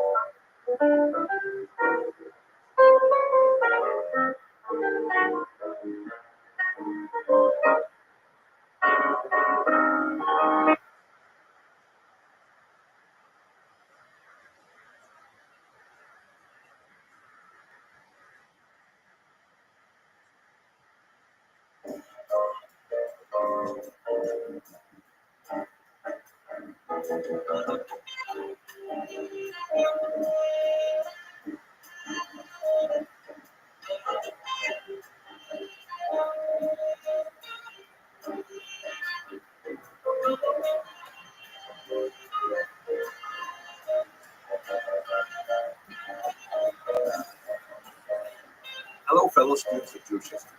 I have got an absolutely amazing story to tell you today. This is something I've been fascinated with for a long time, but only recently was I able to actually find some sources that give much more detail about it. basically, the story is about an individual named Bodo who lived in the 9th century as a fairly educated churchman who amazingly dropped off the map and reappeared as a Jew, taking the name Eliezer. And he was involved in some fascinating polemics, which was very unusual for the time, and it actually had much larger repercussions than I had originally thought when I first came across the story. The reason I got so deeply involved in the story of Bodo, which is not a small episode actually, has very large significance for the era, is because I was doing my research and preparation for the kosher riverboat cruise down the Rhone River later this year, and I was looking at the life of Agobard, who was a bishop in Lyon, and he had a lot of things to say about Jews, not especially complimentary, and his life intersects with Bodo in a couple of interesting ways, which I might get into. But here's the basic story. Bodo was born around the year 814 to an aristocratic family in Germany. He was referred to as an Allemand, which is like related to the word Allemagne, which is Germany and French, for example. He received a superior education. He was sent to a monastery as a young boy where he was given literacy in the religious texts, and then because his scholarship must have been really something special, he was sent to the high office of the imperial court, and there he was essentially groomed for, who knows, he might have been a bishop or even an archbishop someday. But then at one point in 838, when he was about 24, 25 years old, he asked for permission to make a pilgrimage to Rome, and then he disappeared, and he reappeared in Spain under a new name, Eliezer, as a Jew, and had a huge controversy erupted about him after that. So there's a lot that this says, not only about this individual life, but his life really exposed some cultural and religious fissures within this early European state, and it gives us an opportunity to study a very important counter-narrative about the major trends of historiography in this period.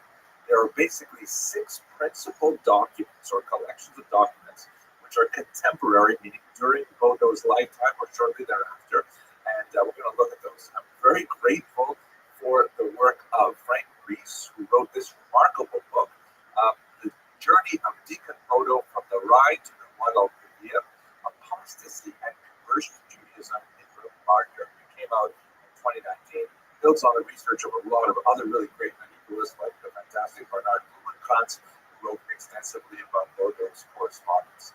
And that's what I'm going to rely on very heavily is Dr. Reese's work for this presentation. Okay, so let's try to understand the story. First of all, the most important and most extensive single account of what happened is a single paragraph that was authored by Ingmar, the Archbishop of Reims under Charles the Bald around the year 876. And this is in the context of a much larger document called the Annals of Saint Bertin, which essentially is kind of like a chronology going through important things that happen every year. Now here's the paragraph. I'm just going to read it straight, and maybe we'll start and talk about it. Meanwhile, something very distressing happened, something to be wailed by all the children of the Catholic Church. Rumors spread the news, and the emperor found out that the deacon Bodo, an Allemand by birth, in German, and deeply imbued from his earliest childhood in the Christian religion, with the scholarship of the court clergy, with sacred and secular learning, a man who only the previous year, that would have been 837, had requested permission from the emperor and empress to go on pilgrimage to Rome, and had been granted this permission and had been loaded with gifts. This man, seduced by the enemy of the human race, had abandoned Christianity and converted to Judaism. Thus he was circumcised, let his hair grow and his beard grow, and adopted, or rather usurped, the name of Eliezer. Fascinating kind of thing. This is what I think in Yiddish you might call sort of a shanda fartigoy. So in translation, that actually means a shame for the non-Jews. When Jews do something that's terrible, that makes Jews look bad in the eyes of non-Jews. But in this case, if we make a little pun on the preposition for in Yiddish, it's a shanda for the goyim, meaning for the non-Jews. This is a shanda within their ranks. I am so grateful. I get to spend a lot of my time studying things like this. Okay, so Reese points out some fascinating things just looking at this one paragraph. He says, note the surprise of Hickman. But here's a guy, Bodo, who received such a superior education. And despite that incredible education, he went, so to speak, off the derech, to use the Hebrew expression, he went off the path. So why would this happen? So here's an interesting possibility. One of the things scholars of that era, Christian scholars of that era, were especially concerned with something called the Hebraica Veritas, meaning the true Hebrew. They were working essentially with the Vulgate, a translation that was several hundred years old of the Tanakh into Latin, Bible into Latin.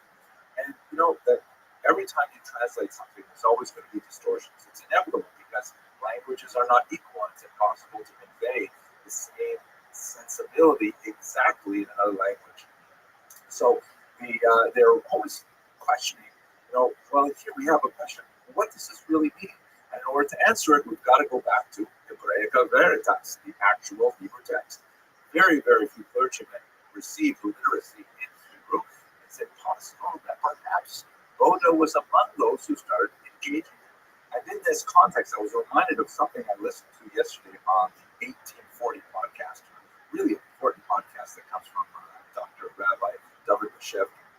They were interviewing Dr. Noam Weissman, who is a colleague of mine who is responsible for the Open Door Media projects of Unpacked. Very pleased, by the way, here's a disclosure. I often work with Unpacked on some of their podcasts, Jewish History Unpacked, and quite a few of their videos as well. So I'm a big fan of both Dr. Weissman and Rabbi Dr. Shev. Anyway, Dr. Weissman was talking about something in his youth. I don't remember the specifics of it, but basically he was in college speaking with a young Christian, and they were discussing their comparative religion, and it got down to a bit of an argument. So Dr. Weissman essentially said, "You show me your Bible, and I'll show you mine." And so his Christian interlocutor brought out a typical, I don't know, King James or New Standard Revised version of the Bible, and it looked something like this, right? And Dr. Weissman said, "Now let me show you my Bible." And he brings out this Dolos edition, which is the standard, go-to edition of the Bible for students today, which lists only a few lines of the actual Hebrew text, and then surrounding it are so many layers of commentary and disagreement and dissension and support that reflects the huge conversation of what does the Bible mean over the centuries.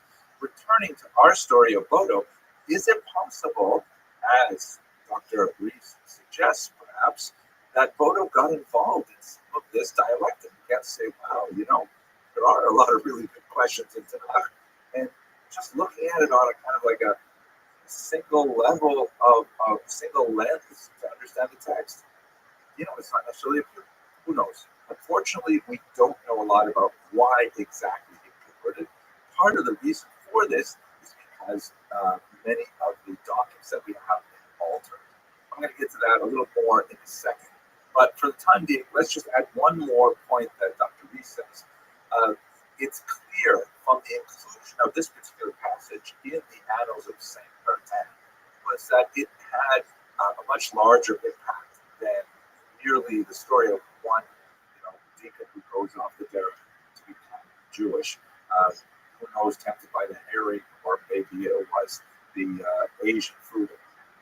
So maybe because the Annals of Saint Bertin essentially deal with state level things, continent level things, and his argument is that perhaps Bodo was kind of meant as a sort of pathetic fallacy of look at how our society is falling apart, and in fact it was. There was huge political change at this time. There was a big succession crisis under Charles the Bald, who divided up his empire among several sons, and eventually it was fractured as a result. Bodo's crisis of faith, which resulted in a transformation, is also reflected in the very state of Charles the Bald. Could be fascinating. So let's look at the polemic. Now, the other thing that happened once he becomes Jewish is he apparently doesn't just disappear. He's quite active in exchanging ideas with other thinkers. In particular, one Alvaro of Cordoba, who's apparently a Jewish convert to Christianity. Right? Bodo goes from being common situation where Alvaro, a Cordova, starts as a Jew and he becomes a Christian. And they end up having correspondence which has been preserved in a codex form. We know for sure that it is a correspondence with Bodo because initially that's how he is addressed. Later on, however, Alvaro simply refers to him as the transgressor. Now, there are 7 letters intact which Dr. Reese was able to examine and have translated and studied. 4 of them from Alvaro and 3 are from Elazar, but they are preserved by Alvaro and his followers. Some of the folios of those letters, as they were recorded in a codex, have been removed, perhaps by a later pious archivist who felt that some of the material was inappropriate. Unfortunately, sections where Bodo describes his motivation for conversion are lost. And those are perhaps the most fascinating ones we want to see. We can see, however, as you see in this image, that some of the later copyists, perhaps out of religious zeal, distinctly obscured several sections of the folios that are still intact. But nevertheless, we can reconstruct some of this motivation from the way in which Alvaro's responses provide arguments. So those arguments must respond to the things that he said. The 3 basic issues that they argued about in his course of correspondence was, number 1, who is the Messiah? Is it the founder of Christianity or somebody else? Is it someone who's already walked the face of the earth, or is it someone who has not? Second, who is the true Israel? Veros Israel. It's a fascinating exchange between Alvaro. This is the reason why some say he must have been a Jew. He says, I am by nation and race of the Jews, and I have been graced to become a Christian. So perhaps if he's not, it seems like if we take him at his word, he's a Jewish convert to Christianity. Whereas Bodo, who becomes Eliezer, is not racially ethnically so Jewish, but he becomes religiously Jewish. Which one is the true Jew? They have an argument. The third section is Christianity the fulfillment of Judaism or something totally different? Which side is arguing? Absolutely fascinating. It's so unusual to see someone pushing back against the dominant faith. Remember, this is, the Jews are a tiny, tiny minority at this point, and to be so aggressively defending their ideas in a situation where it's actually quite dangerous for them, quite amazing to see. Now, this brings us back to the Rhone River, because we have some testimony about Bodo from one Amolo, who was a disciple of Bishop Agobard of Lyon. And Amolo ascribed some rather nasty behavior to Bodo Eliezer. We have no other corroboration to indicate that this actually was the case. But he argues that Bodo Eliezer had somehow argued with the Alif to persecute Christians in Muslim Spain. And in fact, there was, a few years afterwards, a notable rise of Christians who apparently sort of self-immolated, trying to get the Muslims to make them into martyrs. I know it sounds bizarre, but just have a look at the web on something called the Cordova Martyrs. So 48 of them, most of them are monks, who openly violated Sharia in Muslim Spain and were beheaded as a result between the years 850 and 859. So Amolo, who was certainly no friend of the Jews, just like his teacher Agobard had a lot of nasty things to say about the Jews, Amolo may have simply blamed this on Bodo Eliezer, but we simply don't know the sources at this point. Okay, I hope you found this look at one life, as revealed by just a few medieval sources, interesting. If you are able to join us on this cruise in the road, we're going to explore so much more of this kind of material and actually walk the streets where people like Bodo and Agobard and Amolo actually walk. And if not, I really look forward to sharing videos with you of our trip and of the research I do in preparation for it. Thank you very much for watching.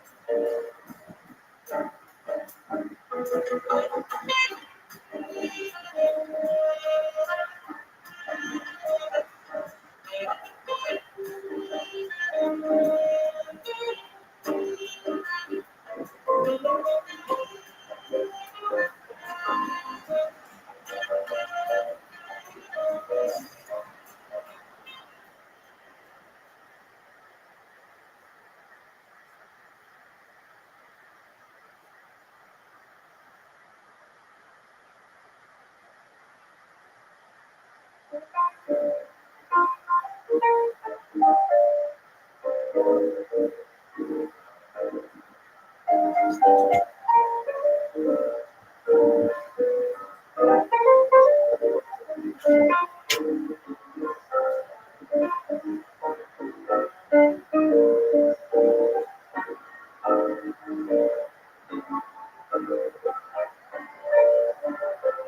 students of Jewish history, I came across something absolutely fascinating as I was doing research for our upcoming cruise along the Rhone River. And this is just so amazing. Let me start with a question. Where did the institution of the Besumming box develop? Now, what is a Besumming box? Many of you will be familiar with this item here. You can see a sample of the Besumming box. This is a small element of the Jewish ritual of Havdalah, of making a separation, which separates the end of the Sabbath on Saturday night from the rest of the week. And part of that ritual is that you actually have to smell some spices. A lot of interesting reasons for that particular ritual. But at any rate, how do you keep the spices in a beautiful way? So it's very common. We have one of these. This is not ours, but we have very similar to this, where there's kind of like a tower design with a flag on the top, and you put cloves or cinnamon or something inside the little door there, and you close it up. And during the ritual, you say the blessing and you smell the spices and so on. So where did this idea of creating this kind of medieval-looking castle come from? So I was reading about the research of Mordechai Narkis, who first wrote of this in 1960, and then he expanded in 1981. That says essentially this is something that's derived from Christian ritual and Christian religious art. Now that's kind of bizarre. Let's see, where did he get this idea?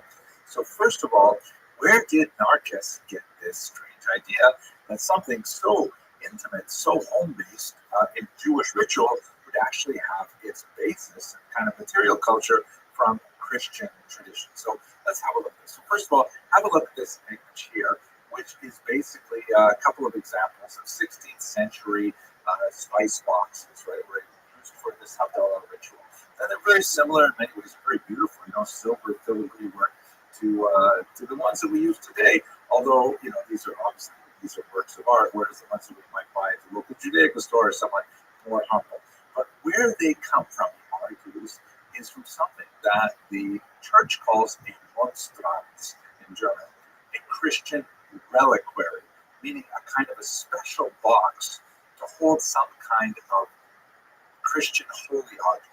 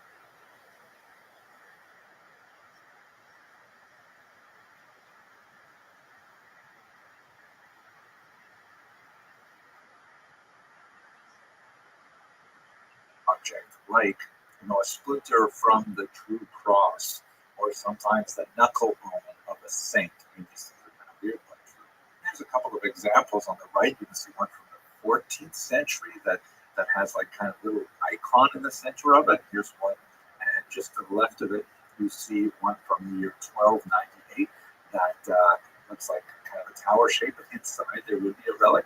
And on the left, you see something much more familiar, a censer, C-E-N-S-E-R, which is used for incense, sometimes smoking incense that would be waved back and forth as part of church processionals. So these two kind of devices, the reliquary and the incense censer, come together to form the sounding box. Now, okay, how do we make this connection? That seems kind of extreme, right? As the art historian Victor Klagsvall once pointed out, if you look in 16th century Frankfurt, the term used to describe a Jewish spice box for Havdalah was Judenmonstrant, a Jewish Christian reliquary box. It's really bizarre. So the real major question for us is, how did this influence come about? I mean, why did we start imitating Christian norms in Jewish ritual? That sounds kind of bizarre. So the reason why I came across this was because I was reading a great book by one of my former teachers, Professor Joseph Schatzmiller, who I had the great privilege of working with as a teaching assistant when he was an instructor at the University of Toronto. He's been at Duke University for a long time. He's become a professor emeritus. At any rate, he made his reputation primarily through really fantastic primary source research in the region of the Rhone River, Perpignan, and other places in Provence, where he got into the weeds, looking at medieval archival records and especially ledgers of economic transactions to see what exactly were Jews doing as moneylenders. And we talked about this in several other videos, so I won't go into great detail, but the specific area of moneylending that's especially important for us now is that Jews would frequently serve as low-level moneylenders, sometimes with very, very small margins, so much so that it was often not even worth it to go to a notary to have the entire pledge written down, but very small, detailed things. Nevertheless, Professor Schatzmiller was able to find all of these records. Basically, what would happen is people would need to borrow money. It's very hard or very expensive to go to Christian moneylenders who are themselves acting in defiance of canon law in the High Middle Ages. And so they would go to the Jew to borrow some money. Quite often, by the way, Jewish women were involved in this. This was a kind of job that was quite egalitarian in that regard. And they would typically bring some kind of item to leave as collateral against the loan. And this arrangement would be written down by a Jewish scribe and would be registered with the state in one form or another. Then, whatever they left behind, which could be all kinds of things, but we frequently have things like clothing and very detailed records that Professor Schatzmiller was able to unearth, like how many coats and what color and men's or women's, where they were made, what they were made of, all these kinds of things. They would leave these things behind in exchange for cash up front. And then they would have a certain period of time in which they could redeem this pledge. This is exactly the roots of what we would call today pawnbroking. So we're talking about essentially a pawnbroker shops. Jews were very much involved in this kind of economic activity. And what's fascinating is that pretty much every level of society engaged in money lending, even though it was definitely excoriated by the church. And higher levels of society, usually, which we'll see in a second, but low levels of society as well. Have a look at this book cover, which is from his most recent work, Cultural Exchange, Jews, Christians, and Art in the Medieval Marketplace. And he puts on the cover this really fascinating image, which comes from a 13th century manuscript from Catalonia called The Feudal Customs of Aragon. And in this image, you see there are 3 Jews on the right. They look kind of mean and stern, which sort of indicates that the artist may have had some sort of bias against them. The one on the top, and they're all wearing the 3-cornered hat that is distinctive for Jews at this time. The one at the top looks kind of like aggressive. The one in the middle seems to be doing something with a large gold cup, a chalice perhaps. And to the right is a the scribe who's recording something going on. And on the left, you see there is a clergyman. You see the red cloak around his head, and then some kind of assistant to the clergyman who is holding a big bag of money and also doing something with that chalice. And by the way, the Jew in the middle appears to be either taking money or pushing money to the Christian assistant. So the reason why I've kind of played this in an ambiguous way is because the first major reading of this image was by Father Robert Ignatius Burns, a California scholar who in 1966 suggested that what's happening here is that the Jews are selling a chalice to the church, and that the Christian assistant is offering money to the Jew, and the Jew is handing the chalice in literally a kind of a weird way to hand it, sort of like sideways like that, to the Christian assistant. Professor Schatzmiller, however, says, no. You're reading the image incorrectly. What's happening here is that the church is pawning the chalice. What the Jew in the middle is examining it for its value and is in the process of giving money to the Christian assistant. And the Jew on the bottom right is actually making the archival notation of what's going on here, how much was left, specifically the chalice, how much was given, the date that it happened, and so on, so that the pawn could be redeemed later on. And so why is this relevant? And what does this have to do with spice boxes anyways? So what Schatzmiller argues, really fascinating, is that the economics of money lending, specifically pawnbroking, brought Jews into contact with all kinds of fine artwork, even Christian religious artwork, and having these things in their homes and workplaces influenced the way they later created their own art. We have actually lots of examples for this. Like, for example, if you have a look at this Erfurt treasure, which was apparently a hoard of precious goods that was held by a Jewish moneylender in Erfurt, Germany, and then never came back together. Perhaps they died in the middle of a Black Death. This hoard dates from the 14th century, and as you can see, some of the works here are absolutely gorgeous, including this absolutely phenomenal wedding ring, which is masterful. And also another great example to illustrate this kind of weird relationship between Jewish moneylenders and their clientele and the influence. A series of frescoes was discovered in a home on Brunnergasse 8 in the city of Zurich.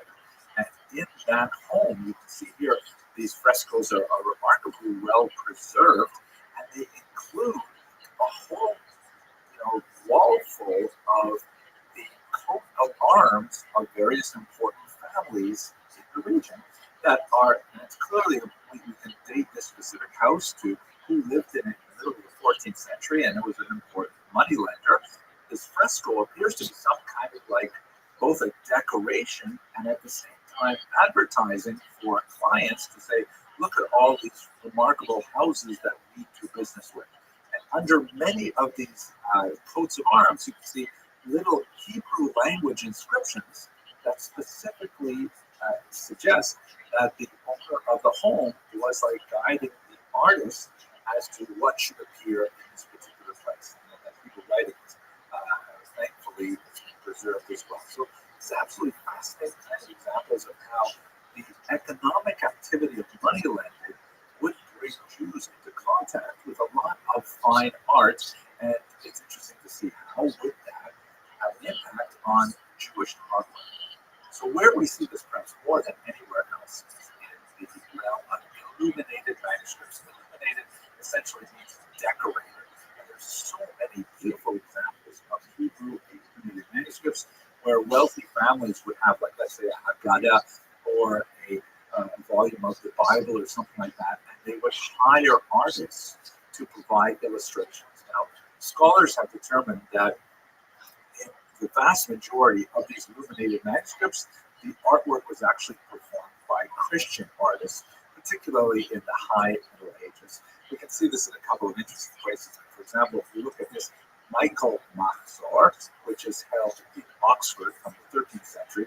They're a typical kind of like first word of a section that has an illuminated illustration meant to decorate it. But when you look at it a little more carefully, you see that actually the illustration is included upside down, meaning the artist had obviously no idea what Hebrew writing looked like, and the artist actually filled in the gaps left over by the Hebrew scribe on upside down. So this is just one of many examples of the kind of antics that happen when you have Christian artists working on Jewish manuscripts. There's also some kind of like really surprising elements. So for example, have a look at this illustration from a 13th century manuscript of the Mishnah Torah, which was richly illustrated, and it has this really, inappropriate, I think from Jewish sensibilities, image of an archer on the right firing an arrow, and at the left, it strikes another person in a rather suspect position. It's really hard to imagine printing a copy of Maimonides' Mishnah Torah today and including an illustration like this. And that begs another question, like how involved were the Jewish patrons in the creation of this art? You would think, and this is a major part of Professor Schatz's work, you would think that the clients who are paying for this art to be done would disapprove of this kind of image. And there's some interesting discussions of how things may have been edited one way or another. Have a look, for example, at another illustration from the same manuscript. This is actually something which looks kind of bizarre. It appears to be sort of like a riff on a passage in the Talmud that deals with the giving of the Torah. I'm recording this video, by the way, just a few days before the holiday of Shavuot, which of course commemorates the giving of the Torah. And it appears in this particular image you have Moses on the left receiving the Ten Commandments, and then you have this strange kind of like, it looks sort of like an ice cream cone, or since I was recently hungry, it looks like a chimney cake kind of illustration.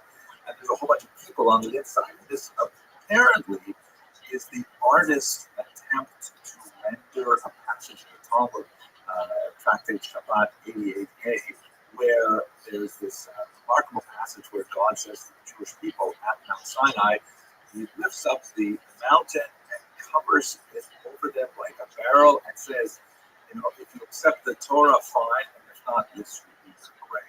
Very dramatic and complex, theologically difficult passage. Anyway, it seems like this is something like that, like the Jews are somehow like inside Mount Sinai.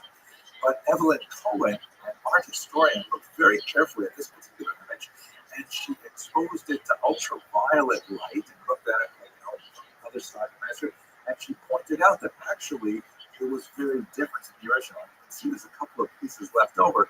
If you look right to the center of the two tablets that Moses is receiving, there's actually the fingers of an arm that has been obscured by the drawing of the mountain. Meaning, when you look at the original, and she was able to identify with the ultraviolet light, this is actually a very Christian picture of a physical representation of God giving the Torah to Moses. And that would not fly by Jewish sensibilities. You can't portray God physically. It's true, there are some really rare examples of just the hand of God being apparent, the Torah Europos and elsewhere, but it's very, very rare. It's certainly very rare for the High Middle Ages. So apparently the Christian artist, maybe the one responsible for the bump shot earlier, included what he, or we presume it's a he, by the way, the illustration was probably done in northern France in the late 13th century. The artist must have thought, hey, okay, I'm going to show the way I think of God giving the Torah to Moses. And the Jewish owner of the manuscript said, oh my gosh, no, you can't do that. How am I going to show this to my rabbi? So they drew over it that strange Mount Sinai with the Jews inside the whole picture. But the original was quite different. So really fascinating stuff, all done by Professor Schatz. So this brings us back to the spice box, which is really so emblematic for this really fascinating period in Jewish history, where in many ways, when you look at the lachrymose tradition of Jewish history where there's so much anti-Semitism in the medieval period. This kind of interesting cross-fertilization of artistic ideas. We have spoken about the Jewish influence on Krishna. That's also quite fascinating and discussed in this book as well. But it speaks to a different level of coexistence between Jews and Christians, even clergy, and how that's expressed in medieval. Well, I could talk about this for so long because I find it so fascinating, but I really got to stop this video now. Thank you very much for watching.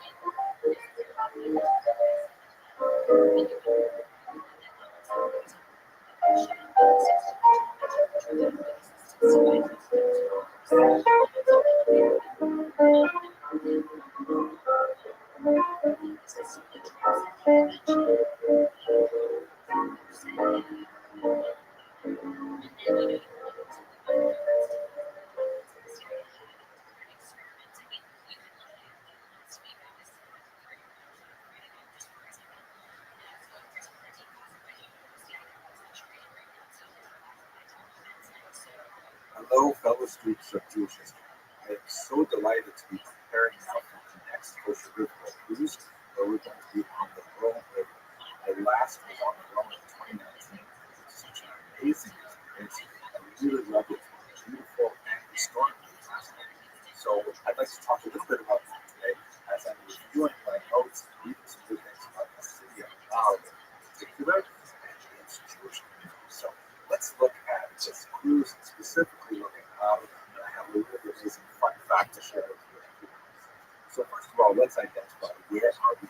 We're going to be on the Rhone River, which flows from the north to the south, much towards the east end of France. You can see here that this route takes us from Lyon in the north and then down south to the city of Rhone. So I speak much more detail. The Rhone River is really gorgeous, lots of oxbows and lots of like terrace degrees and things like that. The big waters are at the Rhone Glacier in the Swiss Alps, right down to the Mediterranean. The outlet is at it's at the head of a big, beautiful delta right next to a natural park, the Camargue, which we're looking forward to using in particular. But Camargue has a really dense Jewish history, particularly from about the 11th through the 15th century. Unfortunately, they were expelled from Camargue and never really recovered that. A little bit about what in the 1960s, but otherwise, not much of a Jewish community at all. But Camargue, in its heyday, was incredibly important. It's a major site for the international trading family called the Radhanites. That term Radhanite probably comes from the term Rodanos, which is the Northwest for the Roman River. And Camargue was a major center of the so-called Chachmei Provence, the wise sages of Provence that flourished, particularly in the 10th to 13th century. It was amazing work. Now, the roots of the community go all the way back to antiquity, and in fact, the term for the region, provincia, is itself a reference to the Roman term for the area, Provence, which is because it was a province of the massive Roman Empire, which you see this now expressed in its fullness in the year 117. We know that there was at least one Jew in the region because he was the son of King Herod. After Herod died, there was a huge controversy over who was going to take over from him. And one of his sons, Archelaus, was appointed, but he didn't do a very good job. As a result, the Roman Empire had exiled all the way up to a beautiful town, also on the Rhone River, it's called Vienne. Look at it, you have to be exiled somewhere. I guess the south of France is a pretty good place. But we know that in the year 6, at least, there was one Jew living in Vienne. Probably they had a Chabad already. There's also interesting Jewish legends that looks out after the Roman destruction of Jerusalem in the first Roman Jewish war that ended of the year 74.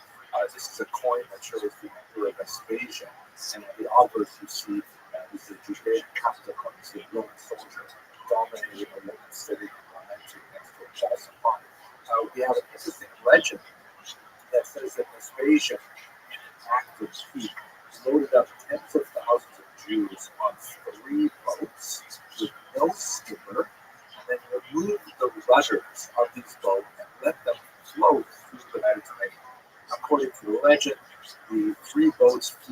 all the way across the Mediterranean, up the Rhone River to the Gulf, and also to Arles, and then a third boat made its way somehow to Bordeaux. Not sure whether it made it through the interior of France or perhaps went all the way around the Iberian Peninsula. No, but what is especially interesting is that all three of these cities, Lyon, Arles, and Bordeaux, are in fact locations that are ports for kosher rainbow cruises, and we look forward to visiting all of them. So what about the Jews of Arles? We've got some fascinating records of their presence, even in antiquity. There is some interesting church records. Apparently, at the funeral of Hilary of Arles, whose name, by the way, that is hilarious. Seriously, his name is hilarious. Apparently, when he passed away, he was very friendly to the Jews, and according to church records, the Jews were present in the funeral cortege and actually recited psalms after his burial. So this was kind of a very impressive thing. There are records indicating the Jews were involved in the events of the town in the 6th century, but it changed dramatically in the 6th century as well, when Areca in Spain converted from Arian Christianity to Catholic Christianity. This is a rather dramatic representation of his conversion. This is from one version of Christianity to obviously the dominant Catholic version. And unfortunately, one of the things that happened when he became a Catholic is that there was a significant uptick in anti-Jewish persecution, as if to say that his conversion could be validated through persecution of Jews. And this actually went on for about 120 years. All of the territories after he was off in Spain, which included much of the Iberian Peninsula and extended over the Pyrenees into the region of Provence, was an unusually difficult time for Jews, at least as far as we can tell from the Visigoth records. On the other hand, people like Pope Gregory the Great, another kind of interesting that these images all show interior work of his language. He actually was a big defender of the Jews in that place. He rebuked a local archbishop for forcibly converting Jews. But in terms of Jewish records, or what's recent from church or legal records, we have the famous visit of Benjamin Tudela in the 12th century. Here is a map of his supposed itinerary. He left behind a really fascinating travelogue, the itinerary of Benjamin Tudela. And although there's some question as to how far he actually got, how much the itinerary represents is recorded on places that he heard about in his travels, when he made it through Arles, as you can see, blue line crossing over the top of the Mediterranean there, and he reports that there were 200 families there, great scholarship, noted schools and things like that. Really fascinating his description. And by the way, have a look at who is the author of this particular map. David Lawrence, who happens to be one of the leaders of kosher rainbow cruises, so he's obviously been doing this for a very long time. We know from medieval records, which are quite significant, that the Jews of Arles had real estate, cemeteries, school, they had homes for the aged, homes for the poor. We know that they had really quite a burgeoning civilization there for several hundred years, and God willing, on the cruise, we'll talk more about the scholarship that they engaged in and so on. This all came to a horrible end in the 15th century as the anti-Semitic tenor of the region just increased dramatically. France to the north, Provence was not formally part of France at the time. France to the north has been expelling the Jews in the 14th century. There were several expulsions. And then in the 15th century, ultimately the Jews were expelled in 1484, and by 1494, the city of Arles was completely rebuilt. Now, here's our fun fact about the Jews of Arles. There's so much to say, but I just found this fascinating. The main researcher, the greatest scholar alive, who talks about Arles is none other than Danielle Yacoub. I'm not sure I'm pronouncing her name correctly. She is a scholar at the University of Montpellier, and she has written many books on the subject of the Jews of Provence, including this recently updated version that goes through each of the towns where we know the Jews were settled, including maps, things like that. This is, for example, her map of Arles, and you see the dark line there represents a street that is known to be the original Jewish street. It's the Rue du Fanton. Here's her amazing fun fact. One of the great scholars who lived in Arles was Rabbi Kalanos ben Kalanos. And know that he was on between 1286 and 1328. I'm not exactly sure what his birth death dates are, but at the turn of the 14th century, he was very active. He wrote a great book called Evan Bochum. It was extremely popular. It was very poetic. He was actually kind of a satire, looking at the nature of the Jewish community and talking about their practices. So fascinating on many levels. Anyway, in this Evan Bochum, what I'm showing you right now is actually from 1705 printing that has a very Yiddish translation of the original Hebrew. Columbus and Columbus talks about a particular practice of the Jews of Al, which I have translated in very flowery Hebrew. It's very hard to translate properly, but it seems that it says here that in honor of Mattatyahu ben Yochanan, he's one of the heroes of Maccabees, of course, and the Hasmoneans, which is the dynasty of the Maccabees, the important women gather, expert in creating various pastries, and they prepare great round batches in the pans, beautiful as a rainbow, and they make the delicious mixed dough of fine flour to make sufganim and askarim. So what is Columbus talking about here? He's talking about the practice of preparing sufganiyot, donuts, for the holiday of Hanukkah. Notice, by the way, actually, correct plural is sufganim. It happens that in Israel they say sufganiyot. It should be regular plural, but it should be sufganim masculine. Now, I don't know what askarim are. Searched all over, could not figure out what it is, but it might be some kind of delicacy associated with Hanukkah. And this is rather amazing that here we have about the year 1400 a reference to making sufganim. Now, Dr. Yankua Shu cites the same passage in translation, French translation of Aristotle, which reads, "For the holiday of the Maccabees, which is Hanukkah, they," interesting, it's in the masculine of the original, they would make a cake in a round shape that would be created by throwing the dough into oil, and they would eat it covered in jam. So that ends the whole debate. Is custard or jam more authentic? It really seems like jam is much more authentic, at least in the Roman celebration. If you want to know more about this, you got to reference this amazing book that came out a couple of years ago, Emek Sufganim, the Valley of the Donuts, which is by Rabbi Reuben Schwartz. It's a 600-page book all about the history and laws of eating donuts on Hanukkah. It's like an amazing study. It really is quite fascinating. What can I say? I want to leave the discussion out for the actual cruise, but I will mention, by the way, that if you're a fan of that road, you're really going to like Arrow, because it was in Arrow that he was most creative. This is where he painted Starry Night. This is where he painted so many sunflowers. There is definitely a Jewish connection. He's known to have spent a lot of time in Jewish neighborhoods when he lives in Kennedy, and he was very influenced by the Jewish maker Yosef Israel. Fascinating stuff. Also very connected. When you get to the actual spot where we make the Starry Night, it's like a sort of easel there that you look at a representation of the painting and look at the actual scene where you painted it. Really fascinating. Okay, I hope that some of you will be able to join us on this basic cruise. And if you're not, I'm really looking forward to sharing a lot of research with you. Thank you very much for watching.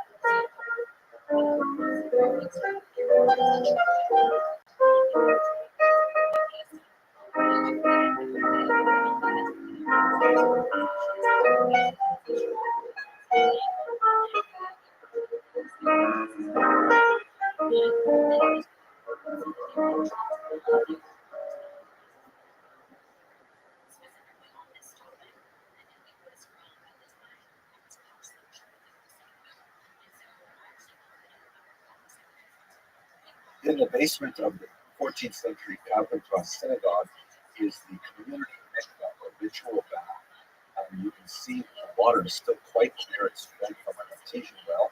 The light dusting on top of the water is from the flecks that come off the limestone walls. Ritually, of course, you would have descended here in candlelight, which must have really heightened the mood of solemnity associated with the ritual version, since no natural light can descend into the space.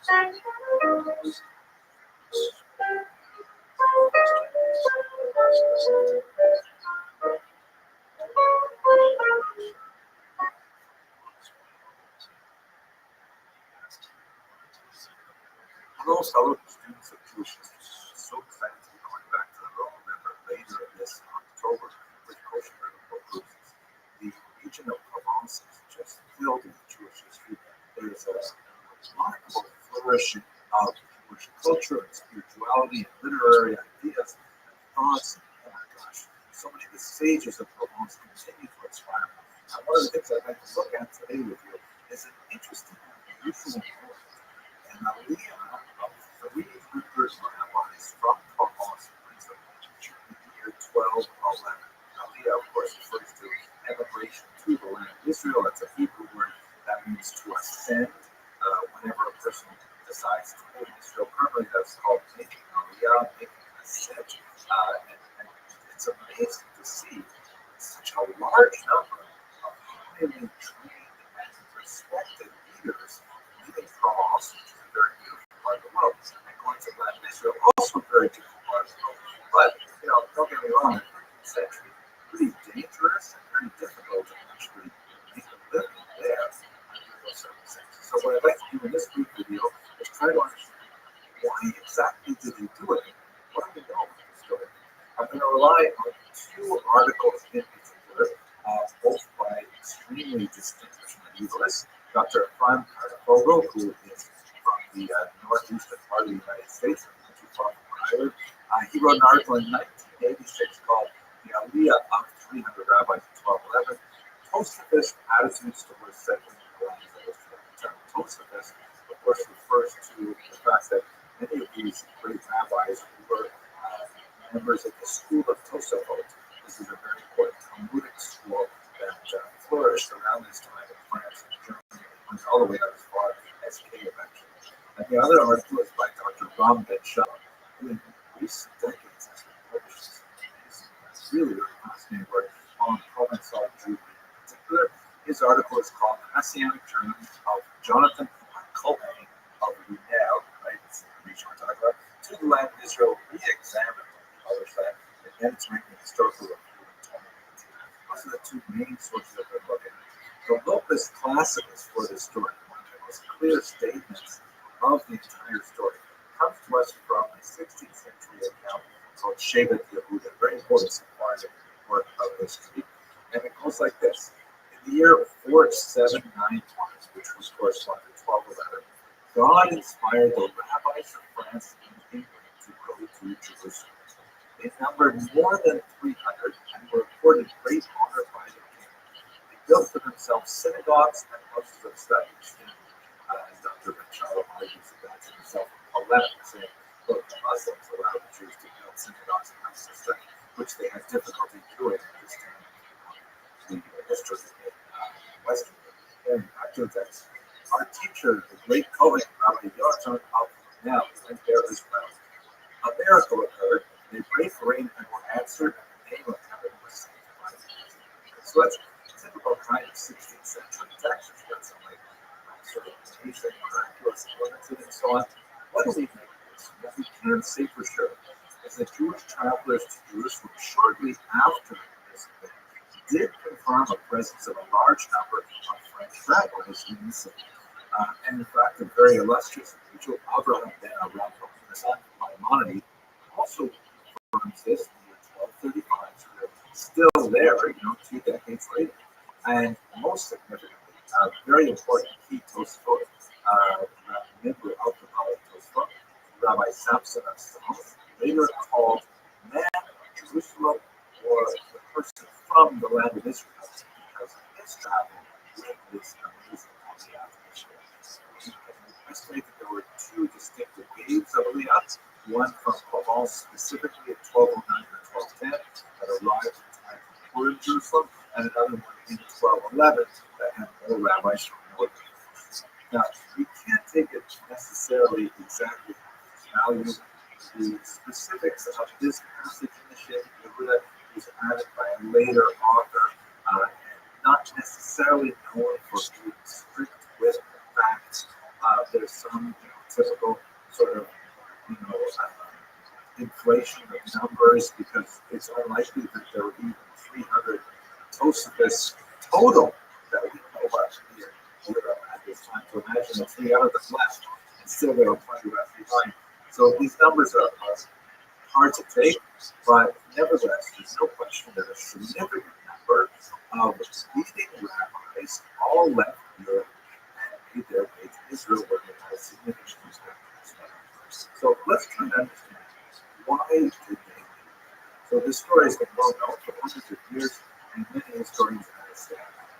And if you go sort of chronologically, Samuel Kraus, very important Hungarian historian of the Jewish people, argued, somewhat fancifully perhaps, his thesis was criticized that the Jews of Provence left to go to Israel specifically to rediscuss the Maimonidean controversy, right? Maimonides was heavily condemned in parts of Europe. Provence was one of the first places where the controversy erupted, and in fact, as a result of the controversy, Maimonides' books were burned in 1232. At the behest of Jewish communities were burned by the Dominican friars. Terrible, terrible story. So, Dr. Krauss argued that the Provençal scholars all went to Israel to re-argue the Maimonidean controversy and perhaps even to present apologies to Maimonides and his way. Interesting pieces, but hard to really believe because the Maimonidean controversy did not really get rolling until a little bit later, and then he's reading backwards. Famous scholar Malcolm Adler wrote that at its time it was really messy. And although this thesis didn't get a lot of support when he first promulgated it, Dr. Ben Shalom has really invested further and says there's quite a bit to say about this. So we're going to return to these things. Ephraim Urbach went to the go-to answer, anti-Semitism, right? When we don't know why something happens, it's either money or second choice must be anti-Semitism. And in fact, there's a lot to rely on. Although the Jews were not expelled from Provence, there was a very upfront expulsion in 1182 from other parts of France. And it's not hard to point to many things for the rise of the Populace. And third, for example, that there were indicated that at the beginning of the 13th century, there were a lot of really negative things for Jews, and a lot of good reasons to leave Europe. But it doesn't answer the question of what specifically happens. You think there would be a popular just rabbis. Robert Chazen argued, really good answer, economic discrimination, and he pointed very carefully to some additional anti-Semitic taxes that were laid on the Jewish community in Provence and elsewhere at the beginning of the 13th century. Good reasons to leave, but if you're going to leave, why go to Israel, which was a very, very difficult journey? It was under a completely political environment. It was threatened by warfare with the Crusades. Many Jews, if it was only economic in nature, they would have chosen perhaps to move to the east. In fact, we will see a very large number of Jews to the east a little bit later in this period of time, where it was easier to make a living than it was in Jewish. Finally, Dr. Carnefogel, who wrote the article in 1986, he argued quite simply that it was an expression of pride. It was an expression of an engagement with the Talmud text, which is what the Bali Tosfot was all about, that someone made them see over and over again how incredibly important it was to Aliyah, to move to that Israel. And that makes a lot of sense, especially when we see how so many of the sources seem to emphasize the fact this was not a popular movement. This was something primarily from those experts in the Talmud that Bali Tosfot. Just the ongoing connection with the ideas expressed in the Talmud said to these rabbis, you know what? We really should be moving to Israel. Dr. Carnefogel brings a lot of very, very convincing arguments from the writings of these political sources to indicate that, yeah, us just ask one question. Why Provence? Why specifically that part of the world?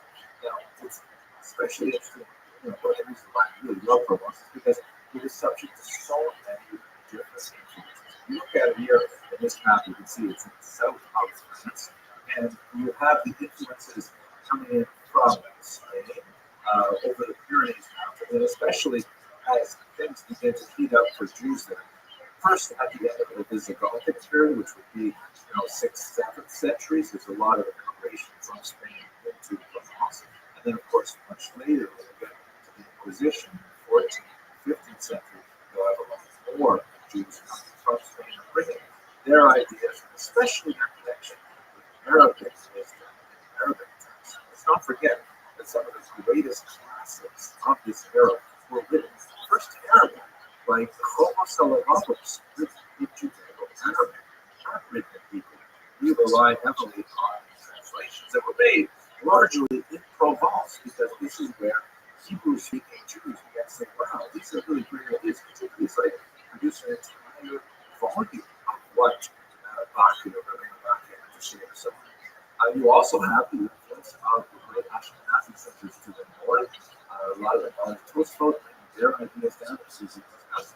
And of course, the influence of the great Maimonides that is making his way through the ideas brought to Provence and translated by the Ibn Tibbet family and others. All of these ideas are circulating around Provence, creating a new brand of scholars, the so-called Chachmei Provence, the sages of Provence, that brought a very different sensibility to the pressing issues of Judaism and of the human condition writ large. That's one reason I really love Provence. Now, when we look at our particular issues, the idea of the 300 rabbis from Provence and France, Professor Ben Shalom brings examples of actual correspondence between this great leader, Rabbi Yonatan of now, to Maimonides, which is this idea. You see that one of the big elements in those conversations is regarding messianism. Rabbi Yonatan is especially interested in what Maimonides has to say about a messianic they hear occurred somewhere in the East. It's interesting to point out that the scholars of Provence had a still biography of Maimonides. It was already circulating within Maimonides' lifetime. It was not an authorized biography. It had a lot of incorrect things. But they had placed the Messianic movement in the wrong area. But Maimonides did, in fact, deal with Messianic movement in Yemen. He wrote about it in his famous Ekeris and his letter to the Yemenites. And so Maimonides clarified for them, what is Messianism in Judaism? What is its rule? How does it work? And so on. It's also very important to point out that there's a lot of other non-Jewish influences that are exerting themselves on the Jews of Provence. There is the possible influence of the success that Crusaders had in 1099, taking Jerusalem, of course, with great cost to the local population, Muslim and and then later, of course, the fall to Saladin, the collapse of the Crusader endeavor to the Muslims, that also inspired some Messianic Jews. And maybe this a harbinger of the eventual Messiah.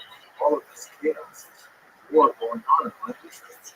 And the last thing that's especially important is the fact that Jews are spending a lot of time looking at the calendar. The annual working calendar, the calendar from creation that Jews follow to this day. The only calendar they followed, but it was the classically Jewish one. Estimated that at the end of the 5th millennium, at the end of the years 4000, would occur in the year 1240, and around 2000. So all of these things come together, and they're really exerting tremendous pressure on the sages of the house, so much so that a large number of them, unlikely that 300, but nonetheless a large number of rabbinically educated individuals decide to leave Provence if they are decided. This particular aliyah does not survive in large numbers. In the year 1219, less than a decade after they arrive, they find their homes destroyed because the nephew of Saladin, who was in charge of Jerusalem at the time, determines that the best way to protect the city from another crusader attack to ironically destroy the fortified walls so that the Crusaders could not, for example, besiege the city, get inside, and hold it. The lack of fortified walls would mean that they wouldn't be able to hold it. So he destroyed those walls that specifically protected the French and Provençal communities. They ended up trying to make space with the local Christian communities. They were impoverished by this and they went into a period of steep decline. This steep decline was partially reversed by the arrival of the Great Maimonides later on in the century, but it was never able to pick up and gather the kind of traction it had at the beginning of the 13th century. Nevertheless, it illustrates in a very powerful way the impact of the Messianic idea in Judaism, its tenacious hold on the Jewish spirit, and being able to move on the sea. Jews are always going to look back to the land of Israel as their eternal homeland in the hope that it will be what they do once again to see the Messiah. Okay, I hope you found this useful. It would be great if you touch on the last habits that you have. I'm not sure if the ship is going to be full at this point, but if you can join us, I'm looking forward to share with you some of my research and what I see when I look for lost things. Thank you very much.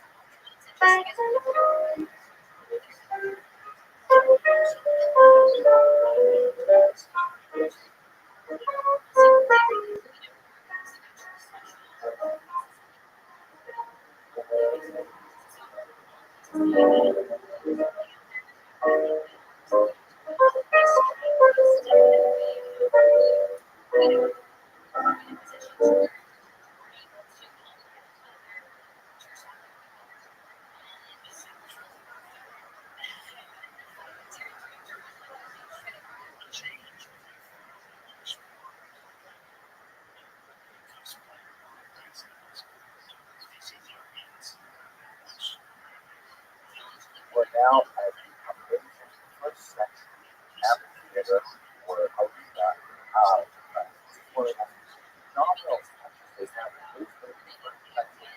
We're going to go inside and have a look at it. It's really interesting. It's today for the local kind of bullfights, somewhat different from those that are fought in Spain. And I always think of great Rothschild, great company.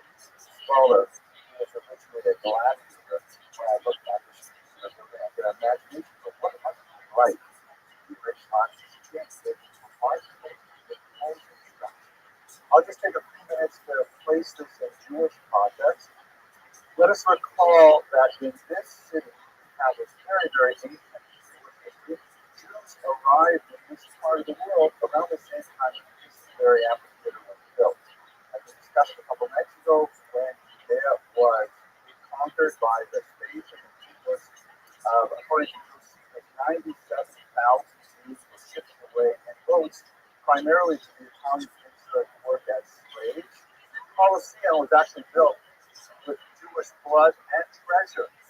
And it's not at all unreasonable to think that there were Jewish slaves who also contributed to the building of this amphitheater as well, because we have a significant number of legends that refer to Jews being shipped off to three cities. You recall they were shipped to Lyon, and Bordeaux. So we definitely have a long-time history being here. Unfortunately, from this very, very early period, we don't have a lot of, specific names, Jews like we did at the end with Herod Archelaus. But we have the famous Radhanite merchants who are based here in the 9th century. And then, of course, we have the period of the Chachmei Provence, the sages of Provence we spoke about on Friday, that were mainly based in Arles. Almost all of them working in this very city. They would have walked, I don't know if they would have attended games here, but they certainly would have walked past the auditorium. And in this particular setting, I just want to draw your attention to specific facts, and then we're going to move on and think about the rest of the stage. First of all, not only would Jews have likely been involved in the construction of this, just think about the might and grandeur of Rome. That, this is the faraway provinces. This is what they called in Latin Copicville. Really, really far away from the main center. But nevertheless, at such a distance, such a reach, built these magnificent structures that really unimaginable for those Jewish slaves having their sovereignty taken away from them, shipped off to a foreign land. You think they would ever outlast the Roman Empire? And still, there's an endure. We're here enjoying Roman amphitheater in our history. This is just a testament to the survival that we can be here 2,000 years later and remark upon the eternity of the Jewish people. That's the Rothschild.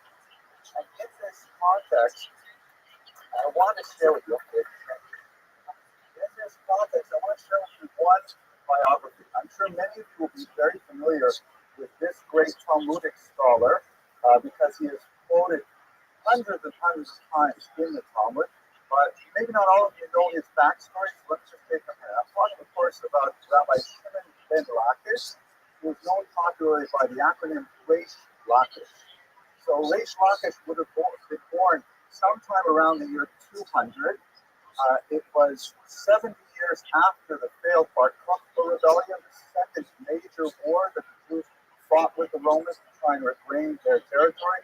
Horrible devastation afterwards, the persecution under Hadrian, and Jewish sovereignty was, simply lost in the distance. It's hard to imagine that we ever suffered two national defeats like that. First, the Great Revolt that ended in 74, and second with the Bar Kokhba rebellion.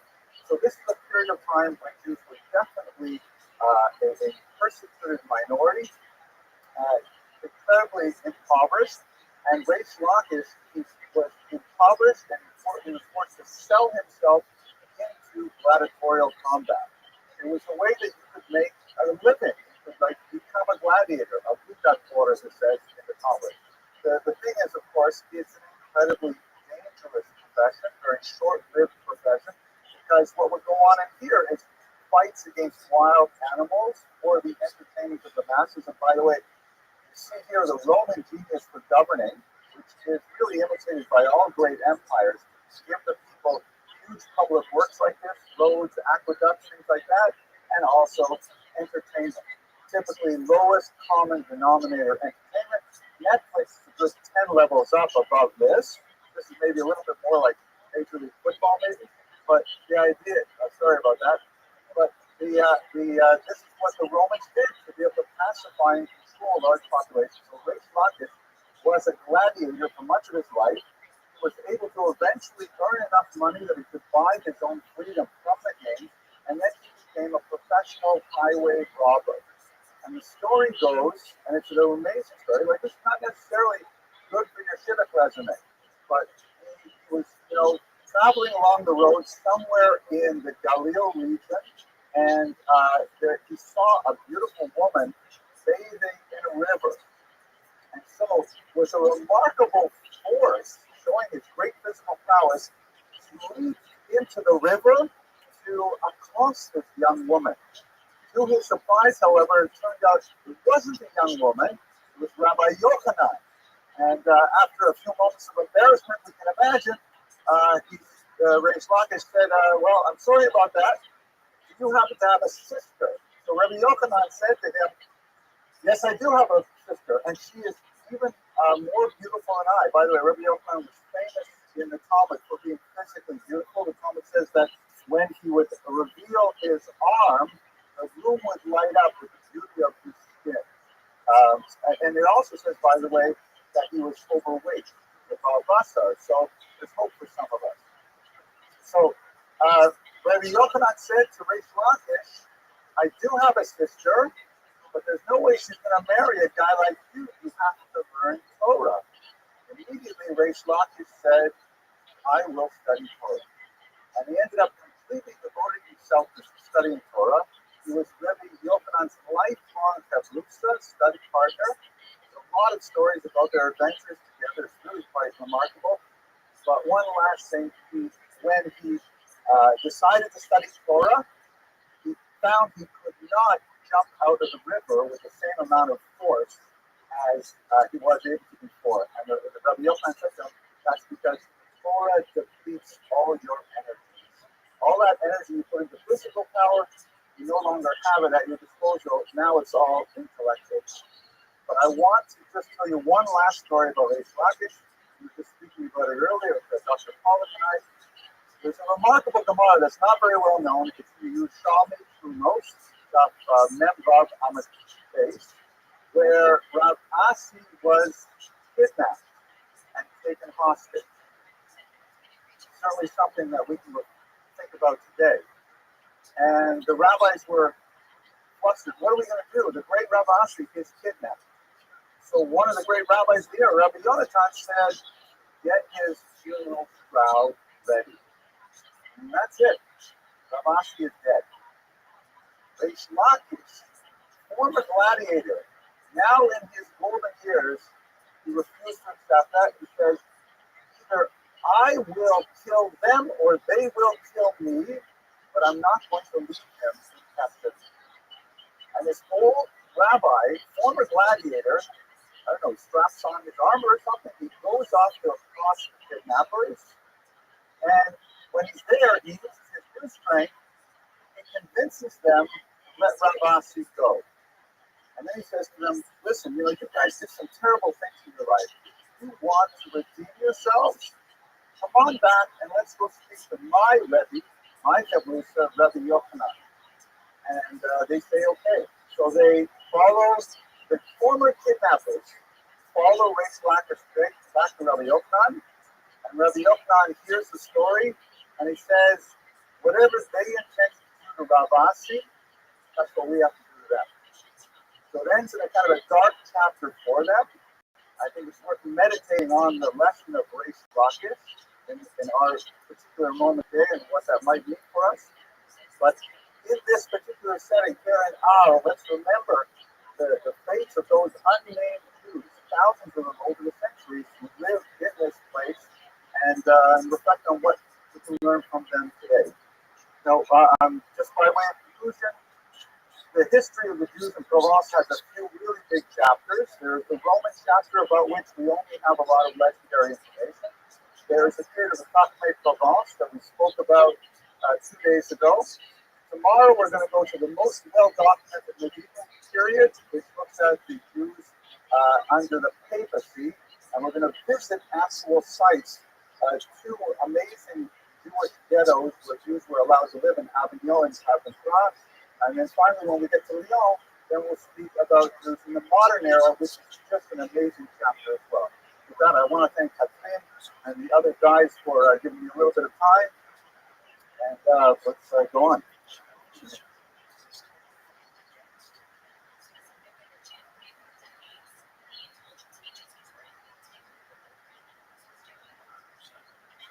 I think it's so wonderful that we spent our morning touring that gargantuan, magnificent Palais des Papes, right? What a phenomenal structure, so imposing, such temporal power exercised over the entire region.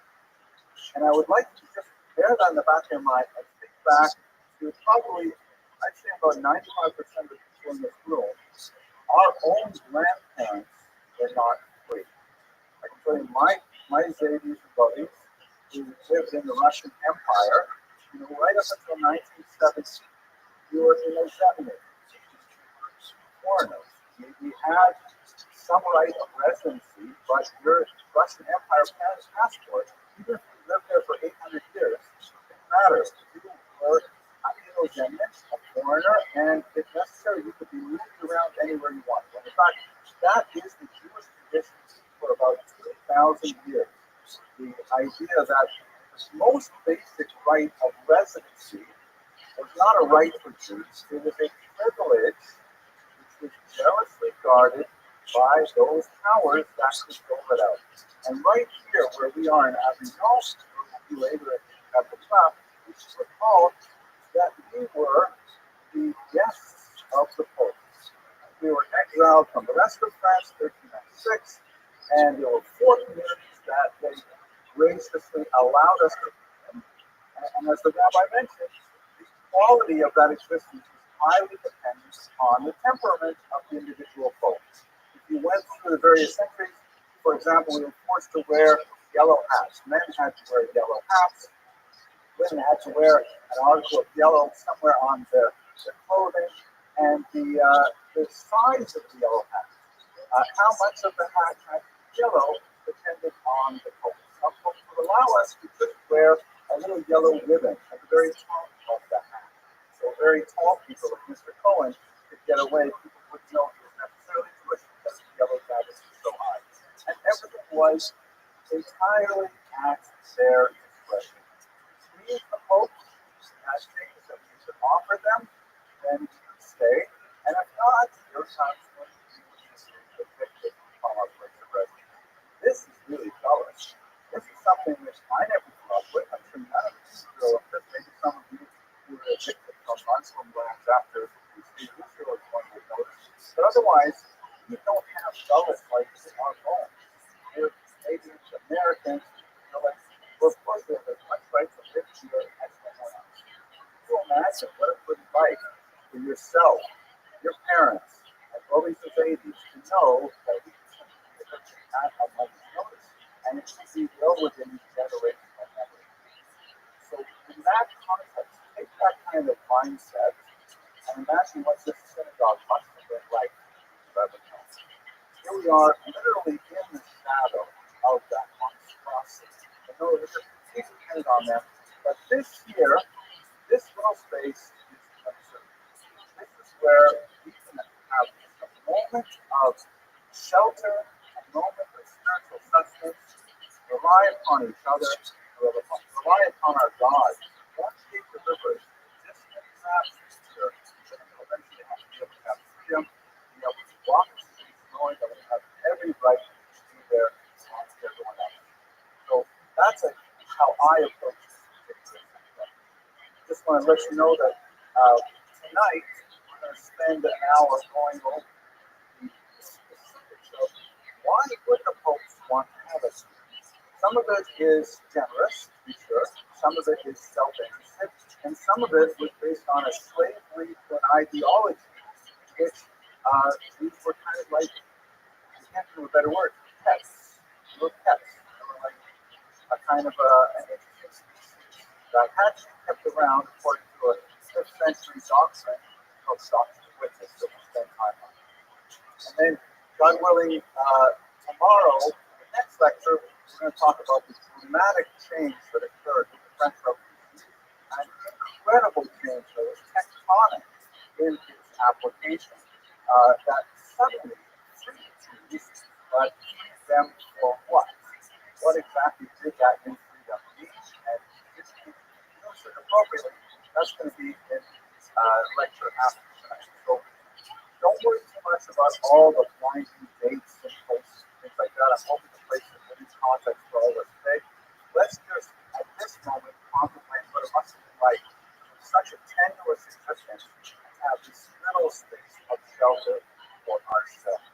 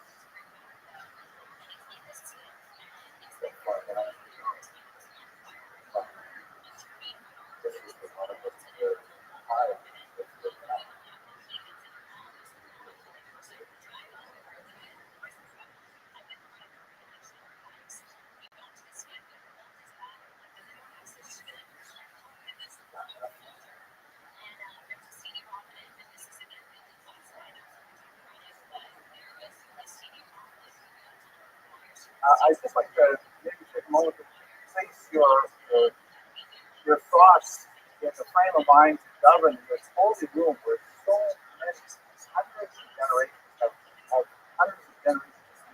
gathered. And, you know, even though ourselves come from so far away, both geographically and chronologically. We are still on that side, the late Echad. And I think one of the ways you can see that most obviously is to think about what were the values of the people in this world. Like when push came to shove, what did the Jews of Carpenter believe? Does anyone know where you would find that in this room? Ah, very good. What are we seeing over here? These are collection boxes. Look at what they're giving their money to. If that's a way of seeing, people put their money down. What is it here? Kupas Spas. Why Spas? Why not Yerushalayim? Well, they do actually have Yerushalayim as well. But why Spas? So Spas was an amazing town, of course, in northern Israel. It had incredible explosion of spiritual activities in the 1500s. That was a period of time when the Moshe Paro lived there, the Moshe Cordovero, the Arizal came from Egypt to be in Spas to learn with the Rabbi Moshe Cordovero. It was a period of phenomenal, exciting spiritual development, and that came crashing to an end with a series of earthquakes and plagues. And so, even though it had reached such tremendous spiritual heights, so the Israel reached such extreme heights of spirituality in the 1500s, it went to steep period of decline right after. The most important people visited Carpenter regularly and who collected money for them was none other than the Fidah, Chaim Yosef David Azulai, very prolific author who traveled around the world going through different communities to collect for Tzfas, for Yerushalayim, and for Hebron. So we see that the Jews of Carpenter were just as mamish connected to the Jews of Israel as we are today. We also connect ourselves to donations. That's what they did here in Carpenter. When they were at their wealthiest, having built this magnificent structure, that's when they remembered the poorest, the Jews of Tzfat, who understood the community correct. That's excellent. You can see here on the other side, they have power made for Knesset, right? For lights in the Beit Knesset, we say a bracha every Shabbos. Today in our shul, we say a special bracha for the people who buy what it takes to light for the electric bill. Back then, of course, it would have been oil for lights and for Havdalah, and they buy the wine from Havdalah, things like that. So we also share those values. The Tamarim and the Kabirin, they had a Chevra Kedisha who took care of making sure that people receive the proper kosher, dignified burial, which also cared about that. The Haniyim, they had Kahal, they cared about poor people inside the community. And although Jews have achieved tremendous wealth in the last 100-odd years in particular,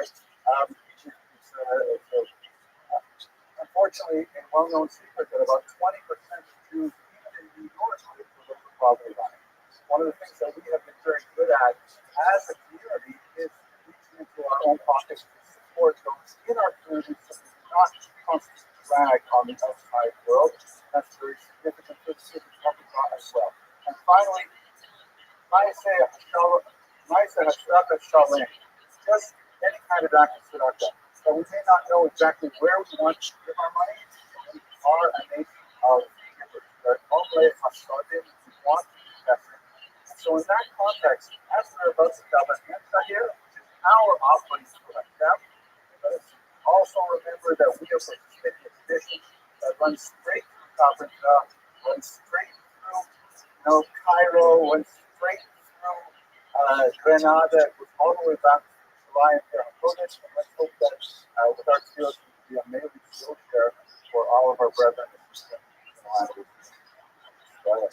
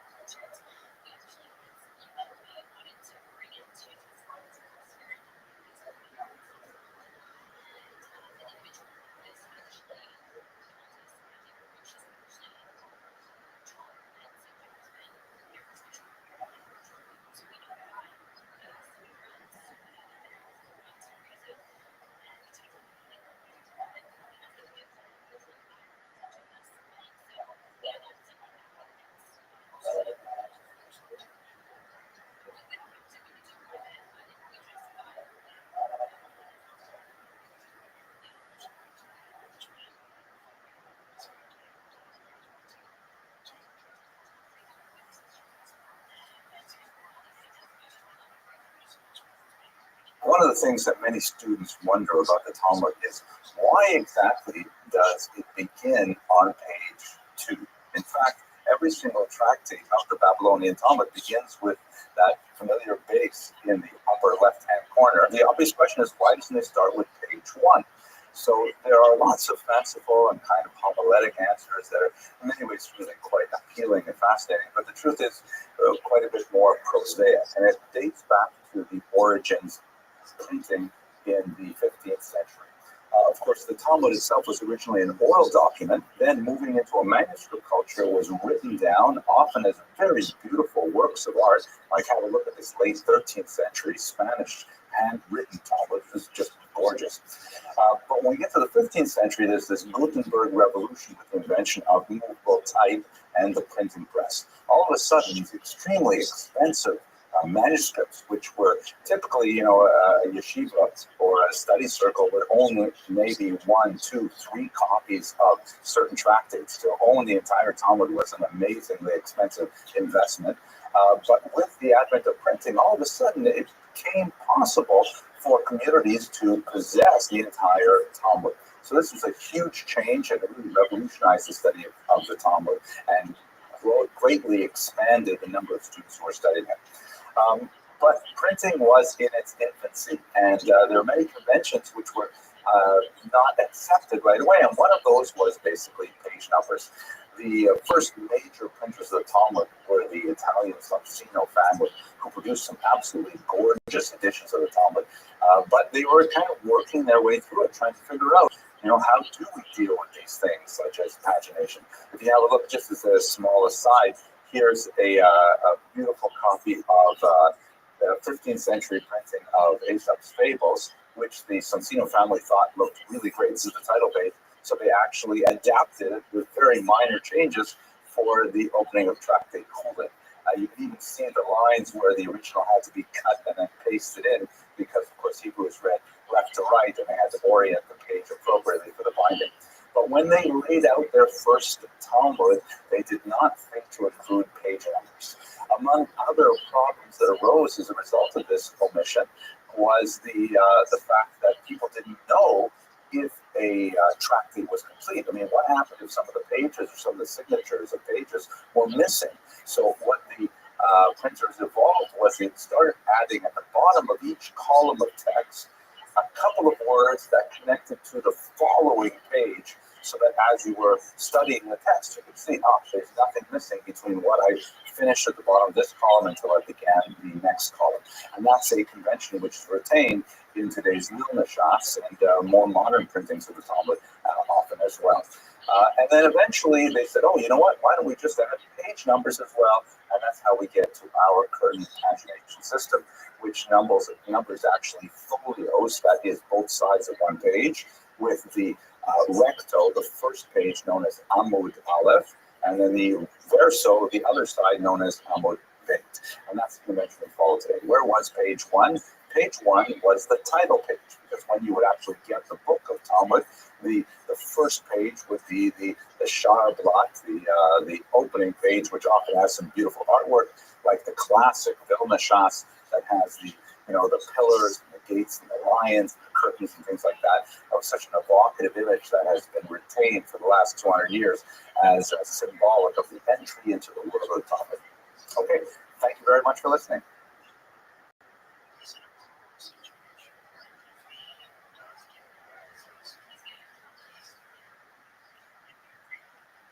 Today's daf contains 2 references to converts, which just give a tantalizing little glimpse into what life was like for Jews in the Sasanian period, when the Talmud was written around the period of the late 3rd and early 4th centuries.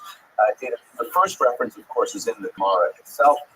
There's a Habib Giorta, a certain convert, that is in the era of Shmuel. This was probably during the reign of the famous king Shapur I, also known as Shapur Malka in much of the text. And he was a king that appears actually with some frequency in the Talmud. And he had a relatively expansive policy with regards to non-Zoroastrians in his empire. He wanted to be as inclusive as possible as the empire was expanding. Later, there would be a crackdown on non-Zoroastrians, which appears significantly throughout the Talmud. But during this time, there was more tolerance and acceptance of the idea of converting to Judaism. Very brief period. It would ironically also be present in the era of a successor, not an immediate successor, but Shapur II with the same name that was associated especially with Rava and the town of Machoza. So the first reference that we have today refers to this Ha'it Yorta, the fact that there was such a convert in the era of Shmuel, which is in itself interesting. The second passage is really fascinating.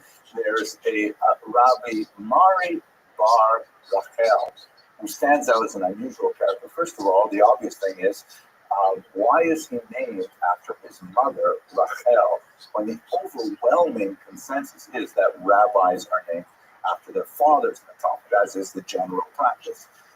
So there's a controversy between Rashi and Tosfos elsewhere in Talmud as to whether or not there is one person by this name or several people by this name.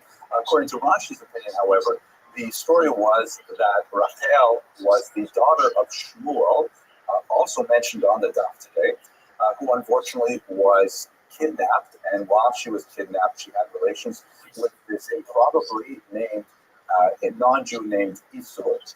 The name Isur means prohibition, but that's quite likely his actual name. At any rate, she became pregnant and she gave birth eventually to Mari. Now, fascinatingly, Isur was quite taken with his encounter with Judaism through his partner Rachel, and ultimately ended up converting himself and becoming an Adam Gadol, a great Talmudic scholar in his own right. Fascinating kind of story.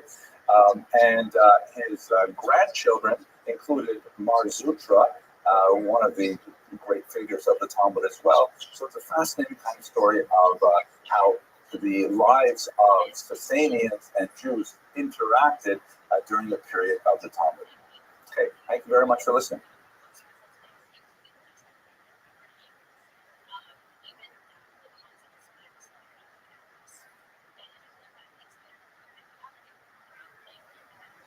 One of the most important scholars of the late 1st and early 2nd century was Rabbi Yossi Haglili. He belongs to the group of scholars known as Tanakh, singular Tana, which refers to scholars who primarily are associated with the Mishnah, which is the core text of the Talmud as a whole. We will have much opportunity to speak about many other Tanaim, by the way, in the course of these lectures, small lectures. But for the time being, let's focus on Rabbi Yossi Haglili himself. As the name implies, he came from the Galileo region, from the Galilee, which is in the north of Israel. Typically speaking, one only gets an appellation at the end of one's name associated with a place if one is no longer in that place. So, for example, I come from Canada. I live in New York. No one will call me Henry the New Yorker because everybody here is New Yorkers. They might call me Henry the Canuck, though, because I come from Canada. I would only get that name, though, living in New York. I would not get it in Canada because everyone there would be a Canuck. So Yossi Haglili indicates that he was principally known in a place other than the W. In fact, that place was Yavne. Yavne was one of the most important centers of Jewish thought, particularly in the first few decades after the destruction of the temple. This is the place that the great Rabbi Yochanan ben Zakkai asked of Vespasian, later to become emperor of Rome. Tengli Yavne v'chachameha, give me the town of Yavne and its sages. When this request was acceded to by the general later to become emperor, this was an extremely important foundation for the continuity of Jewish thought over the ages. So Rabbi Yossi Haglili migrated from the northern region, from the Galileo, down to the central coastal town of Yavne.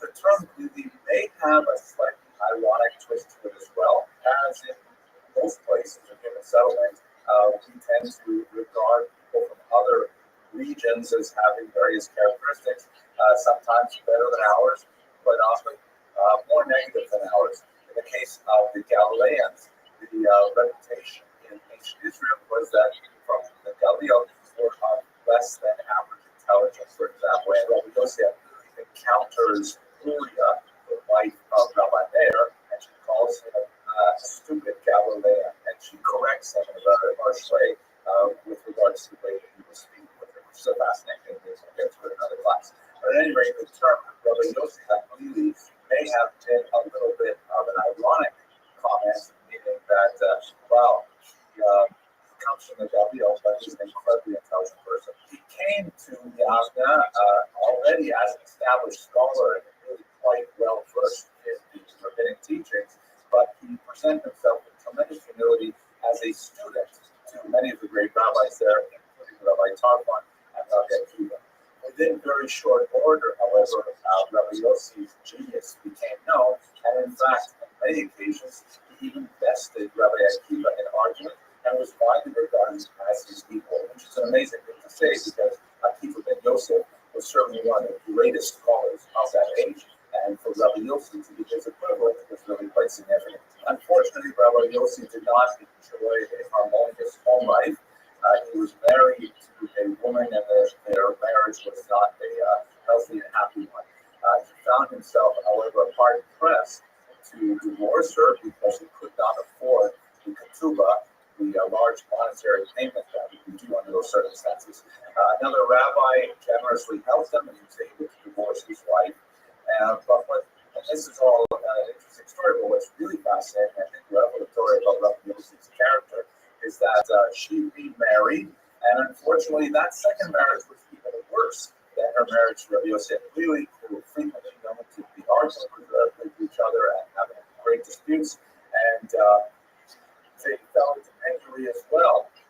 Rabbi Yossi really, when he heard that his ex-wife was doing poorly with her new husband, he actually undertook to support them financially so that they would have a more comfortable life, even though, he had already severed ties with her as his ex-wife. A fascinating insight into his character. Rabbi Yossi really was also known as a miracle worker, and right up until the 10th century, his name was frequently invoked in folk prayers of Jews throughout Europe. A tomb is associated with Rabbi Yossi in northern Israel, just north of Tzfat, in the town of Dalton, small moshav there. And I have to share one small private thing, personal thing. When I was a young child, my parents and I used to travel south to Toronto to attend the big Passover Seder that was hosted by my aunt Enid, Shalom. And she used to let us all have these paper haggadahs, usually printed by Maxwell House, these kind of like not very expensive things you get from the supermarket. And Rabbi Yossi Aglili, of course, is prominently mentioned in the Haggadah, but in the English translation, his name is spelled with a J, Jose, the Galilean. So I and my cousins, with our puerile humor, used to refer to them as Jose Aglili, the world's first Hispanic rabbi. Anyways, I hope you have an amazing time learning this stuff. Take care.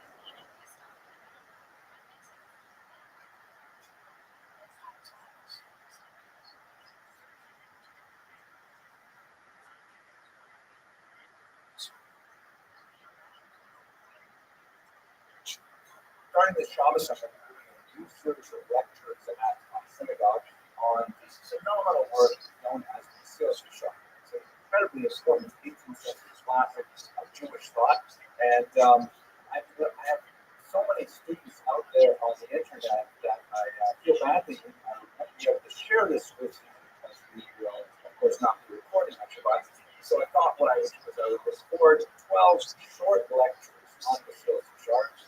That will go over the gist of what we're going to be talking about, and hopefully, you'll be able to appreciate this book as much as I do, and hope that I can accept some of my enthusiasm for this tremendous classic, and I hope that you want to study it in environments closer to where you live.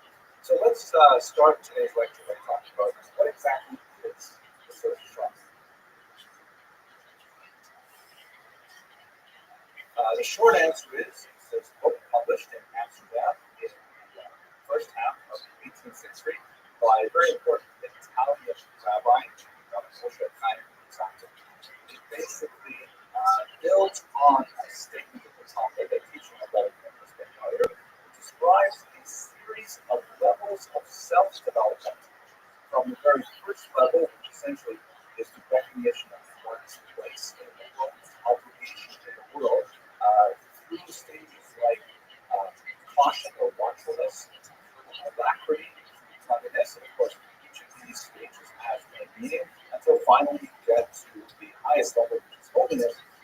It was a turning point in Jewish literary history and became an immediate classic across the Jewish spectrum, with approbations from the Muslim mainstream sectors of Jewish life. For example, the author is regarded as a tremendous hero to the masculinity, that is, to those proponents of the Jewish enlightenment of the 18th century and 19th century, thought that Jews should become more modernized. And the reason for this is not only the charms, but really many of the author's other works, in particular his dramatic works, like Shyam to Give Up, for example, all these beautiful plays that he wrote in Italian style. It also received quite an reception among the Museum of the 18th century in the Bible of Resurrection and his circle led other works of the author. And finally, in the Talmudic world, in the Yeshiva world, tremendous enthusiasm for this work in particular, which is remarkable because it's so exfoliated during his lifetime. It's hard to imagine a person as controversial as Moshe Chaim Classic during the 18th century. Bans were placed on him personally, on his books. In fact, those bans extended to those who read his books even today. And they've been largely ignored because they were such a tremendous classic, completely overwhelms any opposition that may have come out from the board whatsoever. This is one of the amazing things about this particular book, and I'm very excited to share it. It was a book that I regard personally as deeply meaningful. I've read it actually many times, and I have ambitions to go through it many more times as well, because I find I get more out of it every time I review it. We are quite fortunate to benefit from a lot of great scholarship that has been produced on the life of the Ramchal. Beginning in the 1930s, when Dr. Ginsburg published a very important biography, and also, more importantly, published a collected correspondence of the Ramchal, a two-volume work that was earth-shattering because it went through all the controversies of his life, his personal correspondence with his own teachers and with his opponents, and really gives us a great overview of his work. That's been updated significantly, especially by the work of Sheva Karlovac, who wrote a very important biography of his main detractor, Moshe Chagiz, that we will have the opportunity to speak momentarily. Finally, in the last couple of decades, there was a very important biographic decision to come out. Joël Hansel in Israel published a very important French language biography of the Ramchal. Jonathan Carr more recently published a Hebrew language. There's the work of Rabbi Shikri and Machon Ramchal that's published new editions of Ramchal's works, opening them up for scholarly inquiry. And most recently, the dissertation by David Sklar, currently at Harvard, that's going to be a much anticipated biography. I can't wait for that comes out. Anyway, fascinating research has been done at Ramchal. I hope to catch up with some of those things over the course of this 11 lectures that are projected in the series. One of the reasons why this research is so important is because it's very difficult to understand social science properly without a broad understanding of the Ramchal's work and the Ramchal's lifetime. Because much of what he wrote about is really a reflection of what he experienced. I'm hoping to demonstrate that over the course of the next few lectures. That does not mean to say that people can't go into the social core and get a tremendous amount out of it. That's certainly true. And in fact, that's the way the vast majority of readers appreciate the social science, because they appreciate their approach it without any background information. But I'm here to tell you that having done it that way, and having done it with the historical context, is way better with the historical context. So let's get right into the material. First of all, the title is rather strange. Silas Yesharim. It translates as the path of the Yesharim. Yashar means straight, straightforward. And it can be understood as being honest or upright or perhaps righteous. So you'll see translations in English like the path of the just, the path of the righteous, and these things are all very good. It's somewhat problematic, though. It's not an outright borrowing from a verse, for example, in Torah. What exactly does this phrase phrase upright or the upright ones means. That it's also another book called which is also translated as the pathways of the righteous ones. So these texts are often quite a bit confused and still have a really good handle on what the title is. Basically, the word path, though, clearly is a reference to the teaching of this Joyer, describes this series of stages of development that go to achieve holiness, and perhaps one of the first was Jewish bibliotherapy, thinking about how can I develop as a human being, how do I develop my personality and my character and my my interpersonal relations. It's very important for that. We have towards that. But the phrase Yesharim of the upright, does that mean these half of those who are straight? Mean half of those who are honest? I mean, there are lots of other words for that. Fascinating theory by one of the early studies of one period of the life of Dr. Meyer, was a librarian in Amsterdam. He published this immediately after the war, World War II, and he argued that in fact the term Yesharim may be a reference to the family and support of the Rothschild after the controversial period of his life that gave him support in Amsterdam, that acted as his patron and made sure that he had a livelihood and one of honor, and their name was the Chavez, which might have been pronounced in Amsterdam, the Chavez. Not exactly sure, many of them have done this, but based on the fact that the Ramchal also wrote a wedding tribute to a member of that family and called it by the Sharim to Ira, which means praise for the Yesharim, it might be, says Dr. Meyer, that the Silat Yesharim is also kind of like an oblique homage to this family that helped him so much.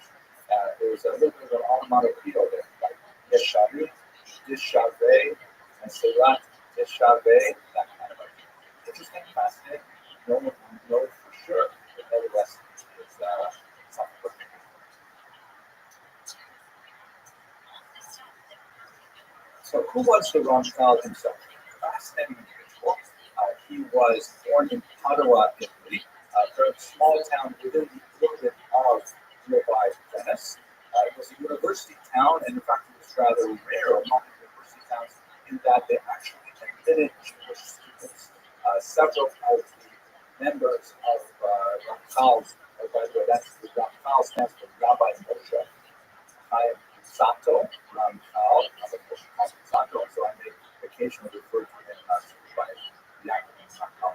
Anyway, several of the members of Ramchal's personal study circle were actually students at the University of Padua, and Ramchal himself actually studied at the university. It was interesting to see student records. You don't know his grades, but you know that he attended classes there as well.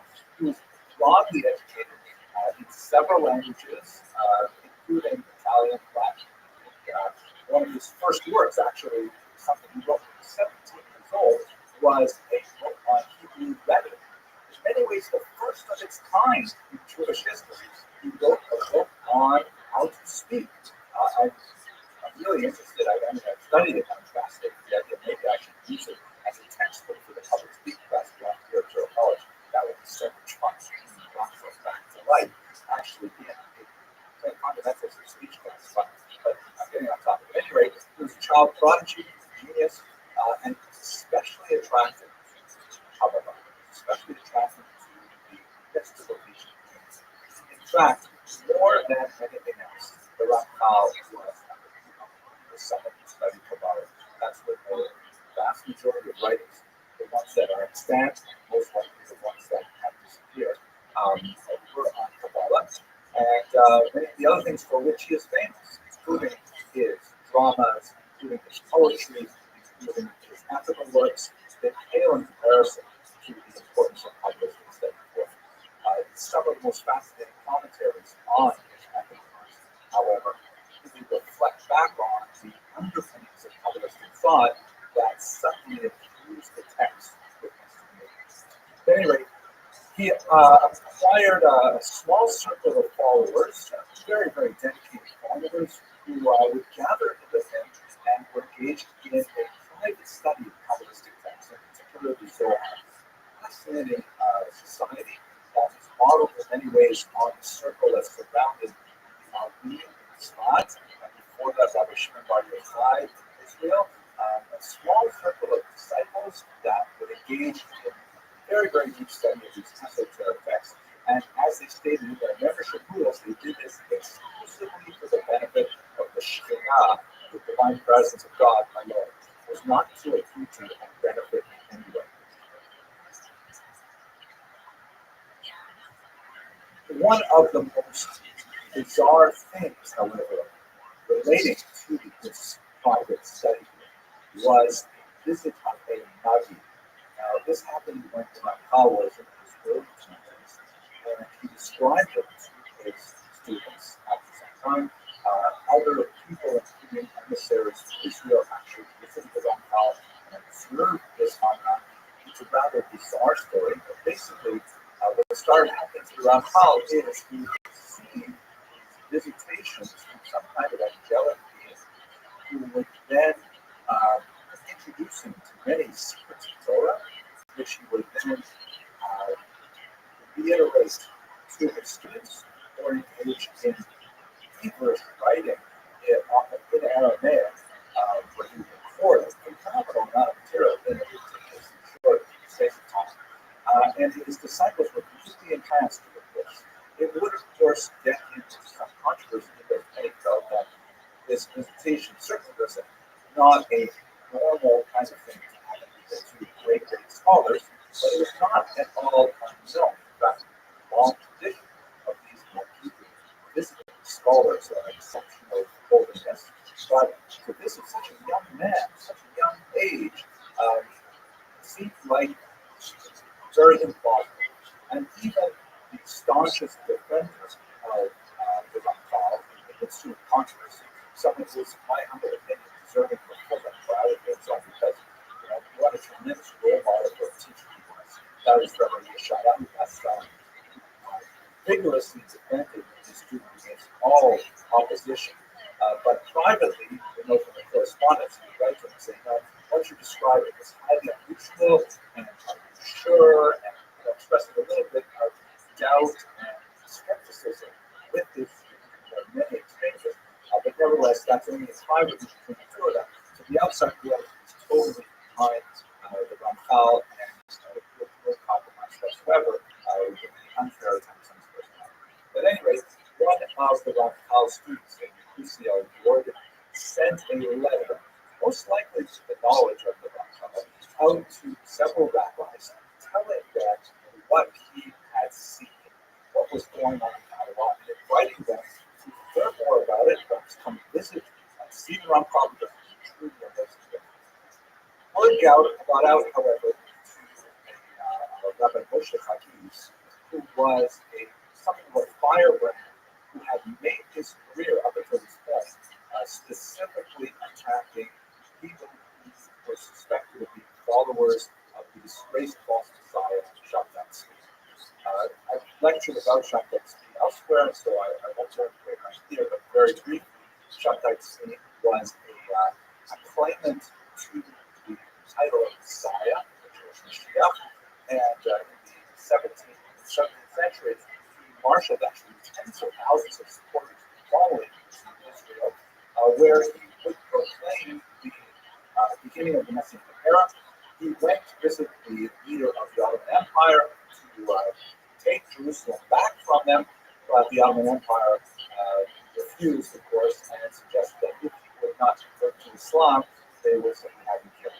So, much to his chagrin and disappointment of his followers, Shabtai did in fact convert to Islam, and his movement was decimated. Jews went back off of Netherlands because they had sold all of their belongings in anticipation of the Messianic era, and there was a huge debacle in the entire continent. So Rabbi Moshe Hagiz was one of several rabbis who were essentially kind of like thought police that would rigorously examine any publications of any public speeches of controversial rabbis and just frankly attack them quite often correctly as being followers of Shabbos tree, but also unfortunately also incorrectly. In fact, Rabbi Moshe Rabbi was persona non grata in action when he was convicted from for intellectual rabble-rousing of this nature. Anyway, Rabbi Moshe Rabbi heard about this. This is, by the way, the tremendous biography by Professor Sheva Karlebach on this called The Pursuit of Heresy. And 2 chapters to go into Calder. And Moshe Rabbi wrote to the rabbis of Venice, not to the rabbis of Padua, which is an interesting thing himself, and said that, hey, you've got this kid there, and he is probably a follower of Shabbos. He has reporting, these intimidations, these visitations from teams, things like that. And besides that, he said he's almost 23 years old yet, and he's not married. What is wrong with this guy? That was something like that. 23 was too old to be single at that time.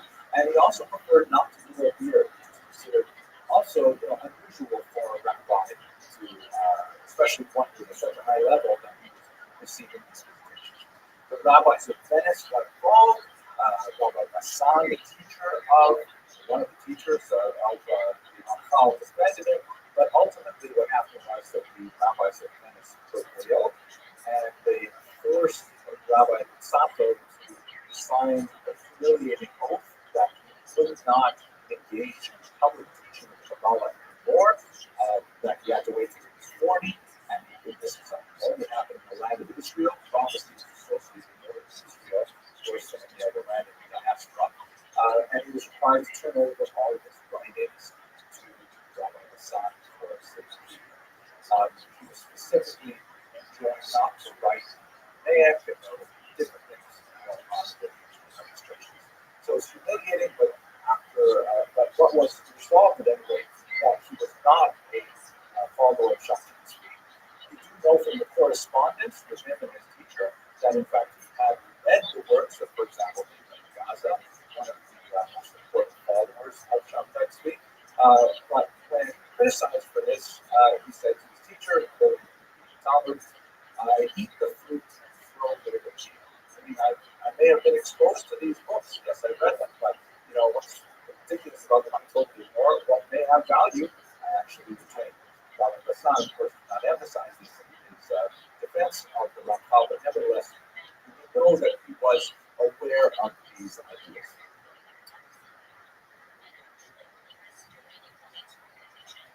The controversy settled down for a little while, and the Rothschild actually married, and later had a son. After about 5 years, he decided, he really wants to start publishing again. So he decided he was going to leave Padua and go to Amsterdam. Again, much more hospitable environment for intellectual inquiry in general, and also a center to his publishing. It's also evident that the Sato family, which was essentially a relative mercantile family, were having some difficulty making ends meet. There was a general recession in Padua at that time, and so many of the members of the Sato family actually made their way to Amsterdam. He was received, for example, by his brother. When Rabbi Habib heard that, in fact, the Rothschild he had prosecuted and persecuted some years back, was intending to go to Amsterdam and there to publish his works, even within the context of the bank. He would not write in Aramaic, he would not keep things like that, he would not be publicly disseminating Kabbalah. Rabbi Hafiz renewed his attack on the Rothschild. This time he did it quite differently. He did it a little bit more of a covert action, and he coordinated a massive number of rabbis who would sign on to a ban against the Rothschild, and communicated with the rabbis of Frankfurt that was en route to Amsterdam from Padua, such that when the Rothschild family endured one of those brutal winter crossings of the Alps, making their way up through Germany into Austria, stopped in Frankfurt, they were arrested. And the Rothschild was brought before the Beatitude of Frankfurt and queried as to his religious monotheism. Now, what's fascinating about this at this point is that there's no more question of his being a Sabbatean, but there was his, his questions of his new ideas. He was arrested in Frankfurt. The whole controversy was revived once again. Ideas of democracy. Rabbi Bassan came in, and this time he came in, with both barrels firing because this was ridiculous. He was being held, and unfortunately, it went the same way again. Paul was forced to sign another one of these humiliating books. But no, he was not involved in any kind of this negative activity. He did not teach Kabbalah publicly. He did not write in Aramaic, and so on. And recanted any possible connection with any beliefs that may have been headed off, and so on. And it's allowed to go on his way. One of the fascinating elements of this particular period is that the Rothschild, after defending himself as best he could, was then coupled again, and he accepted the decision of the Beit Din, just like he had in Ottawa, and it shows a phenomenal strength of character to withstand such oaths. It's interesting, we'll get to it later when we get to this on chapter 11 of Clemens, but the Vilna famously once said that that was sharp, noted there was not a single out of place in the entire book in church on Vilna. It's my humble contention that I know exactly which word he was referring to, and it has to do with this second period, second persecution in the chapter. At any rate, he was forced to hand over his writings once again. The rabbi there in Frankfurt was given the authority to examine them, and his decision was that he would burn some of them, the radical work, and the rest he was buried in a secret location where they would molder away and be lost forever.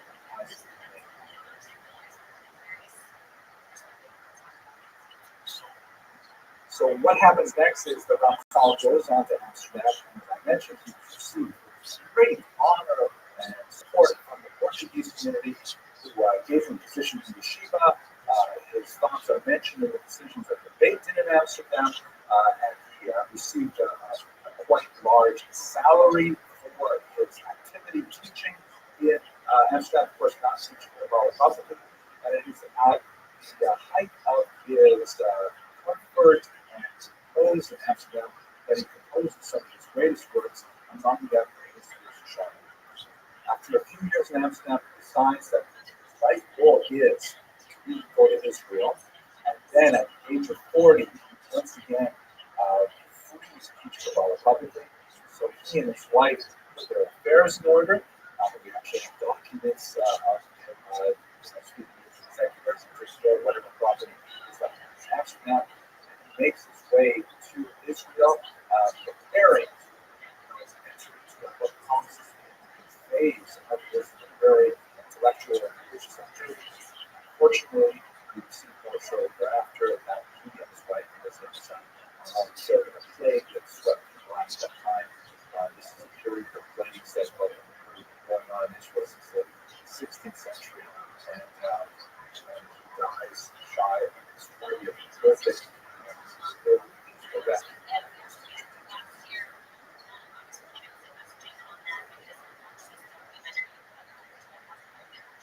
But surprise in the 20th century, amazingly, hidden in Moscow archives, information, 1990s, a new version of the Sales Chart was discovered. This just sets the entire scholarly world and the followers of the Rothschild on fire. The Rothschild an earlier version of the Sales Chart. This is a first shot. It's actually quite different from the versions that was ultimately published. But before I talk about this previously discovered and what it means, let me just explain that. The fact is, the Editio Concepts, meaning the first printing of the Swiss shot, happened during the Ottoman time.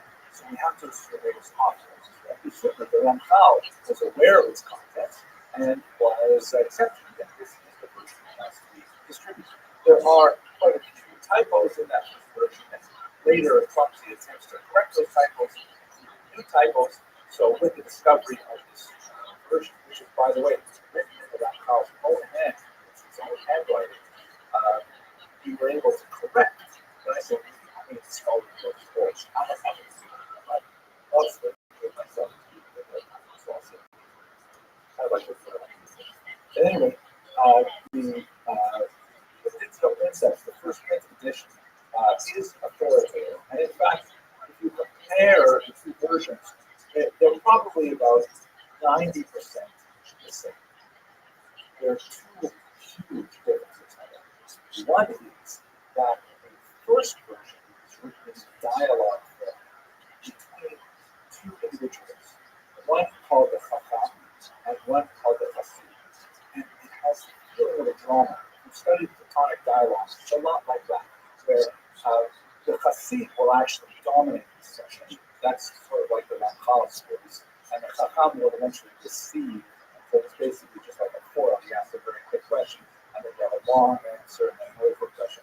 But the beginning is really quite dramatic and quite tough. Basically, what happens at the beginning is there's this Chacham, and he is, he is kind of like 21st century terms. He's kind of like a modern old master. Not exactly, but he's kind of like well-rounded. He's interested in the sciences. He has a broad appreciation of culture and things like that. And he wonders to himself, what is it with these Haredi, these ultra-Orthodox, or so-called Hasidim? Obviously, the term Hasid is pre-Baal Shem Tov, so he can't be very contemporary to the Baal Shem Tov, so he didn't need in the sense of like this European Chabad and stuff like that. But these Hasidim seem to be pious. And he wonders, what do they do with their time all day? How can they spend their entire life just focused on what seems to be such obvious stuff? So one day, he sees across the room a friend like from high school. He hasn't seen him in many years. And he's flipped out. He's become a Chassid. And he goes over to him and says, wow, it's so nice to see you. It's been so many years. And they start talking. He says, listen, I really wanted to know who you I was just all these technologies saying, why do you folks have these little books over and over again? Don't you want to study the broader world of Torah, the broader world of science, nature, literature, all kinds of stuff like that, astronomy?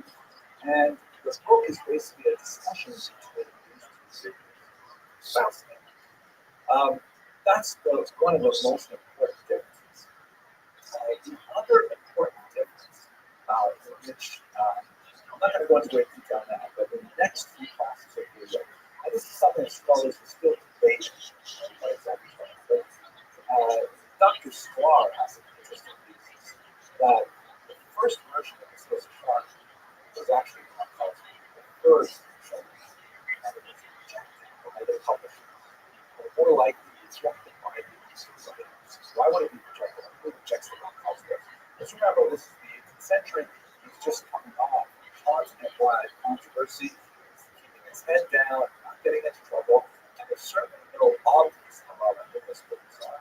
But Dr. Sklar argues very effectively that the reason why it transformed is because the other writers said that, wait a second, you're reading this material and you're seeing caricatures of your opponents. In other words, some of the characterizations of negative portraits of people who are arrogant, who are falling on focus, stir up trouble, things like that.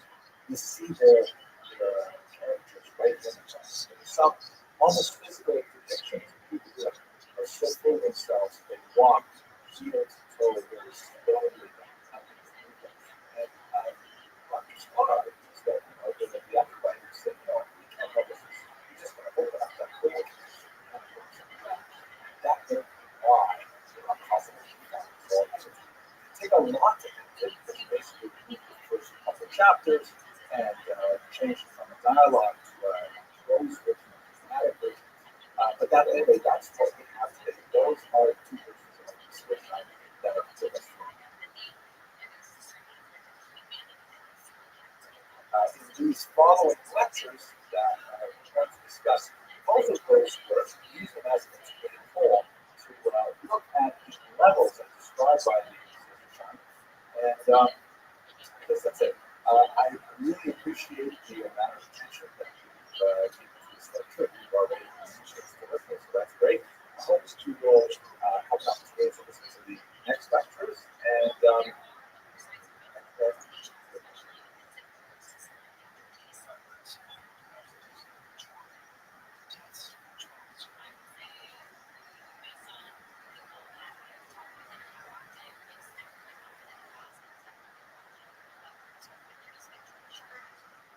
want to welcome everybody to our one day early Yerushalayim program. And I'd like to thank Mr. Higginson for joining us tonight. Welcome everybody to our Zoom session. Another one of our, we're trying very hard as many virtual shiurim and lectures planned, and thanks for doing this. And without further ado, I'd like to thank Steve Deutsch for putting this together. He's talking us together some of the programs. And I'd like to introduce Steve to introduce our speaker.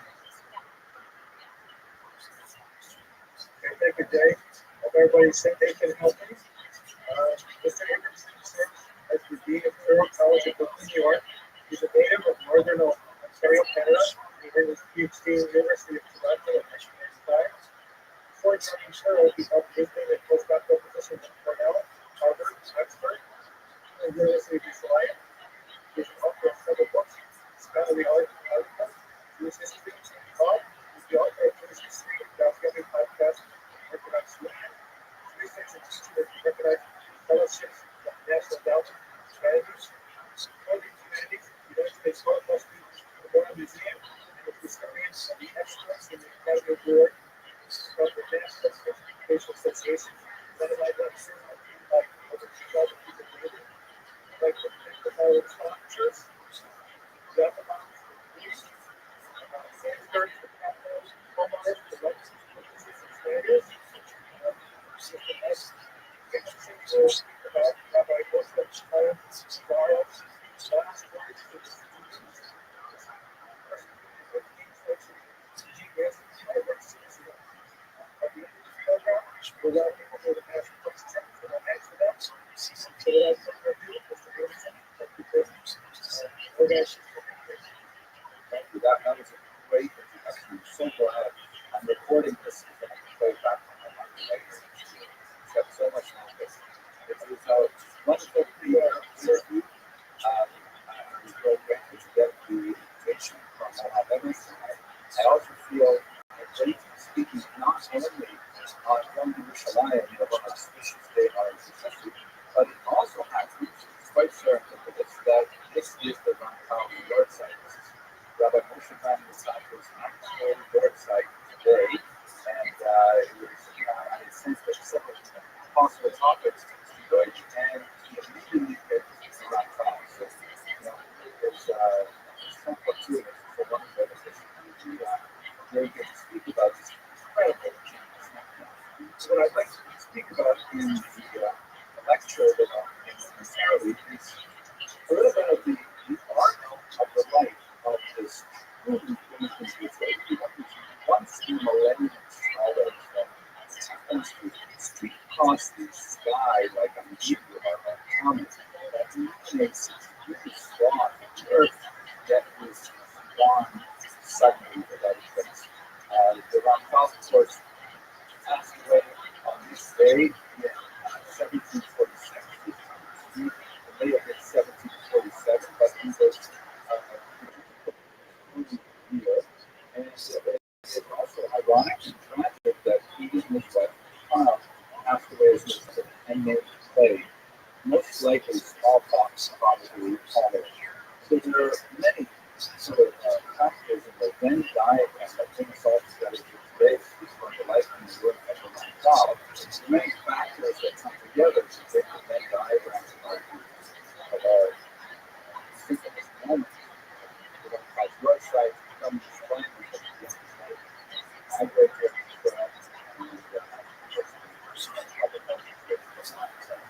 so let me just share my screen and give you the actual lecture. Most of the time we talk about the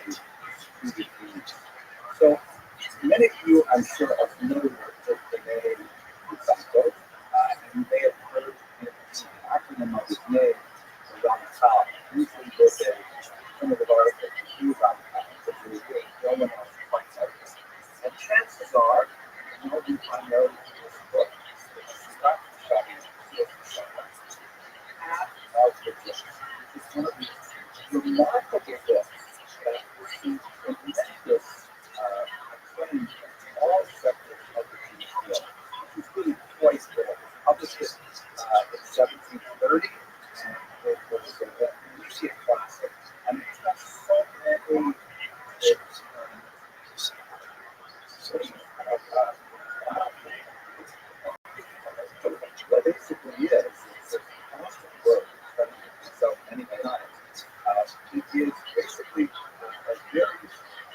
developed Talmudic self-help book. He takes a passage from the Talmud which describes 10 levels of personal development from use means caution, watch out for yourself, protect yourself. Sweetness means alacrity or sweet initiative, peace, cleanliness, which is all aspects of nourishing health, behavior always. And he goes through how each one of these, psycho-spiritual qualities developed in a person until they reach a very high level of piety, of sanctity. It's very fascinating work, very accessible, challenging. It is frequently studied at seminaries and yeshivas, although there's one chapter, chapter 20, which is almost never studied in yeshiva, because that's a chapter about moderation with piety.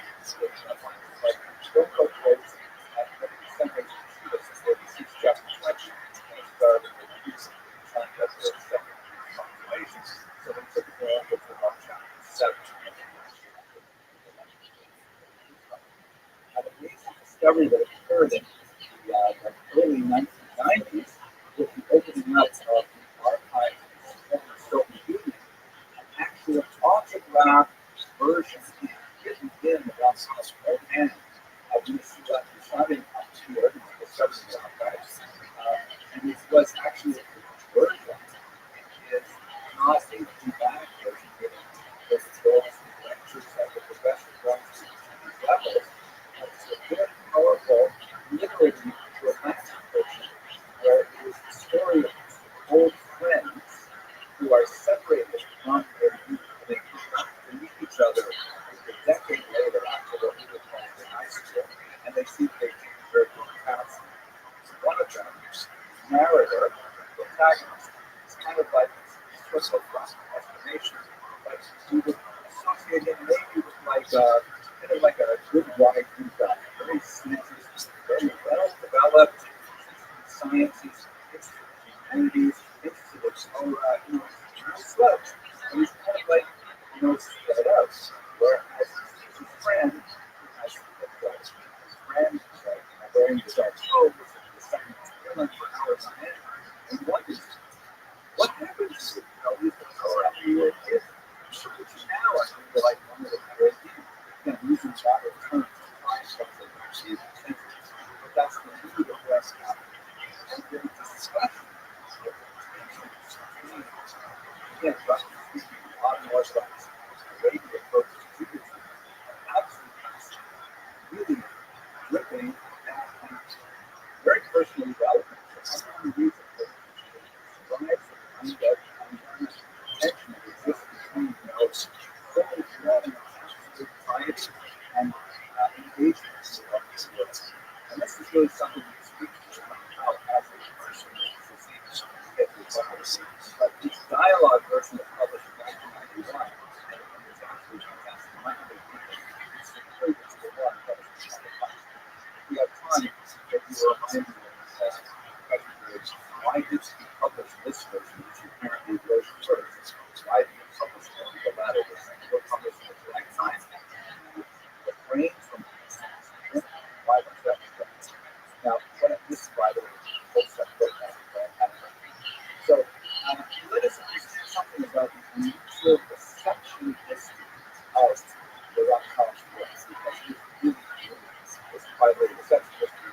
It's a great phrase that is German means that reception history is not really significant to take that. As Crystal said, Yiddish is basically German with French.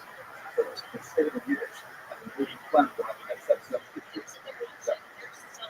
I don't know if you find that funny, but so I'm not. So let's look at this here. This is amazing, right? It was published in 1730. It's been not that long. And his book was praised by people like Moses Mendelssohn, who is the father of the Haskalah. This is the so-called genius of Rabbi.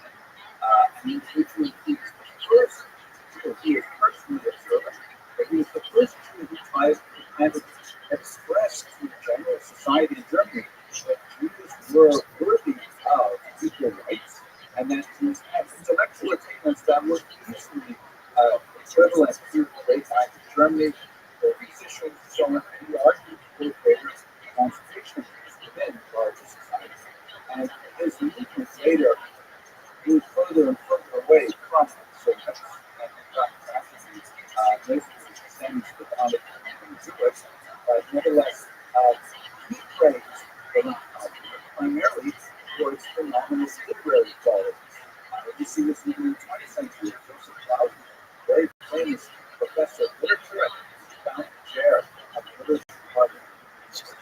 And he argued that the Rothschild was in fact the first modern scholars, modern writers, because somehow, and this may be surprising to this, somehow, through both, managed to take the modern clear model on the style of the 13th century Italian style. He was very versatile in many different areas of literary endeavor, and so Dr. Cloud associated him as one of his first modern writers. So that's the kind of a must-read of this. He's a lot of those people around time. We also see Stephen Must's style. Whereas a lot of lots of literary characters were Stephen recognized he was first and foremost Calvinist. He was incredibly well, just historical. All of the mystical writings, something that eventually got into a lot of trouble. But his greatest works, as far as the historic is concerned, are his tremendous speaking lectures to the Bible. Including, for example, in his class, this the 138 gateways to the heaven, which is essentially God they make something about it. Everything you need to know. That's very, very influential work, following from another country. And one less than Mahdi of Nazareth was one of the outstanding disciples in both. Generation does not learn to understand the Bible. It's not them. The Masculine loved him, the Hasidic loved him, and this is perhaps more familiar to many people in this audience. Bill McDonald, who is the grandfather of all these Masculine, so much so that virtually everything in the through points to the direct descendants of the Bill McDonald. And we're not familiar with his genealogies and proclivities, McDonald felt that they think very intellectually huge. They have a sense of humor.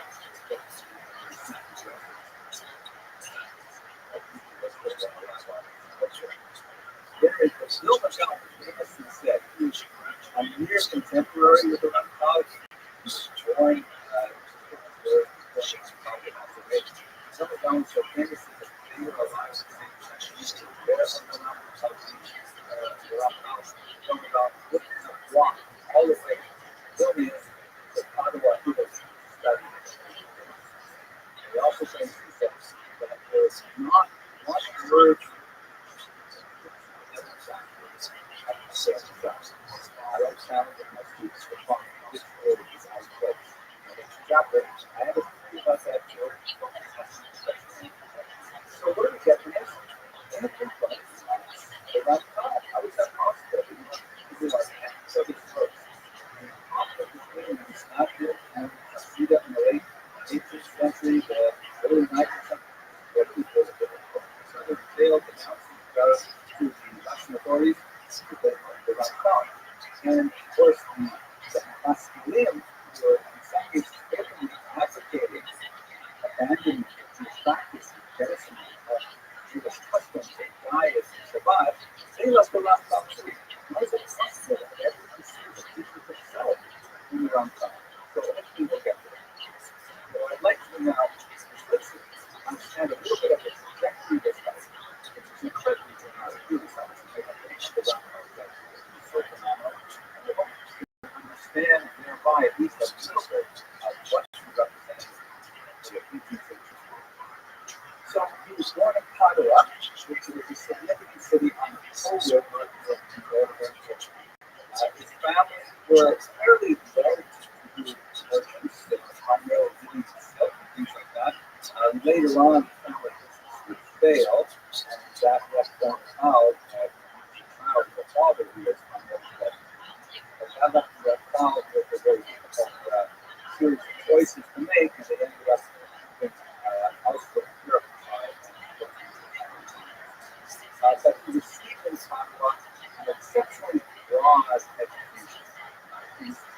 early on in his life, the multiple European languages, both living and dead, familiar with for example, and also a deep connection with Jews.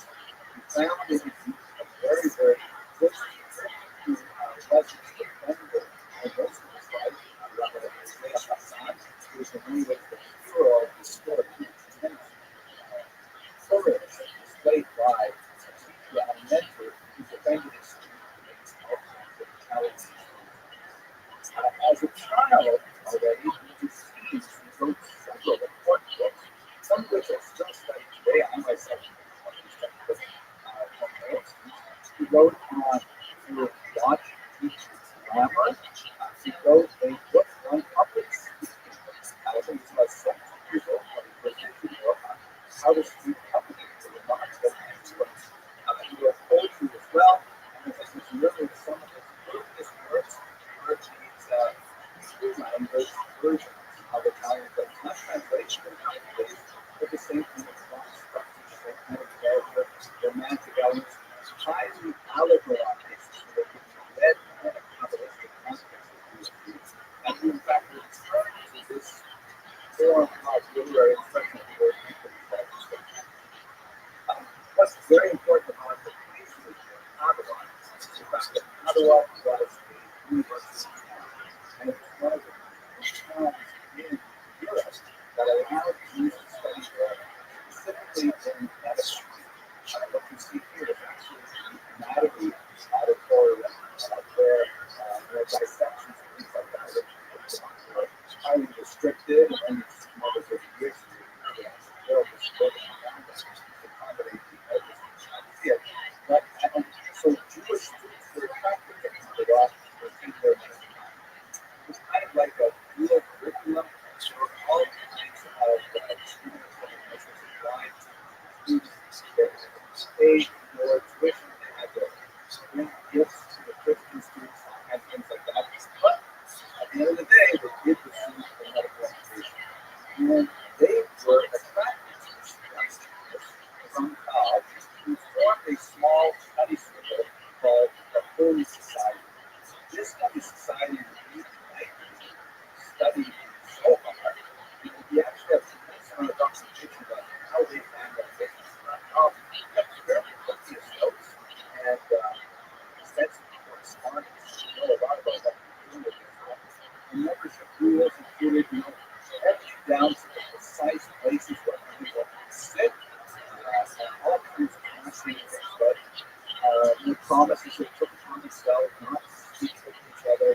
Other promised if anyone had any dispute with anyone else in the society, they had to declare it across the entire group, and after we worked through it, they would pursue each other before they would hold the meeting. And most significantly, they would devote themselves to study themselves. Everyone, by the way, as well, 40, some of them were in the late teens, most of them were early 20s, and they were remembered as engaged rather than so characterized.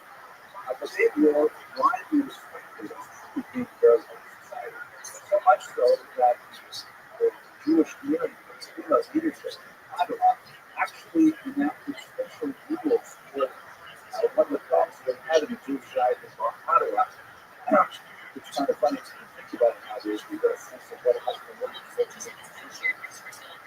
They had a problem with Jews gambling. That Jews would go to card games and they would not be learning, sometimes you might be doing things like that. So we do that with a very strict series of rules that all Jewish men had to appear at the base metrics. It was from 8 p.m. to 10 p.m. every week. And if you didn't show up, you had to pay a fine, you had to provide the reasons, etc. Can you imagine this is each man's Jewish Americans as far as the genes and work administration better. And these are very strictly promulgated rules and work. However, special clause in the records of the city of Ottawa that the members of the Holy Society, the Rabbi Rothschild and Santo, are exempt. With the leaders do that they're not called, and these students who do something special, they will actually take the learning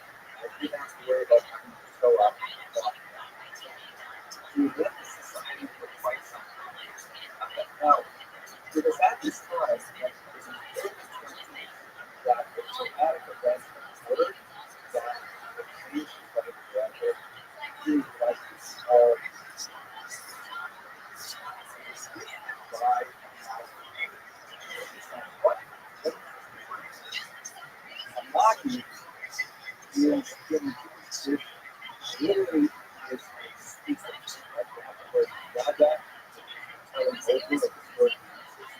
So Magi is kind of supernatural being that comes with us and often at night, sometimes in the evening. And so it is all things that also have as a vision that would not be accessible to the This is something which has been associated with many of the great topics of Jewish history. And if you're starting to think that, wow, this is so kind of flaky and weird, this is not normal Judaism, perhaps the most famous in my view Jewish tradition is the ones that basically eliminated the country of Rothschild, who's wrote a book about his experiences with the Rabbi father, the Rabbi told him the truth. He would literally walk away and then the Sohanora business the next day. So this is how to write down the readings that he attributed to his discussion with Rabbi Yusuf. This is, however you want to treat the kind of supernatural aspect of Judaism. It's certain that he's also 20 years old. Certain that he's that person literally did not even have a beard. In fact, he was trying to criticize as a first many times a day until he was 22 years old. This is scandalous. It's just not society. Now, and to go around saying this is by a Hagios, many people would have thought of treating this as a balance.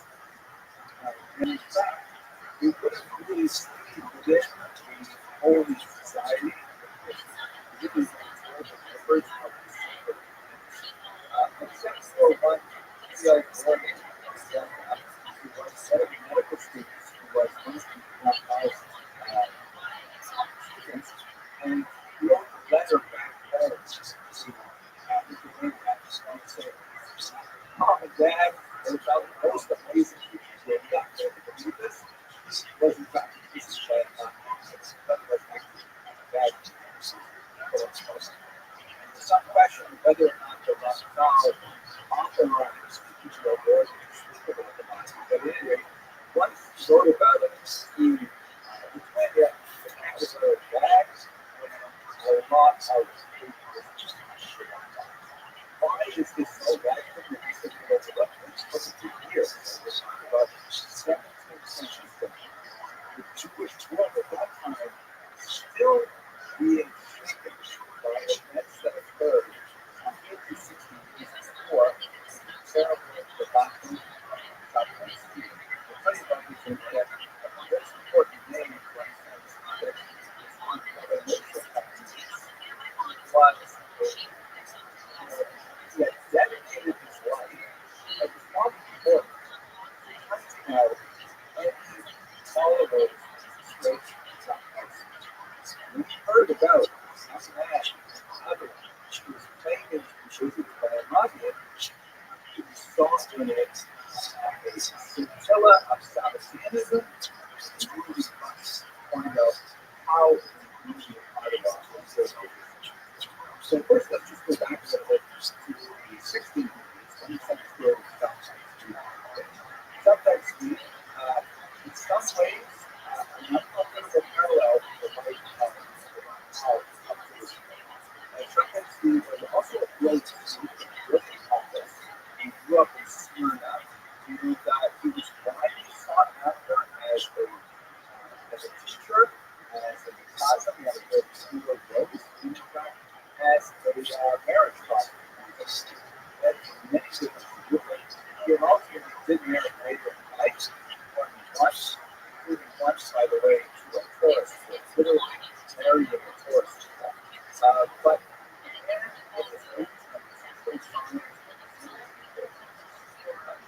it's hard to make a diagnosis 400 years later on the basis of literary evidence.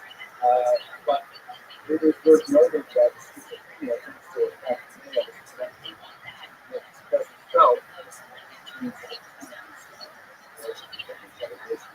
Anyway, he began to speak about illumination, which was